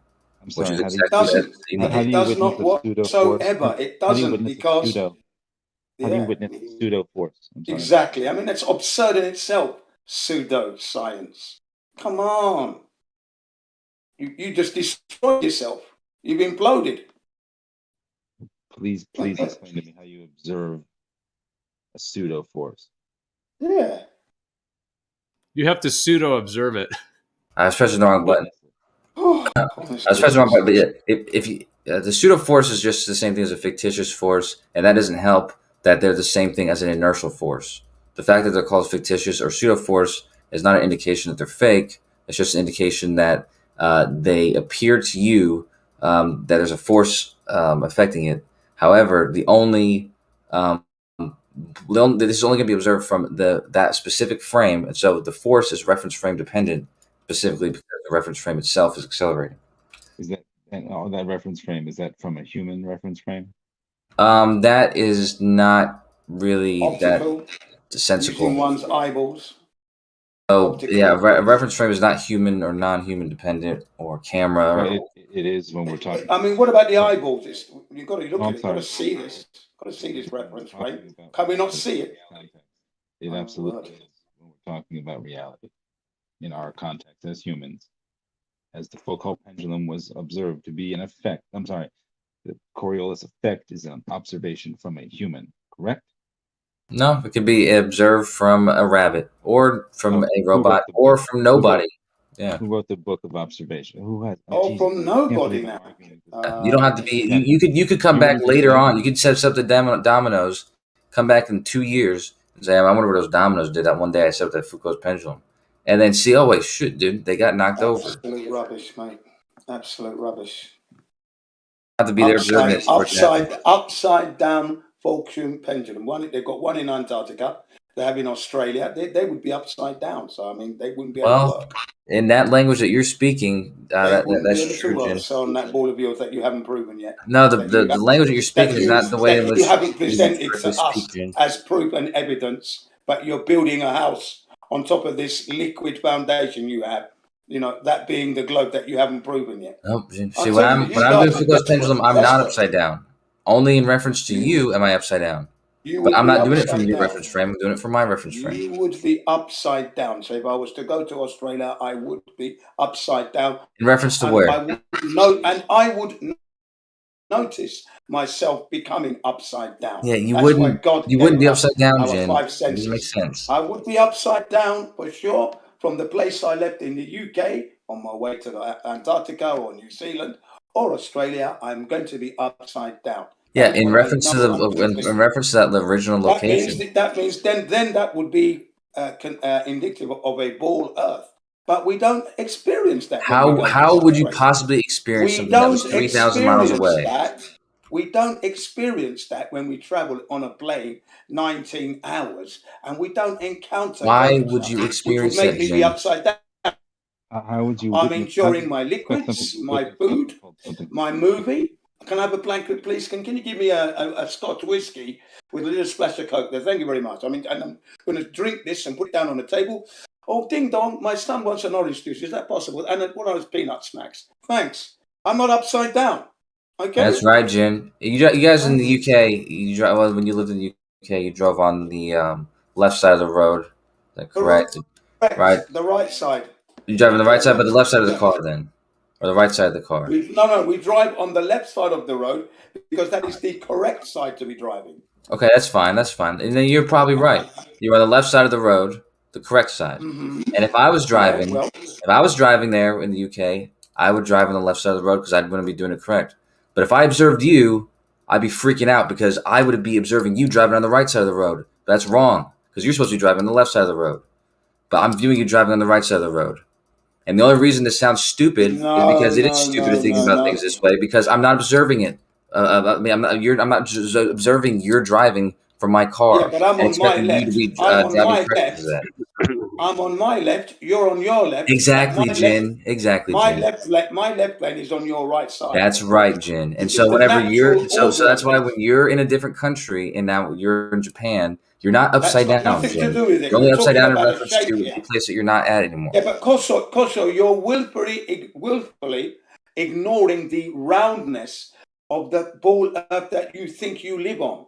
And that is you have a top and a bottom. So if I'm at the top where the UK is and Australia is at the bottom, as I make my way there, I'm going to encounter curvature. That's the law of nature. And you can never defy that. You can't defy nature's laws. Is Australia on the bottom? Whatever equipment you have that makes you think you can defy nature, that equipment is subject to breaking down. Why are you calling that nature, Jen? You're saying that just because you're in Japan, Australia is at the bottom. It's the law of nature. If we're living on this, Australia is not at the bottom, Jen. It will be if you're living on a ball. That's what would be happening. No, it's not, Jen. It's not actually.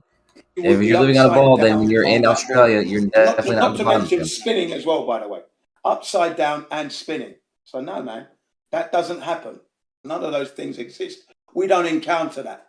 The plane would have to land on a moving runway as well, upside down. We don't have any of that nonsense. That's gobbledygook, bizarro world which you live in desperately, And that's you conforming to the masses because you So when you see me driving, are you getting confused that I'm not getting pulled over because I should be driving on the left side, on the right side? I'm left side. I'm driving on the right side. At all. No, why would I be getting confused? Because you're getting confused about me landing in a plane, Jin. You think I should be landing upside down? I'm heading to a destination. I'm heading to my destination in my car, on my motorbike, on my bicycle. When I'm walking, I have no problems there. And the same would apply when I'm flying a plane. But Jin, in their model, down changes relative to where they are on the globe, so it's not really upside down. In their That's model, if you accept that. If you accept that, that is an abomination against natural law. You have to dismiss with natural law and accept. I will never do that. I'm firmly in reality where things like globes and spinning and living on don't exist. So that's what I'm doing. I don't accept that. I don't think anyone's requesting that you accept it, but well, that's what's required. It's required of acceptance. You have to accept that. To accept that there's that, then you start to enter their world of yes, you can be upside down, but not notice it because there is no down, there is no. Oh, you're not upside down, Jin. I cannot be dealing with that. That's not reality. But Jin, that's why I said that analogy. Whenever it's not that you're driving on the right side of the road, but you don't realize it because you're actually on the left side. You're actually on the left side because from your reference frame, you are on the left side. That's not a what you mentioned is not something I consider. I don't have to consider that because I'm driving on the left. I'm heading to my destination. Exactly. There's no problem. There's no problem there. But on a ball, there would be because the ball is of a shape where, from my location to Australia, there's a curvature factor there that has to be factored in. You can never be leveled on a ball, and water proves that. When you have a ball sitting on your table and you pour water on it, the water rolls off and accumulates at the bottom of that ball on the table because the ball is not level. So the very fact that the ball isn't level means I should not be having a leveled flight, but indeed I do. So you lose again, sir. You cannot. I didn't realize that. I didn't realize that before with the ball and the. So I got to rethink this, man. Water doesn't sit on unlevel surfaces, my friend. It wants to find its level, not its curve. It doesn't find its curve. It finds its level, you see. So it rolls off that ball. And if it's spinning, it's been flung off, by the way. We all know this. Children know this. So no, Kosho, I'm sorry. You've got a problem there. Yeah, I do, man. Yeah, I didn't think about this shit, Jin. We were given our senses to experience that, and that would be, it's an impossibility. No human being has experienced curvature unless they've gone over a hump, over a road, or ridden a roller coaster ride where you've got the loops and the ups and downs, and you experience it there for real, and that's a man-made attraction. Why did nobody ever tell me this before? It's up to you, mate. You willfully dismiss the reality. That's all. And like I said, your intellect betrays you because you're not that silly. You're not that. You're not dumb. You're not. What's the word I'm looking for? Do you think I'm going to get punished for this? You're not retarded. You're an intelligent man. Your intellect betrays you. It is easy to understand. Easy. But you just willfully ignore the truth and you throw silly little scenarios to keep you on the board. The psychological evaluation of you is you are desperately hanging on. You're probably right. Separation anxiety disorder. It's a thing. It's a real thing in psychology. Also conformity. That's true. Because if I were to imagine that I wasn't on a ball, my life would just evaporate. It would just completely disappear. My life depends on me being on a ball. Well, it seems like it. The way you're displaying those traits, for sure. Whereas I am displaying the trait of somebody who's rational. We don't experience the globe. And it's quite logical that if you are in one point and you go 180 degrees, you must notice and feel and experience that 180 degrees. That is the 80 degrees. Sorry, that is the law of, that is nature's laws. Okay? Yeah, I gotta look at the laws again. That is the laws of is. That will happen. That is going to happen. If it doesn't happen, it means you were not traveling on a ball in a plane. You were in a plane traveling across a plane. I agree with that. Let alone the plane, let alone the ball spinning as well. There are many problems you would encounter on a ball that is spinning when you have an airplane flying and coming into land. I was recently, I went on a trip with my girlfriend to Mississippi, and I actually was on a plane, and it was grounded indefinitely. You know why? Because it was flat and stationary. Correct. That's right. It's flat and stationary. Neil deGrasse Tyson says you're not going to be high enough to encounter with your eyeballs curvature. You'll never see it there. Yeah, he said that when he was smoking weed. That's what we experienced. Nothing, no curvature at all. So he spoke the truth a little bit there. So, Kosho, no, I do feel sorry for you. You're desperately hanging on to something that isn't real, and that's not logical. That's why I have proclaimed that the year 2022, we, the flat earthers, are going to be putting the heliocentrists under the psychological magnifying glass and asking them why is it they desperately want to hang on to something they cannot prove. Well, that's exactly what's been going on.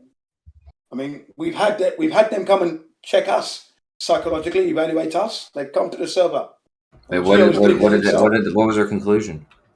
I don't know. They just came in and tried to psychologically evaluate us, but we sent them packing. The very idea was offensive. So we sent them. Can they have me checked out? Clipboard up their ass. Oh shit! How did you manage that?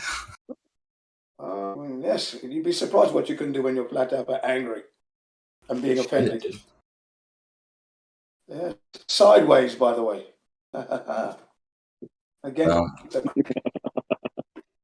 Against the grain, man. Yes, exactly. When they rub us up the wrong way, that's what you get. So no, please persevere, endeavour to prove your globe if you can. But I won't be wasting my time in that. I'm floating like a helium balloon. I don't have any stress factor. No worries there. Would you guys accept me just like you accepted Brummy when he came over?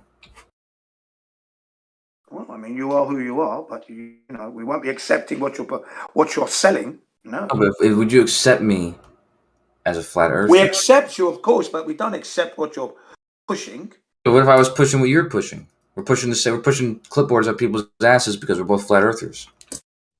Well, then we'd both be laughing, wouldn't we? That's what I'm saying. If I became a flat earther, would you accept me just like you guys accepted Brummy? Well, yeah. Why not? I mean, I think that'd be a good time, dude. I'd probably see what Witset's up to, go on tour with him for a while, do the Europe tour thing. The Europe tour, huh? You can go to South America too while you're at it.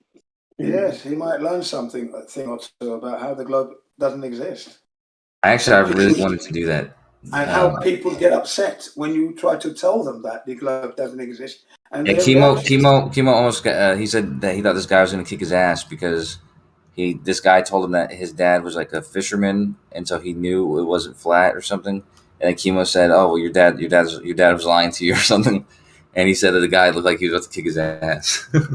So he changed the subject really quickly. Funny. Yeah.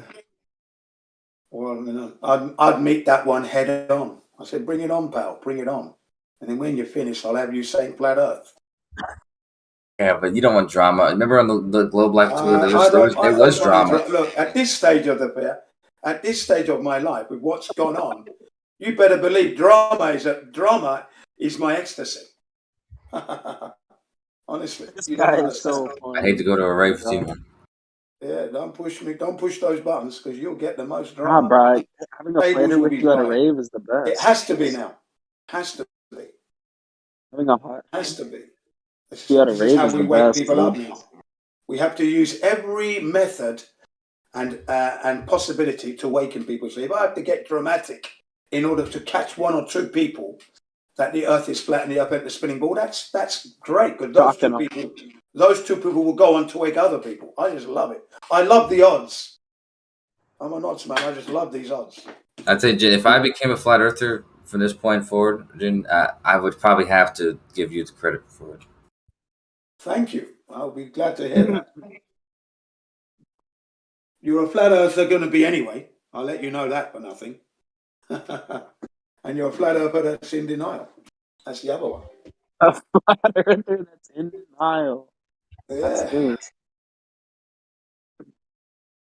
Yeah. Heard that, Kosho? You've been psychologically analyzed. How does it feel to be on Analyzed, the other evaluated, side? and stamped officially. Boom. Yeah. Kosho has been deemed what is it? Like a closeted flat earther. Yep, he's a flat earther going to be there. He's in denial. You know, it's doing the la la la la la la la la, trying to ignore it, but you can't ignore the truth. Folks, huge pendulums. I mean, and you see the people mesmerized, thinking it's something real. Absurd contraption. Wow. So it is the level of the Kosho, I got a question. Kosho. Yeah, sure. What's up? Oh, Robert. So picture we're in the vomit comet, right? And we go into the downward parabolic trajectory, and I blindfold you, so you're kind of floating in the air, and then I spin you around in 5 different directions, 10 different directions, and then I bring you to a stop. Do you have any idea as to your orientation? So you spin me around, and then you spin me around again, and you keep spinning me around, and keep spinning me around. Yeah, lots of different directions. You know, assuming we can go that parabolic curve long enough for me to do that. I'd spin you around 10 different axes, 10 different directions, bring you back to a stationary position. Would you have any idea as to your orientation? And we're still on the vomit comet, but it hasn't made it any. Yeah. It hasn't done anything that different Correct. at that point. Yeah, I wouldn't. I don't think I'd be able to give you a good answer for that. I'd be like, I don't know. I don't know which way I'm facing. Nah, now you wouldn't be able to do that. You'd be lost. You'd be completely and utterly lost. I mean, I'm pretty clever though, so I'm just saying this I maybe could keep track of where I was, but in actuality, probably not. Yeah. So that aside, so there'd be nothing. Forgetting the fact that you're not like counting cards where you're going to remember all the different axes that I've spun you on. But there'd be nothing that would, in sensory, would give you any idea of your orientation. Right. Yeah. Like I said, we'd have to really assume, because a parabolic flight, we have to just assume it's like perfectly keeping consistent descent or whatever. In that case, yeah, I would not be able to tell. So even though technically you're still falling towards the Earth, you are still under the effect of so-called gravity. You wouldn't know that you were falling towards the Earth. That's right. Because people don't realize this, but even as you're sitting in your chair right now, people say, "Oh yeah, you're in your chair and you feel gravity in your chair on your ass," but not really feeling gravity. You're feeling the normal force, which is the opposite of the gravity. So without this sort of opposite effect, the planes falling with you and all this kind of stuff. Yeah, you're not going to experience. You're not going to have the experience of gravity in the same way you would if you were just on the ground. Acid gravity was a real thing. So that's something. Well, I mean, if you notice it, the feeling on your ass in your chair is not acting downwards; it's actually acting upwards. Just like the clipboard. Your body weight being supported. Your body weight is being supported by the chair, so your weight is pressing against the chair. The chair gives just a little bit because there's a little bit of cushion there, but that's it. Nothing else is going on. It's not gravity pulling me down. No. Well, yeah, it's a chair pushing up against. Because I can let go of my helium balloon and up it goes whilst I'm sitting there. Definitely no gravity there. There is no force pulling me down. None at all.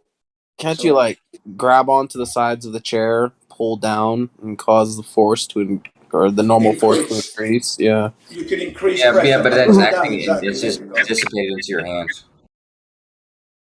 I think it would dissipate into your butt as well. You could try it right now. I know it works. It's dissipating in your. You're basically just what do you call that? This system.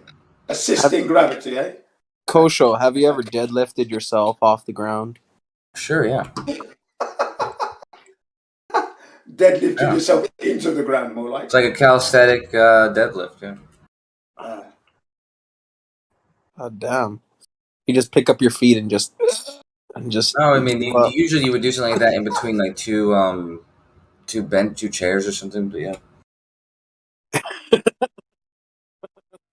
I mean that's people. This is a normal workout.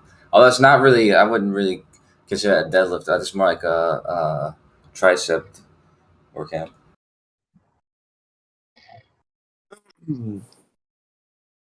I know Jin can deadlift a whole lot, eh? Especially if there was a woman under that car, Jin, just think about it. There's a woman under the car trapped, and if you save her, she'll become a flat earther. Would you lift that car? I think he's won a deadlift contest. I'd be lifting that car.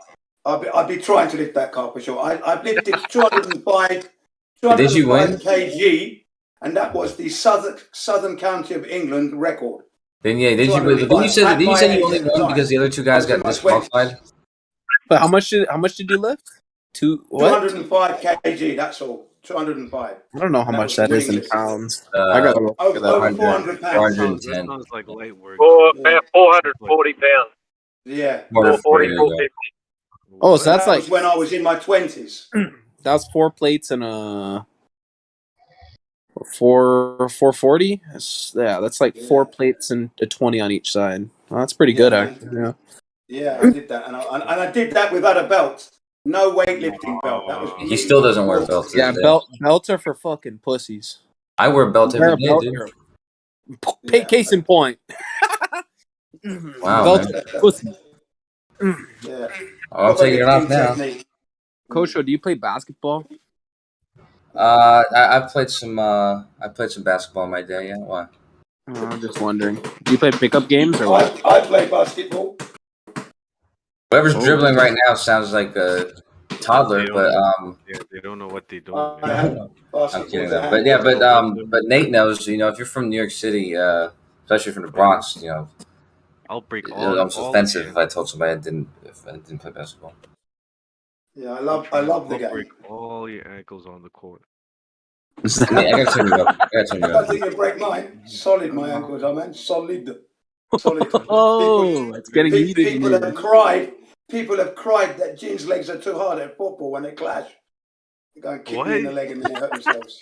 No, I mean I'll dribble you so bad that your ankles snap. I'm not gonna really break your I don't know ankles. about that. I'm one of those guys that I do reverse spin. So when you think you're going to get me this way, I go the opposite, and I've caught you just when you thought you escaped. Slap the ball out of your hand, and I'm in the air.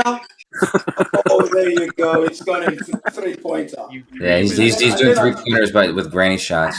I've got this other one that I lure you out of the ring, out of the shooting zone, and then I do a back hook shot.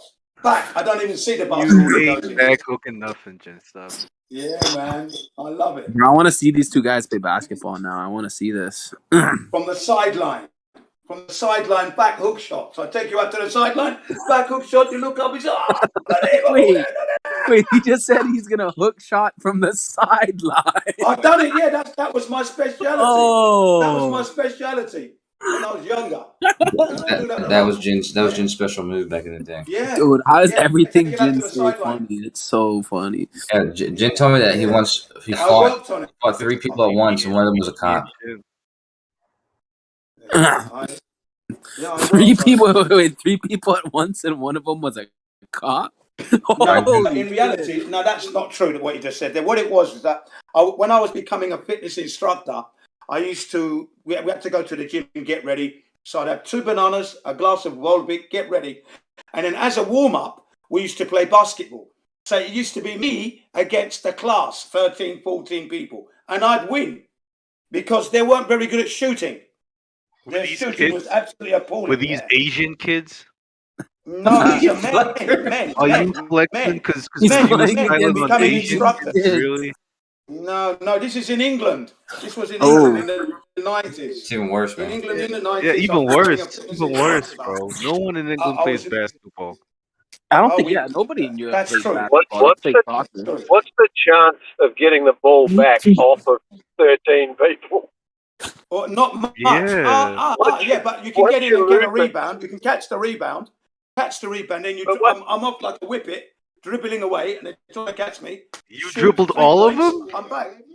Well, I look, love it, you can. dude. I You love only you, have to man. dribble past. Love you. You only have look if they're all if Like if a most whippet. of them are near the basket. Look, if most of them are near the basket, trying to get the ball, and I've grabbed it, and I'm now dribbling. I can dribble past 2 or 3 and take a shot. I don't But have how to do be in you the zone grab it twice. from 13 people, Jim?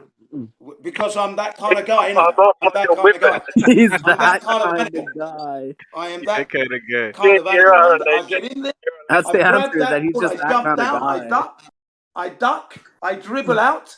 Okay, now I'm not going to dribble all the way to the in zone unless I can, because there's nobody there. But if I'm being blocked, then I'm going to take a shot from where I am. And that's an Dribble is only insane. one against the from rest. the Matrix or something, you know? Yeah, Jin done that, man. Incredible, Many times. Many weeks I beat these people. Many weeks. How come you tell a story about the cop? I thought you were going to tell that story. Oh, that was one time in the West End of London. I was on my Honda Dominator, and a police officer jumped out from behind this wall of an old English church sort of thing. He jumped out into the middle of the road where I had to do an emergency stop, which brought the back wheel up. So I was instantly angry. And then his first question was, "Is this bike yours?" So I said to him, "I wouldn't be on it if it wasn't mine." Then he went to he asked me to turn the ignition off. I said, "No, I wouldn't do that." So he went for the ignition. And I was so angry that, you know the Bruce Lee 1-inch punch, where you can just punch somebody and they go flying. I hit him in such a passion, and the guy took off, slammed into the wall, and I rode off. I said, "Take the number plate, I'll see you in court." Those were my last words. And I rode off. Yeah. What a Sometimes Drove off you're into the sun like a hero. Yo, bro, we need to bring this guy to a bar. This guy's a legend. yeah, man. You know, what happens? I'm having a barbecue. I'm having a barbecue at my house, and you're all invited. And Jin, you've got to be there. All right, how do we Thank get you. there? Yeah, we're doing an Australian meetup. Charter an aeroplane. Charter an Who's aeroplane. gonna? I don't need. I'll just fly my airplane in the air, and then I'll have Coriolis take me there. There you go. Yeah, that would be the one. Fire that would be easy, wouldn't it? When you gotta be up in the air at the right times though, because you don't want to end up in like fucking, I don't know, Mexico or something. I don't know. Mexico's nice. Well, some parts. I mean, the Yes, five. yes, If you go to the yes, 5 sure, most yes. dangerous cities in the world, almost 4 of them are in Mexico. Yeah, you have a famous wrestler by the name of, and a governor, Jesse Ventura, mayor, governor, wrestler. Yeah, he's Mexican, right? Mayor, Well, he's living governor, in Mexico and now. wrestler. And he's a predator killer. Yeah, that's right. Mayor, Mexico's got the governor, highest And he firearms. says, and wrestler. yeah, he The said he highest would run firearms for deaths president. in the world are in Mexico. Yeah. He's interested in running for the presidentship of your country, of your prison, should I say? But yeah, But don't say that. Well, that's what it is. You know what he said? Oh, it's not. You know what he said? He would do it and become the president of your country if you lot would vote for him on the ballot, because you've got a 2-party dictatorship, and he would abolish those and abolish all the military spending and bring back all the military from all the bases around the world and bring them all home. That's what he said he would do. You see, speaking my language, that's exactly what I've been saying for years. BJ Penn is running for governor of Hawaii or something like that. But I mean, if we took away all of our military bases in these other countries, how would we maintain the control we have and the influence we have? How would America stay number one? Well, you see, Jesse Ventura doesn't like the idea of America putting itself forward as the police of the world at the expense Then he's of the not an taxpayer. American. Fuck that guy.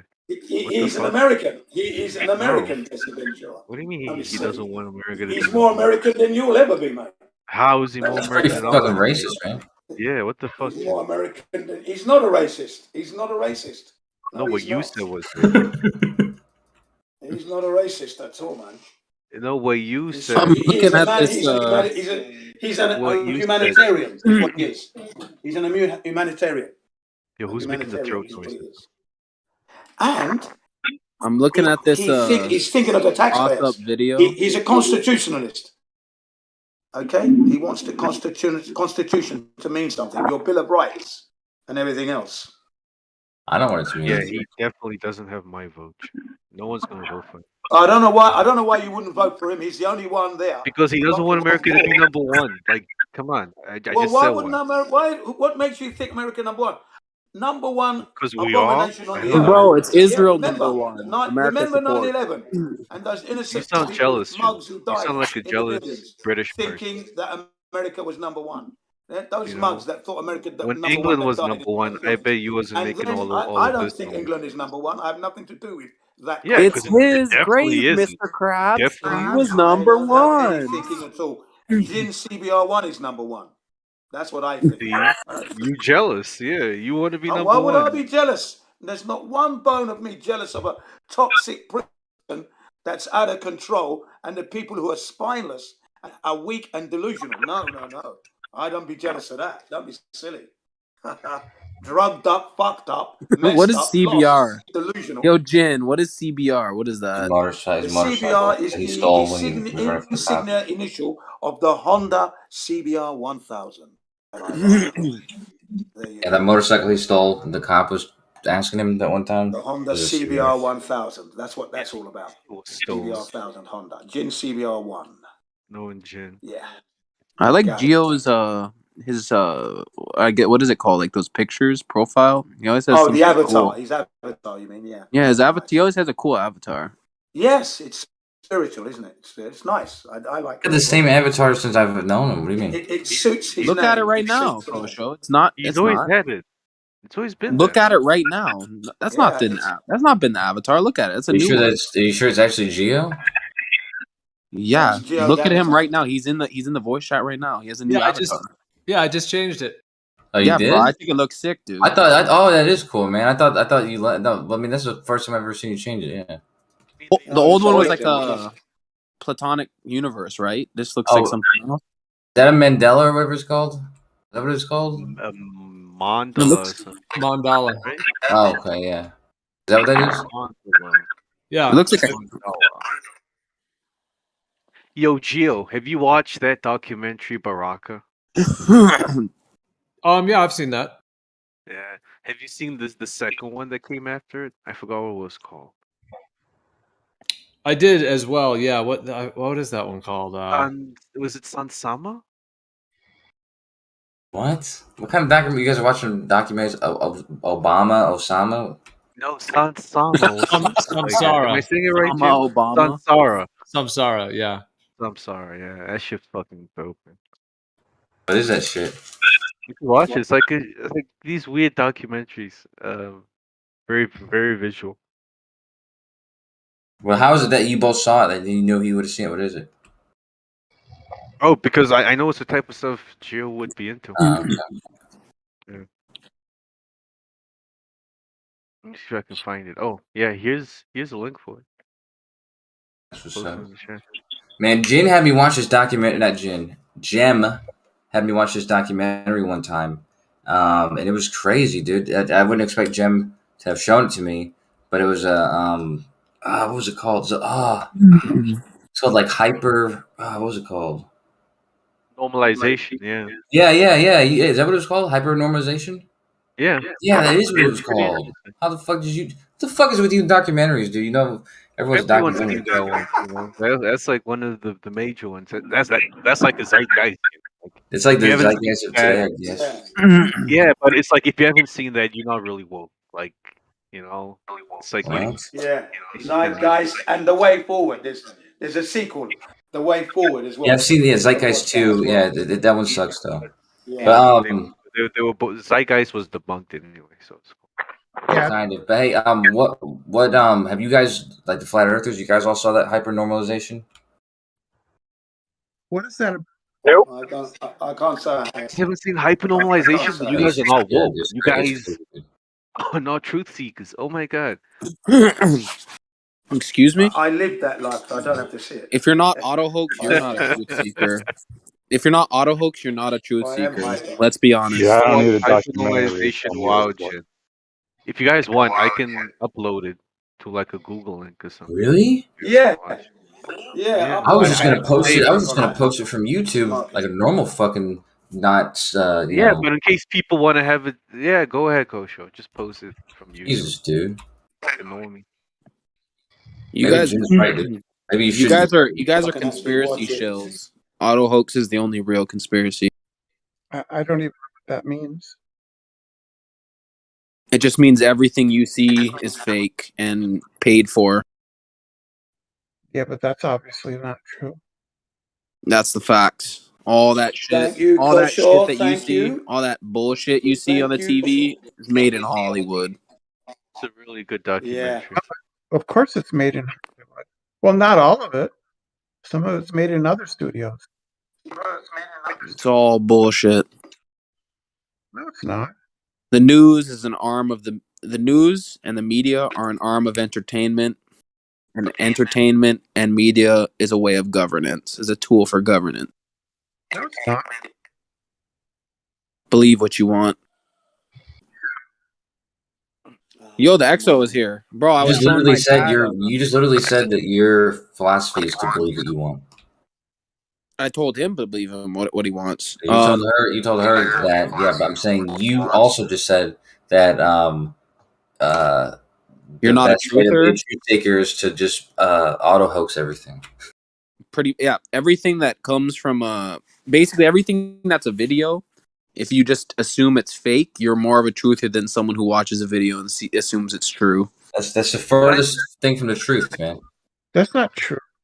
Yeah, all these videos are produced in Hollywood for you to see. You look, you see it, it's fake, and then you believe it, and that's what makes you guys non-truth. But that's not true. That's wrong.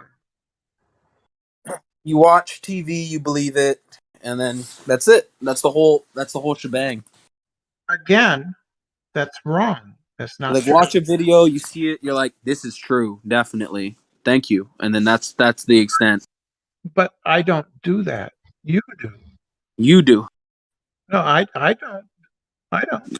You watch it, you're like, Johnny Depp, I'm so happy for him, and then it's just all fake, and you believe fake shit. What are you talking about? Like watch celebrities doing stuff, you're like, oh my god, when all you're doing is idol worshipping of fake shit, all Hollywood. But I don't do that. You are a blasphemous idol worshiper that believes in fake shit. I think he's trolling, Brendan. I don't do any of those. Getting a little lazy now, I think. Yeah. No, I'm just calling out. I'm just calling out this individual on the truth. Well, you're just. I just don't do. What do you believe? What do you believe that you think is true? I believe that the fan on my ceiling is spinning around. I think that's true. God damn, that's actually the first true thing I've heard you ever say.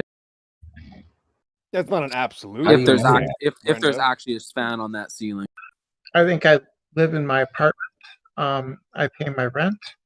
I go shopping. I need to do my dishes. Renting is for pussy. Okay, can you ask if it's an absolute? No, ask if it's an absolute. An absolute what? What's up, EXO? I was just about to say, dude, I that green lizard, bro. I was showing that to my dad, dude. That shit is fucking sick. You bought him a green lizard? The dragon. Still dude, the fucking one with the it has like a, I don't even know, dude. It looks like a fucking dragon. It's called a basilisk, basilisk, and it is a dragon. Yes, it's a small dragon called a basilisk, also known as the Jesus lizard because it runs on water. Yo, I scared Brendo away already, I think. Oh, never mind. Oh, never. What you do is you ask them if they say yes. I think my ceiling fan is spinning, and then you ask, "Is that an absolute truth?" And then it gets in. Most of the time, they'll. It's true. These people believe TV too much. That's why. Is it an they okay, just watch Brenda? on the TV Is it an and absolute? Brenda, is it an absolute? I don't even own the TV. Is it an absolute that your ceiling fan is above you? I don't know what you mean by absolute. You see, it's that easy. You're welcome. Thanks for playing. Just true. Yeah, the XO strikes again. That's it. It just I don't know what to tell you. It's just you can't get a claim out of these people. Exo, could you give an example of an absolute truth? Are the Yes, absolute I'm right now. You can absolutely hear my vocal cords working right now. No, you I can't. don't know. It could be a machine, right? No. That's really Stop. vocal cords. Yes, that's you. You don't know. I'm the one that can make the claim. You can't. That's the point. You might not really. You'll have to say I don't know. You might not really have vocal cords. You might be a machine and not know Right. that. To you have right. That's the point. No, you have to say I really don't know. might not No, know you can't make that a claim. You can't make a claim. Yep, you are already admitted you can't make a claim. It's that easy. Thanks What for do you mean? playing. What do you mean? You can't make any claim. You don't know anything. You know nothing. You don't believe number nothing. one, I can't make a claim. Number two, I'm not No, making you the can't claim. make a claim. Well, I'm hold up, saying there is basketball. a Hey, hold up, possibility You can't know. basketball No, hero. you can't might do anything. be Hold a up. You can't do robot. shit. You're dead. One at a You're dead. time. Get over Shit, yourself. I'm Sorry. dead. Yeah, you're just What mumbling like a I'll retard. leave. You're literally I just can't vomiting make into the a mic like a claim. fucking retard. You need some Children, help. What's wrong with you? children, Everybody, behave yourselves. yeah, take a breath. Hold One up. at a time, please. Brenda, I've got an important question for you about your fan. So the thing is that the XO, people don't know this, but he's actually a 15-year-old girl. Using a voice. Brenda, I've got an important You heard question about your ceiling fan. Did you hear that? XO, did you hear that shit? Did you hear that? Did you hear that? Oh my gosh. Oh my gosh. Okay. All right. Well, that's the point. They can't really make a claim. Ask that person, is that an absolute truth, Brenda? Brenda, I've got an important question about your fan. That was easy. Shut up, Terry.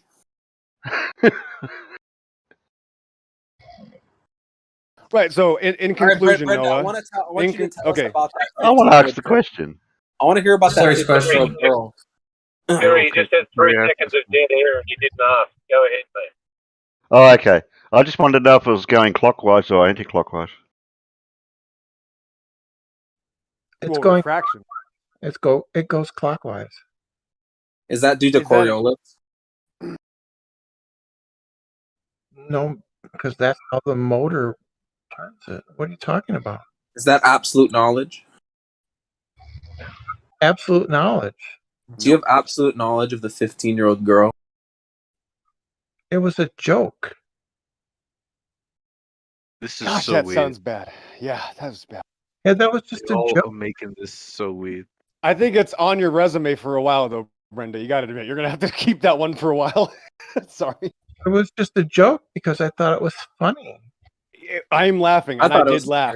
Too. But you're gonna keep that on your resume for a little while. I don't think Noah's gonna forget that one for a while. Just keep it on my resume. I don't have. Yeah, no big deal. No, it's not your. It's Brenda's resume now has the. Yeah, I'm not gonna say. Anyways, the dragon was fucking lit. I want to get me one of those. Just got to find big enough to ride one. You know, just got to find a bigger one. With some wings. I actually dropped in to see what people thought about the video that I posted by MC Toon. Nobody cares about that, Brenda. Nobody has time for that. I thought it was very compassionate towards flat earthers, and I was wondering what people thought. What are you talking about? Who's compassionate to what? MC Toon had video about somebody that he knew that passed away who happened to be a flat earther, and he was very compassionate in talking about it, and I was wondering what other people thought about it. I don't know. The guy has a friend that's a flat earther. So, I mean, I have almost all my friends are Globers, so. He passed away, and so he made some comments about the person passing, and I was curious what people thought about that. Brenda, What is were the comments? is that a dog snoring with you? Whose dog is snoring? What comments did he make? I heard the snoring dog. Is somebody hot micing, or is that Brenda's dog? I'm just trying to figure it out. I heard that snoring too. I don't know. Maybe someone fell asleep. It is pretty late. No, I know. But, It's only late if you're a pussy. yeah, Brenda. What were the comments? Does it go away when I mute my microphone?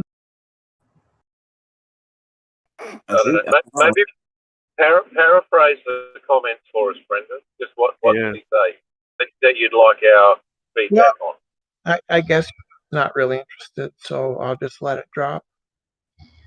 What? We just Really? asked you.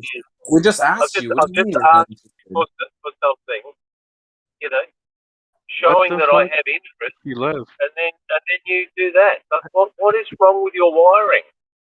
Seriously. Yeah. That person's gone. Spirit of confusion. All right. I could say so much. I'm just gonna. Yeah, that was surprising that there was a misgendering joke from Brenda. I do not get that. Why? That Why was the was that beginning. surprising? How do you know it was a Wait a minute. misgender? Wait a minute. You guys missed something. Nobody notices there was a person with that person snoring with them. That's what happened.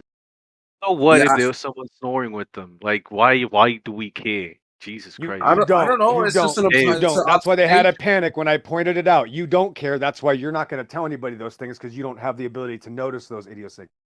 Well, you're just gonna pass over the misgendering joke? It was a misgendering that's joke what from that's Brenda what I want to focus about on. Yeah. about XO But- of all people. Yeah, That's let's crazy. talk about that. Why was that He so thought surprising? he thought it was funny to misgender XO But why did it surprise you, Dave? because he's sensitive about misgendering, about people misgendering him, and thinks it shouldn't be. How do you know that was a Hold on. How do you know that Hold on. Stop, Kosho. Stop That with the XO insanity. was a New little perspective. 6-year-old girl. New perspective. Okay, can I talk? How do I Can I know talk? XO's not a 15-year-old girl? Right. Because I've So seen new a picture of him. It's fucking ridiculous. So new perspective. Here's why you're right. And what happened there is that when that person does that, they're projecting, obviously, right? That's the point. Is that person makes those claims, but then when they get nervous around certain people, they project their insecurities onto that person that makes them nervous. That's why. I think they were just making a joke. Yeah. Yeah, nothing I wrong with thought the it was a LGBT community jokes. Yeah, they should. But It should why but does that's it the point. surprise you? Any of those kind of jokes maybe should just be taken that way instead of personally. I mean, did I get mad? Did I have did I pull a Matthias? I mean, everything's all right. Yeah, bro, it's pretty chill. Yeah, so I mean, what's so surprising? It was chill. Brenda made a joke. EXO took it as a joke. Well, it's surprising coming from him, from her. That's the irony, right? Well, that's the point.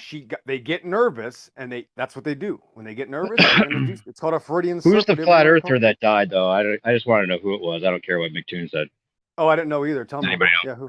I don't know. There was a guy who died a couple months ago. You mean Antonio Subaras? There's like 10 Antonio people. Subaras, Rob Skiba, Jibby Jedi. Skiba, that's his name. Rob Yeah, Skiba. Rob Skiba. Yep, he was the big one. Motherfucker's dead. Or at least they say he's dead. I don't know. I can't even. No. Yeah. He is. No, he is, guys. Don't be mean about Rob Skiba. He was cool. I'm I not didn't being agree with mean. him all I the just time. don't know about anything anymore. That's all. Okay, I understand. No, he died, and I can't. I can't talk about it. We're live, so just don't talk about it. I can't say it. Yeah, I can't say it. Never mind. Right. Crazy. There's too many in a row. That's just a weird thing. How many in a row? Yep. That Flat Earth Fokker is questionable, to be honest. But anyway, That's questionable. Yeah, Flat Earth Fokker. Dude, he literally Anthony just got back Subaru. from a anti, rally or whatever. Quarantine, yeah. No, Quarantine. an He was anti, locked up, no, wasn't he? anti-V word. V van, thing, yeah. where everybody there Yes, was that's also right, yeah. anti-V word, and everybody else was quarantining. Yeah. Rob Skiba, Anthony Subarats. So who died? Who else? Jibby Jedi. I don't. Who's Jibby that? Jedi died as well. Yeah. Who is he? He's a legend. He's a legend. You don't even know about him. I'll send you a video. Yeah. Good friend of mine. Jibby Jedi. I'm sorry to hear that, Dave. Sorry, man. I think he was a good friend of XO. I think he was a good friend of XO too, right, XO? Well, Yeah, no, good no, friend of okay, ours. just let me explain because I did know him for several years. I was we were on the outs. We hadn't talked for many years. I'm not going to discuss that part, obviously, but I knew him. I actually did a couple flat Earth discussions with him and helped him. We're talking 2016, 2017. But he just to put that out there. He actually passed away about 4 or 5 months ago. Though we're talking about Jibby. That's 4 or 5 months ago. No, more than that. Well, at least I'm just saying it was last. It's last. Was it last year? It was October. Last year he passed. Yeah. Right. So are they talking about Jibby? But they're talking about him now. We're naming all the talking people about Jibby now. No, we're just trying to name all the people that we know. Okay, We're just naming all the flat earthers that passed away right in a row. Jibby Jedi. It was like Antonio Subras, Jibby Jedi, Sydney Silver, who else? Flat Earth Porker, Rob Skibber. Yeah. And a few others. There's someone else I'm missing. Seems like there's more. I don't know. And any Globers that have died or Lynchwing, dude. What about one of many car accidents? What about one of the flat earthers here being a rat and then getting the rest of them whacked? Being a rat, like if they want to find us, they can find us. We don't need a rat. Yeah, that's right. Agent in place. Yeah. Nah. I don't know, bro. For all of them to die at the same time, maybe someone connected a few names, sent out some hits, and then some Masonic oaths That's what made me start suspecting other people as well. Like, what's going on here? Are these guys they controlled opposition? They know like that Armageddon's on the way. They're ducking out to the outer pond or something. Who knows? Who knows these days? Who knows? Wait a minute, did he change his challenge from 10,000 to 1.5 million? Who? Freaking McToon. He had that $10,000 challenge, but now it says it's an impossible. If it's impossible to meet, then what doesn't matter, right? Oh, what's the challenge again? What's the challenge? I think it just says prove the Earth is flat.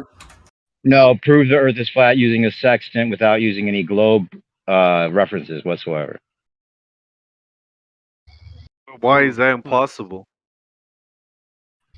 Well, if you use a radius, hiding from reality. You guys use the radius whatsoever, then it's a globe thing, right? If you use why do you have to use? But why do you have to use a radius? Like, isn't I think that for whatever reason there was the sextant needed certain parameters that essentially were built into the globe idea. What? Are you telling me the sextant only works if the Earth is a globe?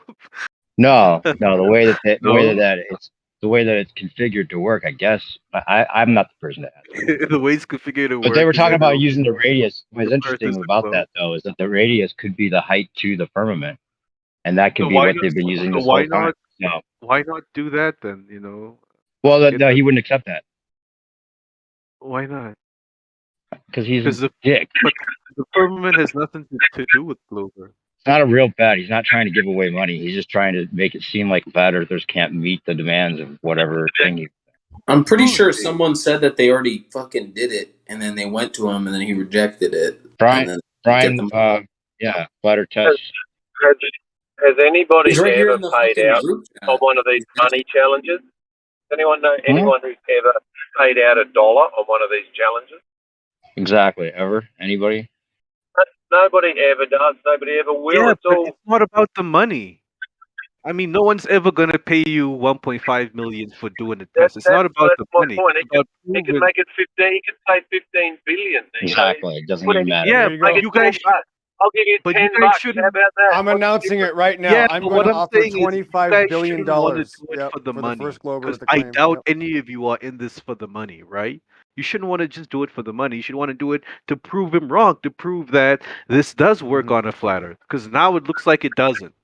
I'm just here for the business. You know what? That's interesting. XO's got a challenge that he just gave out. Anybody I bet anybody thinks they can meet that challenge. All he's asking is for a claim. Nate. Yes. Listen, I'm going to give you a challenge right now. Watch this. I'm going to offer, and remember this, Gen CVR. I'm going to offer $25 million for the first Glober that makes a claim for the globe that's not standing on a flat Earth. Thanks for playing.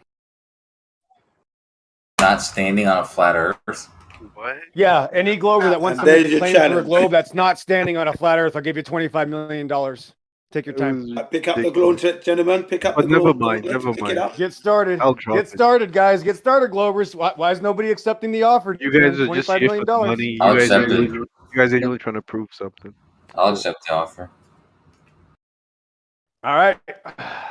Go for it. Get to it. Make a Yeah, claim. the longitude lines proves the shape of the Earth. I expect multiple cameras as you're not standing on the flat Earth. Take your time. I'm not standing on the flat Earth. I'm sitting on my chair on the globe. You are? And, the longitude lines, they converge north and south of the equator, showing that it's not a two-dimensional plane. It has to be three-dimensional. Is Can't that wait for you to demonstrate McToon? that. Is that McToon thing still up? That challenge? Yes. Can they make the claim? Wait, don't distract from EXO with the claim. You know what, EXO? I want to hear you ask someone, can they even make a claim of adaptation that actually stands up? Right? No, that's or that's evolution. even worse. That's Yeah, try. worse. Anybody That's even any no. Glovers in here want to make a claim of adaptation or evolution?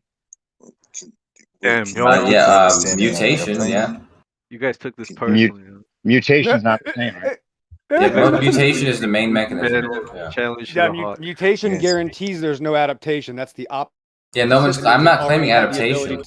Okay, I know that's why you got to listen. Words have meaning. Just calm down. So we're asking for an example of biological adaptation of any sort. If it's there's a change to stay alive. I'm not even asking for a new. I'm not asking for something to sprout wings or a horse to turn into a unicorn. I'm asking for adaptation to survive. One example. That's okay. Whenever it gets nighttime, your eyes will dilate so that you can see more light. Right. So. I already have the ability, so that's not adaptation. So it is. You're adapting to this. That's not adaptation. That's not biological. He already has the ability. Yeah, you already have that ability, bro. You need to do You it. have the ability to adapt, and then you do adapt. No, I already have the ability. That's not adaptation. Yes, I'm born able to breathe. That's called normal existence, not adaptation. Normal reproduction. That's just a function of our body. Yeah. Your body is naturally able to adapt. Yeah. No, I already have the ability. Adapting. Yep, it already has the ability. Sorry. That's just functioning, Kosha. Not adapting. Yeah, but then there's no real claim there's no real challenge being made there. But that was easy. Yeah, the entire atheist religion of evolution is. Hold on. Your body adapts all the time. No, there is no biological adaptation. I'm responding the now. fact that there is a gene pool depends on the fact there's no room for adaptation, let alone evolution. Too easy. Yeah, but that's not the mechanism for evolution. All right, so it's irrelevant. So I guess an example of adaptation is if I stuck my head in a fish tank and got the new ability to breathe water. You got it. But that's a made up. No one's claiming that. Yes, that is adaptation. Yes, it is. No, it's not. So here's the problem. No, you don't have a claim. You don't have a claim at all. They admit that evolution requires adaptation. It's the first step to evolution, and you fail. No, it isn't. First step fails. It's that easy. I would you say don't even have a claim. You can't even define mutation evolution. is first step. Nope, that's a lot. You're lying. That's not the first. The adaptation is the first step. It's in a medical dictionary.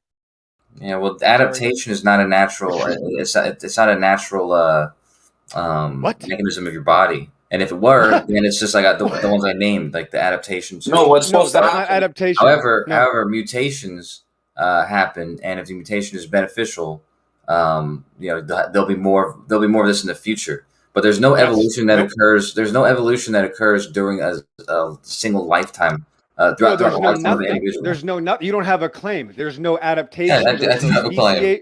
Okay, you don't even have a claim. There's no adaptation. There's no speciation. There's only normal reproduction. A gene pool allows for nothing else. All organisms, plants, animals, spores, molds, fungus, and birds already have the ability to survive from step one. There's no other option. It's the law. Yeah, but that's not anyone's claim. What you're arguing against. No, but that is a claim. Yes, that's all of reality. Is a claim. The actual claim is that genetic mutation and time allows for for a species to over long reproductive cycles give them the opportunity to turn to a new species.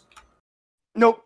There's no such thing as a speciation event. There's no such thing as mutations that add information. All mutations are based on already existing information. So let's say a cat is born, a litter of 5 cats. There's 4 black, 1 white, the 4 black ones die, the white one survives that has a mutation. Well, that's because the 4 ones that didn't have the mutation were out hunting and got captured or killed. It has nothing to do with the survival of the fittest. The one that lived is actually invalid.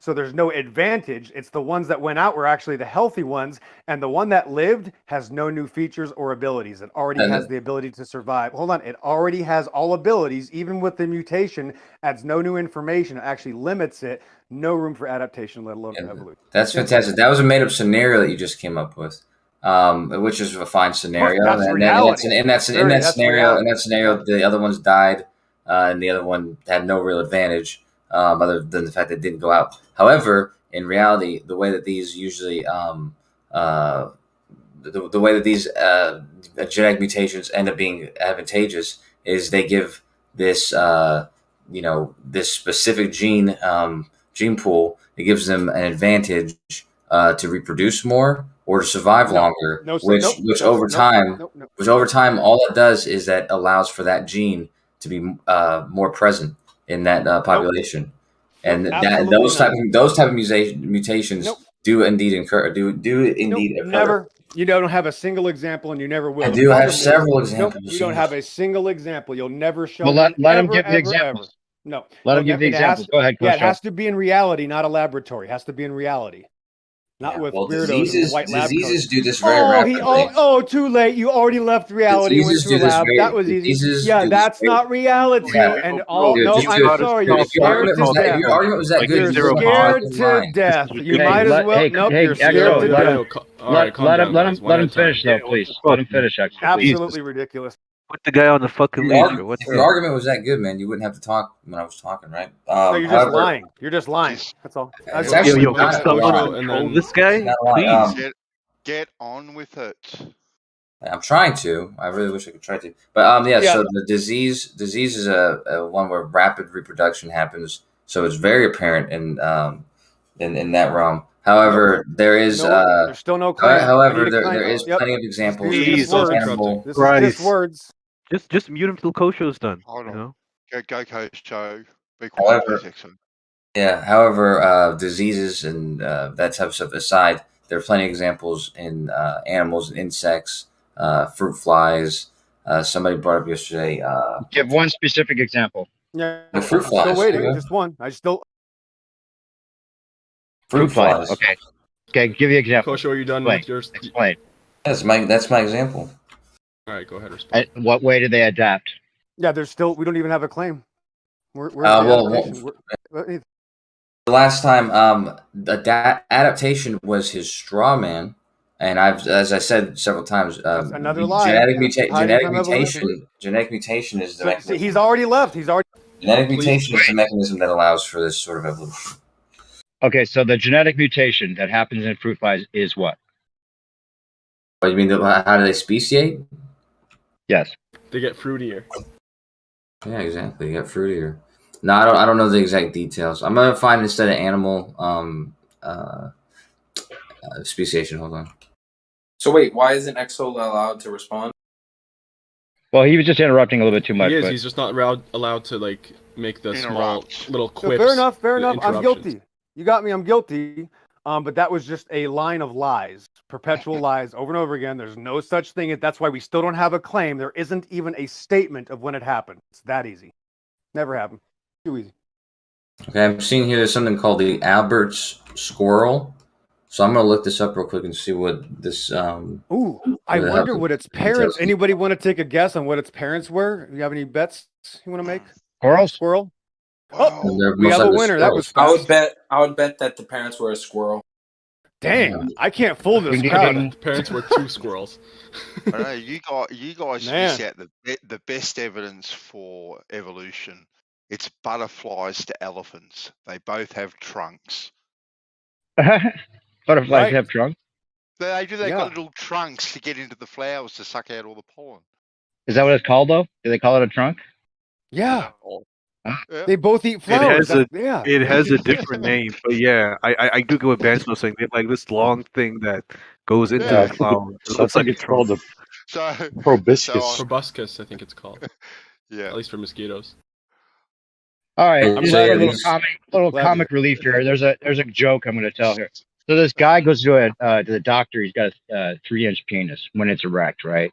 And he's like, "Can you do anything for me, please? Anything?" And he's like, "No, sorry, no." Well, there is this experimental surgery we can do with the tissue from an elephant's trunk. The guy's like, he's like, "But you have to sign off." And he's like, "No, do it, please. I'll sign my life away. Just do the surgery, please." So he has the surgery done on his penis with the tissue from an elephant's trunk, and about 3 weeks later, he's already healing up, and he's got a date, and he goes out, and they're at the dinner, and in the middle of the dinner, everything's going fine, but his penis comes out from underneath the table, grabs a roll, and goes underneath, and she kind of like sees it, but he clears away and continues the conversation until like 10 minutes later, his penis comes out from under the table, grabs another roll, goes underneath, and she's like, "What was that?" And he continues on, and she's kind of getting really curious. And the third time, it comes out and grabs the roll and goes underneath. She's like, "Wait a minute, I know I saw something. What was that?" He comes clean. He's like, "Well, I had this, this experimental surgery with the tissue from an elephant's trunk." And he's completely honest with her. And she's like fascinated, and she's like, "Wow, are there any side effects at all?" And he's like, "None. I'm just not sure if my asshole could take another one of those hard rolls." Boy, I was reading about these average squirrels, and sure enough, yeah, they are a different species now than normal squirrels. Sure enough, they're still squirrels.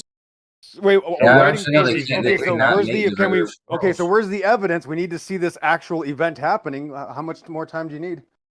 Yeah, What so event? according to kosher, they can't mate with their ancestors. Oh, Isn't that's that the not a evidence? new species. That would be called a genetic bottleneck, and it means they're now going to die. And first of all, you can't prove that they can't procreate with the previous existing squirrels. If you think that men can tell you that this squirrel can't bring forth anymore, I'd love you to give me one example of that ever being determined in reality. If So it's before something we not go being into able the to other bring forth, there's line still no bullshit, claim. why did you suggest that There's no them? claim. Never got knocked up. Why did you suggest that they were going to die off now, that they can't mate Watch with other this. squirrels? So here's this is off of National Geographic. Adaptation. In biology, adaptation has 3 related meanings. Firstly, a dynamic evolutionary process that fits organisms to their environment. It is the first step of the evolutionary process. So back to this problem. If you're claiming a squirrel is losing an ability to reproduce, it's still the same family as its parents, whether it's able to reproduce or not. It is not a new species. If I lose the ability to reproduce, am I now a different species than a human? Yeah, No, if you no one can would only ever reproduce, think of if you that. can't No, reproduce no with one, other no one would people- ever be retarded enough to make that claim. Yeah, No that one. wasn't anybody's Yeah, there's no claim. such thing. Nobody Right. said they can't reproduce anymore. They said they can't reproduce with their ancestors. That's a Right? lie. So you're claiming that. No, Have that's you watched them? Nate No, literally just said stop, those stop. exact I know words. you're panicking. Yes. Have you witnessed it have? Wait, stop. Can you guys hear me? Have you witnessed it have sex with its ancestors and it couldn't reproduce? Yeah, there's Thanks for other playing. examples of this. Like Right. Who donkeys, has donkeys watched? and Yeah. mules. Who watched the squirrel? Hey, that's the question. Who Let watched me the respond. squirrel go So, reproduce? Who Right, watched okay, the squirrel go have You sex? are so weird. Who did that? Better question, please. Come on. Crushed.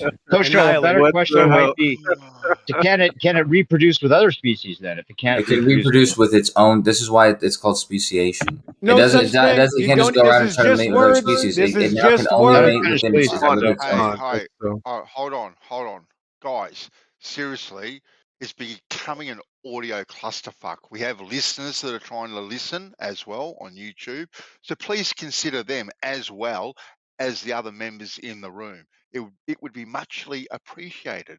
Thank you for your time and consideration. Good job, Benza. Kosho. Because all of continue. us were doing it. Yeah. So yeah, I was just gonna say, do you have evidence for your claim that they cannot mate with their ancestors? Yeah, they are their own species. So you would find half breeds of these things, right? You'd find ones that were half squirrel, half these Albert squirrel, or whatever. Any But evidence? there's not a single strain of evidence of those. They don't mate with each other. No evidence. They don't try to mate with each other, and if they did, they obviously wouldn't have offspring because they're too It sounds a little bit like circular okay. logic, Kosho. Okay. You're Yeah. saying they're different species, so they can't mate with each other. And then we're asking you, can you show us that they can't mate with each other? You're like, they can't because they're different species. No, I'm You saying don't there's have no any actual- examples. are There's there- no examples. Okay, why Wow. are you making the claim if you have no evidence then? I'm saying there's no examples of them making babies. There's just like there's no examples. Well, of, no, but there should be an there's no example examples of of him horses. There's no getting- examples of horses and I'm with you, you know, but there should be rabbits the having attempt, babies. But right? there's no videos of them trying to. But there's That's no the half-breeds thing. between them either. There should be the Yeah. attempt. They Yep, should there's have, no claim. like, you know, All right. some Do you, sort of do you have some a video specimens of a this rabbit having species. sex with the horse percentage?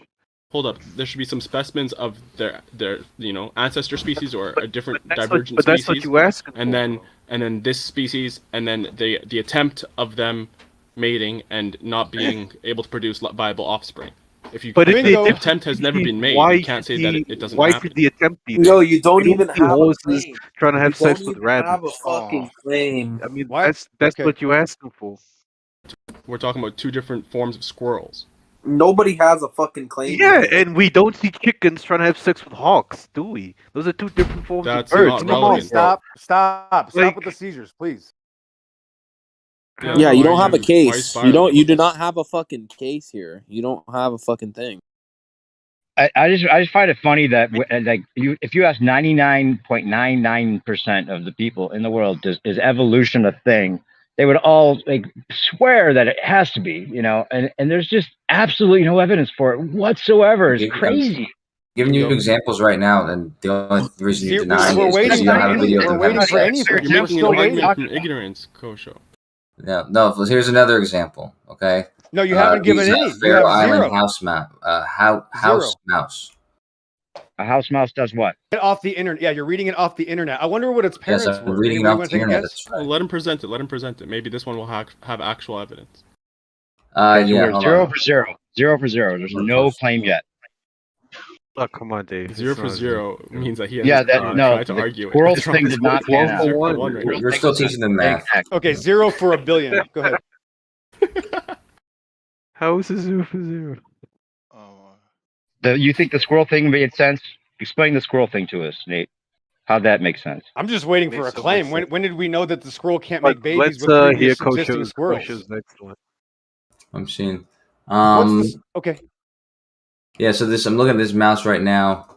I'll post this paper as well, but I'm just reading where the observation was made. Hold on.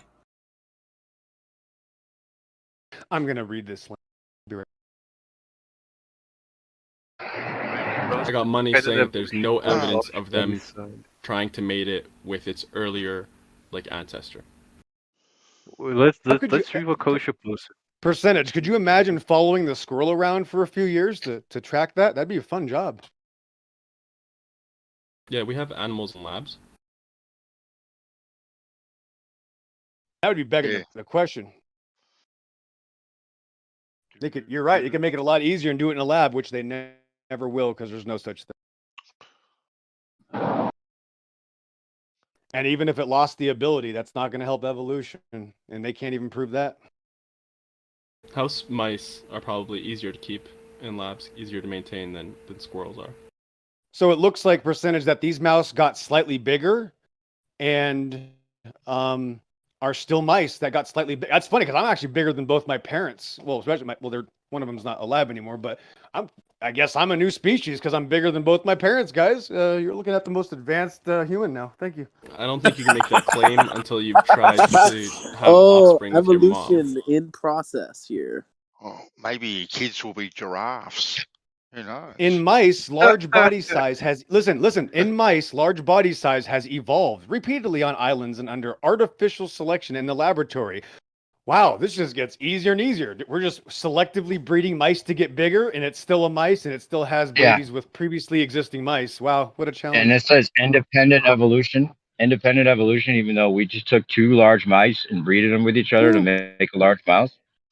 Right, I select two. They mean what's happening on the island. They're trying to compare what they do in labs to what's happening to the mice on the islands to see if they can find some sort of causation. You know. But getting bigger is not evolution. No, hold on, right? No, both. Yes, there's no causation. Both disprove evolution. The cause is they were already right. So there's a cause. Come on, right. man. So the cause is they already exist and they already function. because they were created to function. That's the cause. And there's not even an example of adaptation, let alone evolution in both cases. Yeah. So If they Dave, get bigger, it doesn't mean they're a different species. There's no speciation there. If bigger mice breed with bigger mice. Oh my gosh. I don't Why think is that? Chihuahua, by the way, that this wait, just speciation- okay. Wait, okay, so Hold up, how is Exo. this? One guy's I have a bro, question. one of these Hold Guys, on, guys, hold on, hold on. Man of I have a Water question. had the mic. I have a question. No, How it is this? doesn't matter. How is this any No, different? Man of Water Oh had my it. Man of goodness. Water had the mic. Then Exo next, then Fed after. I was Exo next. I've been here Exo sitting was talking. quiet. Yeah, he interrupted Nate, and then you interrupted them, so you got third. Yeah. Jeez. Dave, I think this article Kosha posted isn't saying that speciation has occurred yet. It's just saying these seem to be the initial steps towards this independent evolution, specifically for mice that lived in isolated settings such as islands. Right, but you're saying Cool. it's a step towards evolution, but it's evolution. Okay, I'm gonna relinquish my time. So that's called normal. That's called normal. Hold on, stop. Okay, I'm gonna relinquish my time, guys. I'm gonna relinquish my time. That's called normal reproduction. You haven't even taken one step towards evolution. My time goes to Noah. All right. So my time, fucker. What I was about to say is, how is any of this different from fucking dogs and breeding dogs or breeding humans? Just seems like breeding. I got 2 fucking dogs. Can breed them to be bigger, breed them to be smaller. They're just dogs. I got 2 humans. I can breed this human to have very fucking I don't know, Asiatic face features. I can breed them to fucking So this is just this all seems like breeding. They pointed that out. It's breeding within subspecies. What they're claiming is speciation, which is actual other species that that cannot have viable offspring. Between subspecies, you can have offspring, and that's why breeding exists. And Nate pointed that out, and actually, as I was saying, I was reading that. I was just reading it as I had posted it, so you guys could read it too. But in the meantime, I had been reading something different, and so I posted this other article, which actually does give evidence to speciation between these salamanders. Oh, yeah, do you damn. have evidence of them trying to That's crazy. mate with their offspring? I mean, with their ancestors? You got it. Thank you, percent. Yeah, they don't expect that evidence. Same for the same reason Joe told you before. We're not going to expect rabbits and horses, to know that they can't have offspring together because we haven't seen them have sex. Okay, we don't see mixed breeding between them, and so this is evidence enough that He ran away already. They can't do that. So. No, that's not evidence enough, Kosho. The claim is it's a different species. The delineation between different species is whether they can produce viable offspring. So you have to show it with its ancestor not producing viable offspring. That's speciation. They do you one better, dude. They actually study the DNA, and then this yeah, they're studying all the different. We have 99% or like 96% similar to chimpanzees and bonobos. That doesn't mean we're the same species. Yeah, no, you're exactly right. That shows that we're not the same grass. species. That's right. Yeah, so that seems like your DNA test doesn't really work because it's about being the same species, not DNA tests. But to steelman the whole evolution thing, so a lot of us, I mean, imagine if some of us believe that men used to be bigger, that like giants used to exist, and we've slowly evolved or devolved to be or adapted, I guess, to be less gigantic. How many of you guys believe that? We've lost the ability, not adaptation, but obviously we've lost ability and we're getting smaller. Sure. How's that We've not lost adaptation? We've lost the ability to what percentage? There's no new features. We're no longer as new. big as like humans are no longer as big as they used to be. Yeah, there's no such thing as adaptation. It's a oxymoron on its face. There's no such thing as something not having the ability to survive and then getting the ability to survive. That's an oxymoron on its face. Humans used to be bigger percentage.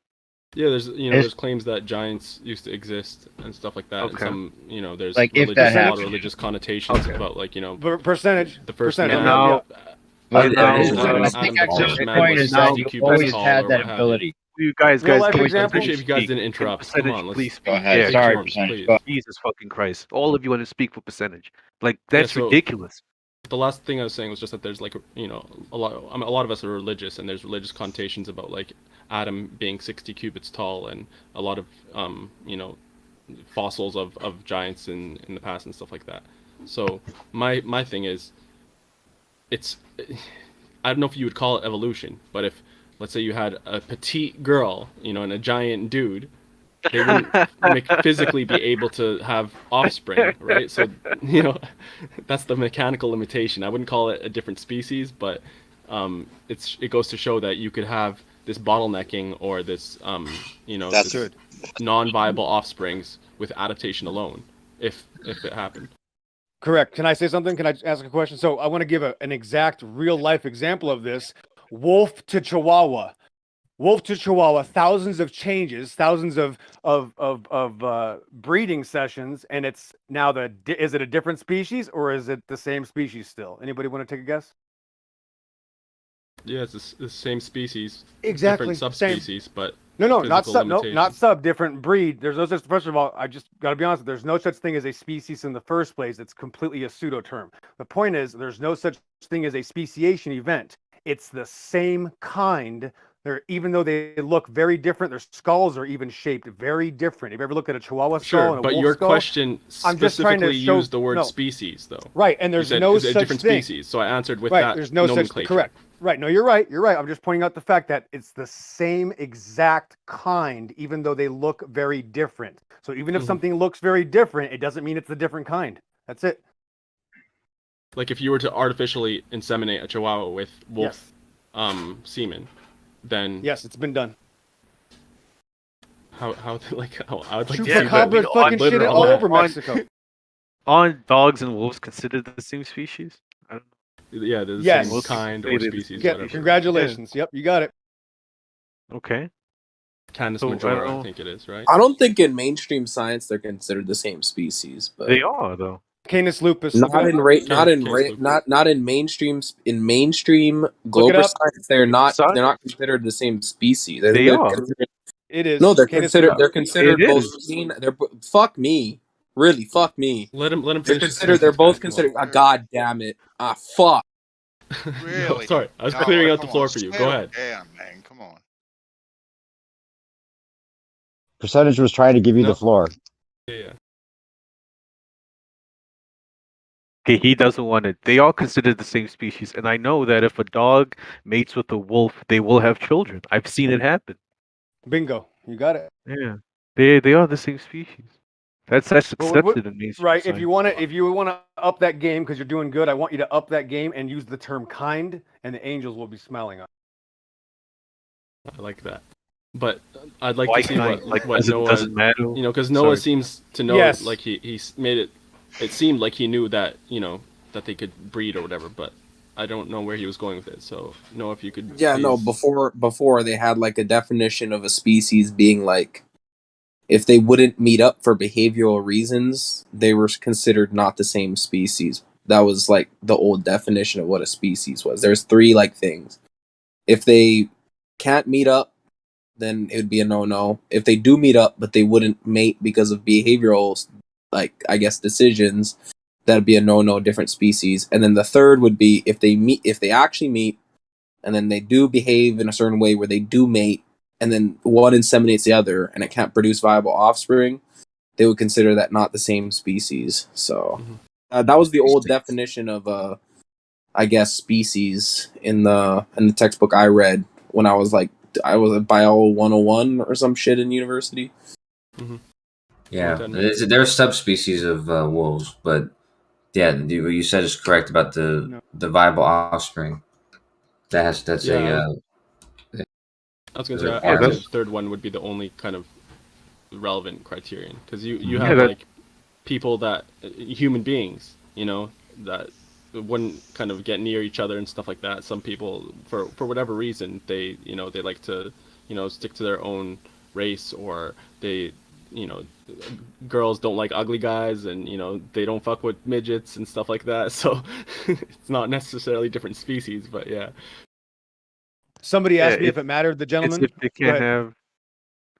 if they can't have children together. That's why I said viable offspring. So their offspring can't be can have offspring. Their offspring have to be able to also have offspring. Yeah. Yeah, well, they've already found a tigon in the wild. Lions and tigers are in the wild breeding, so that was easy. Here's what the definition of speciation means: the evolutionary process by which new species of living organisms are formed. There's no such thing. Thanks Yeah, again. that's exactly what we're talking about.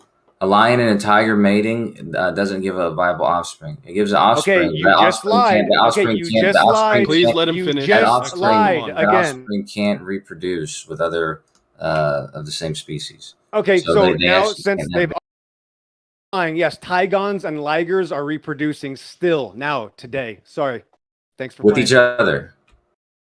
Yes, with each other. They're making Yeah, literally combinations that have never existed before right now in cages, in zoos, and they found a tigon in the wild. You don't Yeah, even but have a those. claim. You're just I'm telling lying. you, You're just they lying. lying? You haven't found the animal. You're lying. Stop lying. You don't Well, know you what don't- the you don't animal's even know the capable claim, of. man. Hey, Yes, hey, they're hey, already hey, reproducing. XO, Ligers. XO, please. What XO, you don't need to fuck? call him a liar. He's Yeah. just he's trying to meet the demands and if he fails, then that's fine. But don't call him a liar and yell over him, please. It doesn't help. Well, let's let him learn what was actually even claimed, because as I stated, these animals, you said like a liger. Ligers can form. That's not evolution. But a liger cannot have can't make another a baby with another liger. They can't have valid offspring. Those That's a lie. offspring Yes, aren't they do. Yes, they do. viable offspring. They're already doing it. It's already done. Sorry. Hold up, you're Have you saying any two examples of ligers that? have had kids? Yeah, it's already done. That's the point. You don't have a claim. I'm not lying. I'm You not do the one have a making claim now. stuff Could up. you show Yeah, that? yeah. Can you show us? Show us these Yeah. two ligers children. Yeah, sure. Take your time. Sure thing. All right. If that's the case, then In the wild, though, Yes, and then what's the next? Right, so I can do that. Right, so I can do that, and then we'll have the next excuse is going to say, well, that's actually doesn't matter because this and this. There's always another excuse. The point is they're already doing it. Look up the name. Okay, look up the name. The names already exist. Liger, Tigon. And anything in between, there's literally new names of these creatures. The names are new. It's still a cat. That's what Yeah, cats but listen, do. you need to Yes, show they're us all cats. two ligers or tigons. No, having I don't have children to. in They the already wild. do that. They That was your already do claim. it. Nope, Excellent. they already do it. Claim, Yes, and you said you. yes, you are that's right. repeating the That's claim. right. And Right yes, now, and you're that's right. repeating it. That's the claim. Yes, that's Now the give us claim. And evidence, yes, please. I don't have to. He's It already right. happens. I don't have You to. don't That is have the claim. to? Yeah, He's why right. would I You have to said you give were you gonna provide evidence? it. Why would I He's have to right. give He's you right. evidence when I'm being lied to? If I'm going to be lied to, and it's okay just to say it didn't happen, why would I give you evidence? That's the point. These animals exist. I can't hold everybody We know by the hand, ligers guys. and tigons exist. Yes, but you're I saying can't that they hold are you able by to the mate with hand. each other. All right, Yes, wait, hold you on. have to look into Hold on. it. Yes. Kosho's right. confirming that you're right, XO. Yeah, Kosho's he's right, confirming but you're right. Thanks for playing. That was easy. Yeah, but there's a technicality that I guess people aren't aware of. But these animals are No, actually he's just gonna lie to me. subspecies of the same animal. Supposedly, they were Thanks for playing. domesticated by what does it say, Africans like back in the day, and so the same way that cougars and mountain lions and what's the other one, pumas are the same animal. These are basically subspecies of the same. There's four big cats that are actually subspecies of the same animal. So they actually can make a liger, and ligers can actually reproduce. So a liger can have kids with another liger. Is that what you're Yeah, saying? I think also with another lion or another tiger as well. All right, could you show us this? I've never heard this. I was told ligers and tigons cannot reproduce. They always sterile. That still wouldn't make them a new species. Even if they didn't have the ability to reproduce, they're still the same kind of creature. There's no such thing as a speciation. Yeah, it's We it agree, seems yeah. kind of ridiculous that these two creatures are having sex and producing a baby, and they're supposed to be considered a different kind. So I guess it's like with dogs. You know, with dogs you had the main kind or species, the Canis lupus or whatever. And maybe it's the same with cats. Like tigers and lions are actually just subspecies of the greater cat species or kind. Here's I was one. always Here's told what. that they were different species. So Here's a question I like to ask anyone that really believes evolution's a real thing. Okay, so we often just go back to the common ancestor we had with whatever Neanderthal or whatever it is that we want to go back to. And you could say, you know, that humans were apes or whatever at one point. So what is the species that turned into the species of monkey that eventually became us? What species was it before that? And can you walk it back 2 more steps? We can't walk it 4 more steps, you know, 4 steps back from human and know what species it was, what species It to would species probably evolution be there was. something like it would be Marsupial. something something in They between claim a lizard and a type of what? something that looks like a marsupial, like a amphibian. type of rat thing, you Really? know, something that walks on its belly with 4 legs. It would be in between that. So it would be these Cool, Narnia. a squirrel type So thing, yeah. I would say okay, those so would the have been the squirrel first mammals. became a monkey, and then the monkey became a man. Yeah, Is that right? because then it would have learned how to start walking on 2 legs, you know. What the fuck? I'm thinking. That was a cool You know, story. I that's like. You're Are you guessing. unsure? You're What kind of guessing. soup? I could be You're wrong. I'm guessing, but we should. Yeah. But you think about it. If we believe this so completely, like, you know, like 100%, and most people think that it's true, they're just guessing at what two steps back from man is, and they're, you know, who knows? There's no proof of that. We should all know like 3 or 4 species back from us to really believe this, is what I'm saying, and know it, not just guess at. Well, don't Yeah, they I think it haven't all looked came from into one it though. single cell? Like they think a single cell produced all life on Earth, basically. Yeah, stupid. That isn't part of evolution, though. I mean, that is more like That's Richard Dawkins' the whole The primordial soup, right? the primordial. Where did life come from? Did you type find the thing, evolution idea. rule book? I've been looking for that for 15 years. Did you find the rule book in evolution? Evolution says nothing about the origins of life. So the Oh no! origins Oh of no! life No! is No! a very different. Oh, do you type have of the? question. Oh, where's the? Oh, I'm sorry. Okay, that's not true at all. Do you have a What does citation you'd like to evolution show say me? on the origins of life? Tell me. You Yes. say origins weird. Wow. Okay, bruh.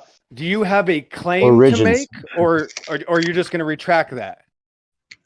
I mean, if you feel it says something, tell me. I mean, What does it say? Okay, so 5 minutes ago, I also posted the other evidence that you requested me for. I'm the only person that says, no, I'm not going to back my claim, and then I still did it. I'm not nice. So now you're saying Like that. So found now you're okay. Hold on. So only now you're 50. saying origins don't have to do with evolution. That's funny because Charles Darwin's book was called The Origin of Species. Are you new to this? Yeah, species isn't life though. It's just how animals became different species. The origin.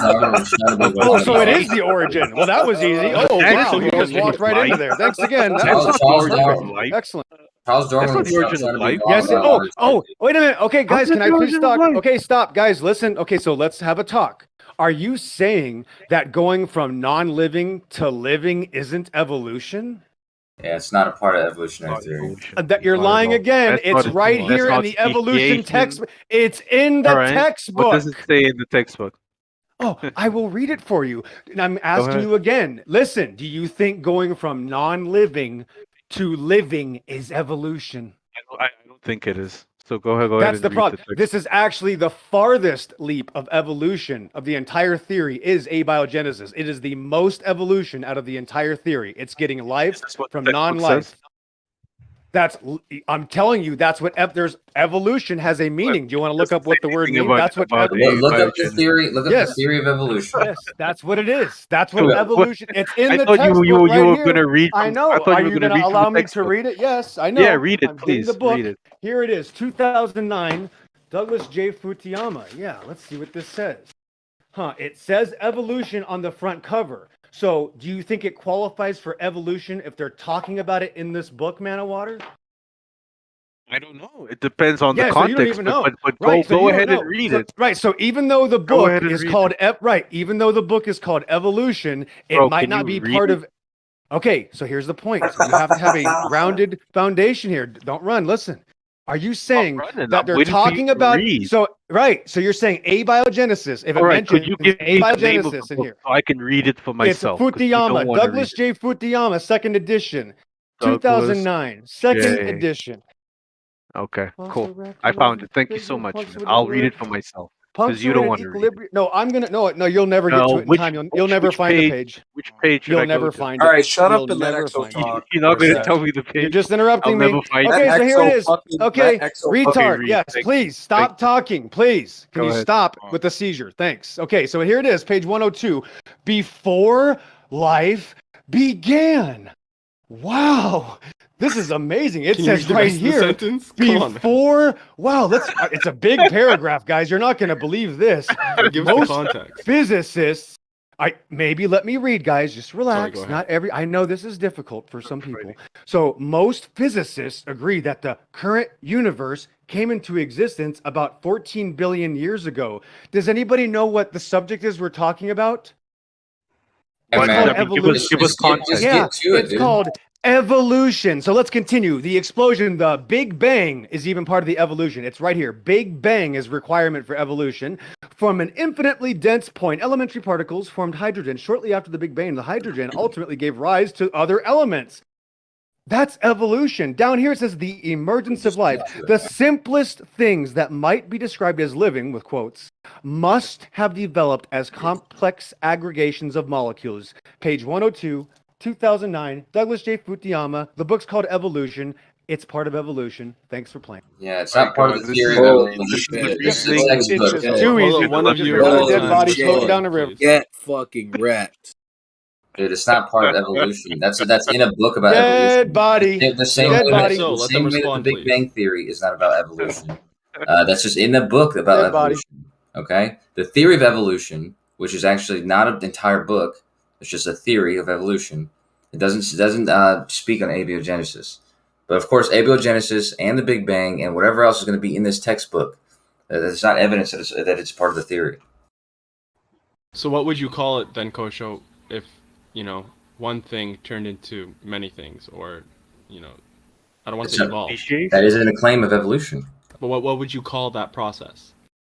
The abiogenesis is what they call it, but that's not part of evolution. No, I'm not talking about. I'm saying like So the elements hold up. initially from after the Big Bang or what have you, they turned into more elements and like That's things turning into other things. transmutation. What would you call that? That's just transmutation. That's the weak force. So hydrogen becoming helium, which becomes heavier elements. That's just transmutation. That's a decay, either alpha or beta decay. It's transmutation. decay.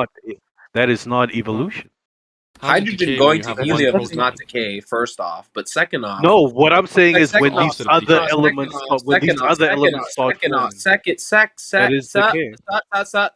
second off, So, second off, basically. So what's going on is you're claiming that this abiogenesis is not part of evolution, but then where did you get your first cell that then multiplied into other organism and shit? Did it just pop up one day? It just like kind of like the Big Bang just into existence? I mean, isn't the abiogenesis kind of the cornerstone? Exactly like the Big Bang. Abiogenesis is the hypothesis for it, but we don't really know. It's separate from evolution, just like the Big Bang is separate from evolution. Okay, it's a hypothesis about the origins of how life started. Evolution is about the how life moves through the times and how it changes over time and becomes different species and all the other like the mutation, all this other stuff. But it has nothing to do with the origins of life. And fungi, those things, yeah. Different elements coming into existence is not evolution. Then how do you That's have just chemistry. You have one hydrogen proton, right? Mm-hmm. And data is somehow being added. Subatomic particles are being added to make it another element. Yes. What would you call that? Fusion. Transmutation. Yeah. From fusion, what, though? fission, transmutation. What's What do you mean promulgating from it? What's instigating this? energy?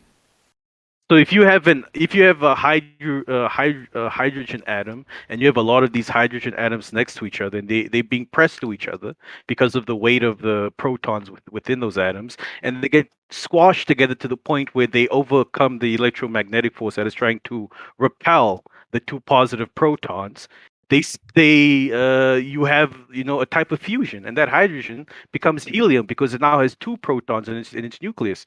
And what can happen is this helium can then become different isotopes when one of the protons transmutate into a neutron. That's just chemistry. Couldn't you and, call know, that nuclear adaptation? physics?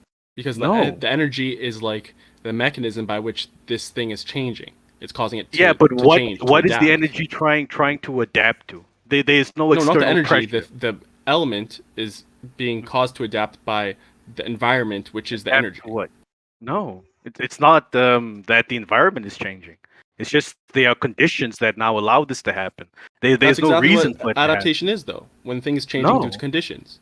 Yeah, but this is what I'm saying. Like you guys keep saying adaptation, but there's not evolution doesn't claim that things are changing. Like that, an animal in its lifetime is going to change because of its environment, and this is how evolution happens. It's just No, a I said claim of adaptation. it's populations over time will evolve to fit their whatever's most likely for them to reproduce or live longer or whatever. So, Yeah, but there's no like in a lifetime of an animal, it's not going to gain some of these adaptations or something like that, and then lead to evolution. I don't know why you're limiting it to the lifetime of one animal. Well, that's what I'm saying. Like, but that's what's being described here is like what you guys say adaptation, because that's you guys are describing as if in single like one lifetime or in the lifetime of an animal, it's going to go from being one thing to adapting to something else. But that's not I don't know claim if of evolution. anyone said that. Like it could be This that was it what adapts. was being described before. Well, number one, I'm pretty sure the exception to that would be cancer, right? Or any other sort of mutations within that lifetime, the lifetime of the animal. You could have different phenotypical and genotypical changes due to mutation. But it's not going to pass down genetically. How would it not? Yeah, do we pass on cancer?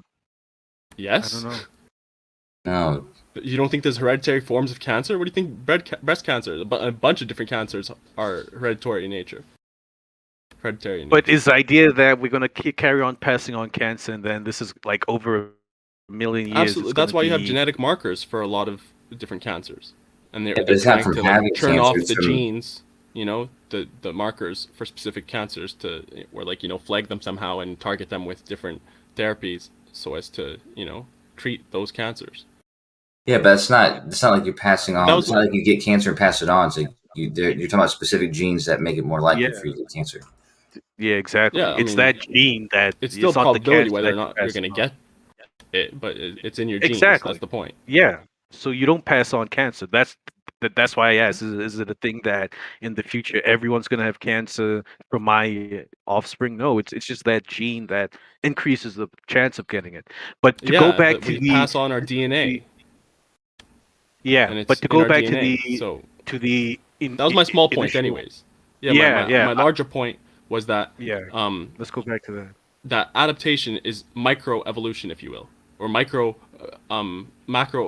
adaptation is what you call evolution. It's like fractional, and the more adaptation you have over generations this is what you guys claim, that it'll lead to evolution or speciation and what have you, right? So even if it's not in the same lifetime of that creature, if it's passed on generation to generation, and this thing is changing, like for instance, like the giraffe's neck getting bigger because the conditions are changing in which that the claim that it has to reach for higher branches or whatever, which I think is personally bullshit. That's what I'm saying, but that's not how it's not how it would happen at all. Like it's like with the cancer thing, the gene that gives you. No, I'm not talking about the cancer. Let's say I know. In but terms of the genes, let's say in terms of the genes, it's not observable phenotypically in the lifetime of that specific giraffe.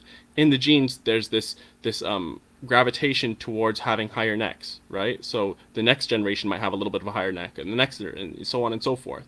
I'm not saying within that lifetime of that thing. Still, that's adaptation.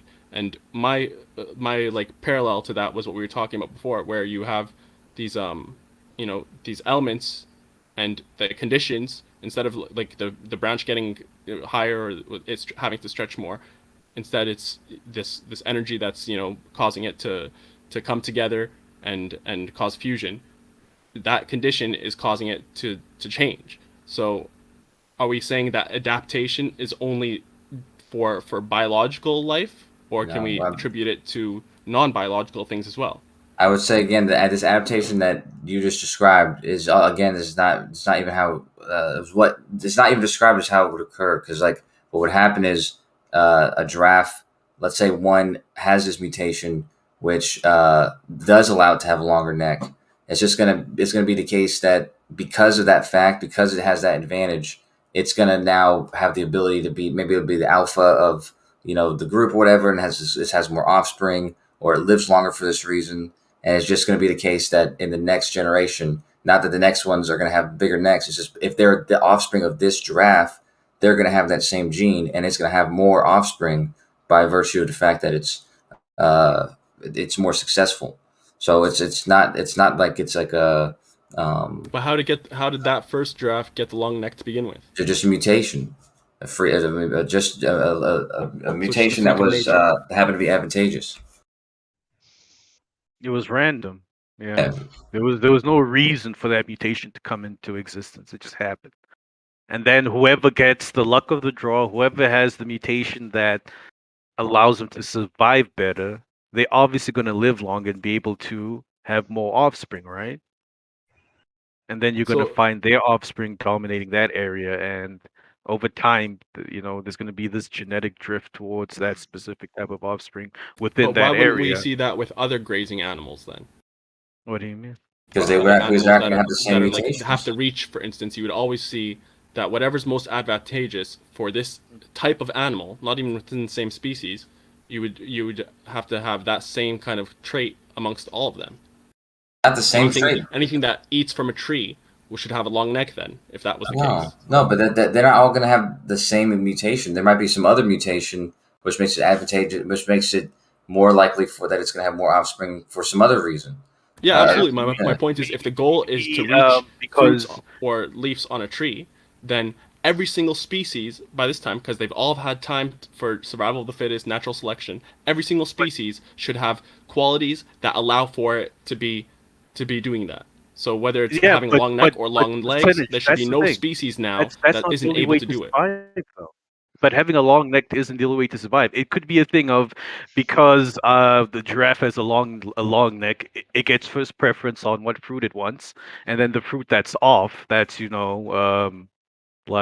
expired, that falls to the floor. And then because I am a small creature that doesn't have a long neck, and the only thing I can eat is this fruit that falls to the floor, maybe my body develops some sort of enzymes due to some sort of random mutation that allows me to digest this rotten food without getting sick. While the other animals, they don't have that type of mutation. So, that's another way I can learn to survive. The little animals just run up the tree trunk and get the fruit that's up the top. Yeah, I'm just giving an example. If they weren't able to run up the tree trunk, I'm just showing that there are different ways things can adapt. No, I agree with you, Nate. And in that case, there wouldn't be advantage for having a long neck. Then, in response to what Percentage said, no, but it is an advantage for animals like giraffes. Because and that's what I'm talking about. Animals like giraffes, you would expect, like if their goal was to reach the higher branches, you would expect that only those animals would exist, from those types of animals that eat from trees. Yeah. And that's why we have different types of giraffes. They aren't other animals like giraffes, are they? Yeah, but you have elephants, which have a different mechanism that allow them to zebras don't reach have like that. You have because other animals zebras developed in a different way. Zebras could be the example I just gave, where they were the animal closer to the ground that developed enzymes to eat this expired food. They just adapted in a different way. I was just gonna say, this sounds like you're just making up some story. No, it's just ad hoc. No, because Percentage, you have it in your head that each type of evolution should be special dominant and everyone should evolve that way. That isn't the case. You could develop a bad character. I'm saying zebras are very similar to giraffes in terms of what they eat, right? So why do they look so different? They're not similar. They evolved in a different way. Percentage. They're grazing animals. They're like giant. They have giant herds that they live in, and that's why they have the stripes the way they do, because it keeps them camouflage. That's the evolution. That's the evolutionary trait that they have. But they don't eat out of trees like giraffes do. They graze the plains. Yeah. Okay, but giraffes graze as well.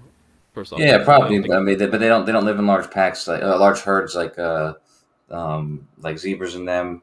And then that's like I said, that there's tons of different animals, different species, and the ones that exist today aren't that they don't have the most advantageous than anything ever. They just have exactly the advantage that allows them to be as present as they are. And sometimes that, like peacocks, for example, there's nothing special about them at all. But a lot of those birds, they they evolved to have these traits that made it more likely for the females to breed with them.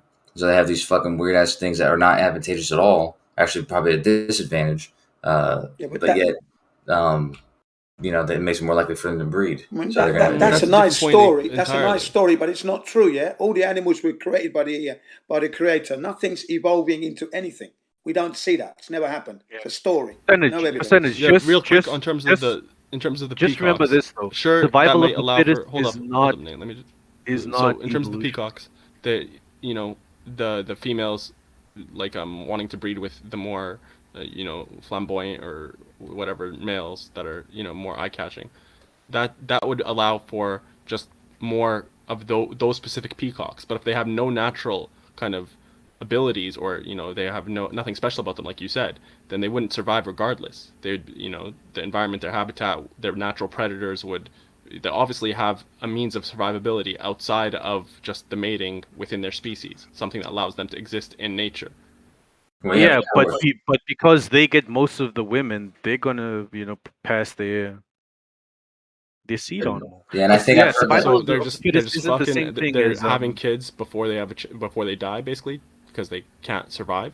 No, it's not, but they can't survive. Like I said, I've heard before that the one reason that makes them appealing is because they are more apparent, like them being colorful and completely, they're going to be completely transparent to whatever's hunting them down. And so the fact that they have the ability to be that colorful and extravagant and stuff and still survive, it's like an indicator to the female that their genes are, that they're going to be able to protect them and live long enough and that kind of thing. I've heard an idea about birds of prey. That's why they have these exotic features, and that's why they're attractive to females. Sure, but I wouldn't say I would say that they probably have as good a chance of surviving as like chickens do. They're perfectly capable of feeding and eating worms and doing this and that. Yeah, I'm sure. Yeah, but that's because survival of the fittest is not evolution. That's like social Darwinism, Evolution doesn't say the fittest is going to survive. It just says that due to some genetic mutation or something that happened, this type of bird passed on its seed more than this other type, And this, so it could be factors of the environment, or it could be this weird, example with peacocks. But because this specific colorful peacock is going to pass on its kids more than the others, we're going to see that future generations are going to show more traits of this peacock than the other ones, to the point where eventually, if this carries on over a long period of time, it might not. Something could happen where it stops, But if this was allowed to carry on for a long period of time, you would have speciation. Yeah, I mean, I personally would consider. I thought that evolution was equality due to of natural survival of the selection, fittest. wasn't it? Natural selection. No? Yeah, natural Wasn't selection. that the I theory? personally would But consider. it's not just natural selection. I was going to say, I personally would consider being, more attractive and thus getting the females to mate with you. I would say that's, a fitness quality. It's survival of the fittest or whatever. I would say that is a characteristic that is making them have a one up on the rest of their population. So they are better. They are fitter in terms of survival. They're going to be more selected. The point is, I wouldn't kind of divide it. I wouldn't segregate it. But then you are, natural selection and you are reducing evolution to natural selection and survival of the fittest, and it's more than that percentage, because this peacock example shows that it's more than that. That it's not just about being the fittest, I'm saying I would still describe that as fittest. It doesn't have to be colorful. physically fit. It could be just like in terms of dynamics between the male and the female of the species, or whatever's causing them to be chosen more or to survive more, I would call that, a quality in which it would be survival of the fittest. So for me, you haven't, what you said aren't two different things. They're one and the same. It's an example of that thing. So for you, evolution is just survival of the fittest, and a Yeah, peacock being more it'll be the colorful it'll be shows the it's display, more the fit. scent, and the noise Absolutely, they yeah, the make. display of the Their peacock. scent, the noise they make, the way they display. Yeah, it's a combination of things. The noise they Yeah, make. I mean, yeah. If and then if they that's how sneak.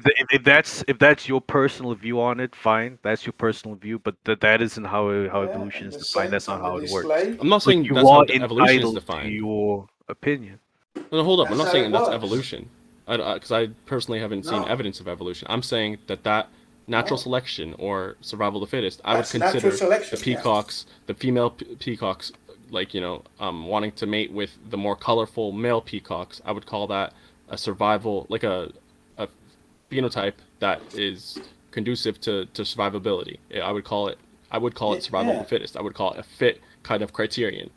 It's hard to term it, but I wouldn't say it's I not. mean, if you have a nice smelling aftershave, big pectorals, strong buttocks, and looking good, the women are going to be attracted to you, of course. Yeah, You know what I mean? I With your would short haircut. I would say this: survival of the fittest and natural selection are the same thing, but that isn't evolution. Evolution is that and a lot more.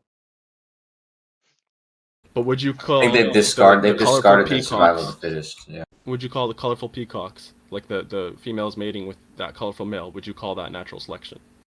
That is natural selection, but that in itself is not Okay. evolution alone. There's other things that go into it, but that is definitely Yeah, natural but it sounded selection. like 5 minutes ago you're saying that it wasn't natural selection. No, I was or saying survival natural selection is not evolution, and that's why I even said if you want to reduce it down to that is all evolution is, you are entitled to that opinion.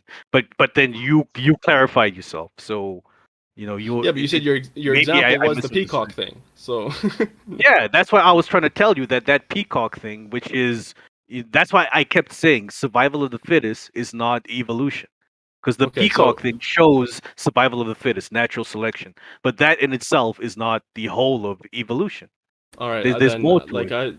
your kind of position was a little confusing then, because it seemed like Yeah, you were yeah. implying the peacock thing was an example wherein evolution is not kind of natural selection, because that's something that's not natural selection and therefore they're different. That's what it seemed like you were saying. But if you're saying that I was peacock just thing saying is that natural selection, then sure. Do you have an example where you have something that's not natural selection but is evolution? natural selection is one of the driving mechanisms within evolution, but it itself is not evolution.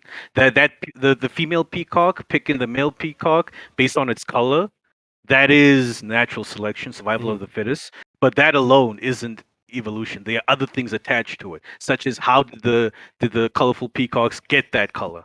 Now that colorful peacock is the preferential choice of the females, is it gonna pass on its seed or not? 'Cause something could happen where a predator comes into the environment that prefers this very colorful peacock. And then it doesn't matter if the women want to choose this colorful peacock, it's going to be wiped out by the predator, and then its seeds don't pass on. And then that's not evolution, but you still have natural selection. You see what I'm saying? Yeah, but the next colourful That doesn't happen in his nature. That his doesn't It happen. does. genes That pass happens on. all the time. Right? That's I'm what so sorry, that's what Benzo. will happen. Benzo, could That's what you repeat that? I'm so sorry. I said. overtalked. Well, it doesn't matter if that really bright peacock gets eaten by a fox or a wolf or whatever, because then the next brightest peacock will get his genes selected. So Yeah. it doesn't make any difference whatsoever. All the bright feathers are just to pass on your genes and make sure that your genes get passed on. That's all. Yeah. Well, I Exactly. kind of disagree with you, Benzo. Exactly, Benzo. I totally agree Hold with on, you. I kind of disagree with that. I would say that without this predator that targets the more colorful peacocks, if you just had the more colorful peacocks, the females would mate with them. You'd have more colorful peacocks, and the other ones would, they would die out. That would be natural selection.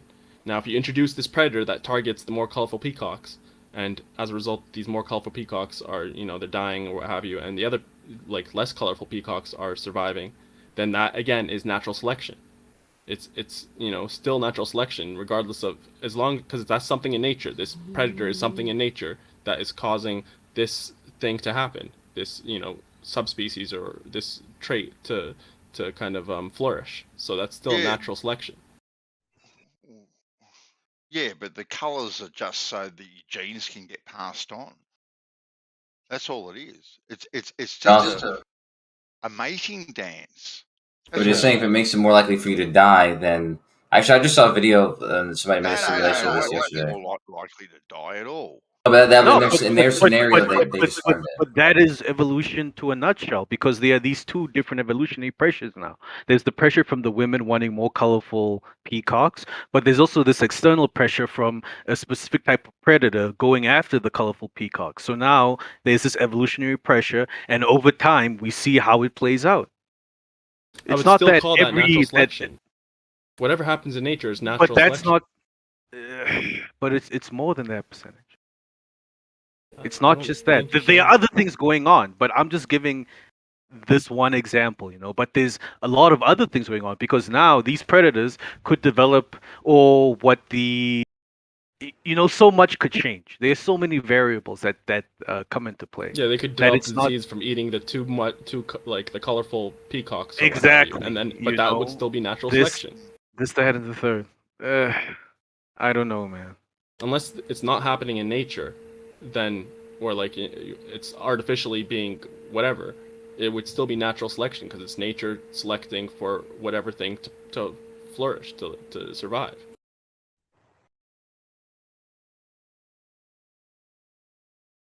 Yeah, but nature doesn't select things, The idea with natural selection is that there's a selected quality that thrives over others, and within evolution that isn't the case. We don't say that there's this one trait that's dominant above all else. Natural selection says that, but that's just a part of evolution. That's a driving mechanism within it. But without random mutation, natural selection will just lead to everything being the same. Natural selection will lead to all humans having one dominant characteristic, and then we all turn out the same way.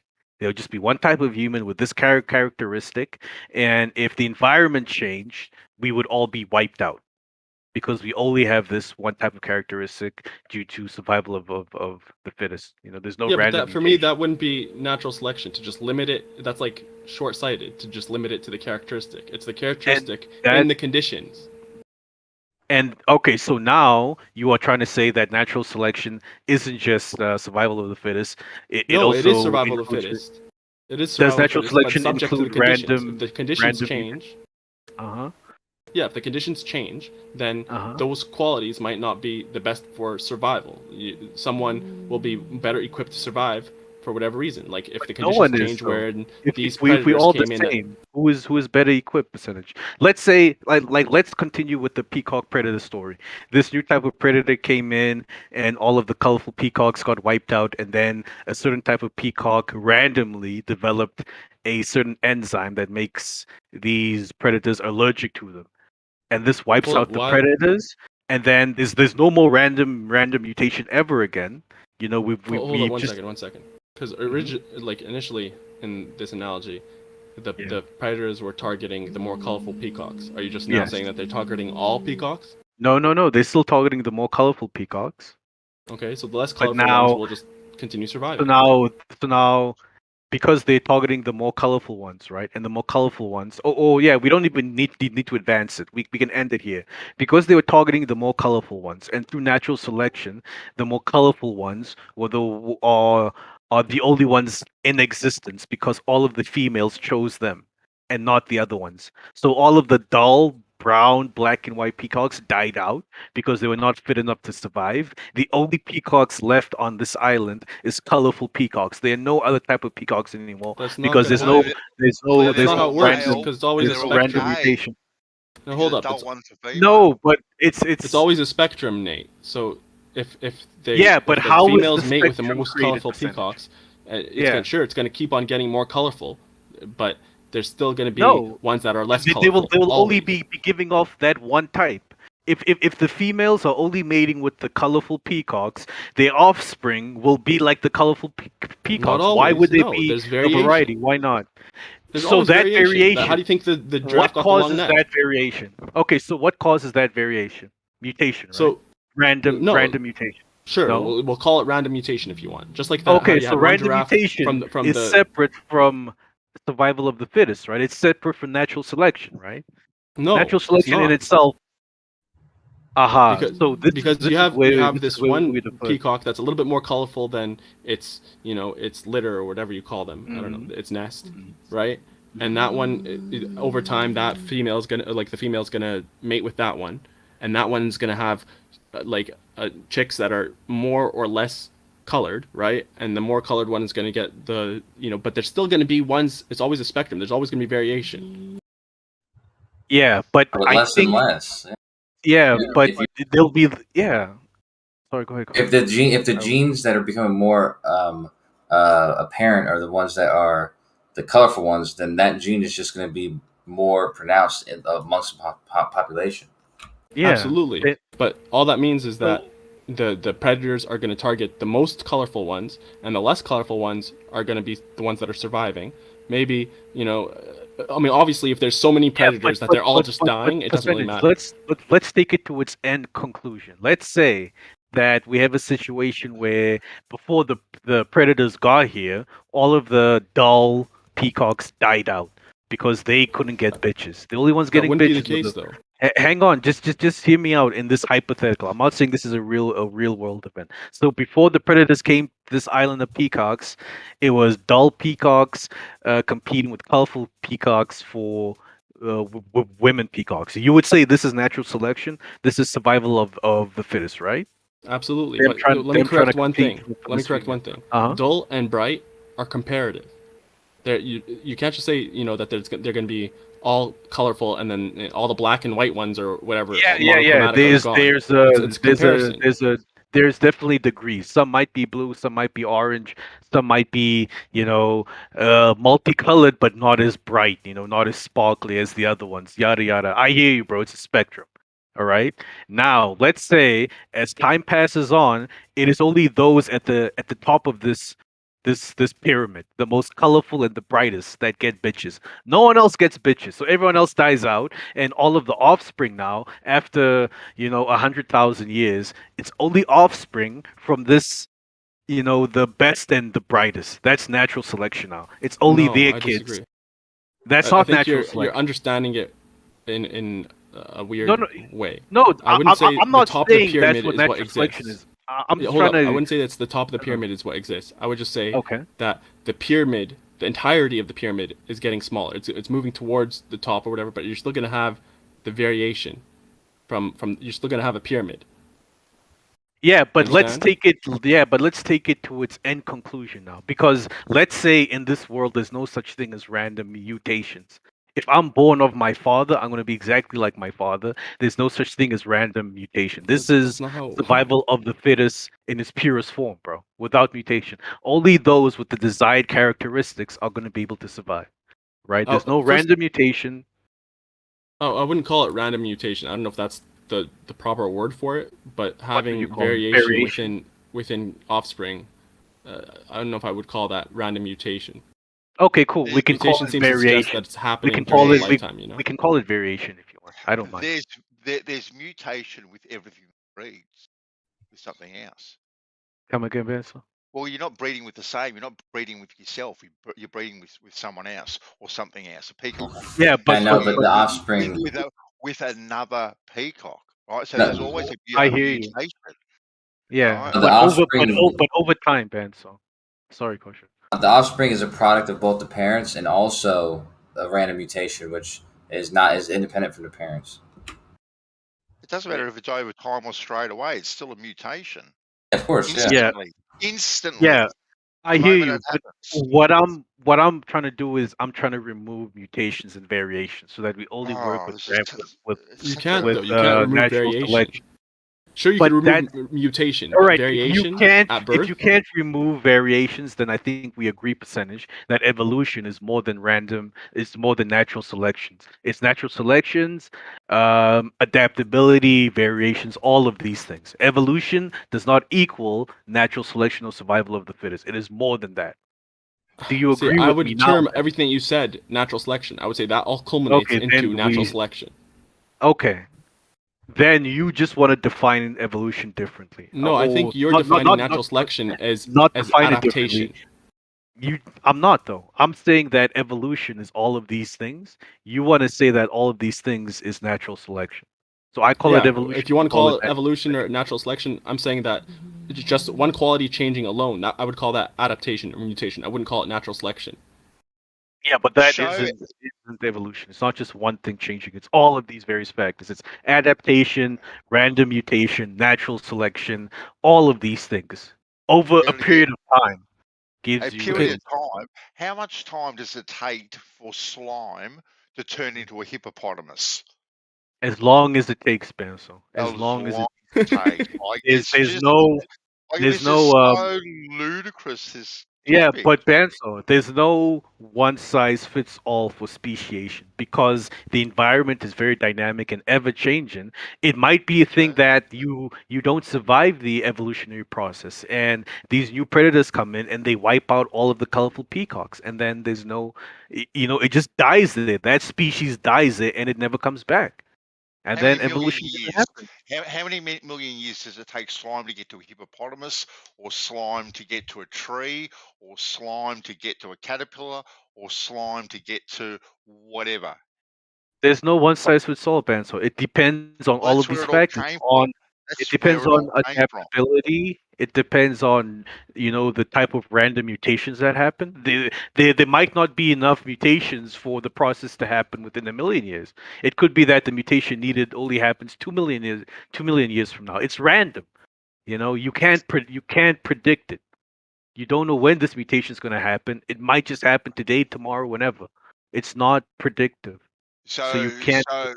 So these things, right, that have come from slime and turned into a hippopotamus, right, adapted here, right? They came on an asteroid, they came whatever, landed in a pond, crawled out of a pond onto a rock and turned into a hippopotamus because it got used to our environment. And yet, right, we can't see any of this evolution on any other planet near us whatsoever. Because that was just a claim you made up. We don't. Sorry, You just made that up. I didn't make anything up. You said it came from another planet and it was like able to live here somehow. And that's just Where did the slime come from in the first place? We don't know. We don't know. The most common. No, the most. Kosho, I take it back. It didn't come from a comet. It came from anywhere. So this No. slime that came from anywhere and landed on our planet, right, somehow or sometime miraculously made itself in a pond, crawled out onto a stone, and turned into a hippopotamus, has done it on no other planet at all whatsoever in any way, shape, form. At all. There's no grass, there's no trees, there's no monkeys, there's no hippopotamuses, there's nothing on any other planet. Now, if this thing of evolution could even possibly take place, right, and these things can adapt to where we are, they also too can adapt to other places as well. Boom. How much information do you have about other planets, other star systems? Because I don't think we have any actually. As much as what you do. Yeah, exactly. None of us have any. We don't have that much. The claim that they don't live on other planets is just there's no way for anyone to know that yet. Really? Are there monkeys on Mars? We don't know yet. Planets in our star system. Really? We don't know there's monkeys on Mars. No, no. Mars we know. There's definitely no monkeys. There we go. So we've got no monkeys or no grass on Mars. On the stars in our solar system. Okay. I'm talking about the planets around us that we. Yeah, no, that's what I'm saying. On the planets in our solar system. That's what I'm saying. Yeah. The planets in our solar system, but we don't. I'm talking on planets, right? Yeah. So there's no monkeys on Mars. There's no Venus flytraps on Venus, right? There's no potatoes on Pluto, right? There's none of any of these things on any other planets. We're the special one. In the solar system. That's right. And none of this stuff, right? If it adapts, overcomes, and creates here, like these other planets have atmospheres of their own. Right? They've got gravity of their own. Well, hold on. Right? So these things should be able to sustain some sort of life that can adapt and overcome these events. Yeah. Some three-headed rhinoceros or No, whatever the case may be. and so you're talking about the planets in our solar system, and So the gravity and atmosphere is not conducive to life on its own. It's water. really, Yeah, why not? it's water, Why not? and because, Bance, I'm trying to tell you, water, for instance, is like one of the only liquids that when it freezes, the solid actually is less dense, so it floats on top of it. Okay, had it not had that attribute, for instance, it would have frozen when it gets cold, and then it would have fallen on everything that was living in there and killed them every single winter, every single year, every single cycle. Really? So it's things like this that make water very conducive to life and the environment of the Earth. There's several other features on Earth that allow for it to be conducive to life. Now, the other planets in the solar system, they don't have these same properties. They don't have liquid water, but the other star systems could have planets that are in the same habitable zone, have some of the same features, and so may be conducive to life. I'm not saying that guarantees life is there, but there's no reason to suggest that because we haven't experienced it on the other planets in this solar system means that they don't exist in other places. Maybe if buts and maybes. Right? These things can overcome and adapt. They can drink rocks for all I care. They can adapt. They can overcome. Higher, faster, stronger. The Olympic motto. Right? Just get on with it. That's right? not. Create life. That's what they should be doing. But evolution requires the patience. So it's like there's so many species on Earth that failed. Maybe the first cells, for example, failed completely. It has to have the opportunity and time to for there to be more and more cycles to have successful ones that can last for a long time. So unless you have an environment that is for a long time stable with these sort of chemicals and the liquid water, this is like a perfect place to make them. And I'm not saying that there are life in other places, but for our life here, Kosho, for our life here. Right? You're talking about our life here. I'm not talking about our life here. I'm talking about life on Mars or Pluto or Venus or Saturn or any other places. That's right? They can have their own life. Right? They can have their own two-necked giraffe running around with butterfly wings all over the place. What was the point I was trying to get to? Was that when you said life came from another planet? There's people that's a hypothesis, sort of, that it doesn't have really an origin, but the most popular hypothesis for the actual origin and abiogenesis is just chemical evolution, where there's chemical structures that naturally can do things like just naturally, without the will of anything, create like a cell wall, like a perfect environment to encapsulate like some of the proteins and amino acids and things like that. So some of these structures come together naturally, completely on their own, and for the life we know here. Right. For the life we know here. Exactly right. Being my point. Right. Yeah. These things should have been able to adapt on all these other planets around us as well. Right. And create a life their own way in their own habitat and environment. Yeah, but as I told you, how would they have gotten that opportunity? With things like carbon are able to combine with a lot of other elements, and so things like oxygen, they allow for like the electron, like freeing the electron and stuff like that, and things like water. Like I said, it has a lot of attributes that make it extremely conducive to life. Especially, it's like a breeding ground for a lot of chemical reactions to occur in, and then also it allows for things like every species not to die every winter. Like I said, there's water on Mars. There you go. Boom. Happy days. Where's the life? There's not the liquid water. Is what there's water on Mars. I don't think there's liquid water on Mars. Oh, so now it's got to be liquid water for life. Yeah, that's what I was saying. Yeah, that's why they call it the habitable zone, the Goldilocks zone. Really? Yeah. So how does the water get to be gas or ice in the first place? It's right, water exists in 3 states, so it just doesn't land on Mars and be ice, does it? Yeah, but it exists in those 3 states, all 3 of them here on Earth, and so that's why this is a habitable zone, and so they predict that most life exists in regions in the solar in their star systems that are about the same distance as we are from our sun. So they have 2 of the states on Mars of the ice and the vapor, but conveniently they just don't have the liquid state to support the life. Yeah, the most important one, and they also don't have a magnetic field. Yeah. So you say. The fact that They they don't have a even know magnetic field, it allowed for the source. What? Oh, I was just talking to Reckoner. I said I don't even know what those words are.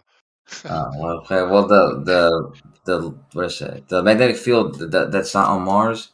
It allowed for the solar storms to strip away its atmosphere, which it probably had at one point.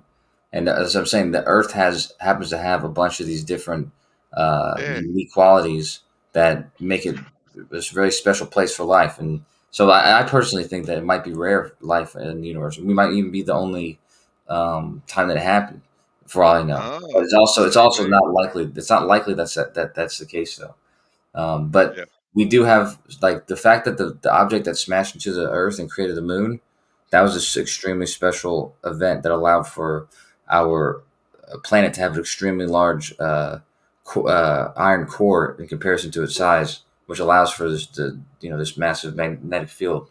Which but we just have features that make it more likely. Also, it takes a long time for life to get to where it is now, Banso. So for all we know, life could have been progressing on Mars, but they didn't make it far enough to develop complex multicellular organisms, because that's the big jump now. How long? How long is No, we don't know here any of that. I'm not done. No. You said it takes time. So how long has Earth been here compared to Mars? Roughly around about the same period of time, but it's taken There was like a big 4 bang, remember? There was a I'm not big bang, done. remember? I'm not Big done though. bang. It's taken 4 billion years for us to go from single-celled life to multicellular um, organisms, and then in the last 2 billion years is when you've had all of this speciation. But to go from just being one single, bacteria or virus cell to something more complex, it took so long that might have been what happened on Mars. That they just didn't have enough time to make that step. Maybe a boulder hit them, or because they're too close to too far away from the sun, or something. But it doesn't take much. And for Earth to have life as it does now for this long period of time, we're fortunate to be here, man. Can you not round it up? You're going on a bit now.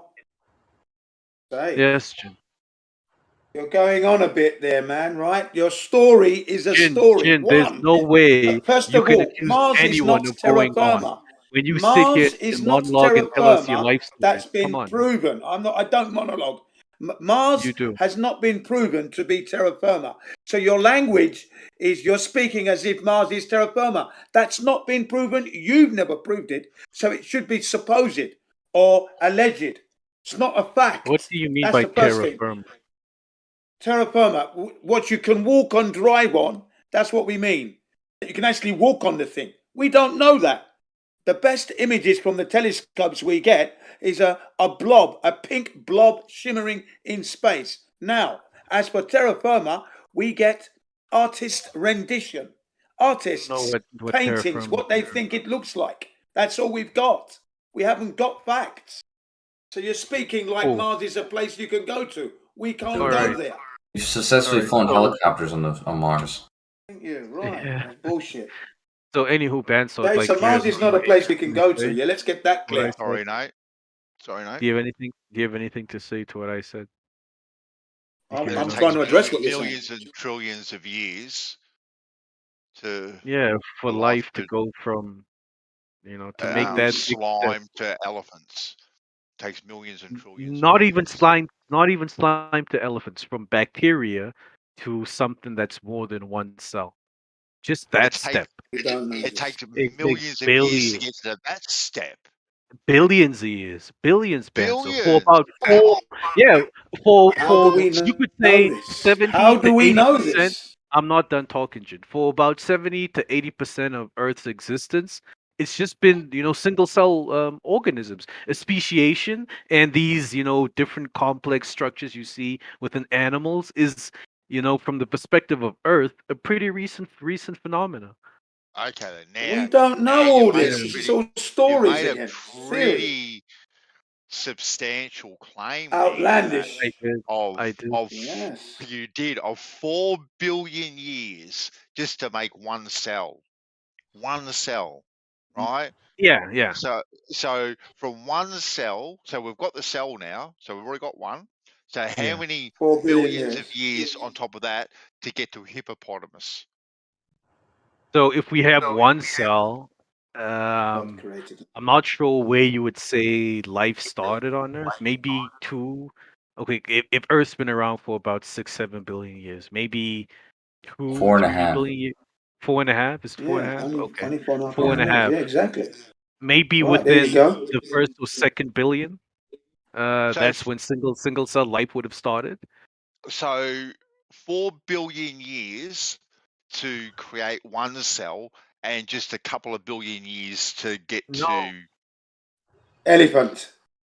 an elephant, a rhinoceros. A hippopotamus. No, that's not what I'm Crocodile. saying. Crocodile's older. Crocodile I'm is older than saying to hippo. go from that one cell to multicellular life. I would say the overwhelming majority of Earth's life has just contained single cellular organisms. So if Earth's about 4.5 billion years old, then I would say for about 3 to 4 billion years there was just single cell life on Earth.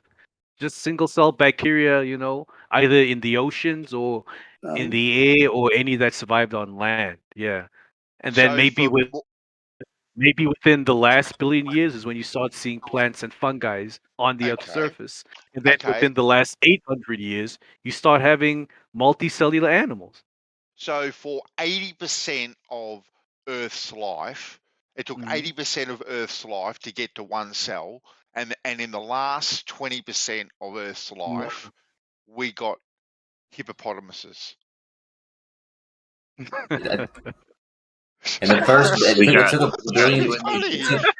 It took a billion years. We got briefcases. We got civilization. It took a billion years to get the first single cell. So single cells. Nate said 4 billion. No, but it was 1 I billion said years. for the first 3 to 4 billion, it's just single cell life. There's no other type of life. Us being multicellular is a pretty recent phenomenon that happened within the last 1 billion. But before that, it's just single cell life. Yeah. So 80% of Earth's life, right? One cell, and for the last 20%, hippopotamuses. But maybe you could say for the last 5%, because I do think there was a period before. 5%. Yeah, because I think there was a period before we had single cells where we had nothing at all.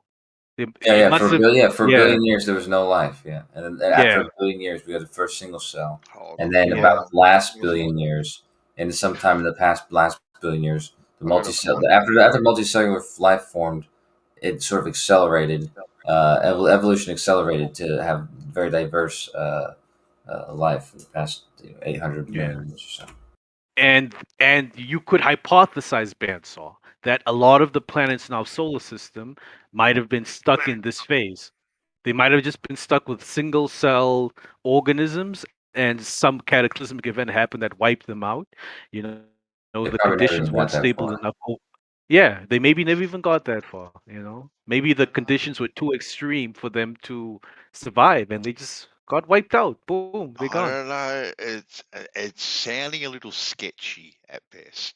All I'm saying. Yeah, it's a lot of hypothesizing. Oh, yeah. You think? What gave them But away? we have strong evidence, though. We have strong evidence to hold these ideas. Yeah, we do have evidence of this stuff. We have fossils. We're looking at a picture right now. Sounds like your class about a faith. What? First of all, and here's the other thing though too is it's possible that it was magically done or something like that, or done by some process that none of us have any idea of. It's like magic, basically. That's possible. However, as clever people, we don't settle on that idea. We try to find, based on everything that we know about the world and investigate, is there a way that this can come about and emerge through the processes that we yet understand? And right now, we're pretty close to, have our hypothesis are fitting the model. We just don't have every answer, but there's nothing impossible about anything that we stated. Your hypothesis is now fitting the model. Well, your hypothesis is now fitting the model. Really? The evidence is the evidence of what ideas. So you've got a lot of ideas. Your hypotheses are now fitting by consensus. These ideas are marrying together, and now we're matching it up to a model. Where in the last 5% of Earth's life, we got hippopotamuses.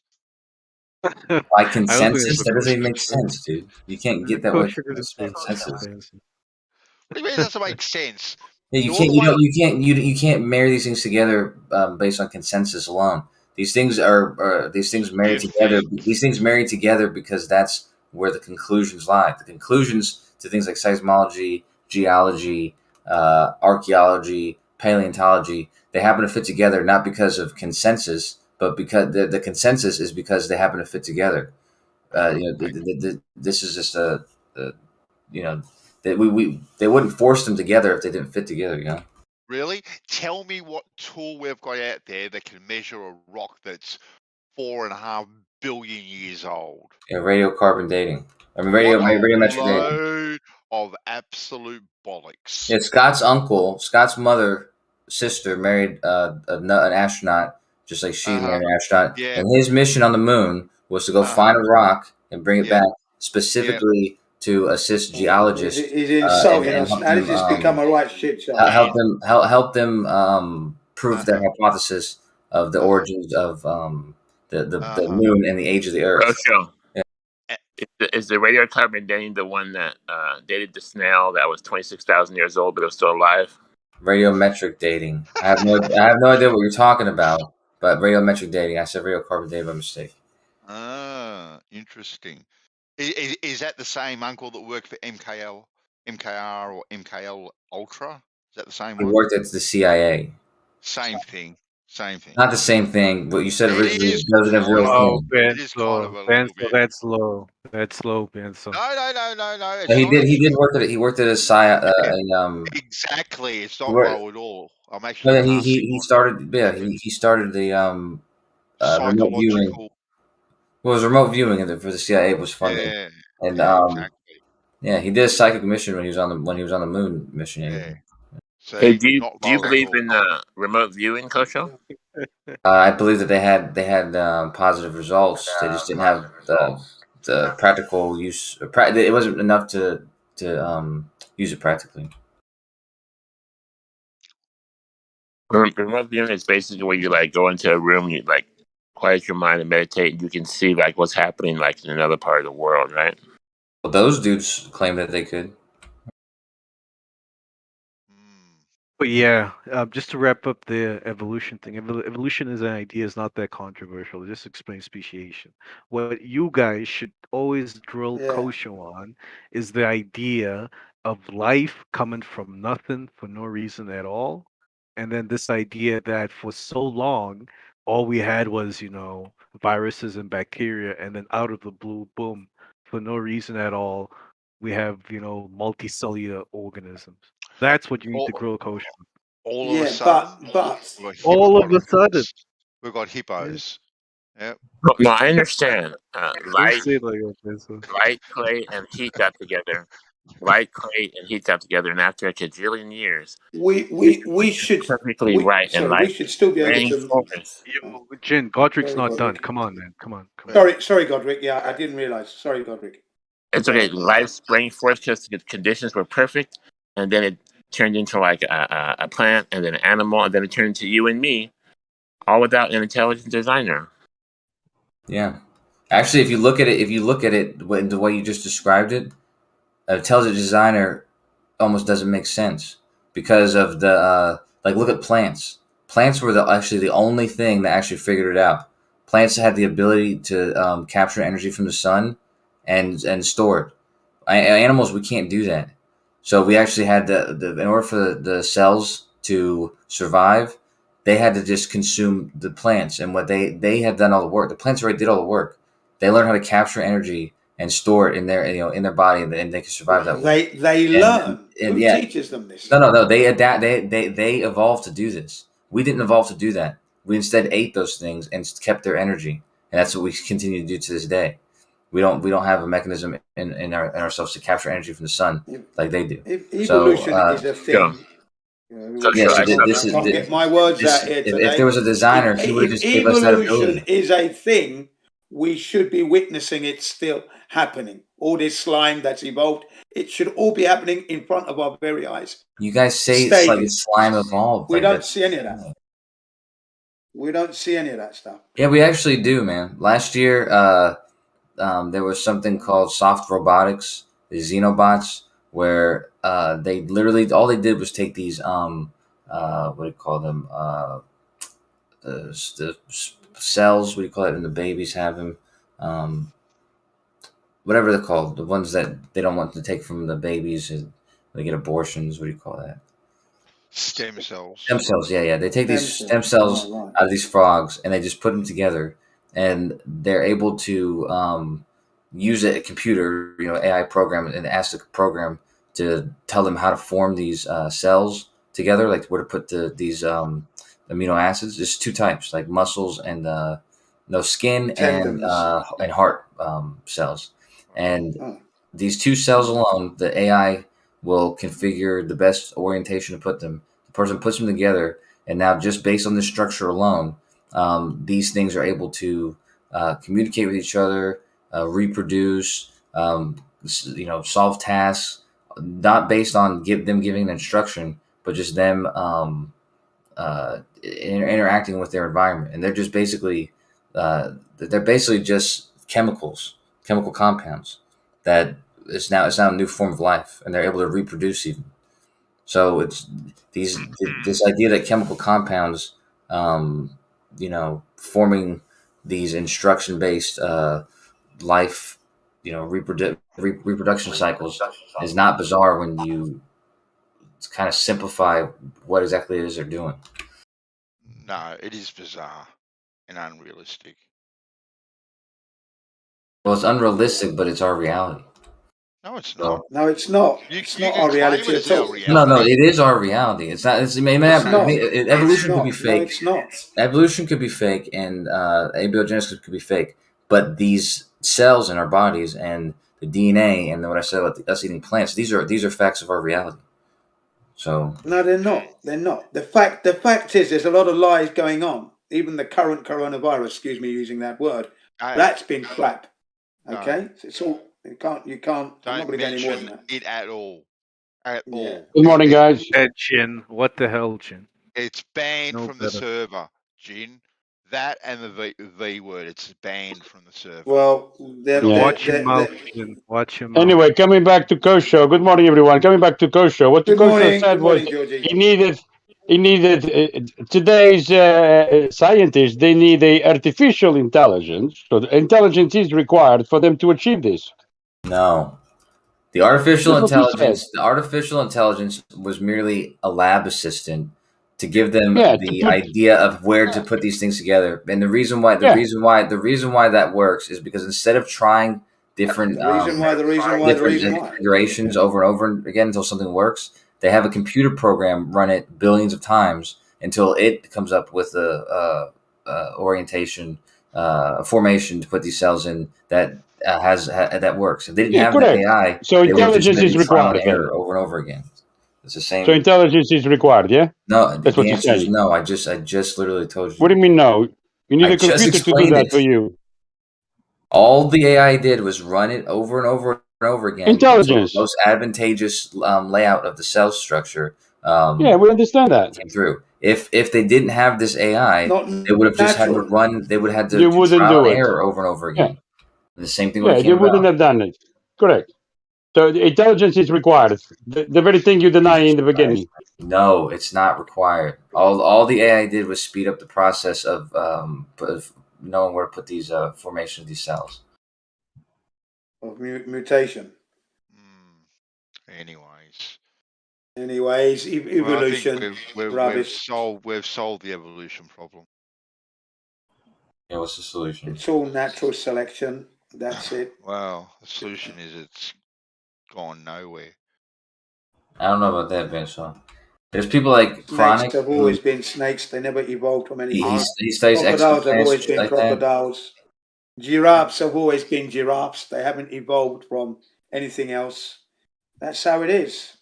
Yeah. Even man, we Oh, never sure. evolved.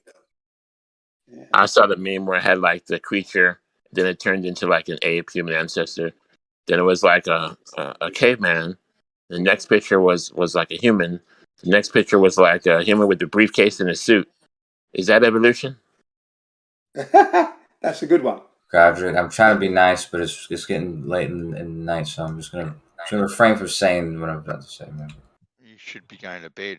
Why aren't you with your girlfriend, Kosho? What's going on? Yeah, what's going on there, man? We're talking about your wife. She calls me every couple of days. But... I shouldn't be mean to you either, Ben. So I'm sure you asked that out of kindness, not out of some kind of. Sure. I'm just wondering why you're spending so much time here. Sure.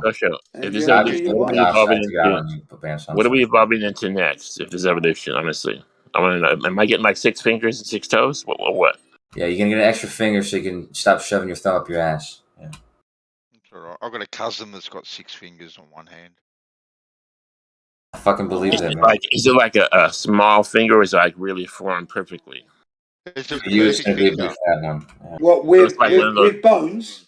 He might have giant. Yeah. He uses it to pick his nose. He might have giant blood. Wow. But it's true. What Yeah, he's got happened 6 there? fingers.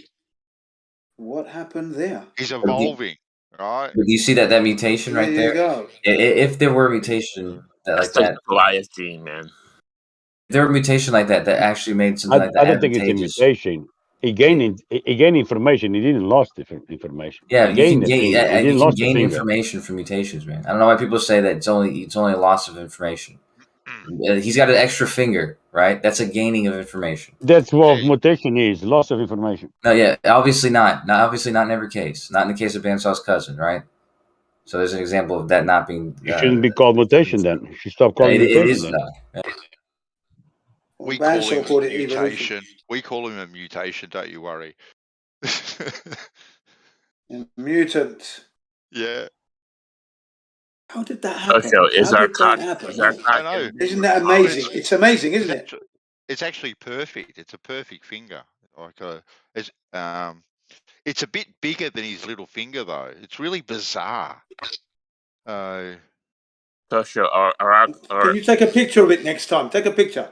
Let's see it's a this. bugger buying gloves. He has a hard time buying gloves. Oh, blimey! Yeah, you know. Can you make this little finger double size on the little finger, please, so I can get both my fingers in there? Thanks. Sorry, Godric.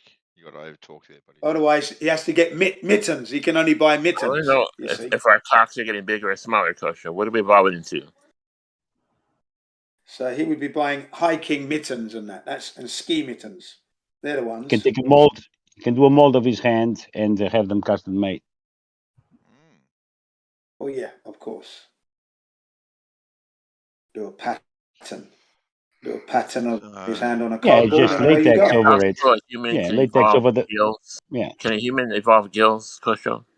Yeah. Go back to the ocean, be like breathing air and water, like a tadpole. Some of us are gonna have kids, even though we're obviously not evolving.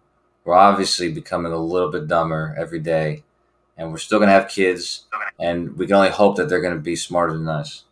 And I say us as if I'm one of the people I'm talking about, but I don't have any kids, so. But by the way, fish don't breathe air. They just breathe water. That's it. They don't breathe. Actually, they do. Fish. They do. No, Their they gills. don't. Their gills are filtration systems that actually take the water and they don't breathe the water. They breathe water the only. liquid. I mean, Then why did they the die? gaseous oxygen that's in the. Then why did they die if you take them out of water, Kosho? They can breathe air. So what? Say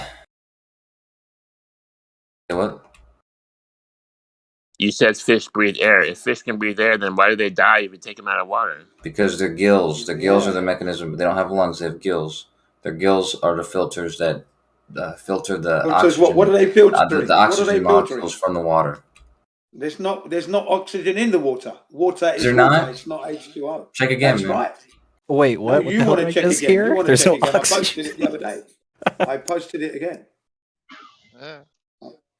Yeah. Kosho, are the There you fish go. starting Otherwise, to breathe air slowly, starting to climb out of the water, like by generation, like maybe like in how many generations? They climb out of the water. I don't want to give you nightmares, man. Exactly. This is science, so we should know how many generations it takes, right? Yeah. Well done, Godric. Ask him again. Pressure. Kosho, how many generations till we go from a fish to a blonde-haired, blue-eyed boy? Yes, I'm just double checking what I was saying about the gills. So, like I said, the gills. He doesn't the know. fish open their We mouth. get from the The water, water right? runs over the Science, gills, right? and the blood in the capillaries picks up the oxygen that's dissolved in the water. So they don't separate the oxygen from the H2O, but in the water embedded is these oxygen molecules. They breathe it just the same. Nice story, bro. Nice story.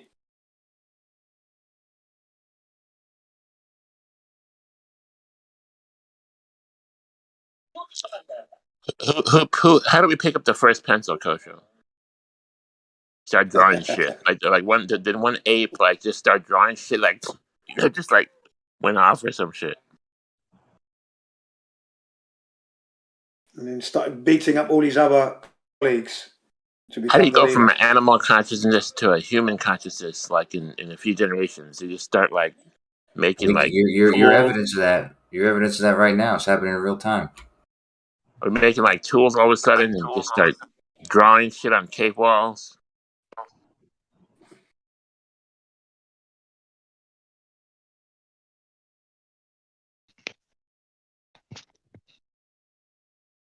Yeah, I'm sorry, Godric. Hello? You didn't deserve that. Can you guys hear me? Yep. Yes, sir, Bob. Good. It's okay, Kosho, but if it's really science, you should know how many generations it takes because this is all science. This is not guesswork. This is not fake. That's not science.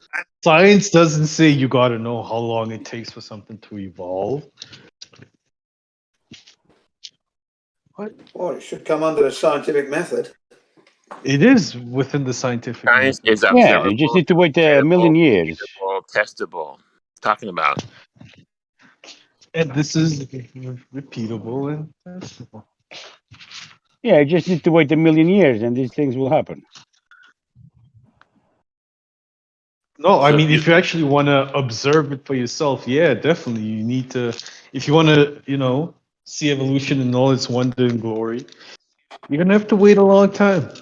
Not really, man. Like I said, it's like people Wait, how long will you less have to wait? clever, people much more clever than me have. How long do you have to wait?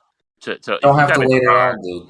You don't have to wait at all. Water, clay, and heat. How long do you have to wait till the first You don't have to wait at all. brings forth? You don't have to wait.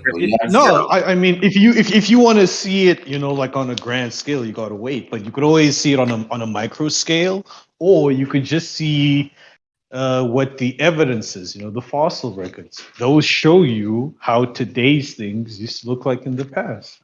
No, but you just look at the bacteria and how bacteria and diseases evolve very quickly because they reproduce all the time, and their life. That's on the micro level. DNA, these things, they have DNA just like we do, They code. Yeah, but Yeah, they're trying to accelerate the process. You see, I if you agree put, for with you, example, Kosho, if you but put that's on the if you put micro level. These guys want to see that, I know, but billion year now, I'm not if appeasing the simplicity they're desiring. yeah, it's very simple. I'm telling you why people who are, like I said, they're not concerned with trying to appease people who just don't want to believe something when it's obvious that these structures in bacteria they have the same mechanisms that we have to encode the information that gives them life, and the only thing that they have that gives them the advantage of showing evolution is they reproduce so much quicker than animals and stuff like that. So they have so much more reproductive cycles, and we can see it happening in real time, all the time, very quickly. You can see them evolving into something that some of the mutations they suck and nothing happens with them, but the ones that are advantageous, obviously, are become more apparent because they're successful. Coach, totally from your agree with you, bacteria, how long till you get a blonde-haired, blue-eyed boy? How many generations? Is that what you're into, man? I got a couple friends that give you the number, right? This is science, bro. This is like all documented. It would take you about 4 billion years, Godric, to go from bacteria to a human being. I give you a jar with water, clay, and heat. How long till we get life from that jar? It would take about maybe 1-2 billion years, but I would need a bit more than that. But to give you life, it would take about 1.5 billion. Give or take. It just sounds kind of faithy to me, like Why? Believe it,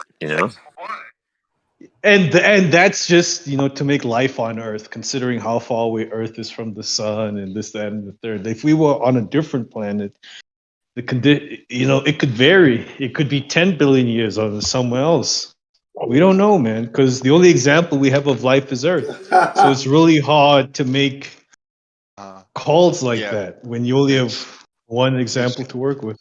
Yeah, it's just perfect here. Boom. That's convenient. That's convenient. Why don't you get one of your little magical telescopes that can look back in time? That's why we have. All right. And that's then the purpose of them. You can view right the slime turning into a hippopotamus on another planet. Yeah, but that's what they're for. That's why the James Webb is. That's what people are renting the telescope to look for. You're actually able to look at the exoplanets much closer and actually try to figure out the atmospheres on these things, and in a much more. We're trying to do that, Ben. We are. I know. Vigorously, we're working at it. We're spending a lot of money on it, Yeah, I know. A lot of money. That's how serious we are about finding life. Thank the gods for that, man. Thank the gods that not everybody is like us, and that there are people who are clever and also have the interest of actually knowing the truth.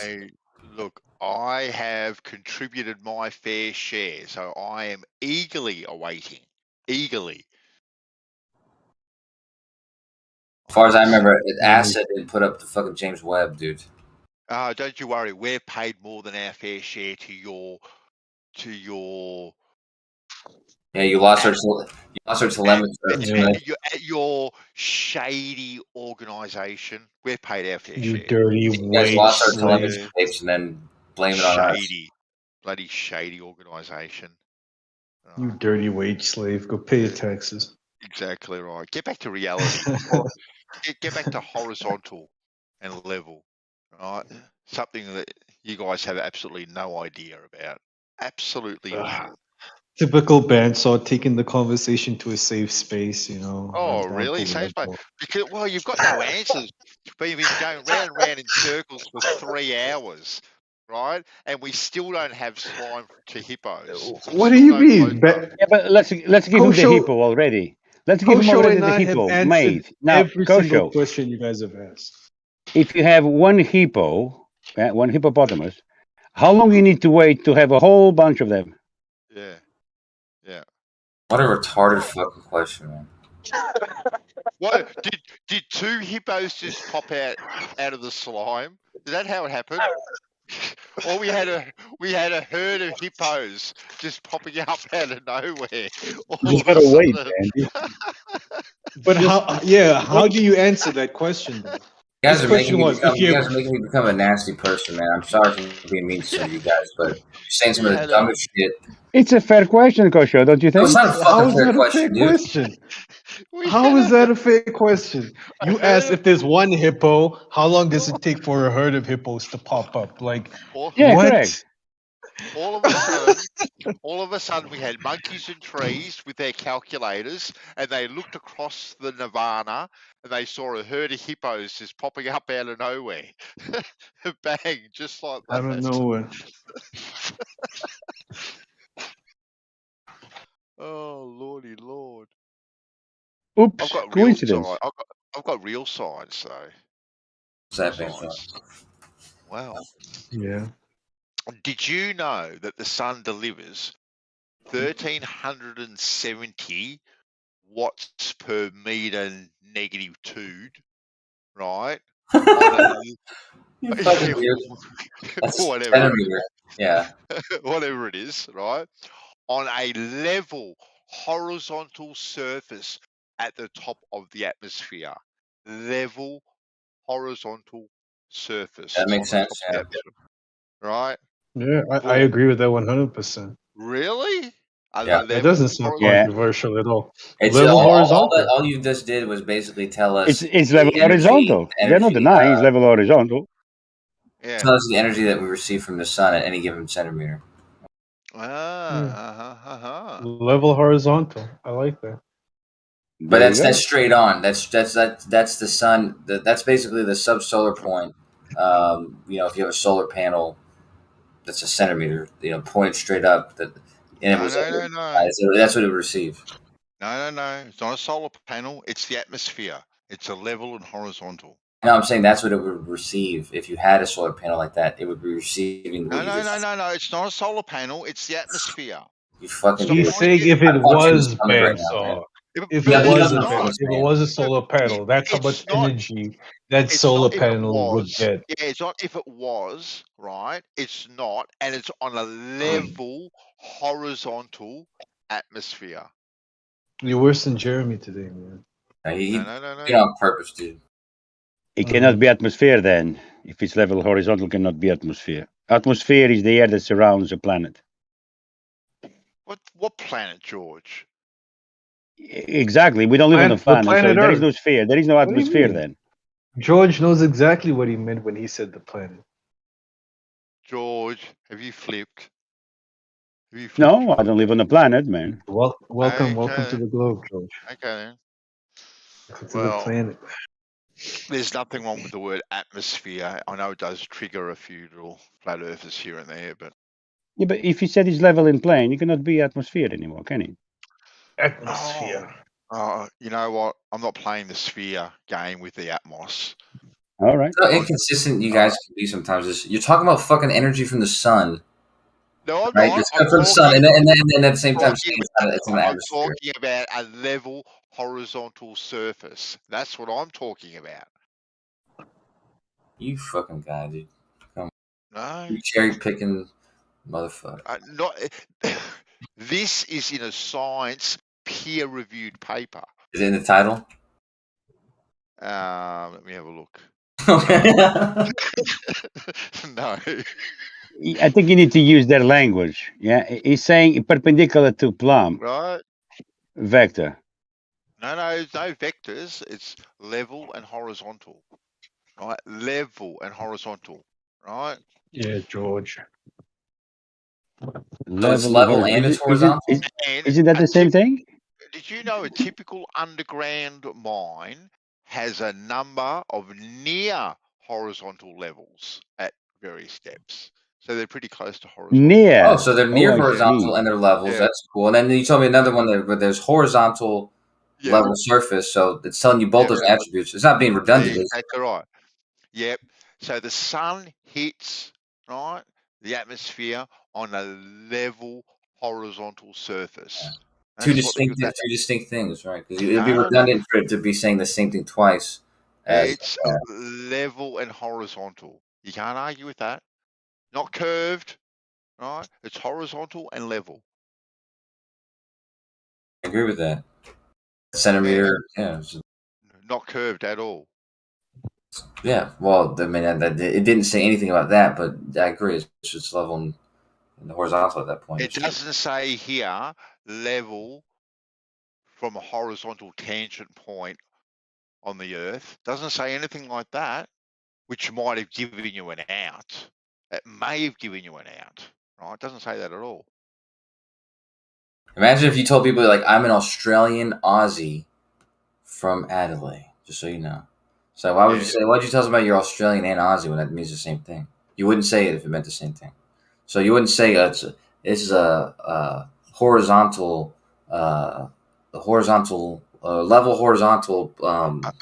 surface. Kosho, things. all right, these guys are scientists. They're very thorough. Right? They're very thorough. Right?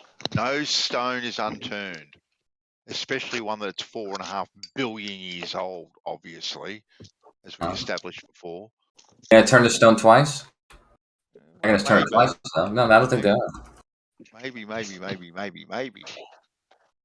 But level and horizontal is absolutely bizarre. I find that quite fascinating. No curve, nothing. I mean, it's important that they were describing a level horizontal surface because that's the only way to describe the energy. The amount of pure energy it's receiving. Otherwise they would have to describe how much it's dissipating if it was anything other than coming directly downwards. Yeah, Ben. So. Yeah, what? I wasn't listening to Well, I tuned out. Listen, asshead. Hey, what was the number that you said for the centimeter squared? It's a solar panel, apparently, Kosho. Listen, dude, I just want to know the number, man. I just want to know how much energy that was. It was 1370. The year? 13. What does that mean? 1370. 13.7. Is it so? 13.7. No, 1370. 1370. Okay, and that's watts. Watts. Yep. That's a lot. Yeah. M -2. Yeah, it's a centimeter squared. Well, it doesn't say that. Why did they just say that? Scientific notation. Yeah. Oh, of course, because it's a scientific paper that's been peer reviewed that I'm reading from. Of course. Me. Such an asshat.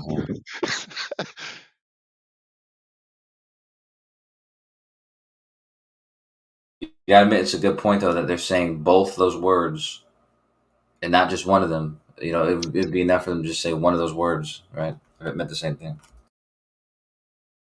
Yeah, they're being extra careful.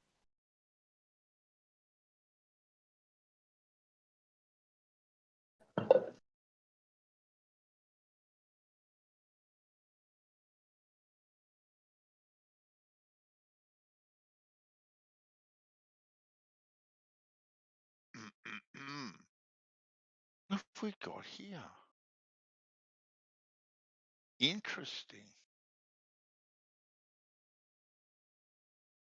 What are you watching porn now? Of course not. I don't need that.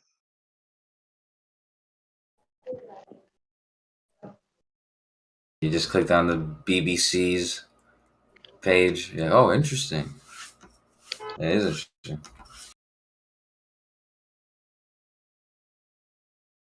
And what are you watching, Kosho?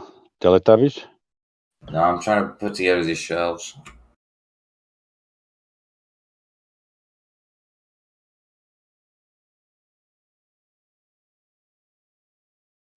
Water level lines in a horizontal plane. Damn. They always forget the Earth curve, don't they?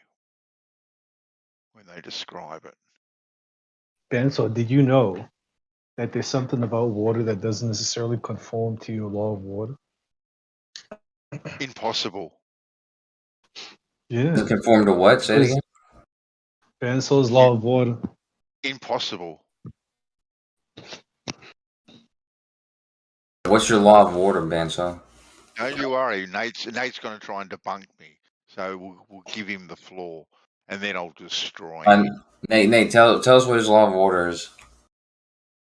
It's a weird. It's basically the same thing as water. It's just he feels water in a teacup is at rest, at equilibrium, and then when you add these external pressures, it's not at rest anymore. Hey, when did I say teacup, smartass? When did I say teacup? Okay, water in a cup. In a cup, then. Any cup. No. I actually said in a dam. That's where it started. So don't be trying to muddy the water. All right, water in a dam, according to Bansal, is at rest. Sophistry. With your sophistry. I know how you work. Yeah. So Bansal, if I have a warm cup of water and I have a cold cup of water, will the warm cup of water, and then I add like a flame to both of them, will the warm cup of water always boil first? Will the warm cup of water always boil first? Yeah. Did you say? Yeah. I am. You know your what? law of water says it should. Right? I am. No, my law of water says what? Does this say it should? When did my law of water have anything about flames being put to it? Number one, I don't remember any flames in my law of water at all. I don't know. That's like a fundamental premise in your law of water. What? Fire. Fire Heat is a makes water fundamental boil. right? Yeah. Doesn't heat make water boil? I am gonna. You know what? I am gonna say that the colder water will boil quicker than the. Why would you say that? Because I'm smart. Why would the colder water boil faster, man? Just for the sake of the debate, why not? Right. No, but I mean, don't just give an answer because you're hoping to be right. Like it needs to be consistent with your law of water, right? Thermal transfer is the answer. Because it's closer to the heat source. So What? and guess what? I'm right, aren't I? I'm right, aren't I? I don't know, Ben. So Yeah, I mean, you can be right. This is your I law mean, of water. if there's a distance between the pots, if there's a distance between the pots and the heat source, of course. Yeah, what if the water is being heated by a flamethrower on the surface of the water?